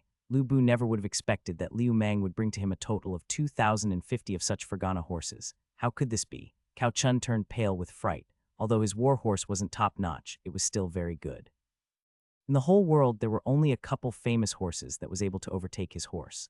Lu Bu's red hair might have been able to do that, however red hair is now in Xiapi. Where did Lu Bu find another such precious horse? Where do you think you're escaping? Lu Bu had once again catch up to Cao Chun. His murderous aura had once again drew near. I absolutely cannot die. Cao Chun bit his teeth. He saw that in front of him was the ferocious cavalry that was still galloping under his orders. I'm sorry, brothers. Cao Chun suddenly lifted his blade up and brandished it. The direction where he attacked was not toward Lu Bu who was behind him, but rather toward those who were ahead of him, those ferocious cavalry soldiers, his fellow soldiers. Poof, poof, two blood flowers blossomed. Two heads flew toward the sky. The war horses that lost their masters suddenly stagnated and began to slow down. In moments' time, Cao Chun ran past those horses and two corpses fell behind him blocking the path. Lu Bu was obstructed. If he continued then, he would have crashed into the horses. This would baffle me. Lu Bu looked at the two warhorses that had lost their master and had a hint of admiration toward Cao Chun. This was his fellow soldiers that he killed. It was his brothers, to kill them just like that, to kill them just to save his own life, not a hint of hesitation at all. As expected of a Cao clansman, he was exactly like Cao Cao. Lu Bu did not slow down at all. Instead, his warhorse's speed increased. Right when his warhorse was about to crash into the two aimless, ferocious cavalry warhorses, Lu Bu violently pulled on the rope and with his legs grabbed onto the horse's stomach. Immediately, his horse leaped over the two aimless warhorses and started pursuing Cao Chun again. Not good. Cao Chun saw that the two warhorses were unable to stop Lu Bu at all. He bit his teeth and was about to attack again. The two ferocious cavalry by his side had already seen Cao Chun's movements and their heart was trembling with fear. Without Cao Chun saying anything, they held their hand toward him and said, "General, we shall go first." Immediately, the two turned around and stroked their horses. He who blocks me dies. Lu Bu's trident impaled the two's body. However, he really was blocked by the two ferocious cavalry soldiers this time around, unable to catch up to Cao Chun anymore. Lu Bu, this Cao Chun will certainly have his vengeance for today. Seeing that Lu Bu was stopped, Cao Chun loosened himself and started cursing at Lu Bu. "Vengeance," Lu Bu said coldly. "I fear that you won't have such an opportunity. There have yet to be anyone that I, Lu Bu, wanted to kill on the battlefield to not die." Lu Bu raised up the spear that was attached to his horse. Every single war horses had this kind of cavalry spear, otherwise they'll be hard to set formations with. Lu Bu raised his spear, his eyes filled with murderous aura. His hands were like a vice firmly clamping the spear. His veins were exposed on his arms. His whole body was in explosive state. Fly, Lu Bu's hands have the strength of 1,000 jun, and now his 1,000 jun strength had all be placed onto the spear. Poosh, a blood flower blossomed. Cao Chun had his eyes wide open, unable to believe what had just happened. Poof, on the viewing platform, Cao Cao also slurped out a mouthful of blood. Zih, my great general, Cao Cao fainted. Zih is Cao Chun's courtesy name. My lord, panic burst through the viewing platform. On the ferocious cavalry's path of breakthrough, one horse and one man was pinned to the ground by a spear. As the spear pierced through from above, the earth was dyed red with blood. Ferocious cavalry. Cao Chun, Cao Zih, dead. The ferocious cavalry is finished. Gu Jia observed the two cavalry's fierce confrontation. It felt like two strong waves clashing with each other before the gate of Kaiyang. He knew that the ferocious cavalry would meet its demise. Their commander, General Cao Chun, was dead. If he was beheaded in combat, then the ferocious cavalry's fighting spirit and morale would still be high, since they were the cream of the crop. Their morale would still be at their highest because of the momentum even after their leader was gone. However, that would be under normal circumstances. Gu Jia showed Rai smiled. Cao Chun's death was tragic, and he died in a horrible state. He was pierced by a spear and stuck to the ground like a statue. The spear had his horse alongside him pinned firmly to the ground. His face still showed the horror and fear he felt before death. His body indicated that he desperately tried to rush his horse to flee in order to escape the imminent death. Is this a warning to other people to show them what would happen to those who oppose Lu Bu? Lu Bu, Gu Jia muttered to himself. Can that man really stand alone against the world? Military counselor, your orders. The other generals, including Su Chu and Zaihu Dun, were asking for Gu Jia's next strategic move. Since Cao Cao had fainted, it rested onto Gu Jia as vice commander to issue the orders. Right now, Gu Jia was at loss. He did not know what order would be wiser. He was currently in dilemma where he could not decide whether he should try to overwhelm Lu Bu's army with his army of 100,000 men, or whether he should sound the drums and order the retreat. Gu Jia pulled himself together and came up with an idea. Ready the archers.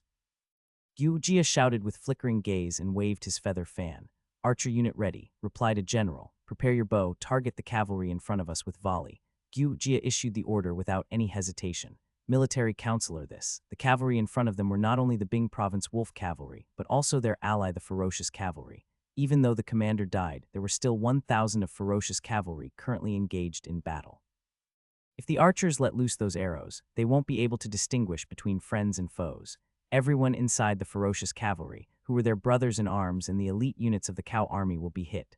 Volley. Gu Jia gave the order with a cold tone while looking at the generals. But there were still people who wanted to argue with his decision, but kept their mouths shut when they saw Gu Jia's face became cold as ice.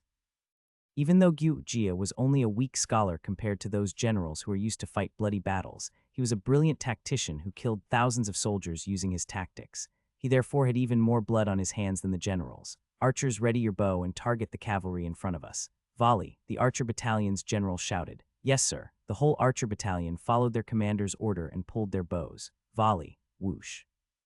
Arrows filled the sky like heavy rainfall and flew towards the cavalry. Normally, archers can only hit the outer layer of an army, but using volley fire, it changed the arrow's angle. First, it shot towards the sky. Afterwards, it would fall vertically under the gravity, and the force made it more lethal. Ah! Loud screams could be heard, accompanied with the sound of soldiers falling from their horses. Raise shield, Zhang Liao gave the order. The Bing province wolf cavalry raised their large shields beside their saddles again, which could completely protect them from the volley.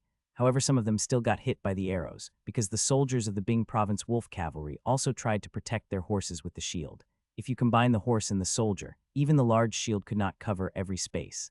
From time to time, soldiers from the Bing province wolf cavalry got hit by an arrow, but it was never critical. They were all trained men who suppressed their pain. Their eyes were shining and blood was flowing out of their mouths, raising their bloodlust to another level. Kill them. One Bing province wolf cavalry soldier eradicated an immense bloodlust in his eyes. His horse was shot by several arrows. Even though the horse did not die on the spot, after this battle it could probably not be saved. It could only be killed and used as horse meat. For cavalrymen, their horses were almost as important as their own lives and like their brothers. Not to mention, they hear that Lord Liu Mang, who saved their general, almost died trying to bring back those horses. That was why the Bing province wolf cavalry treasured them even more. The Bing province wolf cavalry were protected by their shields, but the ferocious cavalry were not so lucky. Since the arrow shot through volley did not fly horizontally, their body armor could not stop it. One after each other, the arrows penetrated them and massacred the ferocious cavalry armor like fish on a chopping block. military counselor. The generals who were watching on the side almost exploded in fury. Their own soldiers were dying like flies from friendly fire. Rage could be seen in their eyes. If Su Chu did not stand in front of Gyu Jia, the generals from Zaihu family would probably go mad. Gyu Jia stared blankly at the Bing province wolf cavalry in front of him. Large shield, spears, horse, what kind of cavalry is this? Is it a heavy cavalry? Gyu Jia hesitated. If it was a heavy cavalry, it would be impossible to reach this kind of speed. Heavy cavalry could only do few assaults while wearing heavy armor. Afterwards, both horses and men will succumb from the fatigue. The ferocious cavalry were already at their last breath. They wore heave armor and were already exhausted. The men and their horses were so tired that some even collapsed under the fatigue. However, the Bing province wolf cavalry did not have any signs of exhaustion, and their horses were full on vitality. How could this happen? Gyu Jia did not understand this anymore. Seeing the ferocious cavalry taking countless casualties, Gyu Jia's heart became soft. Issue the retreat order to the ferocious cavalry. Gyu Jia did not give the order to march the whole army of 100,000 soldiers. He knew that if he moved the whole army, he could easily overwhelm Lu Bu with number. However, to destroy this heavy cavalry in front of him, Cao Cao's army would at least suffer a minimum of 30 soldiers. During the siege, they had already suffered 20 casualties. If another 30 would be added to their losses, even if they would have conquered Su province, they would not be able to defend it anymore. Not to mention there is another beast lurking in Hebei. The Cao army is retreating. Lu Bu looked over to the command platform. Cao Cao was already gone, and only a scholar was remaining there. This should be Gyu Jia, the legendary genius. Lu Bu gave a cold laugh. Let me, the god of war, test the ability of the legendary genius. Lu Bu waved his trident and signaled his Bing province wolf cavalry to release the remnants of the ferocious cavalry. Lu Bu had already lost interest in them. Cao Cao's ferocious cavalry were elites. Their abilities before were roughly the same with those of the Bing province wolf cavalry, but now the Bing province wolf cavalry had changed. Soldiers from the Bing province wolf cavalry, who survived under the siege of Cao Cao's army, became the cream of the crop.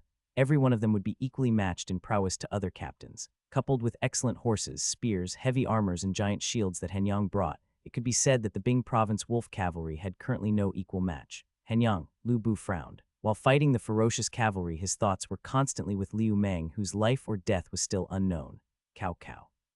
Cao Menged, Lu Bu's eyes irradiated a strong killing intent. Don't you want this Lu Bu's life? Now come and taste this tiger's counterattack. All units prepare to counterattack. Lu Bu shouted while wielding his trident. The Bing-proving wolf cavalry did not hesitate but quickly regrouped. The opponent was an army of 100,000. Even the current elite wolf cavalry could not break through and might even perish while fighting inside this army. However, no one questioned Lu Bu. Someone who could compare to Lu Bu in leading a cavalry had not been born in this world yet. Lu Bu, what do you intend to do? Gyu Jia watched how Lu Bu let the crippled, ferocious cavalry flee and how he was charging directly towards his army. An army of 3,000 attacking an army of 100,000. The fighting spirit erupted in Gyu Jia's eyes. It is time to remove the teeth of the tiger. Gyu Jia waved his command flag, and the war machine made of 100,000 soldiers began to move. Shield formation at the front and spear unit behind them. Archers at the back. When cavalry lost their mobility, they would be as good as dead. Gyu Jia and Lu Bu both had prepared for the decisive battle. Humph, Lu Bu sneered. Gu Jia, Gu Jia, in scheming and planning, I Lu Fengxian am not your equal. However, on the battlefield, I will teach you a lesson. Flank, aggressive formation. The Bing province wolf cavalry suddenly made a huge turn and was speeding past the Cao army's flank, attacking the flanks. Do you really think that Gyu Fengxiao's reputation were some hollow words? Gyu Jia observed how the Bing province wolf cavalry was moving at a high speed towards the Cao army's flank and commanded flank-tight formation. Spearmen advance. Gyu Jia waved again the flag and commanded archers, prepare yourself. Target the Bing province cavalry horses, rapid fire. Gyu Jia noticed it at the first glance. Aiming for the soldiers who were heavily armored was useless, but if they shot the horses, the riders would be thrown off and squashed to death. Lu Bu, come and show me your skill. All army prepare for engage. Gyu Jia gave his orders. The spearmen readied themselves to the front in an offensive formation. Only Gyu Jia, Gyu Fengxia, was able to look at an incoming cavalry attack and instead launch a counterattack. Infantry dared to assault the cavalry. Lu Bu was surprised. Usually whenever infantries encountered cavalries, they either flee from the cavalry or defend against them, never attack back. Something's wrong. Lu Bu was not the fool. Gyu Jia was known as the sly genius, so he's definitely outstanding. It was impossible for him to make such a blunder. Once the cavalry break through and the infantry formation, then the infantries could only wait to be killed. It's a bait. Lu Bu immediately understood. These spearmen are a bait. Once Lu Bu attacks these spearmen, the archers would immediately shoot from behind and their shielded troops would force through the flanks, surrounding them and cutting out their path to escape. This is bad, thought Lu Bu. The archers stopped shooting in a volley and turned to shooting straight at them. Their target is our war horses. Lu Bu shouted in surprise. Whole army, raise your shields, protect the war horses. Lu Bu really underestimated this Guo Fengxiao. Who would have expected that he would have found out their weakness so fast? Swoosh, swoosh. Arrows fell like rain. One by one the horses dropped. Fortunately, the Bing province wolf cavalry was armed with their large shields and thus did not suffer any causality. The ones with their horse shot immediately changed their horse. This was possible because they had less than 3,000 soldiers surviving when Liu Mang brought back 5,000 horses. No time, Lu Bu had lost no less than 100 horses, causing him to have a great heartache. All of these horses were good horses. Every one of them could be considered a horse king. And now, however, they died in the charge. Humph, although your cavalry are strong, it appears that your horses aren't, sneered Gyut Jia as he saw the dead horses. Gyut Jia then relay his command again, order for archers, rapid fire, target warhorse. Cavalry without horses, would it still be cavalry then? Guo Fengxiao. Lu Bu's eyes were flickering. He held high his trident and commanded, increase speed, increase distance. Lu Bu understands that archers' range is limited, so once they increase their distance they will no longer be harmed. Retreating, Guo Fengxiao looked at the Bing province wolf cavalry gradually getting further away. He wanted to intercept them, however he does not have the mobility of a cavalry unit. Although his army numbered 100,000, he cannot do anything to Lu Bu. Clip clop, the Bing province wolf cavalry that was once retreating turned around to once again face their enemies. Retreat. I, Lu Bu, never know the word retreat. Ordinary archers can shoot a distance of 120 steps. Expert archers with training can shoot a distance of 150 steps. Under Lu Bu's leadership, the Bing province wolf cavalry arrived at a distance of about 150 steps from the archers. They turned around and immediately prepared for a long-distance attack against the two flanks. What is he planning? Guo Jia frowned. He cannot comprehend Lu Bu's intention. Bows. All the soldiers of the Bing province wolf cavalry took out their bows and set themselves ready to shoot their arrows. A distance of 150 steps. It was a safe distance. A distance that cannot be reached by arrows. Did Lu Bu went crazy? A breeze blew by Guo Jia's face. It was a fresh and cool sensation. Wind. Guo Jia suddenly opened his eyes extra wide. Wind. Gale, that's right, Guo Fengxiao. It is wind. Lu Bu smiled faintly. Lu Bu had already taken into consideration of the wind's movement when he prepared for his long-distance attack. He noted that his cavalry was located at the origination location of the wind, whereas the cow army was located at the ending location of the wind. While 150 steps was the maximum distance an archer's arrow could reach, however, in the event of a favorable wind, that's a different story. To not reciprocate is against etiquette. Brothers of the Bing province wolf cavalry, unleash your arrows. All of Bing province wolf cavalry soldiers are expert mounted archers, and with the advantage of wind, every arrow landed at cow army main camp. The first to suffer big casualties was the cow archers who were hiding behind the main army. As they are the biggest threat to the Bing province wolf cavalry, so Lu Bu's very first step is to wipe them out. Additionally, these wolf pups already had deep hatred for the cow army's archers. Thus, they were basically releasing arrows non-stop. Arrows were falling like the rain. Within the rain, blood flowers blossomed from time to time. Immediately, the archery unit suffered major causalities. The 100,000-strong cow army suffered 3,000 dead. The rest were also mostly injured. Bam! Guo Jia spontaneously threw down his war fan and punched angrily against a pillar. Bing province heavy cavalry. Lu Bu had already raised his trident. Hungry, starving. The wolves once again went berserk under Lu Bu's leadership. All army, charge. Guo Jia knew that when his archer unit was defeated, his plan was completely ruined. He wanted to use his spearman unit as the bait, however. Now that his fishhook had been gone, the bait had become fish feed. What is a massacre? It's when a group of heavy cavalries rush into a group of spearmen. With only spears as their weapons, the spearmen simply cannot penetrate the defense of the cavalries. On the contrary, the cavalry was able to easily penetrate the defense of the spearmen armed with plank armors. Even if they were to encounter the few officers that possess metal armor, they could still easily kill them in a couple rounds of bouts. During the slaughter, Lu Bu saw an acquaintance, Li Dian. Although Li Dian is heavily injured during Siege of Kaiyang, the spearman unit was his squadron. Therefore, even though he was heavily wounded, he would still lead his soldiers. Although they say revenge is a dish best served cold, Lu Bu doesn't agree. He believes to take his revenge immediately. Li Dian, thou still recognize I. Lu Bu with his horse arrived in front of Li Dian. Li Dian was already in imminent danger. His infantry soldiers cannot withstand the force of Lu Bu's cavalry. If not for his person guards who persistently protecting him, he, Li Dian, would likely had already died in the chaos. Lu Bu, Li Dian smiled very bitterly.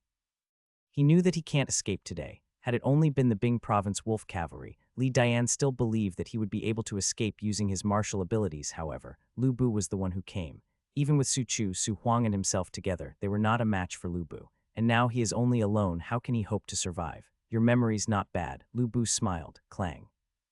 Li Dian dropped his weapon to the ground and said, Marquis of Wen. Dian knew that he cannot escape death. But before I die, Dian would like to plead a final request to Marquis of Wen. Li Dian was already severely wounded in Kaiyang and had joined the battlefield in this wounded state. Now that he encountered Lu Bu, it was totally impossible for him to escape. Had you accepted your fate? Lu Bu said while looking at Li Dian. On the battlefield, a general's weapon is his life. If you threw down that weapon, then that means you had already given up your life. Speak, I shall hear. It is not that I accepted my fate. Dian just didn't wish cause more casualties, said Li Dian. Dian can commit suicide in front of Marquis of Wen, but Dian also requests the Marquis of Wen to please allow my 8 personal guards to live. General, hearing Li Dian's words, the 8 personal guards who were next to him grew anxious. We will fight to the death to protect General. Do they not fear when encountering Lu Bu? They were all afraid. In Kaiyang Siege, the originally 100-strong personal guard unit was left with only them 8. However, how could they possibly exchange their general's life for their own? And if I refuse? On the battlefield, the most important personnel to each general were their fellow soldiers, their personal guards. Seeing them, Lu Bu remembered Hao Meng, Song Xian, Wei Su, and Hu Cheng. They were all at a point Lu Bu's personal guards. Had he been in Li Dian's position, would they protect me to death? Would I exchange my life for theirs? If Marquis of Wen refuses, then Dian can only fight the Marquis of Wen to the death, said Li Dian after taking a deep breath. His complexion was pale, his body was still severely injured, and he was currently fighting his tiredness. Good, I promised you, said Lu Bu after thinking a while and with closed eye. You die and these 8 men may return to the main army. General, you cannot.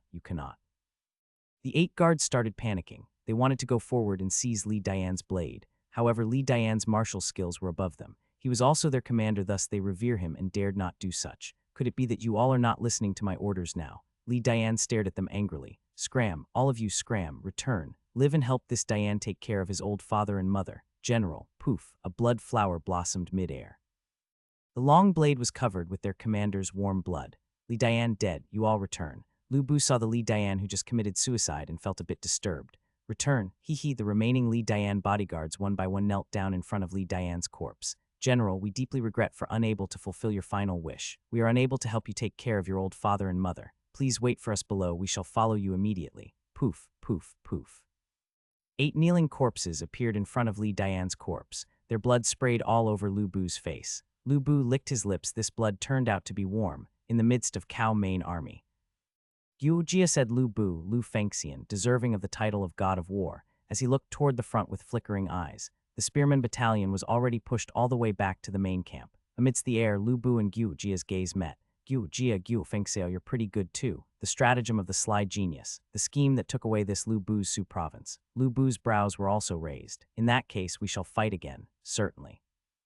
With the Battle of Kaiyang ended, the war in Su province came to an end.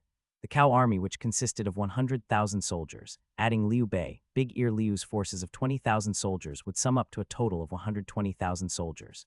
With the leading of military counselor Yu Jia and the brave generals like Cao Ren, Zai Hu brothers, Yu Jin, Li Dian, Su Huang and Su Chu, they had conquered the Su province, but Lu Bu broke through their siege and escaped. After the war, Cao Cao was distressed for losing more than 50,000 out of his 120,000 soldiers. The saddest part for him was to lose his precious ferocious cavalry. Before the battle, his elite cavalry consisted of 3,000 elite soldiers. After the battle, they were left with less than 300 wounded soldiers.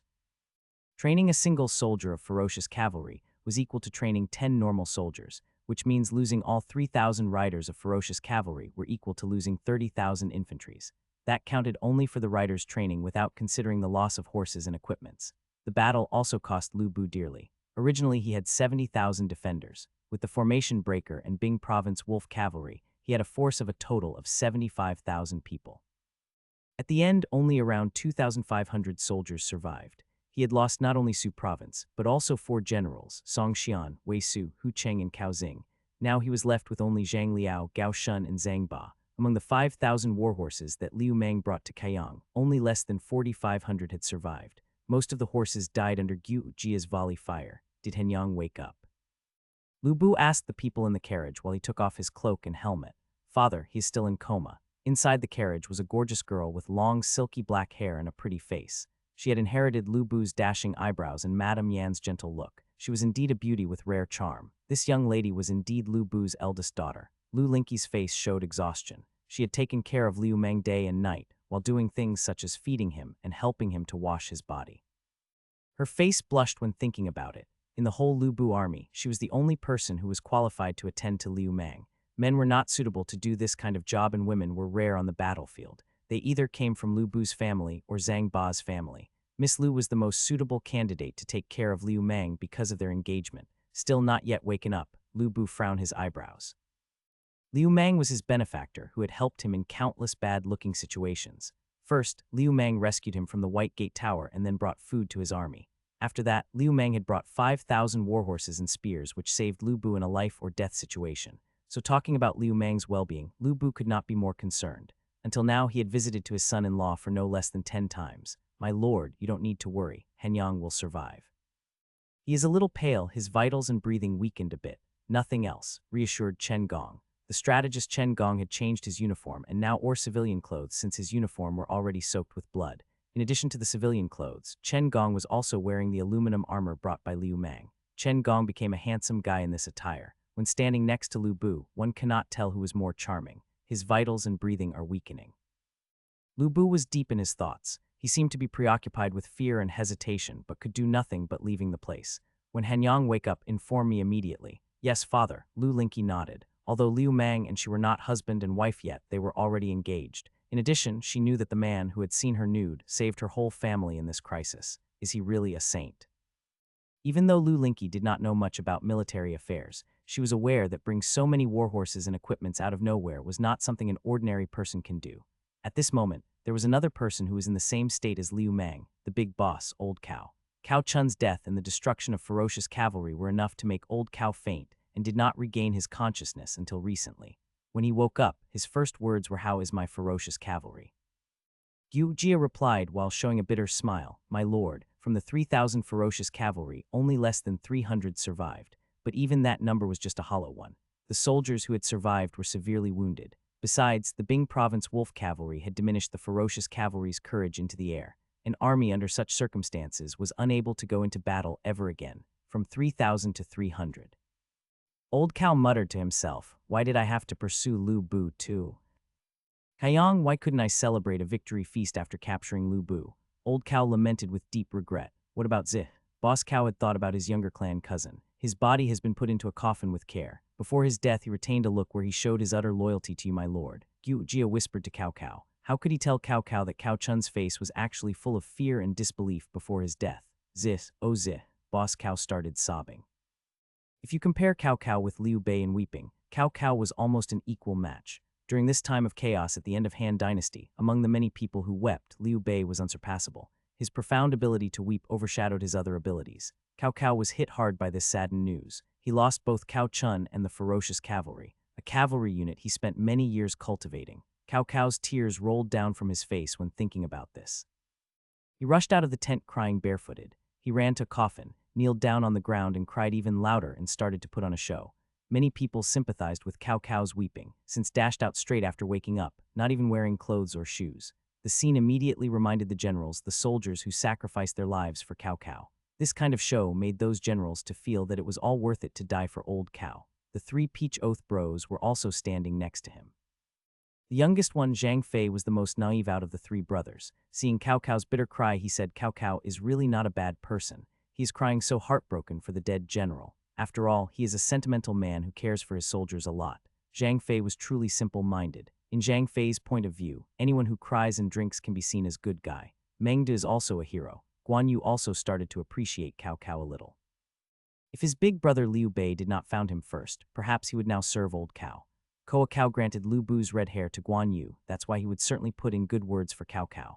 Looking at his brothers, Liu Bei did not show any expression. In his heart he thought, "Oh brother, can't you see that Old Cow is trying to buy you with the red hair? Why are you seeing him with one eye closed?" Liu Bei then said, "Oh my 2 brothers, why don't you observe closely at Cao Cao's lips? Who or what is he crying for?" From here they could not hear what Cao Cao was saying, but Liu Bei was actually observing Cao Cao's lips movements. Zhang Fei could not read Old Cow's lips movements. "Big brother, how can I read his lips movements?" Zih, ferocious cavalry. Guan Yu's expression became complex after observing Cao Cao's lips movements. "My lord, overcome your sorrow." Gyu Jia's was currently the most helpless person since Old Cow was only screaming Zis' name. Old Cow opened the coffin cover before Gyu Jia could run over to stop him. With tearful eyes, Old Cow shouted Zai, but his words were suddenly cut. The one who lied in the coffin was Li Dayan, who committed suicide in front of Lu Bu. Li Dayan. Cao Cao suddenly felt that his loss now was even greater. The ferocious cavalry was destroyed. Cao Chun is dead, and now Li Dayan also died. Even though Li Dayan was as vice-general, his skills were top-notch. Old Cow had planned to make him gain more experience before promoting him to the position of general. But now, Li Dayan was dead and laying inside the coffin. "So where is Zih?" Cao Cao carefully asked. He did not dare to be loud, or others would know that he had been weeping for a wrong person. Although Li Dayan was a very important general, Li Dayan's death cannot make Old Cow weep so miserably. General Cao Chun has already been escorted to Sudu with a big and excellent cart.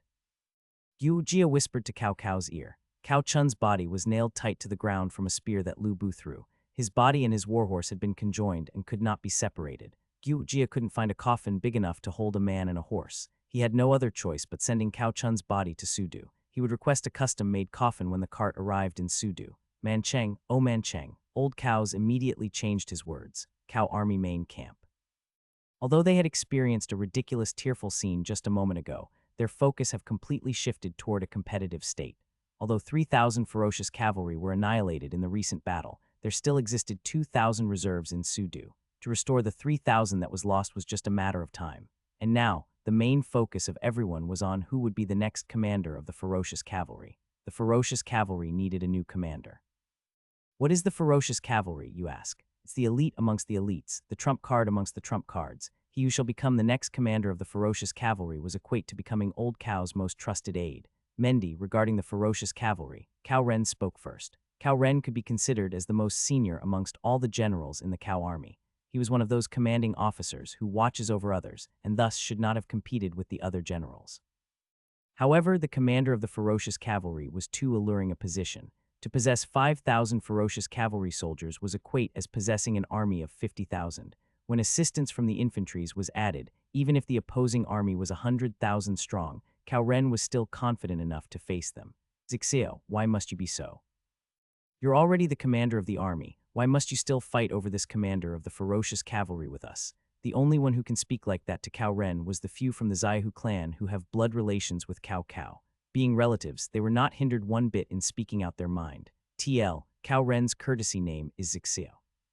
"How do you spoke so, Yunrang? Do you also want to compete with me for this position?" The one who spoke the loudest earlier was Zaihu Yunrang. Although Zaihu Yunrang was a valiant general, he also possesses the integrity of a valiant general, being a brute. Perhaps he didn't want to bother using his brain. He had gone wherever he wanted using only his brute force. Thus, he was able to casually ask Cao Ren this question. TL, remember, Yunrang is Zaihu Dun's courtesy name. "No, that's not my intent. What I meant was that you are already commander, so you should let other people to do the merit.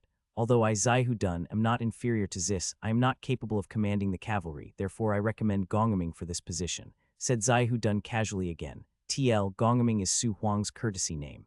Cao Cao gaze grew more profound.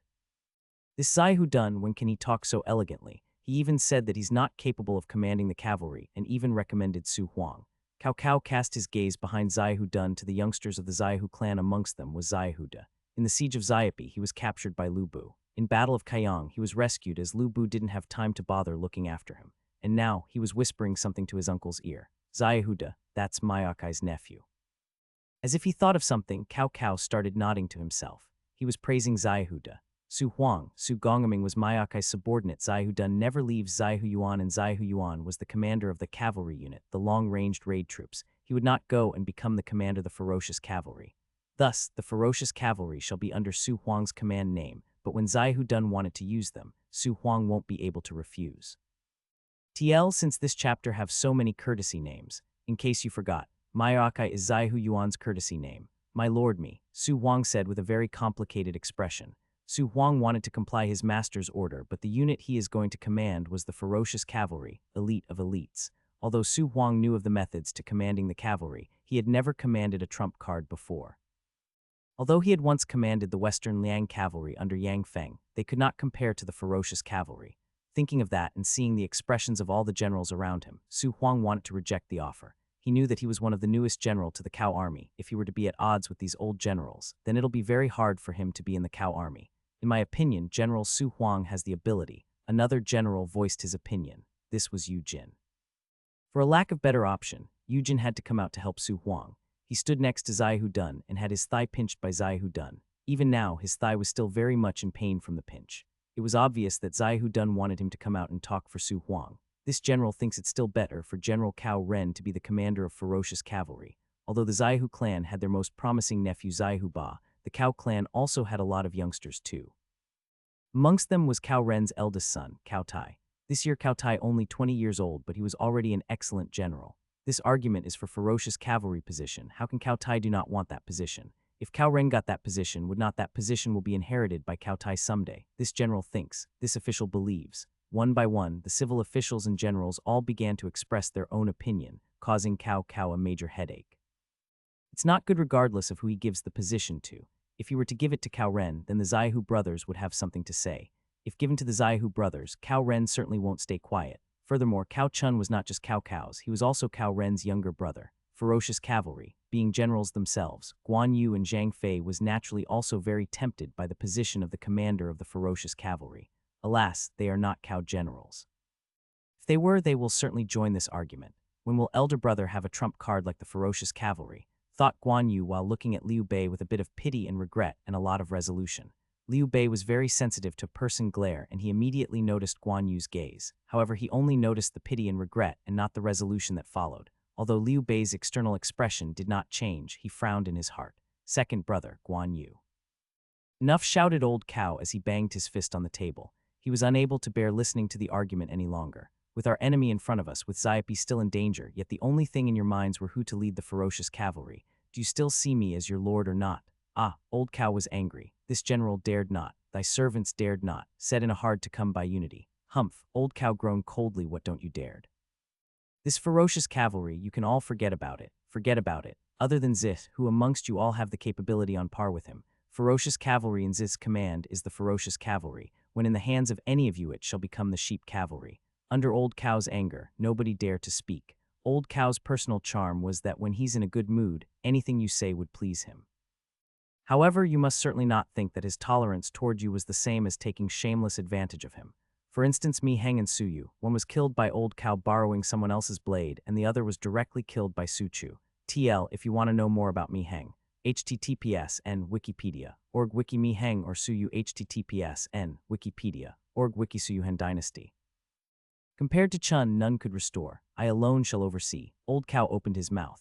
What Old Cow meant talent like Cow Chun unable to obtain again and no one can compare with him. I will personally take command of ferocious cavalry, so don't raise this issue again. Who dared to not be satisfied and fight over the position when Old Cow is the commander of the ferocious cavalry? Disperse. They are to march toward Zaipi tomorrow. As they cannot move tonight, they had to make up the distance tomorrow. Next morning, the first order Old Cow gave after waking up was this: take your 3,000 ferocious cavalry as the vanguard and head to Zaipi immediately. Immediately after saying those words, Cao Cao face grew very bleak. Zih had passed away. The 3,000 ferocious cavalry are also gone. Fortunately, Guo Jia entered his tent at this moment. My lord, are you worrying about General Zis and ferocious cavalry? Feng Xiao, you really know me, said Cao Cao in frustrating manner. Cao Chun's death make him very uncomfortable. The loss of ferocious cavalry makes him much more miserable. How the hell his trump card lost to Bing Province heavy cavalry? Are they really that much of terror? Cavalry King, my lord, General Zi and the soldiers of the ferocious cavalry did not die in vain, said Guo Jia. If anyone else said that statement, Old Cow will immediately show his killing intention. But fortunately, the one who spoke that statement was Guo Jia, Guo Fengxiao. If he was changed to other person, then he will be cut down by Cow's sword. Speak. Cao Cao's mood was not very good, so he cannot tolerate Guo Jia very much. Guo Jia smiled faintly. Cao Cao's mood didn't bother him. If Old Cow had been in a good mood at this time, then he'll have totally lost his human nature. My lord, please look at this. Guo Jia's hand showed two pieces of metal linked together. In the middle of the two pieces of metal, there was something that seemed to be for sitting. What is this? Cao Cao received it from Guo Jia's hand. First he had a doubt about this tool, but right now he had no doubt at all. Instead he held his breath in awe. This is, said Old Cow disbelieved as he pointed at the thing. It's precisely what you think it is. Men, bring a horse over. Guo Jia placed the metal tool onto the horse. The two metal plates were on either sides of the horse and the seat-like thing was placed onto the back of the horse. My lord, please try, said Guo Jia while smiling. Good. Without being unreasonable, Cao Cao immediately stepped onto the metal tool and onto the horse. In the main camp, Cao Cao was riding his horse around shouting, "Marvelous tool, marvelous tool." Cao Cao released his two hands and stepped on the metal plates with his feet. Usually, one must use a single hand to hold onto the war horse's rein if one doesn't want to fall off from the horse. However, Old Cow was currently able to stand up without falling. If he were to hold a bow and arrow, won't that make him a natural-born cavalry? One must know that in order to learn to completely ride a horse, one need at least half a year's time or even a whole year. And in this year, one could only learn how to ride a horse, and it was impossible to learn how to ride a horse and shooting from the said horse at the same time. And now, this tool had completely solved this problem. It was only with this marvelous tool that the Lu Bu army was able to completely annihilate General Cao Chun's ferocious cavalry. Actually, Gu Jia did not realize this at first either. However, it was noticed by him when the whole Lu Bu army started shooting at their horses. Although the Bing Province Wolf Cavalry was elite, the Lu Bu army's cavalry this time was not only composed only of the Bing Province Wolf Cavalry soldiers. Amongst them were the soldiers of the Formation Breaker and the Su Province soldiers. Gu Jia believes that the Bing Province Wolf Cavalry soldiers were capable of shooting atop their horses, but what about those sodders of the Formation Breaker, those Su Province soldiers? Only through returning to the battlefield did Gu Jia discover this secret from the remains of the dead horses. With this marvelous tool, my lord will be able to create a ferocious cavalry numbering 5,000, 10,000, or even more. Gu Jia's gaze grew deeper. Lu Fengxian, we shall have a contest of cavalries in our next meeting. TL, this is due to past titles. Wang is usually used for prince not king. Only since Ming Dynasty, Wang is king. Liu Mang swore that he would never bring so many things to transmit at the same time ever again. 5,000 warhorses, 5,000 armors including spears and great shields were too much for the teleportation CD. Now the CD started ringing alarm. Cooling time for the machine was lengthened from 1 day to 1 month.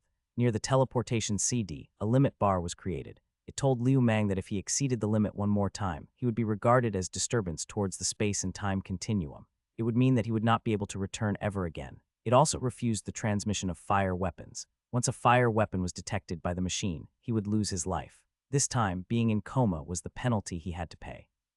Feeling blurry and dizzy, Liu Mang finally opened his eyes. You woke up. There was a sweet and pleasant surprise-sounding voice as he opened his eyes. That voice belonged to a person with beautiful eyebrows and a delicate face. This must be a goddess from heaven. What a goddess. Liu Mang muttered to himself slowly, but suddenly he realized something. Something was not right. This girl was my fierce wife. Liu Mang called out Miss Lu's nickname, fierce wife. Lu Linky instantly got angry.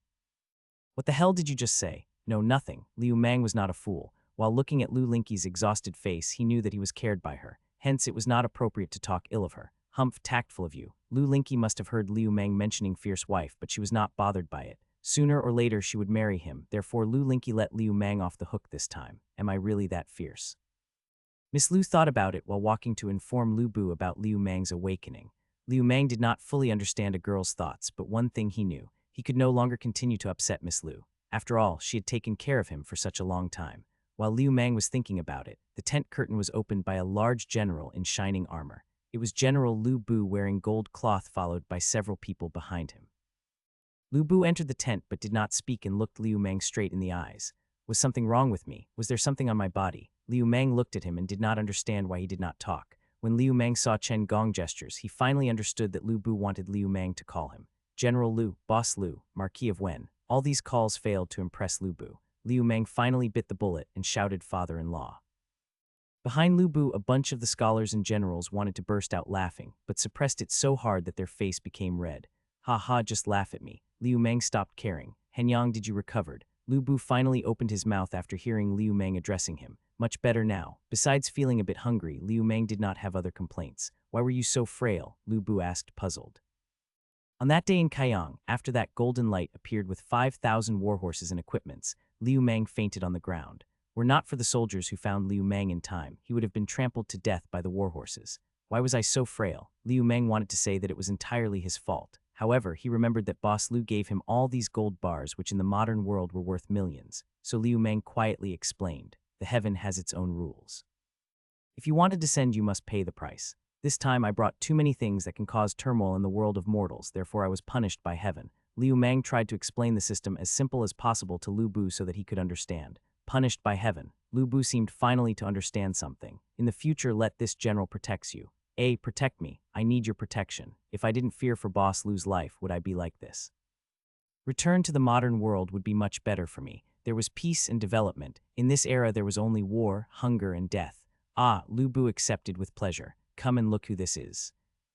Lu Bu said while opened up for a young man from behind. So young, so familiar, that voice. Fuck, it is Chen Deng. Liu Mang immediately got up and searched for something. What are you searching? Lu Bu asked seriously. Normally someone would not forget oneself just by seeing someone. I am looking for a sword, answered Liu Mang without turning back his head.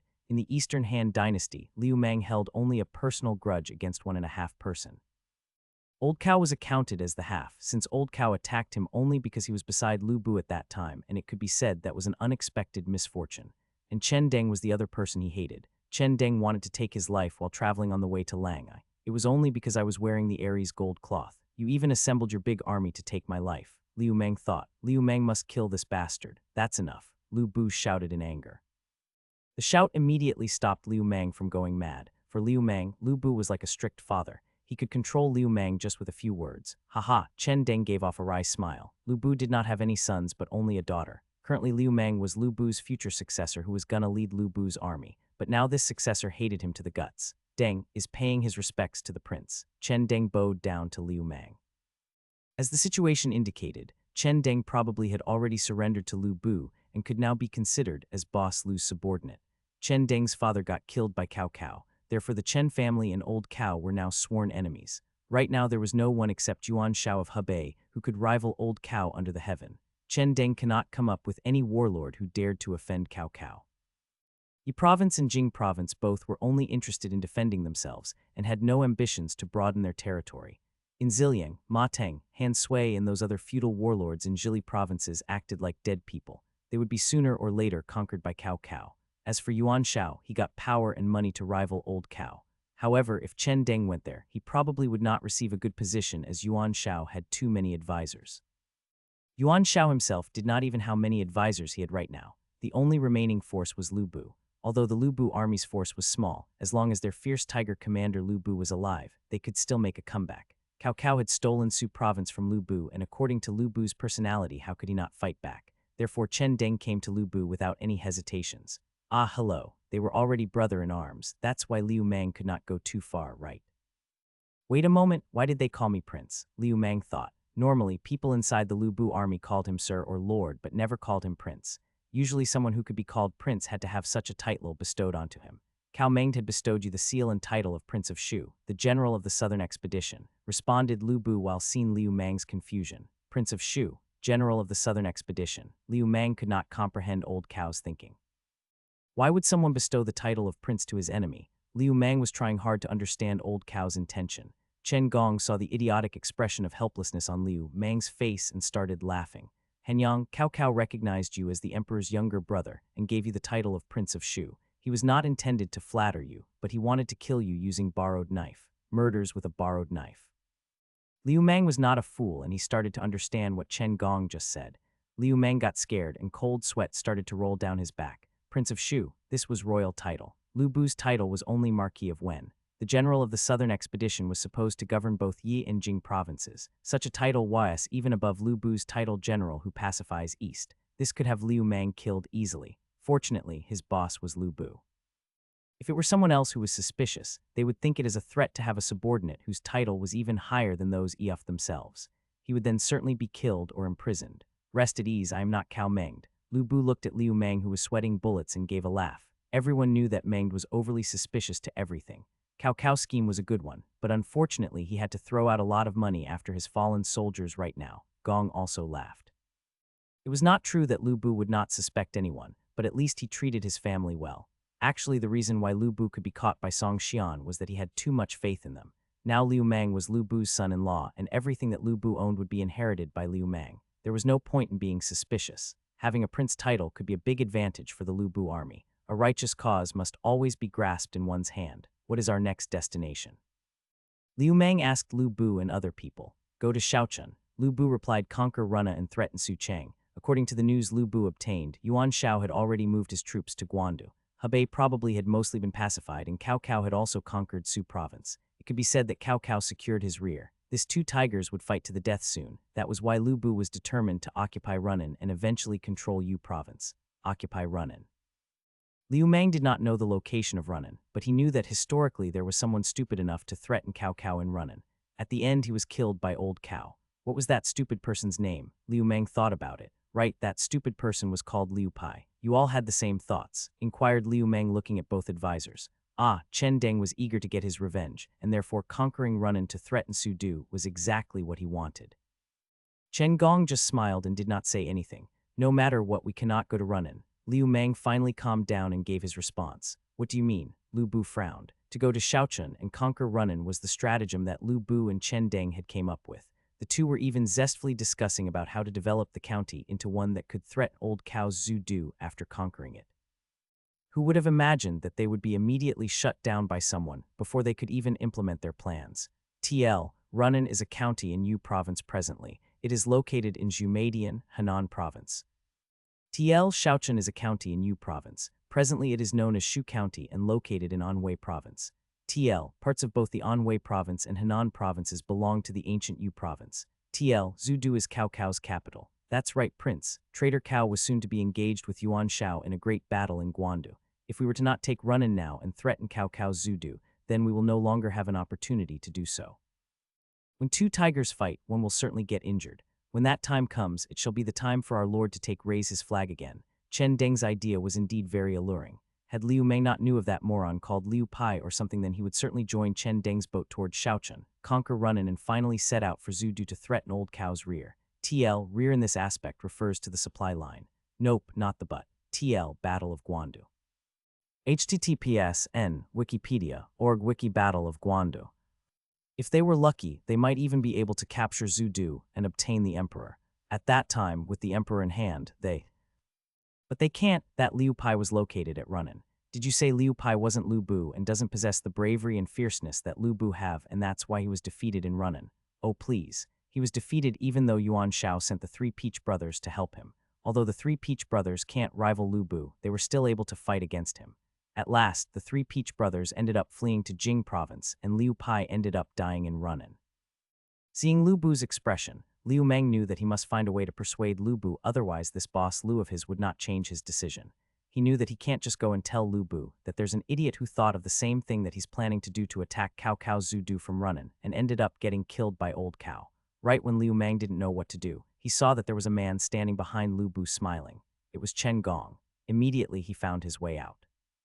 Old Man Chen Gong knows. As Liu Mang was well acquainted with Chen Gong, he called Chen Gong as old man. Watch your manner of speech. Lu Bu criticized Liu Mang and then turned around to ask Chen Gong. Gongtai. Right when Chen Gong wanted to decline speaking, Liu Mang spoke before him. Military advisor Chen, if you didn't have a plan in mind, how could you possibly smile this happily? With those words, Liu Mang had blocked Chen Gong's way out. As Chen Gong was smiling the whole time, Liu Mang knew there was something in his mind. After all, if everyone was to be pondering and thinking over the way to solve a problem, and you're the only person standing there smiling, then there's only two possibilities. One, you're a fool, and two, you already have a stratagem planned out. It was obvious that Chen Gong wasn't a fool, leaving with only the single possibility Chen Gong had already thought of a stratagem. Gongtai, if you have words, please speak. Lu Bu had also understood. Chen Gong certainly have something in mind. Otherwise, he would not be standing there smiling at Liu Mang the whole time. Having worked with Chen Gong all these years, Lu Bu knew of Chen Gong's personality well. My lord, Chen Gong gave a wry smile while shaking his head. He originally wanted to see how Liu Henyang would convince his lord. However now, Liu Mang had passed the ball to him instead. Chen Gong wasn't as direct as Liu Mang. He knew that regardless of what happened, Lu Bu is still a warlord. Although he have only remnant soldiers and scattered generals as his army now, his dignity was still incomparable. Should you directly question his way of thinking, then it's to not respect him. In that case, even if his thinking was proven wrong, he might still be stubborn about it and refuse to accept being wrong. My lord, do you know why Cao Mendi attacked our Su province? Chen Gong instead asked a question back at Lu Bu. Why Cao Mendi attacked our Su province? Lu Bu thought for a moment and then looked at Chen Deng, causing Chen Deng to be very embarrassed. One of the major reasons why Old Cow wanted to conquer Su province was because of the offer the Chen family gave him. However, Lu Bu didn't say it clearly. Instead, he said, Su province had a lot of foodstuffs. Haha, Chen Gong laughed. Chen Deng took over Chen Gong's question. It's better for Deng to continue. It was because Deng's old father sent traitor Cao a secret letter. In the letter, it laid down my lord and Liu Bei's personal complaints, and also the map of the defense layout of Su province. Chen Deng decided to lay everything out in the open. Even though Lu Bu was trying to save him face, the generals under Lu Bu would still have lingering fears as he had once rebelled against Lu Bu. In that case, he figured he might as well just expose everything and admit his mistake. After hearing Chen Deng's speech, Liu Mang learned why Lu Bu would lose Su province so quickly. He had an army of 70,000. Even if he was to be a pig, he would still be able to last half a year against Cao Cao, who would have expected that each and every move of his were monitored by Old Cow, where he plans to transfer his soldiers, where he goes, the amount of provisions he had, all of them were known to Old Cow. Chen Deng's selling out of his master was very skillfully done. Even though Lu Bu had already forgotten this thing, he still gave Chen Deng a couple more glances when Chen Deng exposed everything. Haha, Yuanlong, that is not true at all. Chen Gong deliberately paused mid-speech so that Chen Deng would speak the words in his heart. Some words are better spoken than kept within. If Chen Deng didn't speak the cause, then perhaps Lu Bu might be afraid of putting him in important positions. After all, he had betrayed Lu Bu once. Who knows if he would betray Lu Bu a second time? Likewise, Chen Deng would also be uneasy. He would begin to guess what Lu Bu would be thinking, whether Lu Bu would try to settle the score with him. If the ruler and his minister were to be at odds, it would make the situation to be very bad. Teacher Gongtai, is there anything you can teach this Deng? Chen Deng wasn't a fool. How could he not know what Chen Gong wanted to do after hearing Chen Gong's speech? After letting the words that he kept within his heart out through his mouth, he does indeed felt a lot more comfortable. He had shown his lord Lu Bu that he, Chen Deng, had betrayed him, but had also turned over a new leaf and was willing to accept any punishment. For me to teach you is out of the question. It's just a single opinion of mine. Even if there wasn't the Chen family working from within, there would still be another Li family or Wu family. Even if there wasn't any of these influential families, Cao Mendi would still not abandon his conquest of Su province, said Chen Gong while shaking his head. My lord had said that Su province's earth is great for growing crops. However, my lord, you ought to remember that Su province was the location of 4 battles, other bordering Cao Mendi's Yan province. It also borders the Qing, Yang, and Yu provinces. The Yuan Tan of Qing province, the Yuan Shu of Yang province. Do you perhaps think they didn't have interest in the Su province? Cao Mendi obtaining Su province will only cause him a greater distraction. Analyzed Chen Gong. Distraction. Since it was the location of 4 battles, why did Cao Mendi still insist on taking over Su province? Liu Mang was completely ignorant of the military affairs. This was precisely because it was the location of 4 battles that Cao Mendi had to take it. Chen Gong directly got to the point. Guandu, Yuan Shao of Hebei and Cao Cao of the Central Plains, the battle between these two are bound to determine a winner. The winner of the two shall conspire to conquer all 8 provinces and obtain the whole world. As for the loser, his family will be destroyed and killed. Neither Yuan Shao nor Cao Cao could afford to lose. Cao Cao had obtained the emperor. Yuan Shao, on the other hand, had pacified the rear. A steady rear allows for a steady flow of supply of provisions to the Yuan Shao army soldiers. However, Cao Cao did not have such a rear. To the north was Zhili with Guxi. To the south was Yuan Shu. My lord, although Guxi occupied Chang'an, he is but an autumn grasshopper soon to overlive his life. As for Yuan Shu, he had declared himself the emperor and thus lost all his allies and was uttered isolated. Thus, the only place left was my lord Su province. My lord, you are a fierce tiger, said Chen Gong as if sighing. Cao Mendi had already suffered the deficit in not having a rear to provide provisions for his troops. He would not allow for a second time. The first time that Chen Gong speak of was Old Cow's first expedition against Su province. At that time, the Su province was still under Tao Kaian's rule. Old Cow had passed one obstacle over another and almost reached and killed Tao Kaian. It was Lu Bu. Lu Bu had entered via Payang and attacked Old Cow's Yan province and conquered more than 10 cities and almost causing Cao Cao to be finished. As they say, once bitten, twice shy. One would not allow another to sleep soundly in one's own bed. This Su province was the gate of the Yan province. If there were to be a battle in Guandu and Lu Bu were to attack Yan province again, then Old Cow would really be finished. If he were to be attacked on both sides, he would be unable to resist. Thus, using the opportunity given by Yuan Shao pacifying Hebei, Cao Cao decided to pacify Lu Bu at the same time. Only through killing this fierce tiger could Cao Cao's mind be set to rest in the major battle against Yuan Shao in Guandu. Regarded as an obstacle, Liu Mang finally understood. It was not the prosperity of the Su province that attracted Old Cow. It was the boss Lu of Su province that attracted Old Cow. Old Cow's original idea was to subdue boss Lu and then battle it out with Yuan Shao with boss Lu in his camp. Alas, an arrow from old man Chen Gong almost shot him in the dick, causing him to be furious and began attacking boss Lu. This was how they ended up in this tragic situation. Gongtai, you meant? Lu Bu seemed to have understood something. This run-in was the second Su province. Cao Mendi would not allow anyone to threaten his rear before a decisive battle. Thus, he would certainly gather up his troops to cleanse the rear first. Immediately Chen Gong pointed out why trying to conquer Runan was a bad idea. Hearing Chen Gong's speech, Lu Bu was also surprised into a cold sweat. Should he really conquer Runan only to have Cao Cao besiege the city again? Lu Bu does not believe he could have the luck to escape a third time. Chen Deng also turned pale with fright. He was muddled by hatred. He had only thought of the current situation and not what would happen in the future. Then where shall we go now? Asked Lu Bu.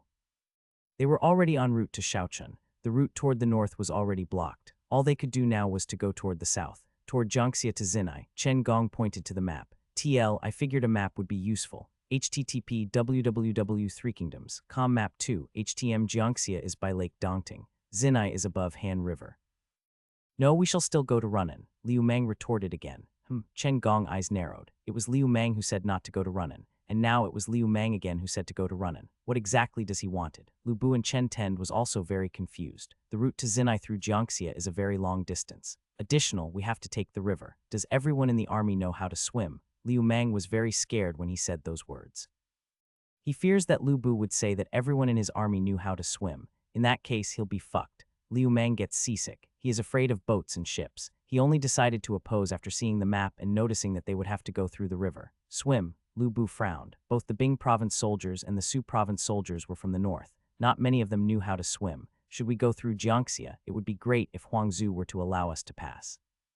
However, if he doesn't, then once we reach the surface of the river, then we shall become sitting ducks, said Liu Mang firmly. He was very, very afraid of water. This was because when he was a kid, he almost died drowning. Huangzu is an administrator of Jing province. Jiangxia is one of his commandery. Lu Bu looked toward Chen Gong. Chen Gong thought for a bit and then said, Hanyang have a valid argument. Liu Mang was titled the general of the southern expedition who was supposed to govern the Jing and Yu provinces. According to reasons, Liu Bio of Jing province would still be Liu Mang's subordinate. However, how would these feudal warlords possibly be willing to give up the power in their hands? Once Liu Bio have the intent to kill, he really could exterminate the whole Lu Bu army atop the river. Liu Bio is the boss of Huangzu and owns the Jing province. However, Huangzu is in control of Jiangxia, pretty much like how Lu Bu was controlling Su province, but Lang Ai was given autonomy control to Zhang Ba. However, Runan, Chen Gong hesitated. Rest assured, Ling Mang composed himself and said, although we cannot occupy Runan, I still have a way. Kaiyang to Xiapi was over 500 li, from Xiapi to Shaochun was another 500 li. If they were to pass through Runan, that's another 1,500 li. Although the Lu Bu army was mostly cavalries, their horses would still get exhausted from the distance. Furthermore, it was difficult for the carriages carrying Lu Bu's family to expedite their speed. Chen Deng had removed everything of worth from Guangling. Everything else that cannot be moved, like houses and lands, were turned into foodstuffs, golds, and war supplies. Thus, in addition to the 4,000 war horses Liu Mang brought over, Chen Deng had also brought with him 2,000 war horses to the Lu Bu army. As for the soldiers, Chen Deng have brought with him all those that are loyal to the Chen family that didn't have their own families, or was willing to abandon their families to repay the kindness of the Chen family. Over 20,000 soldiers.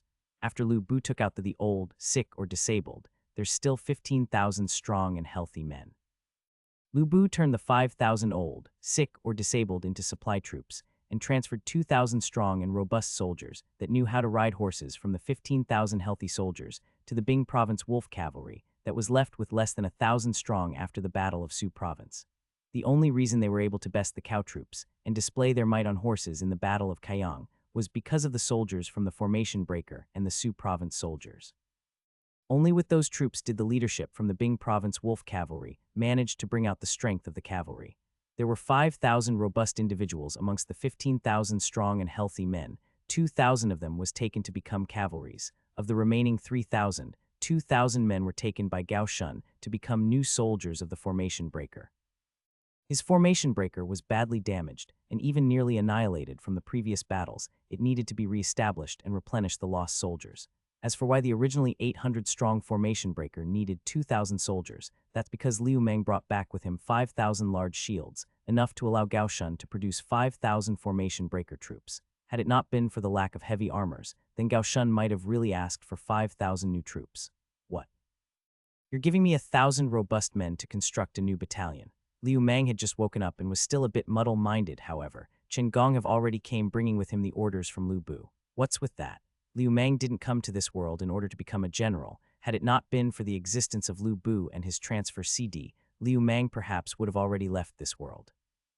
While Liu Mang had brought to Lu Bu countless war horses and armors, that was all for Boss Lu to fight in the front line with. He planned to only follow Lu Bu and live comfortably from behind the front line.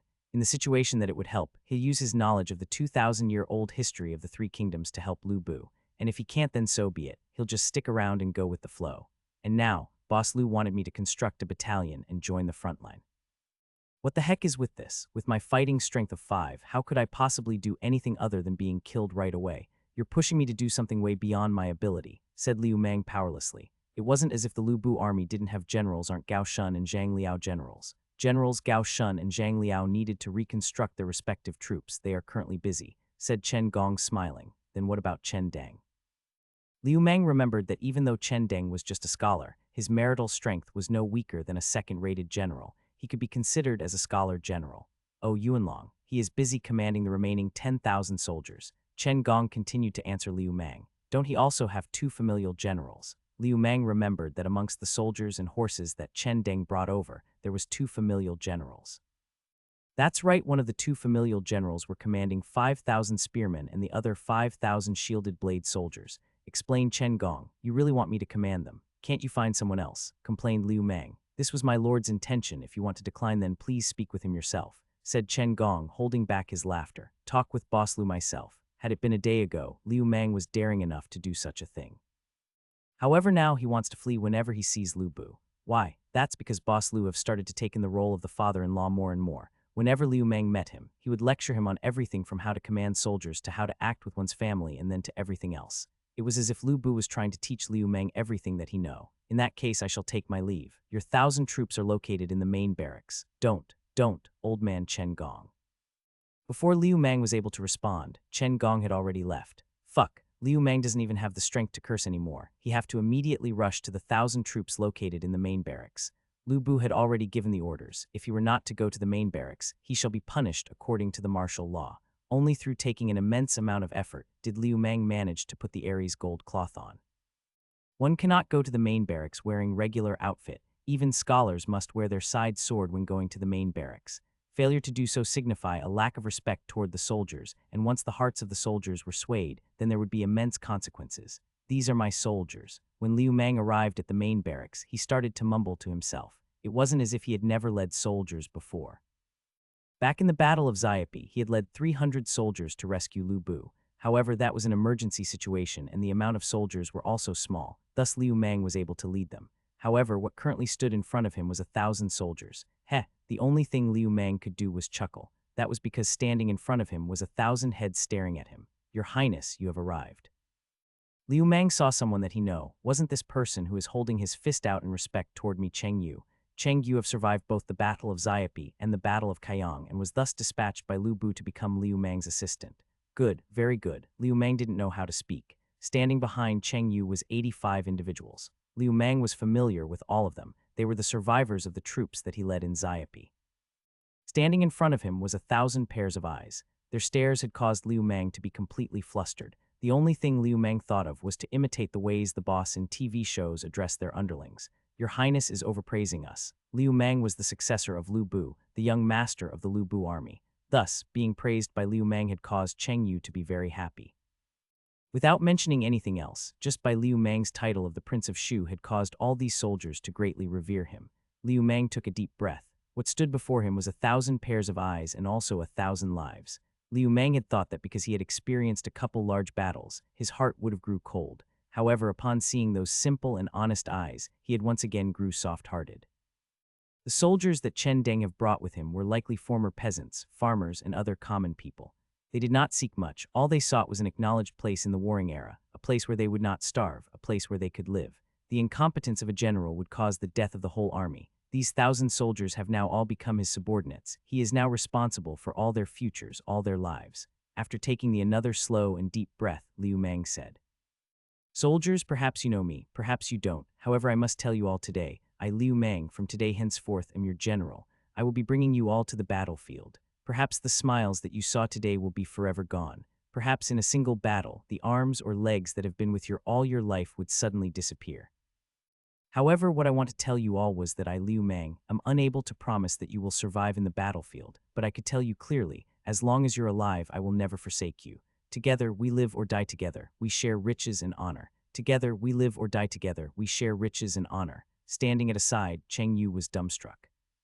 He was a prince, he was the Prince of Shu, he was the successor of Lu Bu. He actually shouted together, we live or die together, we share riches and honor. One must know that what stood in front of him was a group of common soldiers, they were only a group of ordinary people. Shit, Liu Mang also became aware of the mistakes in his words, together we live or die together, we share riches and honor. Only two things could cause someone to say that. 1. During the time one swore brotherhood, and 2. During the time of a rebellion. If you want someone to risk their lives for you, then you would have to say those words, otherwise, who would bother risking their lives for you? However, how many actually shared the riches and honor that they obtained? It was possible to die together, however sharing riches and honor was hard to accomplish. Neither Liu Mang nor Cheng Yu was able to anticipate that once Liu Mang said those words, the soldiers were immediately stirred up. They were shouting loudly, we pledge our lives to follow the general till death. We pledge our lives to follow the general till death. How many generals was able to say, together, we live or die together, we share riches and honor? In a general's eye, the soldiers might just be capitals to promote their positions or capitals to show their strength. Let wrong be wrong. Liu Mang steadied himself and shouted, together we live or die together, we share riches and honor. Together we live or die together, we share riches and honor. Together we live or die together, we share riches and honor. Together we live or die together, we share riches and honor. Perhaps Liu Mang's speech had influenced these soldiers. They also started shouting after Liu Mang. Their voice was heard throughout the main barracks. Lu Bu was looking at the map in the main tent. As the commander of the army, he naturally had to be certain of the routes. Suddenly, he heard the shouts that could even shake the heavens. Immediately, he called for some soldiers to inquire them about what happened. Hanyang.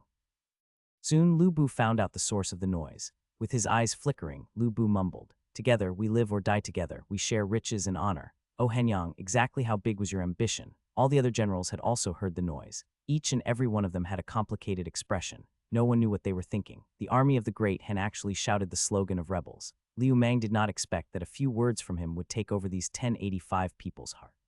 He had never led a battalion consisting of over 1,000 of people before. Leader of a squad consisting 5 people is called 5-man squad leader. Leader of a section consisting 10 people is called section leader. Leader of a platoon consisting 50 people is called platoon leader. Leader of a squadron consisting 100 people is called 100-man commander. Leader of a company of a consisting 200 people is called 200-man commander. And finally, the leader of a battalion consisting 1,000 people is called a 1,000-man commander, which in this case was Liu Mang, while Cheng Yu became his lieutenant and second in command. After sending 85 veterans from his army to be section leaders, he kept Cheng beside him. Since Boss Lu's intention was to name Cheng Yu as his lieutenant, therefore no one else was allowed to get this position. Cheng Yu would take command of the whole camp at Liu Mang's absence. Liu Mang had already decided on the name of the camp.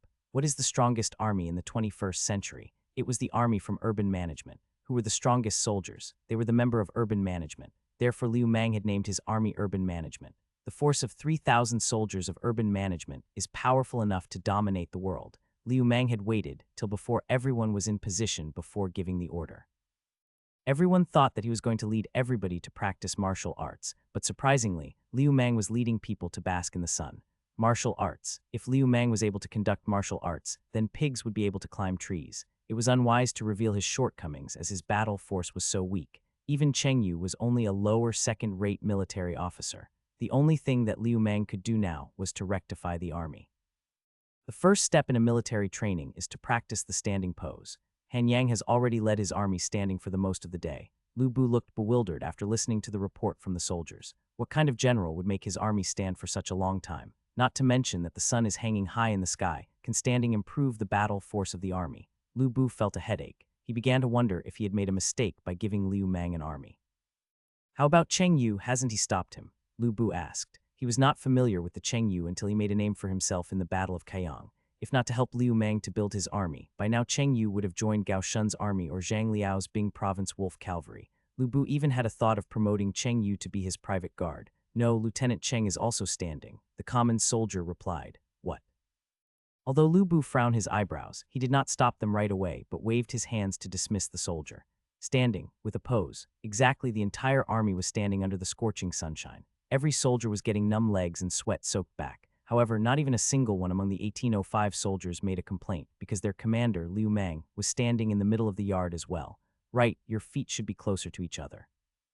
And there should be an angel of form starting from your toes. What? You don't know what 60 is? Liu Mang sighed. In his previous life, the bottom bar to be a soldier was a graduation certificate from high school. But now, he was afraid that the kids in kindergartens would know more than they did. When you put 2 fists between your feet, you will have a 60. Liu Mang did not expect that they could be precise, but at least it should be roughly right. Yes, that's good. Look at Lieutenant Cheng. Liu Mang saw Cheng Yu as a real-born soldier. He was able to acquire the essence of soldier's pose after he was taught only one time. His pose was serious but not obdurate. Standing straight, hold your stomach, throws out the chest, upper body upright, lean slightly forward, shoulders straight and slightly backward. Relax your arms, fingers close together, bend naturally, head looking forward, neck is straight, mouth closed and eyes towards me. Liu Mang felt like teaching children about correct postures. Is everybody exhausted? Liu Mang asked with a smile. To tell the truth, Liu Mang was the person who felt tired. Fuck, he never expected that imitating the military training as an instructor would be so exhausting. Yes, the soldier beside Cheng Yu almost spit out the word but got a kick from Cheng Yu in behind, so he immediately changed to say, "General, we are not tired." Holy shit, Cheng Yu, is you doing it on purpose? Liu Mang thought after seeing his little trick. How can I order to take a rest if you say you are not tired? Did you intend to make me drop dead? In fact, Liu Mang misunderstood Cheng Yu. No matter who the general was, the last thing he would want was to hear the cry of exhaustion from his soldiers. They saw soldiers as a tool in war. How were they able to achieve their goals without polishing their tools? Nonetheless, Liu Mang's thinking was different. His mind was too modern. Better said, he had never seen how a real army conducted their training.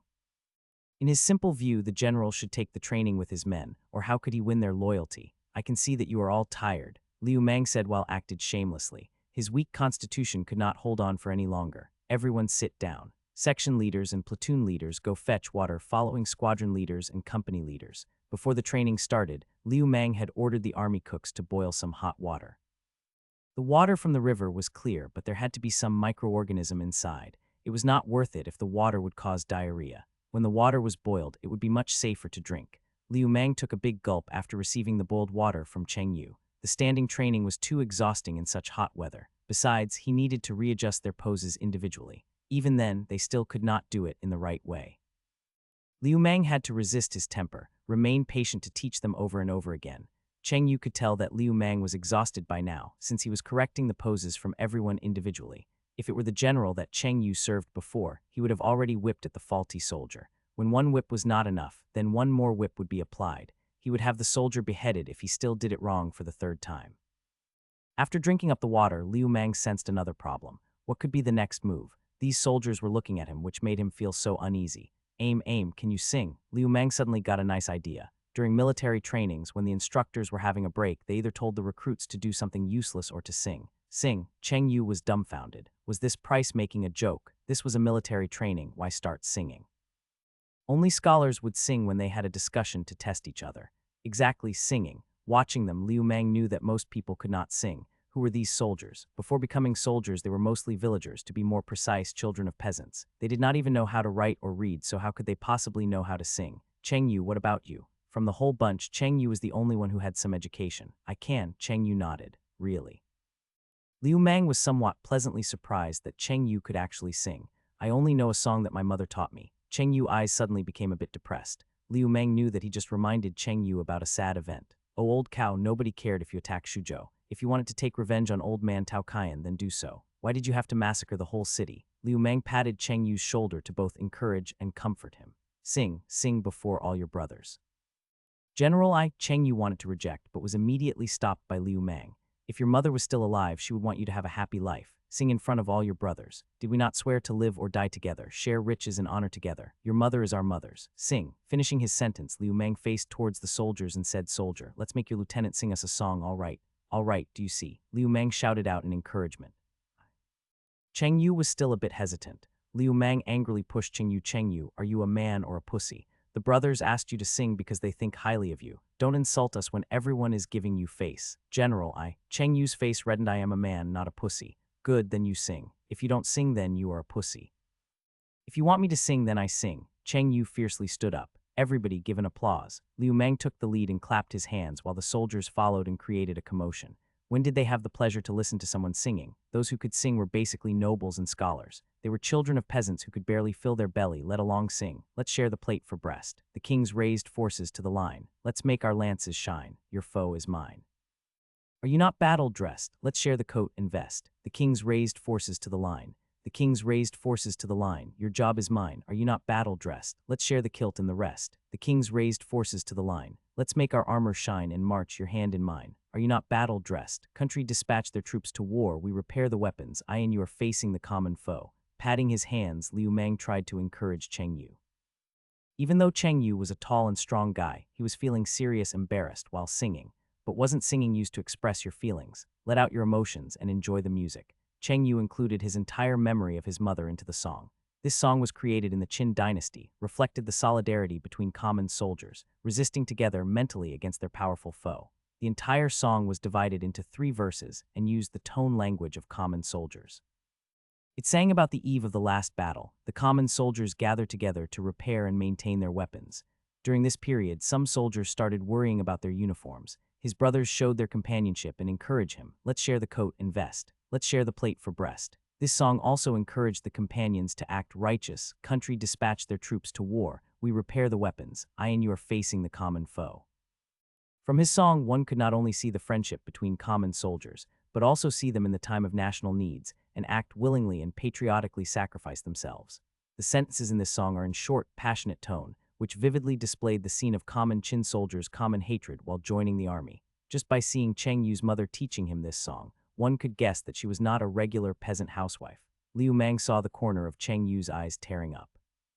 It was not easy for men to sheer tear. When facing Cao Pai in that desperate situation while prepared to fight to death, Cheng Yu did not cry. Today, while singing this song, Cheng Yu started to tear up. Cheng Yu, come here. Liu Mang patted this young man. Cheng Yu was still young and only 18 years old. If he was born in the modern era, he would still be a kid who just left high school and war preparing to go to university. It would mean that a good time ahead of him. However, in this era of war, could you imagine that this young man had already killed 100 men? Cheng Yu, look, there are 1,000 brothers in front of you. Your mother is gone, but you have so many brothers. While your mother is gone, if she knew that you are unhappy, if she knew that you live in sadness, tell me, do you think she would rest well? Liu Mang was also a person while little experience in this world, but right now he had to take care of a young man who was even younger than him. General. Cheng Yu wiped his tears from the corner of his eyes. You eyes need to look forward. In front of you is a bright light. In front of you is your destiny, so rush bravely forward. At your back are 1,000 brothers, declared Liu Mang, and his face suddenly became cold. Lieutenant, here. Hearing Liu Mang shouting out a military order, Cheng Yu stood firm. I have an important task for you. I order you to teach your 1,000 brothers in arm about the song your mother taught you. Do you understand? Yes. Then go, Liu Mang said with a smile. While looking Cheng Yu surrounded by the 1,000 troops, Liu Mang turned his back on them. Tears could be seen in the corner of his eyes because Cheng Yu's song had reminded him of his mother. Bloodfalcon had decided to MTL Lu Bu. I will be going back to make sure the accuracy was correct and replace it with corrected version once I do. However, if anyone is anxious to know what happens, feel free to check out the machine translations first. I have worked with his previous machine translations. They were pretty accurate and just certain minor details were wrong. Urban Management Army. Lu Bu brow frowned. What a strange name.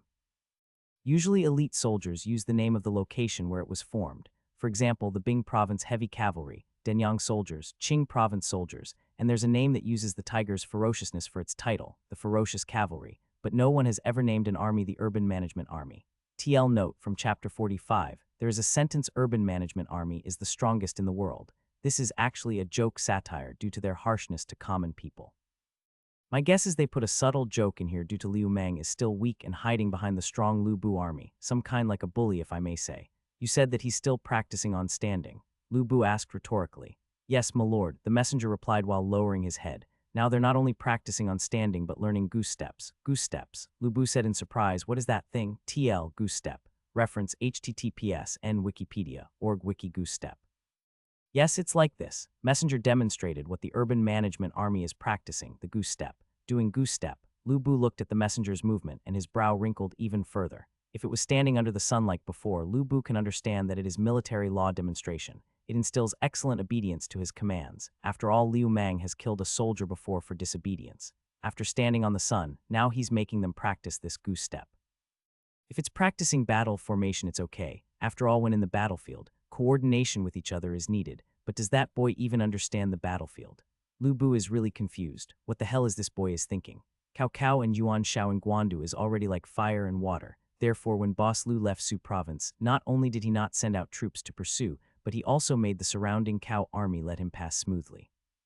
However, Cao Cao did not want Boss Lu unmonitored. Due to not having any troops in pursuit of Lu Bu army, Boss Lu has enough time to recuperate his units. Now Lu Bu's army not only consists of Bing Province heavy cavalry and formation breaker, but also Liu Mang's urban management army. Lu Bu's was intuition correct. Liu Mang's goose-step parade was an actual strategy for the battlefield. His battle formation not only changed into a snake, but also changed into goose formation, and moreover it is not impossible to change it into circular defense formation. This formation perhaps was a very strong one, but Liu Mang did not understand about formation at all. Therefore he can only use square formation, parade goose-step. Editor, fuck, that was a hard phrasing they did there. It was so vague I had trouble seeing Mount Tai even if it was in front of me. Milord, while Lu Bu still thinking, a mighty general walked in and said a few but straight words, Milord. Hanyang took 200 warhorses from me. From the total of less than 6,000 warhorses, Zhang Liao had planned to set up 3 platoons of Bing Province heavy cavalry, but now creating the 3,000 Bing Province heavy cavalry is becoming more difficult. Zhang Liao cannot directly disagree with Liu Mang. After all, these warhorses was brought by Liu Mang, so he can only report it to Lu Bu. Oh, Lu Bu said surprised. When Liu Mang formed Urban Management Army, he requested a military order that decreed Urban Management Army can take any military supplies without reporting. Who knew that boy was going to use it almost immediately? Does he want to form a cavalry unit? Lu Bu contemplated about those 200 warhorses. The Urban Management Army had less than 1,000 people right now. Did he think to ride? If it's like that, a dozen warhorses should be sufficient, not to mention those warhorses that Liu Mang had taken were Fergana horses. What effect can several hundred cavalry soldiers have? A cavalry of less than 1,000 people is unable to be called a unit.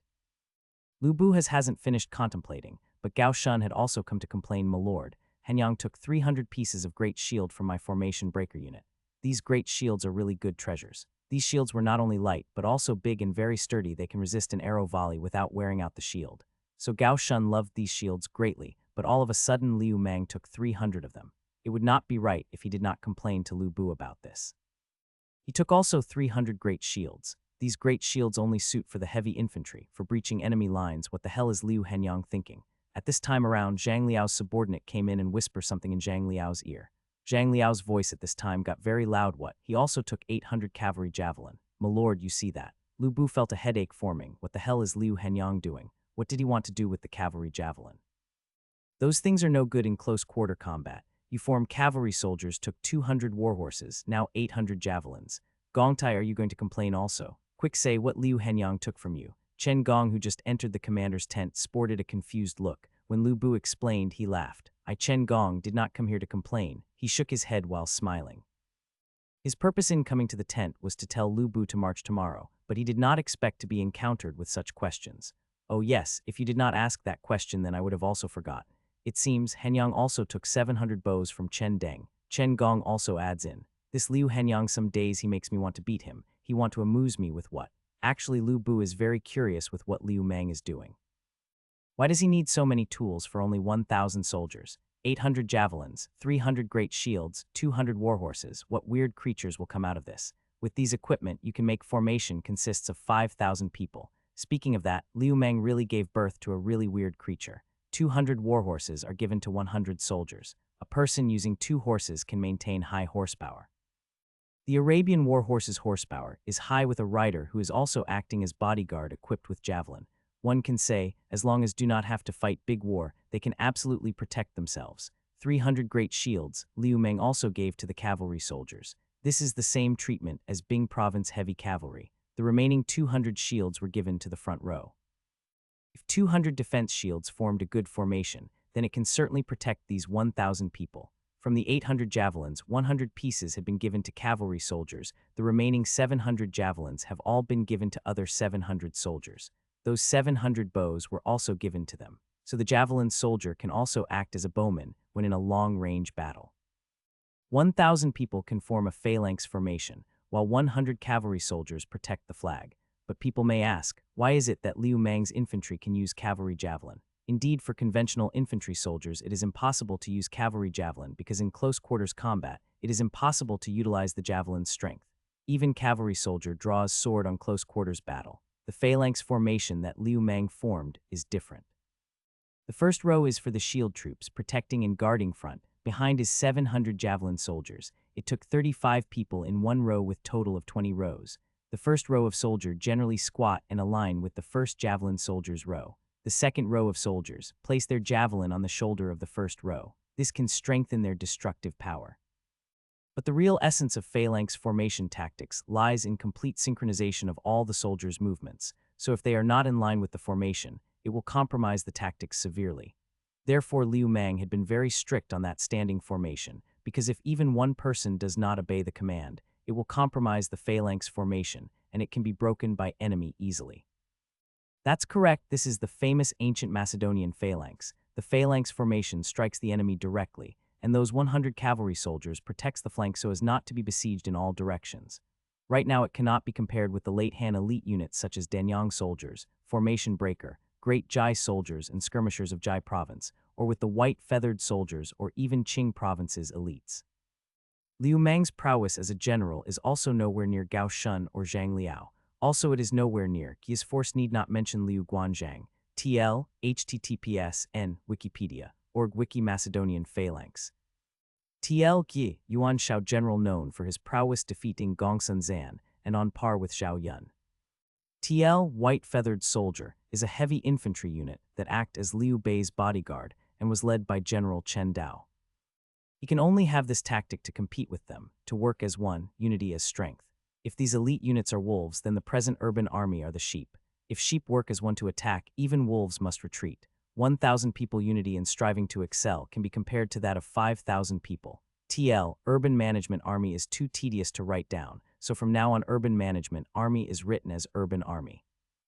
At that time when Liu Mang wanted to build Urban Army, Lu Bu complied with his request which to take any armament at will, but of course now he cannot comply due to the intervention of Gao Shun and Zhang Liao's complaint report.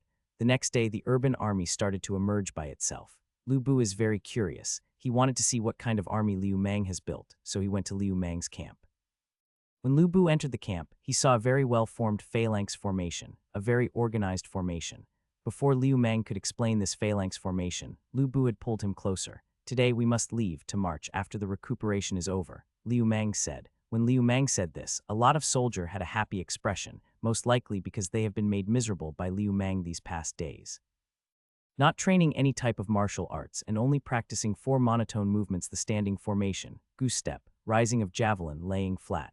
This can put ill intent on these soldiers, but now finally they can rest a bit. TL, modern skills for ancient soldiers, but it is necessary for unity. Laugh, smile, be happy, try to be as happy as possible. Liu Mang also knew that these urban army have been harboring ill intent, but this is exactly the result he wanted. So is there no one complaining the training is boring? Do you want another new training? Said Liu Mang while smiling. The collective urban army recognized this smiling gesture and became a little afraid, because each time Liu Mang showed this gesture there wasn't a good thing that came of it. Liu Mang threw down a big pile of cotton bags. Usually these sacks are filled with food, but right now it's empty and was borrowed by Liu Mang. He attached 2 straps sewn with a needle and a thread, a full 1085 sets. TL, more like this https, n, Wikipedia, org wiki backpack. These are the cloth backpacks that my wives had sewn. Lu Bu looked at the cloth backpacks. Because a couple of days ago, his wives were very busy due to Liu Mang bringing these cloth sacks to have 2 straps added into them. Also few women participated in sewing these. What did he want to do? Then he saw Liu Mang take up the cloth backpack on a nearby slope, filling it with stones one by one until the entire backpack was full. Liu Mang then demonstrated its use by carrying the backpack behind him. Oh, those 2 straps are used like that. Lu Bu tried to understood a little, but he truly could not understand at all. Everyone steps forward and pick up a backpack and fill it with stone. Take away both your weapon and armor and we will begin the march. Liu Mang shouted, do you understand what I said? We understand. Everyone also shout with one voice. Marching with stones on your back. Was Liu Henyang insane? From here to the next campsite is at least a dozen li traveled. Carrying a weapon was already very uncomfortable. Now they also had to carry stone. Lu Bu wanted to step forward to stop this madness, but did not expect that one by one the soldiers started following their leader by putting stones from slope in the backpack. Very good, it is very good. Liu Mang also very satisfied that nobody questioned him. I will also carry the same heavy load with you crossing country. All cavalry soldiers dismount. You will also carry stones with me. Liu Mang said, yes sir. 100 cavalry soldiers also got backpack filled with stones. On the back of each of their warhorses they also put the tents for troop garrisons for their own usage. Everyone march. Under the bright sunlight, Liu Mang took the lead to leave the camp. The big and powerful urban army also followed him. Lu Bu looks at Liu Mang, who is already far away from him. With a worried look, he talked to himself. He can really train them like this, huh? After that, Lu Bu laughed at himself, wondering when was it that he began to be so sentimental. After half a month of marching with his own training regiment, Liu Mang felt that his own strength was greater than ever. Shaochun.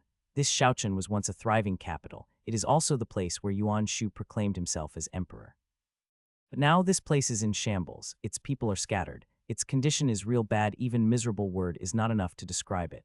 Yuan Gonglu's actions are really inhuman, said Chen Gong while looking at the ruined city. He couldn't help but express his feelings. Yuan Shu, third brother of Yuan family's fourth generation, he once joined the alliance together with the 18 warlords gathered by Cao Cao to attack Dongzhou. Originally, he came to Yu province capital Runan to affirm Yuan family's superiority. At the same time, he also held Henan region, which consists of two provinces, Yu and Yang provinces. He planned to observe the nation's political power shift before he makes his move. But during those times, Yuan Gonglu got muddle-headed and carried away. After being handed down the imperial seal by Sun Si, he proclaimed himself as emperor in Shaochun. TL, Yuan Shu's courtesy name is Yuan Gonglu. Yuxi is imperial jade seal that was made by and handed down from Qin Shi Huang, first Qin emperor, and is the symbol of sovereignty in ancient China. For more information, https://wikipedia.org wiki heirloom seal of the realm. Right now, please tell me, do I need to write it down as Yuxi or imperial seal? If Yuan Shu didn't get muddle-headed and proceeded carefully, perhaps in a few decades, he would have become one on top of everything. But Yuan Shu got greedy, and he thought after proclaiming himself as emperor, he will be able to command whole nation verbally. Damn, even daydreamers didn't have this much delusions. Chen Gong could help but shake his head and think, this is time of chaos. What person, or to be correct, what warlord who do not have a thought to proclaim oneself as emperor? That would be a lot of them. And also there's also who is still loyal to Han Dynasty, even if only a few. Gongtai, what are you thinking? Asked Lu Bu while he beat his horse to move at the same pace as Chen Gong. Chen Gong's expression is full of lamentation and sorrow. My lord, Chen Gong nodded and shook his head. Sigh, while Lu Bu still did not understand what Chen Gong was thinking. Another sighing sound could also be heard from behind. Lu Bu looked behind and found out that it was Liu Mang who made that sound. Does all the cities in this late Han Dynasty look like this? Liu Mang asked helplessly. Chen Gong and Lu Bu's brow wrinkled. Late Han Dynasty. The Han Dynasty has not yet perished, but it is currently in chaotic times, so they also do not speak. Liu Mang also realized that he spoke incorrect words. He should have said, does all the cities in this nation look like this? He saw Xiapi to Kaiyang also when resting along the way. Everywhere was similar to Shaochun. Common people's eyes are bleak and blank, heartbroken, and simply did not have any hope to live. The majority of the cities in the whole nation probably look same like Shaochun. Chen Gong held back to say entire nation, because there is one and only one province that has not fallen to chaos caused by war. That is Jing province. Due to that peace state, many of scholars sought asylum in Jing province. These damned warlords. Liu Mang growled while biting his teeth. Damned warlords. Lu Bu looked at Liu Mang and asked this question subconsciously. Han Yang, do you really desire for peace and prosperity? Why must people of Han kill each other? This is completely fratricidal. Liu Mang does not know what these warlords are thinking. Is the position of emperor really that good? I got it. Lu Bu seemed like have understand what Liu Mang had said previously and nodded towards Liu Mang. Do not worry, that day will come. Liu Mang's whole face was full of doubts. Boss Lu, what part do you understand? Lu Bu patted Liu Mang at shoulder and then asked Chen Gong Gongtai, you said Yuan Shu really have grain and provisions. One of the reasons that Lu Bu wanted to go to Shaochun is because there are grain and provisions there. Currently in the Lu Bu army, there is not enough provisions. What Chen Deng brought was not enough to go to Runan, let alone to Zinai.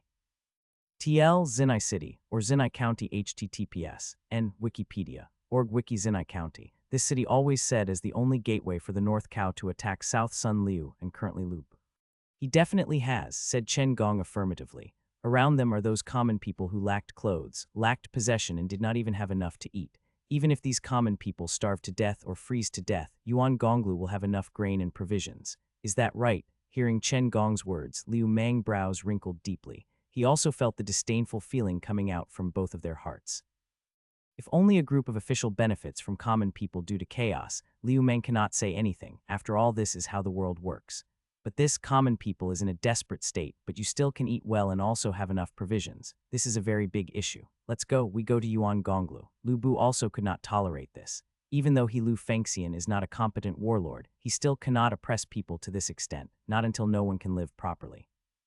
After Old Cow hit Yuan Shu severely, Yuan Shu only barely managed to grab the last straw. Shaochun become an undefended city. 4 gates opened, and the defenders are only starved veterans or young soldiers who no longer have any hair due to malnutrition. Lu Bu halted his army and instructed them not to enter the city. Lu Bu brought only Chen Gong and Liu Mang instead and passed through Shaochun's front door. Do we not need any soldiers? Liu Mang asked, a little worried. Although Old Yuan forces already crippled and scattered, but he still had at least 10 troops in the city. After all, this is Old Yuan's home base. Even if they are annihilated, at least they can still break through. They can't do anything, said Lu Bu while looking the conditions surrounding him. Liu Mang's voice was choked. Fuck man, Boss Lu, you have such self-confidence because you are the god of war, right? What about me? My battle strength is only 5 points. Chen Old Man's battle prowess is 70 points, and if you guys lose, the one who is most hapless is me. How about you both go? I'll stay with the army, said Liu Mang with low voice. Humph, Lu Bu coldly humph. Fine, I'll go too. Liu Mang reluctantly followed. Ha, Chen Gong laughed at this pair of father and son-in-law. A strong father-in-law and weak but resourceful son-in-law. The pair along with Chen Gong go into the city. At the city gate, there was a dozen of cavalry soldiers meet up with Lu Bu and company. The dozen of heavy cavalry, their body and their head was covered by a cloak hiding their malnutritioned body. This does not make Liu Mang and company feel strange. After all, Yuan Shu's army, although ruined, still had teeth. The strangest thing is, what the soldiers wore was black imperial robes with a dragon claw showing 4 fingernails, which represents clothes of royalty. Also those banners, they were imperial guards.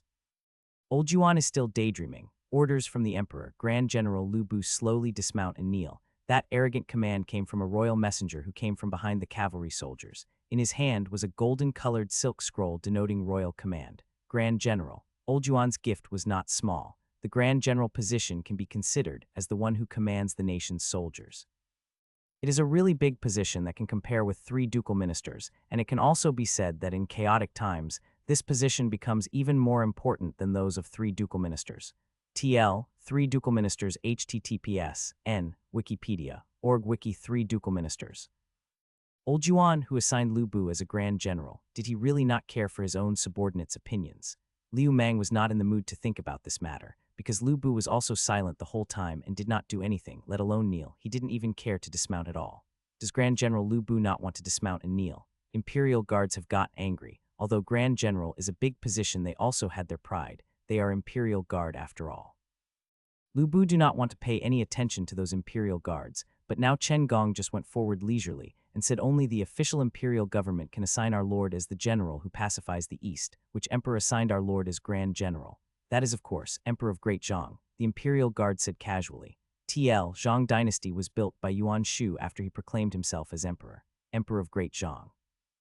This is still the Han dynasty's world. Where the hell did the Zhang dynasty emperor come from? Rebellious traitor, do you think my sword is blunt? Chen Gong angrily refuted. You Imperial Guard want to draw sword, but stopped by the Crown Prince. This Crown Prince greet with a smile. This is my father-in-law General Lu. Son-in-law Yuan Yao comes to represent his father the Emperor. I greet father-in-law. His father the Emperor was Old Yuan. Wait. Liu Mang thought suddenly stopped. Father-in-law. What the hell? Did Boss Lu have a second daughter? Yuan Gonglu. It was Yuan Gonglu who was previously bestowed the title Rear General with a salary of 2,000 shi. It was bigger than Lu Bu's title General who pacified the East and Su Province governor, but after Old Yuan proclaimed himself as Emperor, the title was abolished and his reputation as third brother of Yuan family's 4th generation had been wasted. Therefore Lu Bu can call him on a first-name basis. Moreover, Lu Bu and Yuan Shu were warlords, so their standing is the same. Father Emperor is waiting for the honorable father-in-law arrival in the palace, said Yuan Yao while smiling. TL de Ren, according to Chinese Blah, the definition is like this: adult grown-up title of respect towards superiors. This novel have too much de Ren involved, so I will use honorable when there is a de Ren involved. Please advise me if I am wrong. Your input is very much appreciated. Call him General Lu. Liu Mang's mood was very bad. Why did you call Lu Bu honorable father-in-law? Can't you just call him honorable uncle or something else? Heh. Yuan Yao himself was about to reveal his discontent to Liu Mang. Did this Lu Bu's subordinate not know how to behave? Suddenly, however, Lu Bu speaks. TL, Yuan Yao is the son of Yuan Shu who wants to be married to Lu Linqi historically, but unable to marry due to intervention of Chen Gui and Chen Deng. What kind of arrogance you have, Yuan Gonglu? Lu Bu himself is also angry. Did Yuan Shu really think himself as emperor? When Lu Bu came, he did not come out and greet him himself, even sending a bullshit amount of imperial guards to announce imperial decree to himself. And now he's waiting inside the palace waiting for him. Yuan Yao's face became full embarrassment and unconsciously said honorable. Not yet father-in-law had spoken. Liu Mang cut him in the middle and warned him. Call him General Liu. Yuan Yao no longer can tolerate Liu Mang but afraid of Liu Mang's stare. Glancing at Liu Mang, he shouted, General Liu, my father emperor is sick, therefore he cannot greet General Liu. I also request forgiveness from General Liu due to this rudeness. He is sick. Lu Bu's anger dissipated immediately. He also felt a little relieved, because who cannot be sick in heart and body, after Old Cow attacked him so severely and took over his territory. When Lu Bu lost Su province, he was not as sad as Yuan Shu. After all, from the very beginning, Lu Bu did not have a domain to begin with. No matter if it's Su province or Yan province, he can just snatch it away. He will snatch Yan province from Cao Cao, just like he will snatch Su province from Big-Eared Liu. Old Yuan was different. Yu province was his base camp. Yuan family growth very flourishing there. One can say that the Yuan family is very accepted there. Also, Yang province was occupied by Yuan Shu very early. With 2 states as his base camp, Old Yuan can definitely fulfill unification of the area south of Yellow River. But when he proclaimed himself as emperor, Old Cow hit him hard until he lost his grip of Yu province. Yang province also lost. With the loss of his domain, his daydream of being emperor crushed instantly. How in the world he cannot be so sad? Actually I want to write down Big-Eared Liu as Big-Eared a swipe. I really hate Liu Bei. Lead the way, said Lu Bu, not commenting anything else, as he and Old Yuan both are fellow sufferers. They have been attacked by Old Cow and have been in an extremely difficult situation. The city was very miserable, common people were missing, but there were a lot of soldiers. Old Yuan is a muddle-headed person to the very end. Shaochun, which was also a capital of Yang province, was Old Yuan's headquarters. If other places were miserable like this, then obviously the headquarters would also be in shambles. However, when they arrived in the city, everything changed. There was a palace, a pavilion, there were paintings on the wall. Each one of them is very beautiful, but the outside had a very miserable appearance. The condition can only be compared to as heaven and hell. Is this white jade for flooring? Liu Mang finally felt that the floor was different. This white jade color is pure white like white cloud, and also there is brilliance like jade. White jade was used for floor. This white jade is no less than 10,000 meters. Yuan Shu had really not given up on his dream. Even Su Du Palace was not as luxurious. These 10,000 meters white jade can form a heavy cavalry unit. If turned into grain and provisions, it can buy enough food for commoners of Huainan to eat for 1 year. But this was treated as a floor. Even Lu Bu, who had been to Luoyang and Chang'an, cannot help but think this as an act of stupidity of Old Yuan. Oh, Old Yuan, if you have not yet perished, then there is something wrong with God's natural order. A warlord's life can be said to be quite luxurious, but not to this degree. This is beyond of one's comprehension. If Shaochun was in shambles like this, then you can only have Old Yuan to blame, who dared to stay in a city with a voracious leader like this. Shaochun had been broken through once. There should not be any wealth left in the city, but this white jade is new. Liu Mang and company can only shake their head. General Liu, my father emperor, is in the imperial court hall, said Yuan Yao while stopping abruptly. Is this the imperial court hall? Yuan Shu's emperor daydreaming was really good. The specifications for imperial court hall were not lower when compared with previous emperor's standards. The imperial court was built by everyone in the country, but Yuan Shu only used 2 provinces' wealth to build his imperial court. Thus one can say, this person was a very talented person. On the imperial court there is a very skinny stature, which was supported by a few maidservants, who then served him a bowl to throw his phlegm in. Seeing some people entering the imperial palace, the skinny man ordered those 2 maidservants to help him sit in a well-seated position to reveal a dignified and commanding presence as much as possible. As these are warlords, even though one is very tired or do not have any hope to live, in front of other people, one must maintain an air of superiority. If Liu Mang did not know that the person who sat on the dragon-motived throne was Yuan Shu, perhaps he would think that he is the emperor. Father Emperor General Liu has arrived, Yuan Yao said to Yuan Shu while walking towards the throne. Liu Mang looked at that skinny man who sat on the throne trying to maintain a dignified presence as hard as possible and cannot help but think, if this old Yuan is an emperor, where the hell is his civil and military officials? Where the hell are his bodyguards? Why in this big imperial court is he only attended by several maidservants? Lu Bu first opened his mouth when looking at this miserable person. Lu Bu somewhat cannot help but sigh with sorrow. He remembers when the 18 warlords' alliance on crusade against Dongzhuo. Yuan Shu was very dignified and high-spirited. For the vice leader who ordered besides Yuan Shao, one can say that Yuan Shu was one of the strongest warlords at that time, but now all that was left was a very skinny old man who barely could maintain a feeble existence. Gonglu, I trust you have been well since our last meeting. Lu Bu held his fist respectfully toward Yuan Shu. I am still well, no need for Fengxian to worry, Yuan Shu said, barely opening his mouth. The words that he spoke, in Liu Mang's view, were exactly meant to be a desperate attempt to save his face. After all, he had suffered a lot of hardship from one very rich warlord reduced to depend only one city, which is Shaochun. How he cannot try to save his face. Imagine from a warlord who have two states was reduced to a warlord who occupy one city. He who once had soldiers numbered to hundreds of thousands, now left only with less than 10,000s. Annihilation was imminent any time. What does Fengxian, a governor of Su province, have any business with my Yang province? Yuan Shu's words in one glance looked like he was concerned about Lu Bu, but actually he is laughing at Lu Bu, who had just thrown out from Su province. Lu Bu was not angry, he just calmly said, I heard from Meng that Shaochun was very good, so he came personally to meet Yuan Gonglu. I also heard that you also let him pass through Shaochun very smoothly, right? Lu Bu's words meant that Cao Meng also hit Shaochun and left almost nothing of it. Lu Bu and Yuan Shu, these two warlords of Eastern Han Dynasty whom can be considered as bad examples of warlords, looked at each other again. Yuan Ye was nervous. His father's health is not good, and if Lu Bu gets really angry, then perhaps in less than 2 punches, Yuan Shu will be flattened. Liu Mang was also worried with Boss Lu. Boss Lu, please be calm, do not fall to your sudden impulses. If you kill old Yuan, the outcome will be very difficult. We cannot get out from this Shaochun palace. Suddenly both warlords laughed at the same time. The sound of those laughs can be likened to one of those people who have suffered mutual damage.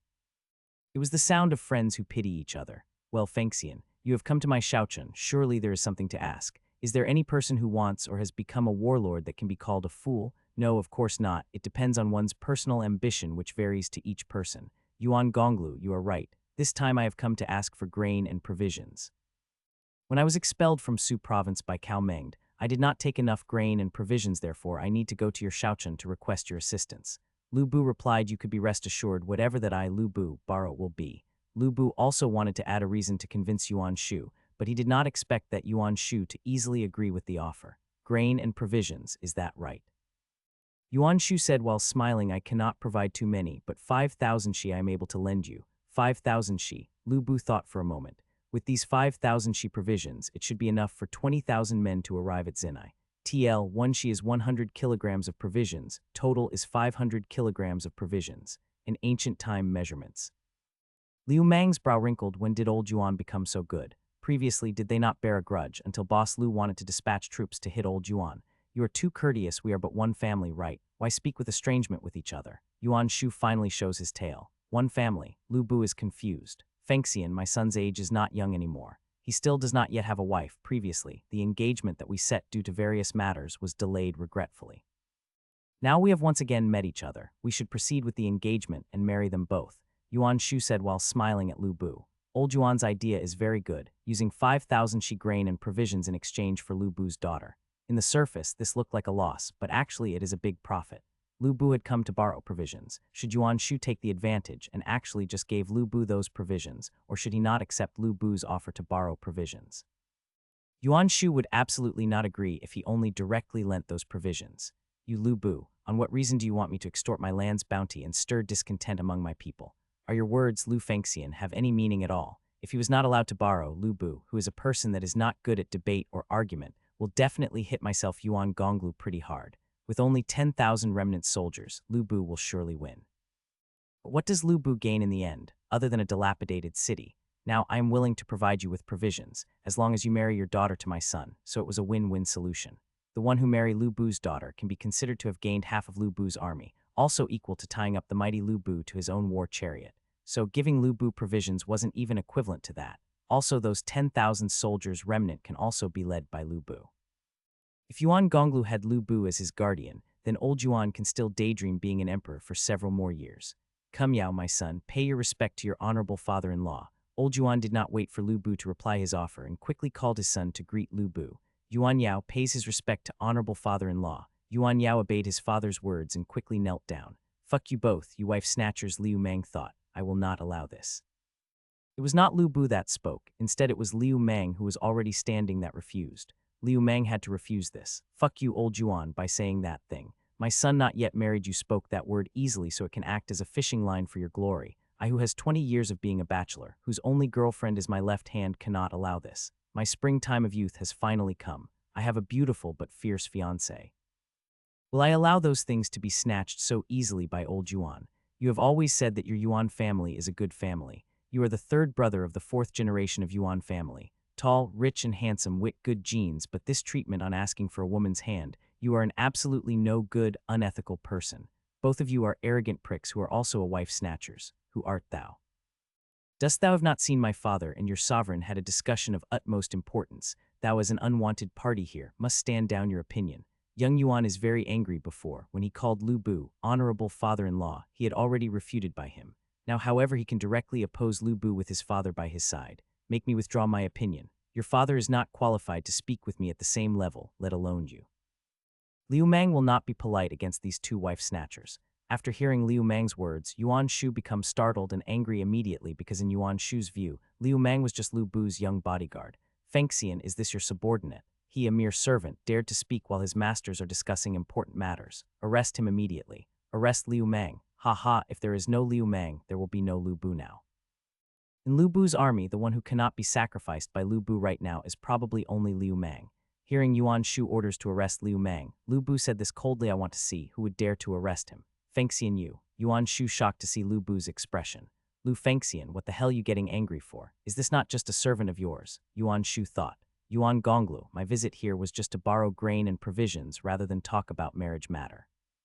Hast thou forgotten about Han Yin? Han Yin, Yuan Shu's messenger. He came to Su province to make alliance with Lu Bu through marriage, but was killed due to intervention of Chen Gui and Chen Deng. For more complete information, https://n Wikipedia, org wiki Hanyin 28 Han Dynasty 29.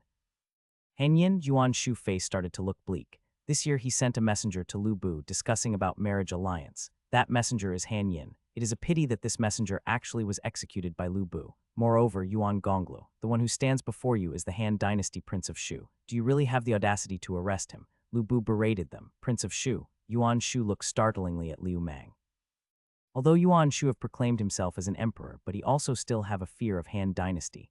Otherwise Old Cow will not be able to annihilate him. After that, he himself also cannot show his face in public again. Correct, this is the Prince of Shu. His Emperor Majesty bestowed him also General of Southern Expedition. His title is even above yours, Yuan Gonglu, and you actually said that he is a servant. In this nation, who dares to use him as a servant?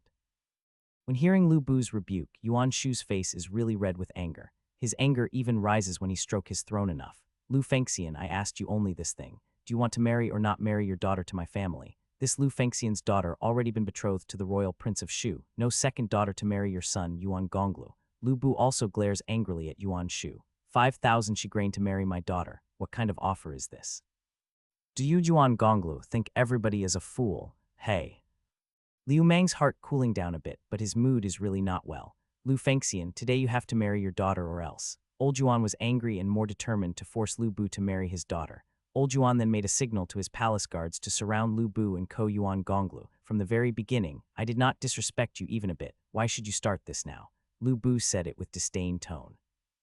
These people may not know about Lu Bu's prowess, but they heard about Lu Bu's participation in Hulao Gate. Only he can make the alliance of 18 warlords deadlock their advance, and making all alliance warlords' faces becoming very bleak and pale.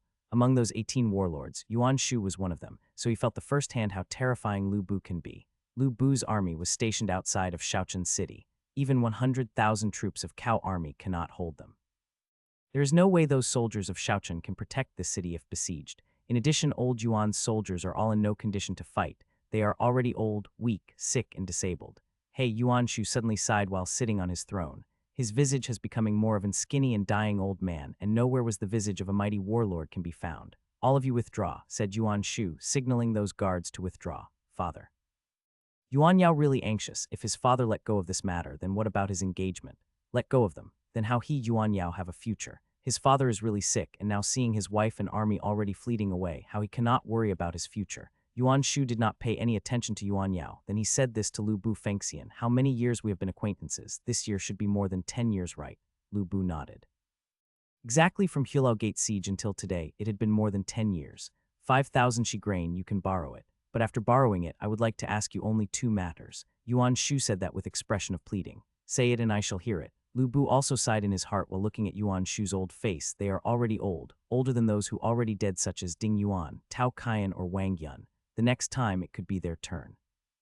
Then when that time happens, this nation will be theirs, the younger generation's nation. While thinking that, Lu Bu set his sights at Liu Mang. First, Yuan Shu's eyes is flashing like never before. I need Fengxian to kill 2 traitors. At that time when Yuan Shu said traitors, Liu Meng also felt killing intent emanating from Yuan Shu's body. He is also one of the warlords who have too much blood on his hands. Traitors. Yes, Chen Lan, Lei Bo. These two traitors, when I proclaimed myself as an emperor, had revolted on me, said Yuan Shu. Liu Meng gently shook his head. These two should be considered as smart people. When old Yuan proclaimed himself as the emperor, his path has reached a dead end. Those who does not want to die with you, naturally will leave you. Yuan Shu also looked a little embarrassed in front of Lu Bu and company. He knows when he proclaimed himself as an emperor, there will be many people who will find it unbearable and will leave him. After all, this was all due to his delusions, being an emperor, being seated on dragon throne, and the feeling when people said, "I am your subject." It really was unbearable. Yuan Gonglu quickly snaps out of his delusions and begin to be depressed again. He said if they just left me, Yuan Gonglu, then I would have tolerated them. After all, they are looking for better opportunities than being under me. I will never blame them, but they were not satisfied with just leaving me. They also attacked my supply transport, robbed me of my rations. They caused me to be stranded in Shaochun with nowhere to go. Ooh, so this is the cause, Lu Bu and company understood immediately. If Chen Lan and Lei Bo only left him, Yuan Shu, then Yuan Shu will not be in this angry state and will possibly considered as resigning from job in good terms. But both of them took things too far. They attacked their former employer and become rebellious traitors out of their own interest. Good, give me these two's whereabouts. In 3 days I will send you their heads. Lu Bu complied without even consulting with Liu Meng or Chen Gong. Actually, even if Yuan Shu did not request for killing them, eventually Lu Bu will solve these problems himself due to his provisions debt to Yuan Shu. Why? It was simply because Boss Lu is really hated traitors. After hearing Lu Bu comply, Yuan Shu's expression become happier and said, for my second request, Fengxian, I request you to dispatch troops to escort me to the north, to Hebei to my cousin Yuan Shao's territory. I will certainly reward you heavily. Yuan Shu knew that currently Huainan had been abandoned and cannot be defended anymore. His people are also scattered. Thus Yuan Shu's only option is to go to Hebei and join hand in hand with Yuan Shao. If before Yuan Shu looked down on Yuan Shao because Yuan Shao is the son of a maid, but now for him to survive, what choice does he have? However, the road to Hebei was not peaceful. Su province was now being seized by Old Cow. Yuan Shu, who had been defeated severely by Old Cow, did not dare to face Old Cow directly now. That request is impossible. Lu Bu immediately rejects it, telling him to go north again. Is this a joke? Previously, only with great difficulty, Lu Bu managed to withdraw from Su province, and now you, Yuan Shu, tried to make him go north again. Do you think this Lu Bu wants to seek death? Even if they arrive at Hebei, Lu Bu and Yuan Shao are incompatible. And if Yuan Shao found out that Lu Bu is in Hebei, Lu Bu will be decimated at Pying. But Yuan Shu still wanted to persuade through Lu Bu's rejection. If I can't obtain provisions from here, then I will only bring trouble to you, said Lu Bu, bringing trouble to himself, meaning if Yuan Shu does not allow borrowing provisions from Shaochun, then he can get it from attacking Chen Lan and Lei Bo. At that time, Lu Bu may persuade them to surrender rather than kill them, therefore breaking Yuan Shu's first request. Seeing that Yuan Shu was unwilling, but when looking at the miserable state of his acquaintance, Lu Bu's heart began to soften up. Please think slowly about the conditions that you present. As long as it is not too hard, Lu Fengxian, will help you fulfill that. Let's go, Liu Meng, Chen Gong, Lu Bu said, commanding his people to leave. Leaving the imperial court hall, Chen Gong began to ask the reason from Lu Bu. My lord, why did you suddenly accept Yuan Shu's conditions for borrowing provisions? Obviously, we can just take it from them. What Chen Gong meant was, obviously they can just besiege Shaochun and capture the city along with their provisions. After all, those two who revolted can snatch Yuan Shu's provisions so easily. What does this say? This obviously shows that Yuan Shu's forces were very weak and wasted to the extreme. The reason why Shaochun had not yet been annexed and destroyed was because of this Hebei's older cousin. But these things were not worth mentioning to Lu Bu. True, attacking Shaochun may be easier than attacking Chen Lan and Lei Bo, as Yuan Shu's army were all remnants. Shaochun was also in shambles. However, if Lu Bu's army besieged the city, then Yuan Shu will be robbed even further by Chen Lan and Lei Bo. Thus, you can see their skills from here. Lu Bu did not reply immediately, only staring at Chen Gong for a long time. Being stared like that made Chen Gong's heart feel a bit scared. He replied, if I have done such things, Gongtai, would you still say that I am still the Lu Bu you know? Lu Bu did not wait for Chen Gong to respond. He just rode his horse leading the way and said these sentences again. Gongtai, do you remember that Cao Cao's principle that he would rather disappoint the world than let the world disappoint him? Then Lu Bu's principle is to be myself, free from anyone's debt. I have my own moral code, and that will never change. Chen Gong, looking at Lu Bu, who was gradually disappearing, suddenly laughed and shouted to the sky, do you see now, Cao Menged? Precisely this is the reason that I leave you and choose Lu Bu. Yuan Gonglu has sent us 5,000 shi of grain and provisions, Chen Gong reported to Lu Bu. Lu Bu nodded. To be honest, Yuan Gonglu did not want to shorten his own provisions, but Lu Bu already said the advantage and disadvantage of lending him some provisions, so Yuan Gonglu did not dare to not comply with Lu Bu's request. Yuan Gonglu also brought information about Chen Lan and Lei Bo's hideout. Chen Gong's tone started to sound hesitant. Chen Lan and Lei Bo both are generals of Yuan Shu. When Yuan Shu declare himself as emperor, Chen Lan and Lei Bo become bandits and plundered Shaochun Palace. Lei Bo, also known as Lei Bu, which is the way his name written and pronounced in this novel. Both are correct as stated in Kongaming. Net, which one that you readers prefer? Comment please. How? Lu Bu inquired. Chen Gong sighed. Their hideout's terrain. I'm afraid that place is not optimal terrain for battle. They can hide in Bagingshan with all of their horses and troops. Presently Bagingshan is a district in Huainan, Anhui County. But when in ancient time it is really a mountain name, so the name is Mount Baging. Please comment if you want me to translate it as Bagingshan or Mount Baging. For this chapter, I will use Bagingshan. Lu Bu, who started out from Luoyang, up until now, wherever he goes, has always been the plains or prairie in the north. He had never gone south to Yangzhou, so he does not have any idea about the terrain in the south, let alone about Bagingshan, as Chen Gong said. Bagingshan's other name is Shaochun Mountain aka Mt. Baishan. This mountain is the border between north and south, just like the Yellow River, which became the border between north and south. So this Bagingshan has always been a very strategic point since olden times. Now, Chen Lan and Lei Bo occupied this place. From here, one can see Shaochun entirely. Also, there is a natural defense that is formed by the terrain. Now Lu Bu knew why Yuan Shu cannot leave Shaochun, even though that city no longer be a habitat for the living anymore. Yuan Shu actually wanted to leave, but he cannot do that because his actions and movements are restricted and monitored by those two. Once his foot step outside Shaochun, it will be difficult for him to move either way. So Lu Bu's army can be regarded as Yuan Shu's reinforcement. Even if Lu Bu did not come and ask to borrow provisions, Yuan Shu would have definitely sent a messenger asking for your help out of fear of these two. Lu Bu made an effort to not comment. If it was a normal advisor, they would have certainly advised Lu Bu to take Shaochun. Hell, taking Shaochun is a much better deal than attacking Bagingshan. Even if they had no plan to take Shaochun, the best course of action is to leave as soon as possible, leaving Chen Lan and Lei Bo since they have occupied Bagingshan. Moreover, when we do this, it will be impossible with old Yuan's temper for him not to retaliate with all of his might, and taking account Lu Bu's army as Yuan Shu's opponent, isn't it the same as asking for death for Yuan Shu's army? However, Chen Gong was not a normal advisor and Lu Bu was not a normal warlord. These two renegades, if this problem cannot be solved now, they will haunt us forever. We can forget them having a lofty ambitions, said Lu Bu with indifference, as if Chen Lan and Lei Bo of Bagingshan are fish slated for the chopping block. Pass my orders, let the army prepare food in 3 shifts, we depart at dawn, yes. Chen Gong nodded. He did not want to suggest to make a detour for this not Lu Bu's army style, and he cannot persuade Lu Bu. So what Lu Bu's army need is now is to rest and raise army morale. Tomorrow, Chen Lan and Lei Bo will have a torrent of misfortunes. A night of rest with 3 shift watch hours, the entire Lu Bu army have started to action. In order to help Lu Bu clean up Chen Lan and Lei Bo, Yuan Shu sent good quality meats and wine. Liu Mang's camp also received provisions from Yuan Shu. He obtained roast lamb and 1 big jar of fine wine. If this is for Liu Mang, then these food is more than enough with more to spare. But Liu Mang, true to his oath, actually divided those food and wine with his 1,000 brothers. A person only gets a small portion of meat. Also the wine, in order to be adequate for 1,000 soldiers, Liu Mang mixed it with water so much until there is no more taste. Yuan Shu's wine gift is actually a very good wine, but now no one in Urban Army can taste it. However, tonight turns out to be a very unforgettable night for Urban Army. Together, we live or die together. We share riches and honor. As long as I, Liu Mang, am still standing, I will not make you starve. Brothers, we eat. Then Liu Mang instructed army chef to boil water in order to make sheep bone soup. This meal is very excellent, even though it only served dry rations, eating only a small portion of meat and drinking tasteless wine. Dawn, it is already 5th watch. They are using a night watch shift to predict the time, another ancient time.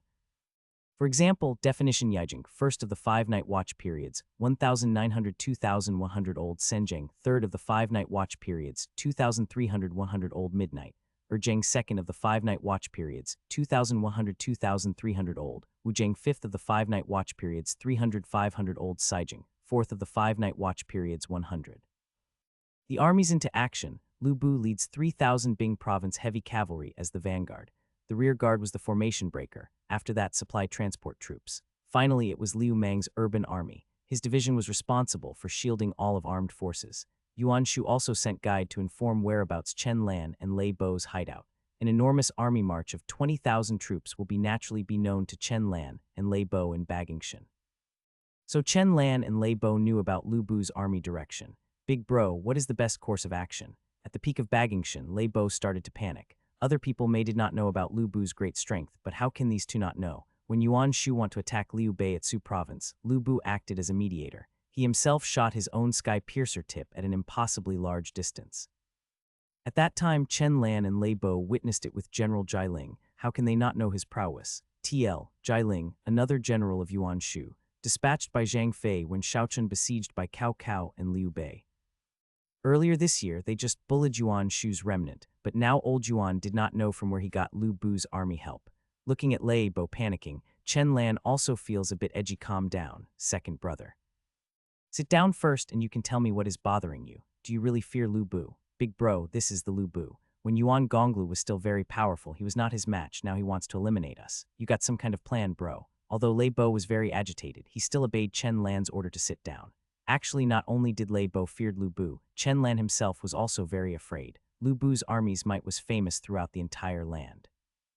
Lu Bu's Bing province heavy cavalry was a big trump card that was feared by every warlord. How can these two kings of the mountain not be afraid too? Calm down, calm the hell down. Chen Lan took a deep breath and said, second brother, although Lu Bu is strong and both are not his match, but this Bagingshan actually is unfamiliar lands for Lu Bu.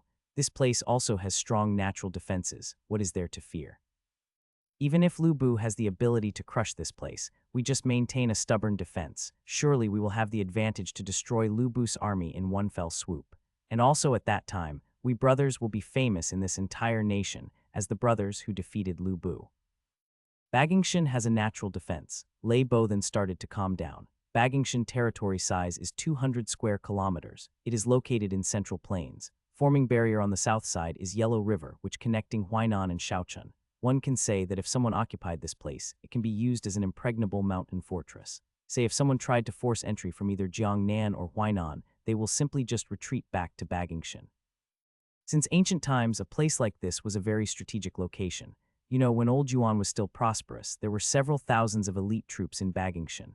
But a pity they were not used now, because old Yuan was frightened by old Cao's attack and was unable to escape to this strategic location. Therefore now, Chen Lan and Lei Bo occupied it. Right, we have the natural defenses of Bagingshan. Also elite troops numbered of 10,000. Even if Lu Bu is god of war, he will also gave up the idea on conquering my Bagingshan. When his grain and provisions are exhausted, even he cannot repulse enemy, said Lei Bo as if he had seen a hope. Transmit my military orders, tell them to prepare for battle. This time after repelling Lu Fengxian, I definitely must plunder Shaochun. I will never let that old fart Yuan Shu be in peace. Chen Lan was not a long perspective person, as Yuan Shu had calculated. When they treated like this, there will be a big retaliation from Chen Lan. TL, Lao and Zio later in the story, it will show up a lot. It is actually an insult to the enemy. If the enemy is older than he will call him or her Lao equal old fart. If younger, then he will call him or her Zio equal brat. He did not think about the whole cause if he didn't betray Yuan Shu and robbed his rations. How could Yuan Shu possibly ask Lu Bu for help? And this is Bagingshan. Lu Bu arrived early as he is now a vanguard. The entire R of Bagingshan can be seen up front. This place is filled with forests, very dense and overgrown with weeds. Wherever he looks, Lu Bu cannot get a clear picture of the mountain. Along mountain, it is very easy to hide 100,000 troops for ambush. This information can be obtained through his intuition as military commander, and also from the geographical information. This place is located in intersection between Huainan and Shaochun and can be considered the only mountain road that is connecting between both of them. If this road is blocked, then both of locations is finished. This place is really easy to defend. At the peak, one can see shadow of people moving. Chen Lan and Lei Bo have started to deploy troops for defense. This place is difficult for offensive act. Gao Shun, who is usually very silent, suddenly voiced his opinion.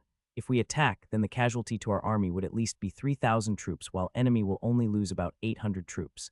Zhang Liao also has given his opinion. Attacking a fortified position is not the cavalry's job. Therefore, Bing province heavy cavalry would be useless in this battle, but this does not hinder Zhang Liao's analysis. Even though it is difficult, we must still attack, said Lu Bu coldly while observing the whole mountain. Is my Lu Bu army having cold feet already? Lu Bu, from his debut at Ding Yuan's office until now, had already waged war far and wide. He's the only one who moves against the wind flow, against all odds. Lu Bu usually faced enemies with either a big number of troops or with a very strong strategy. Therefore, the Lu Bu army cannot throw in the towel no matter what the odds were. Bagingshan information on its topography is vital. This place was very easy to defend, but you also must observe who's the one attacking and the one defending. Is this really worth it? Chen Gong inquired. There is nothing in this world that has no value. Can this mere natural defense stop by Lu Bu? It is a joke. Lu Bu wanted to kill Chen Lan and Lei Bo not only coming from Yuan Shu's requests, but because these two have committed the same crime, which makes them renegade traitors.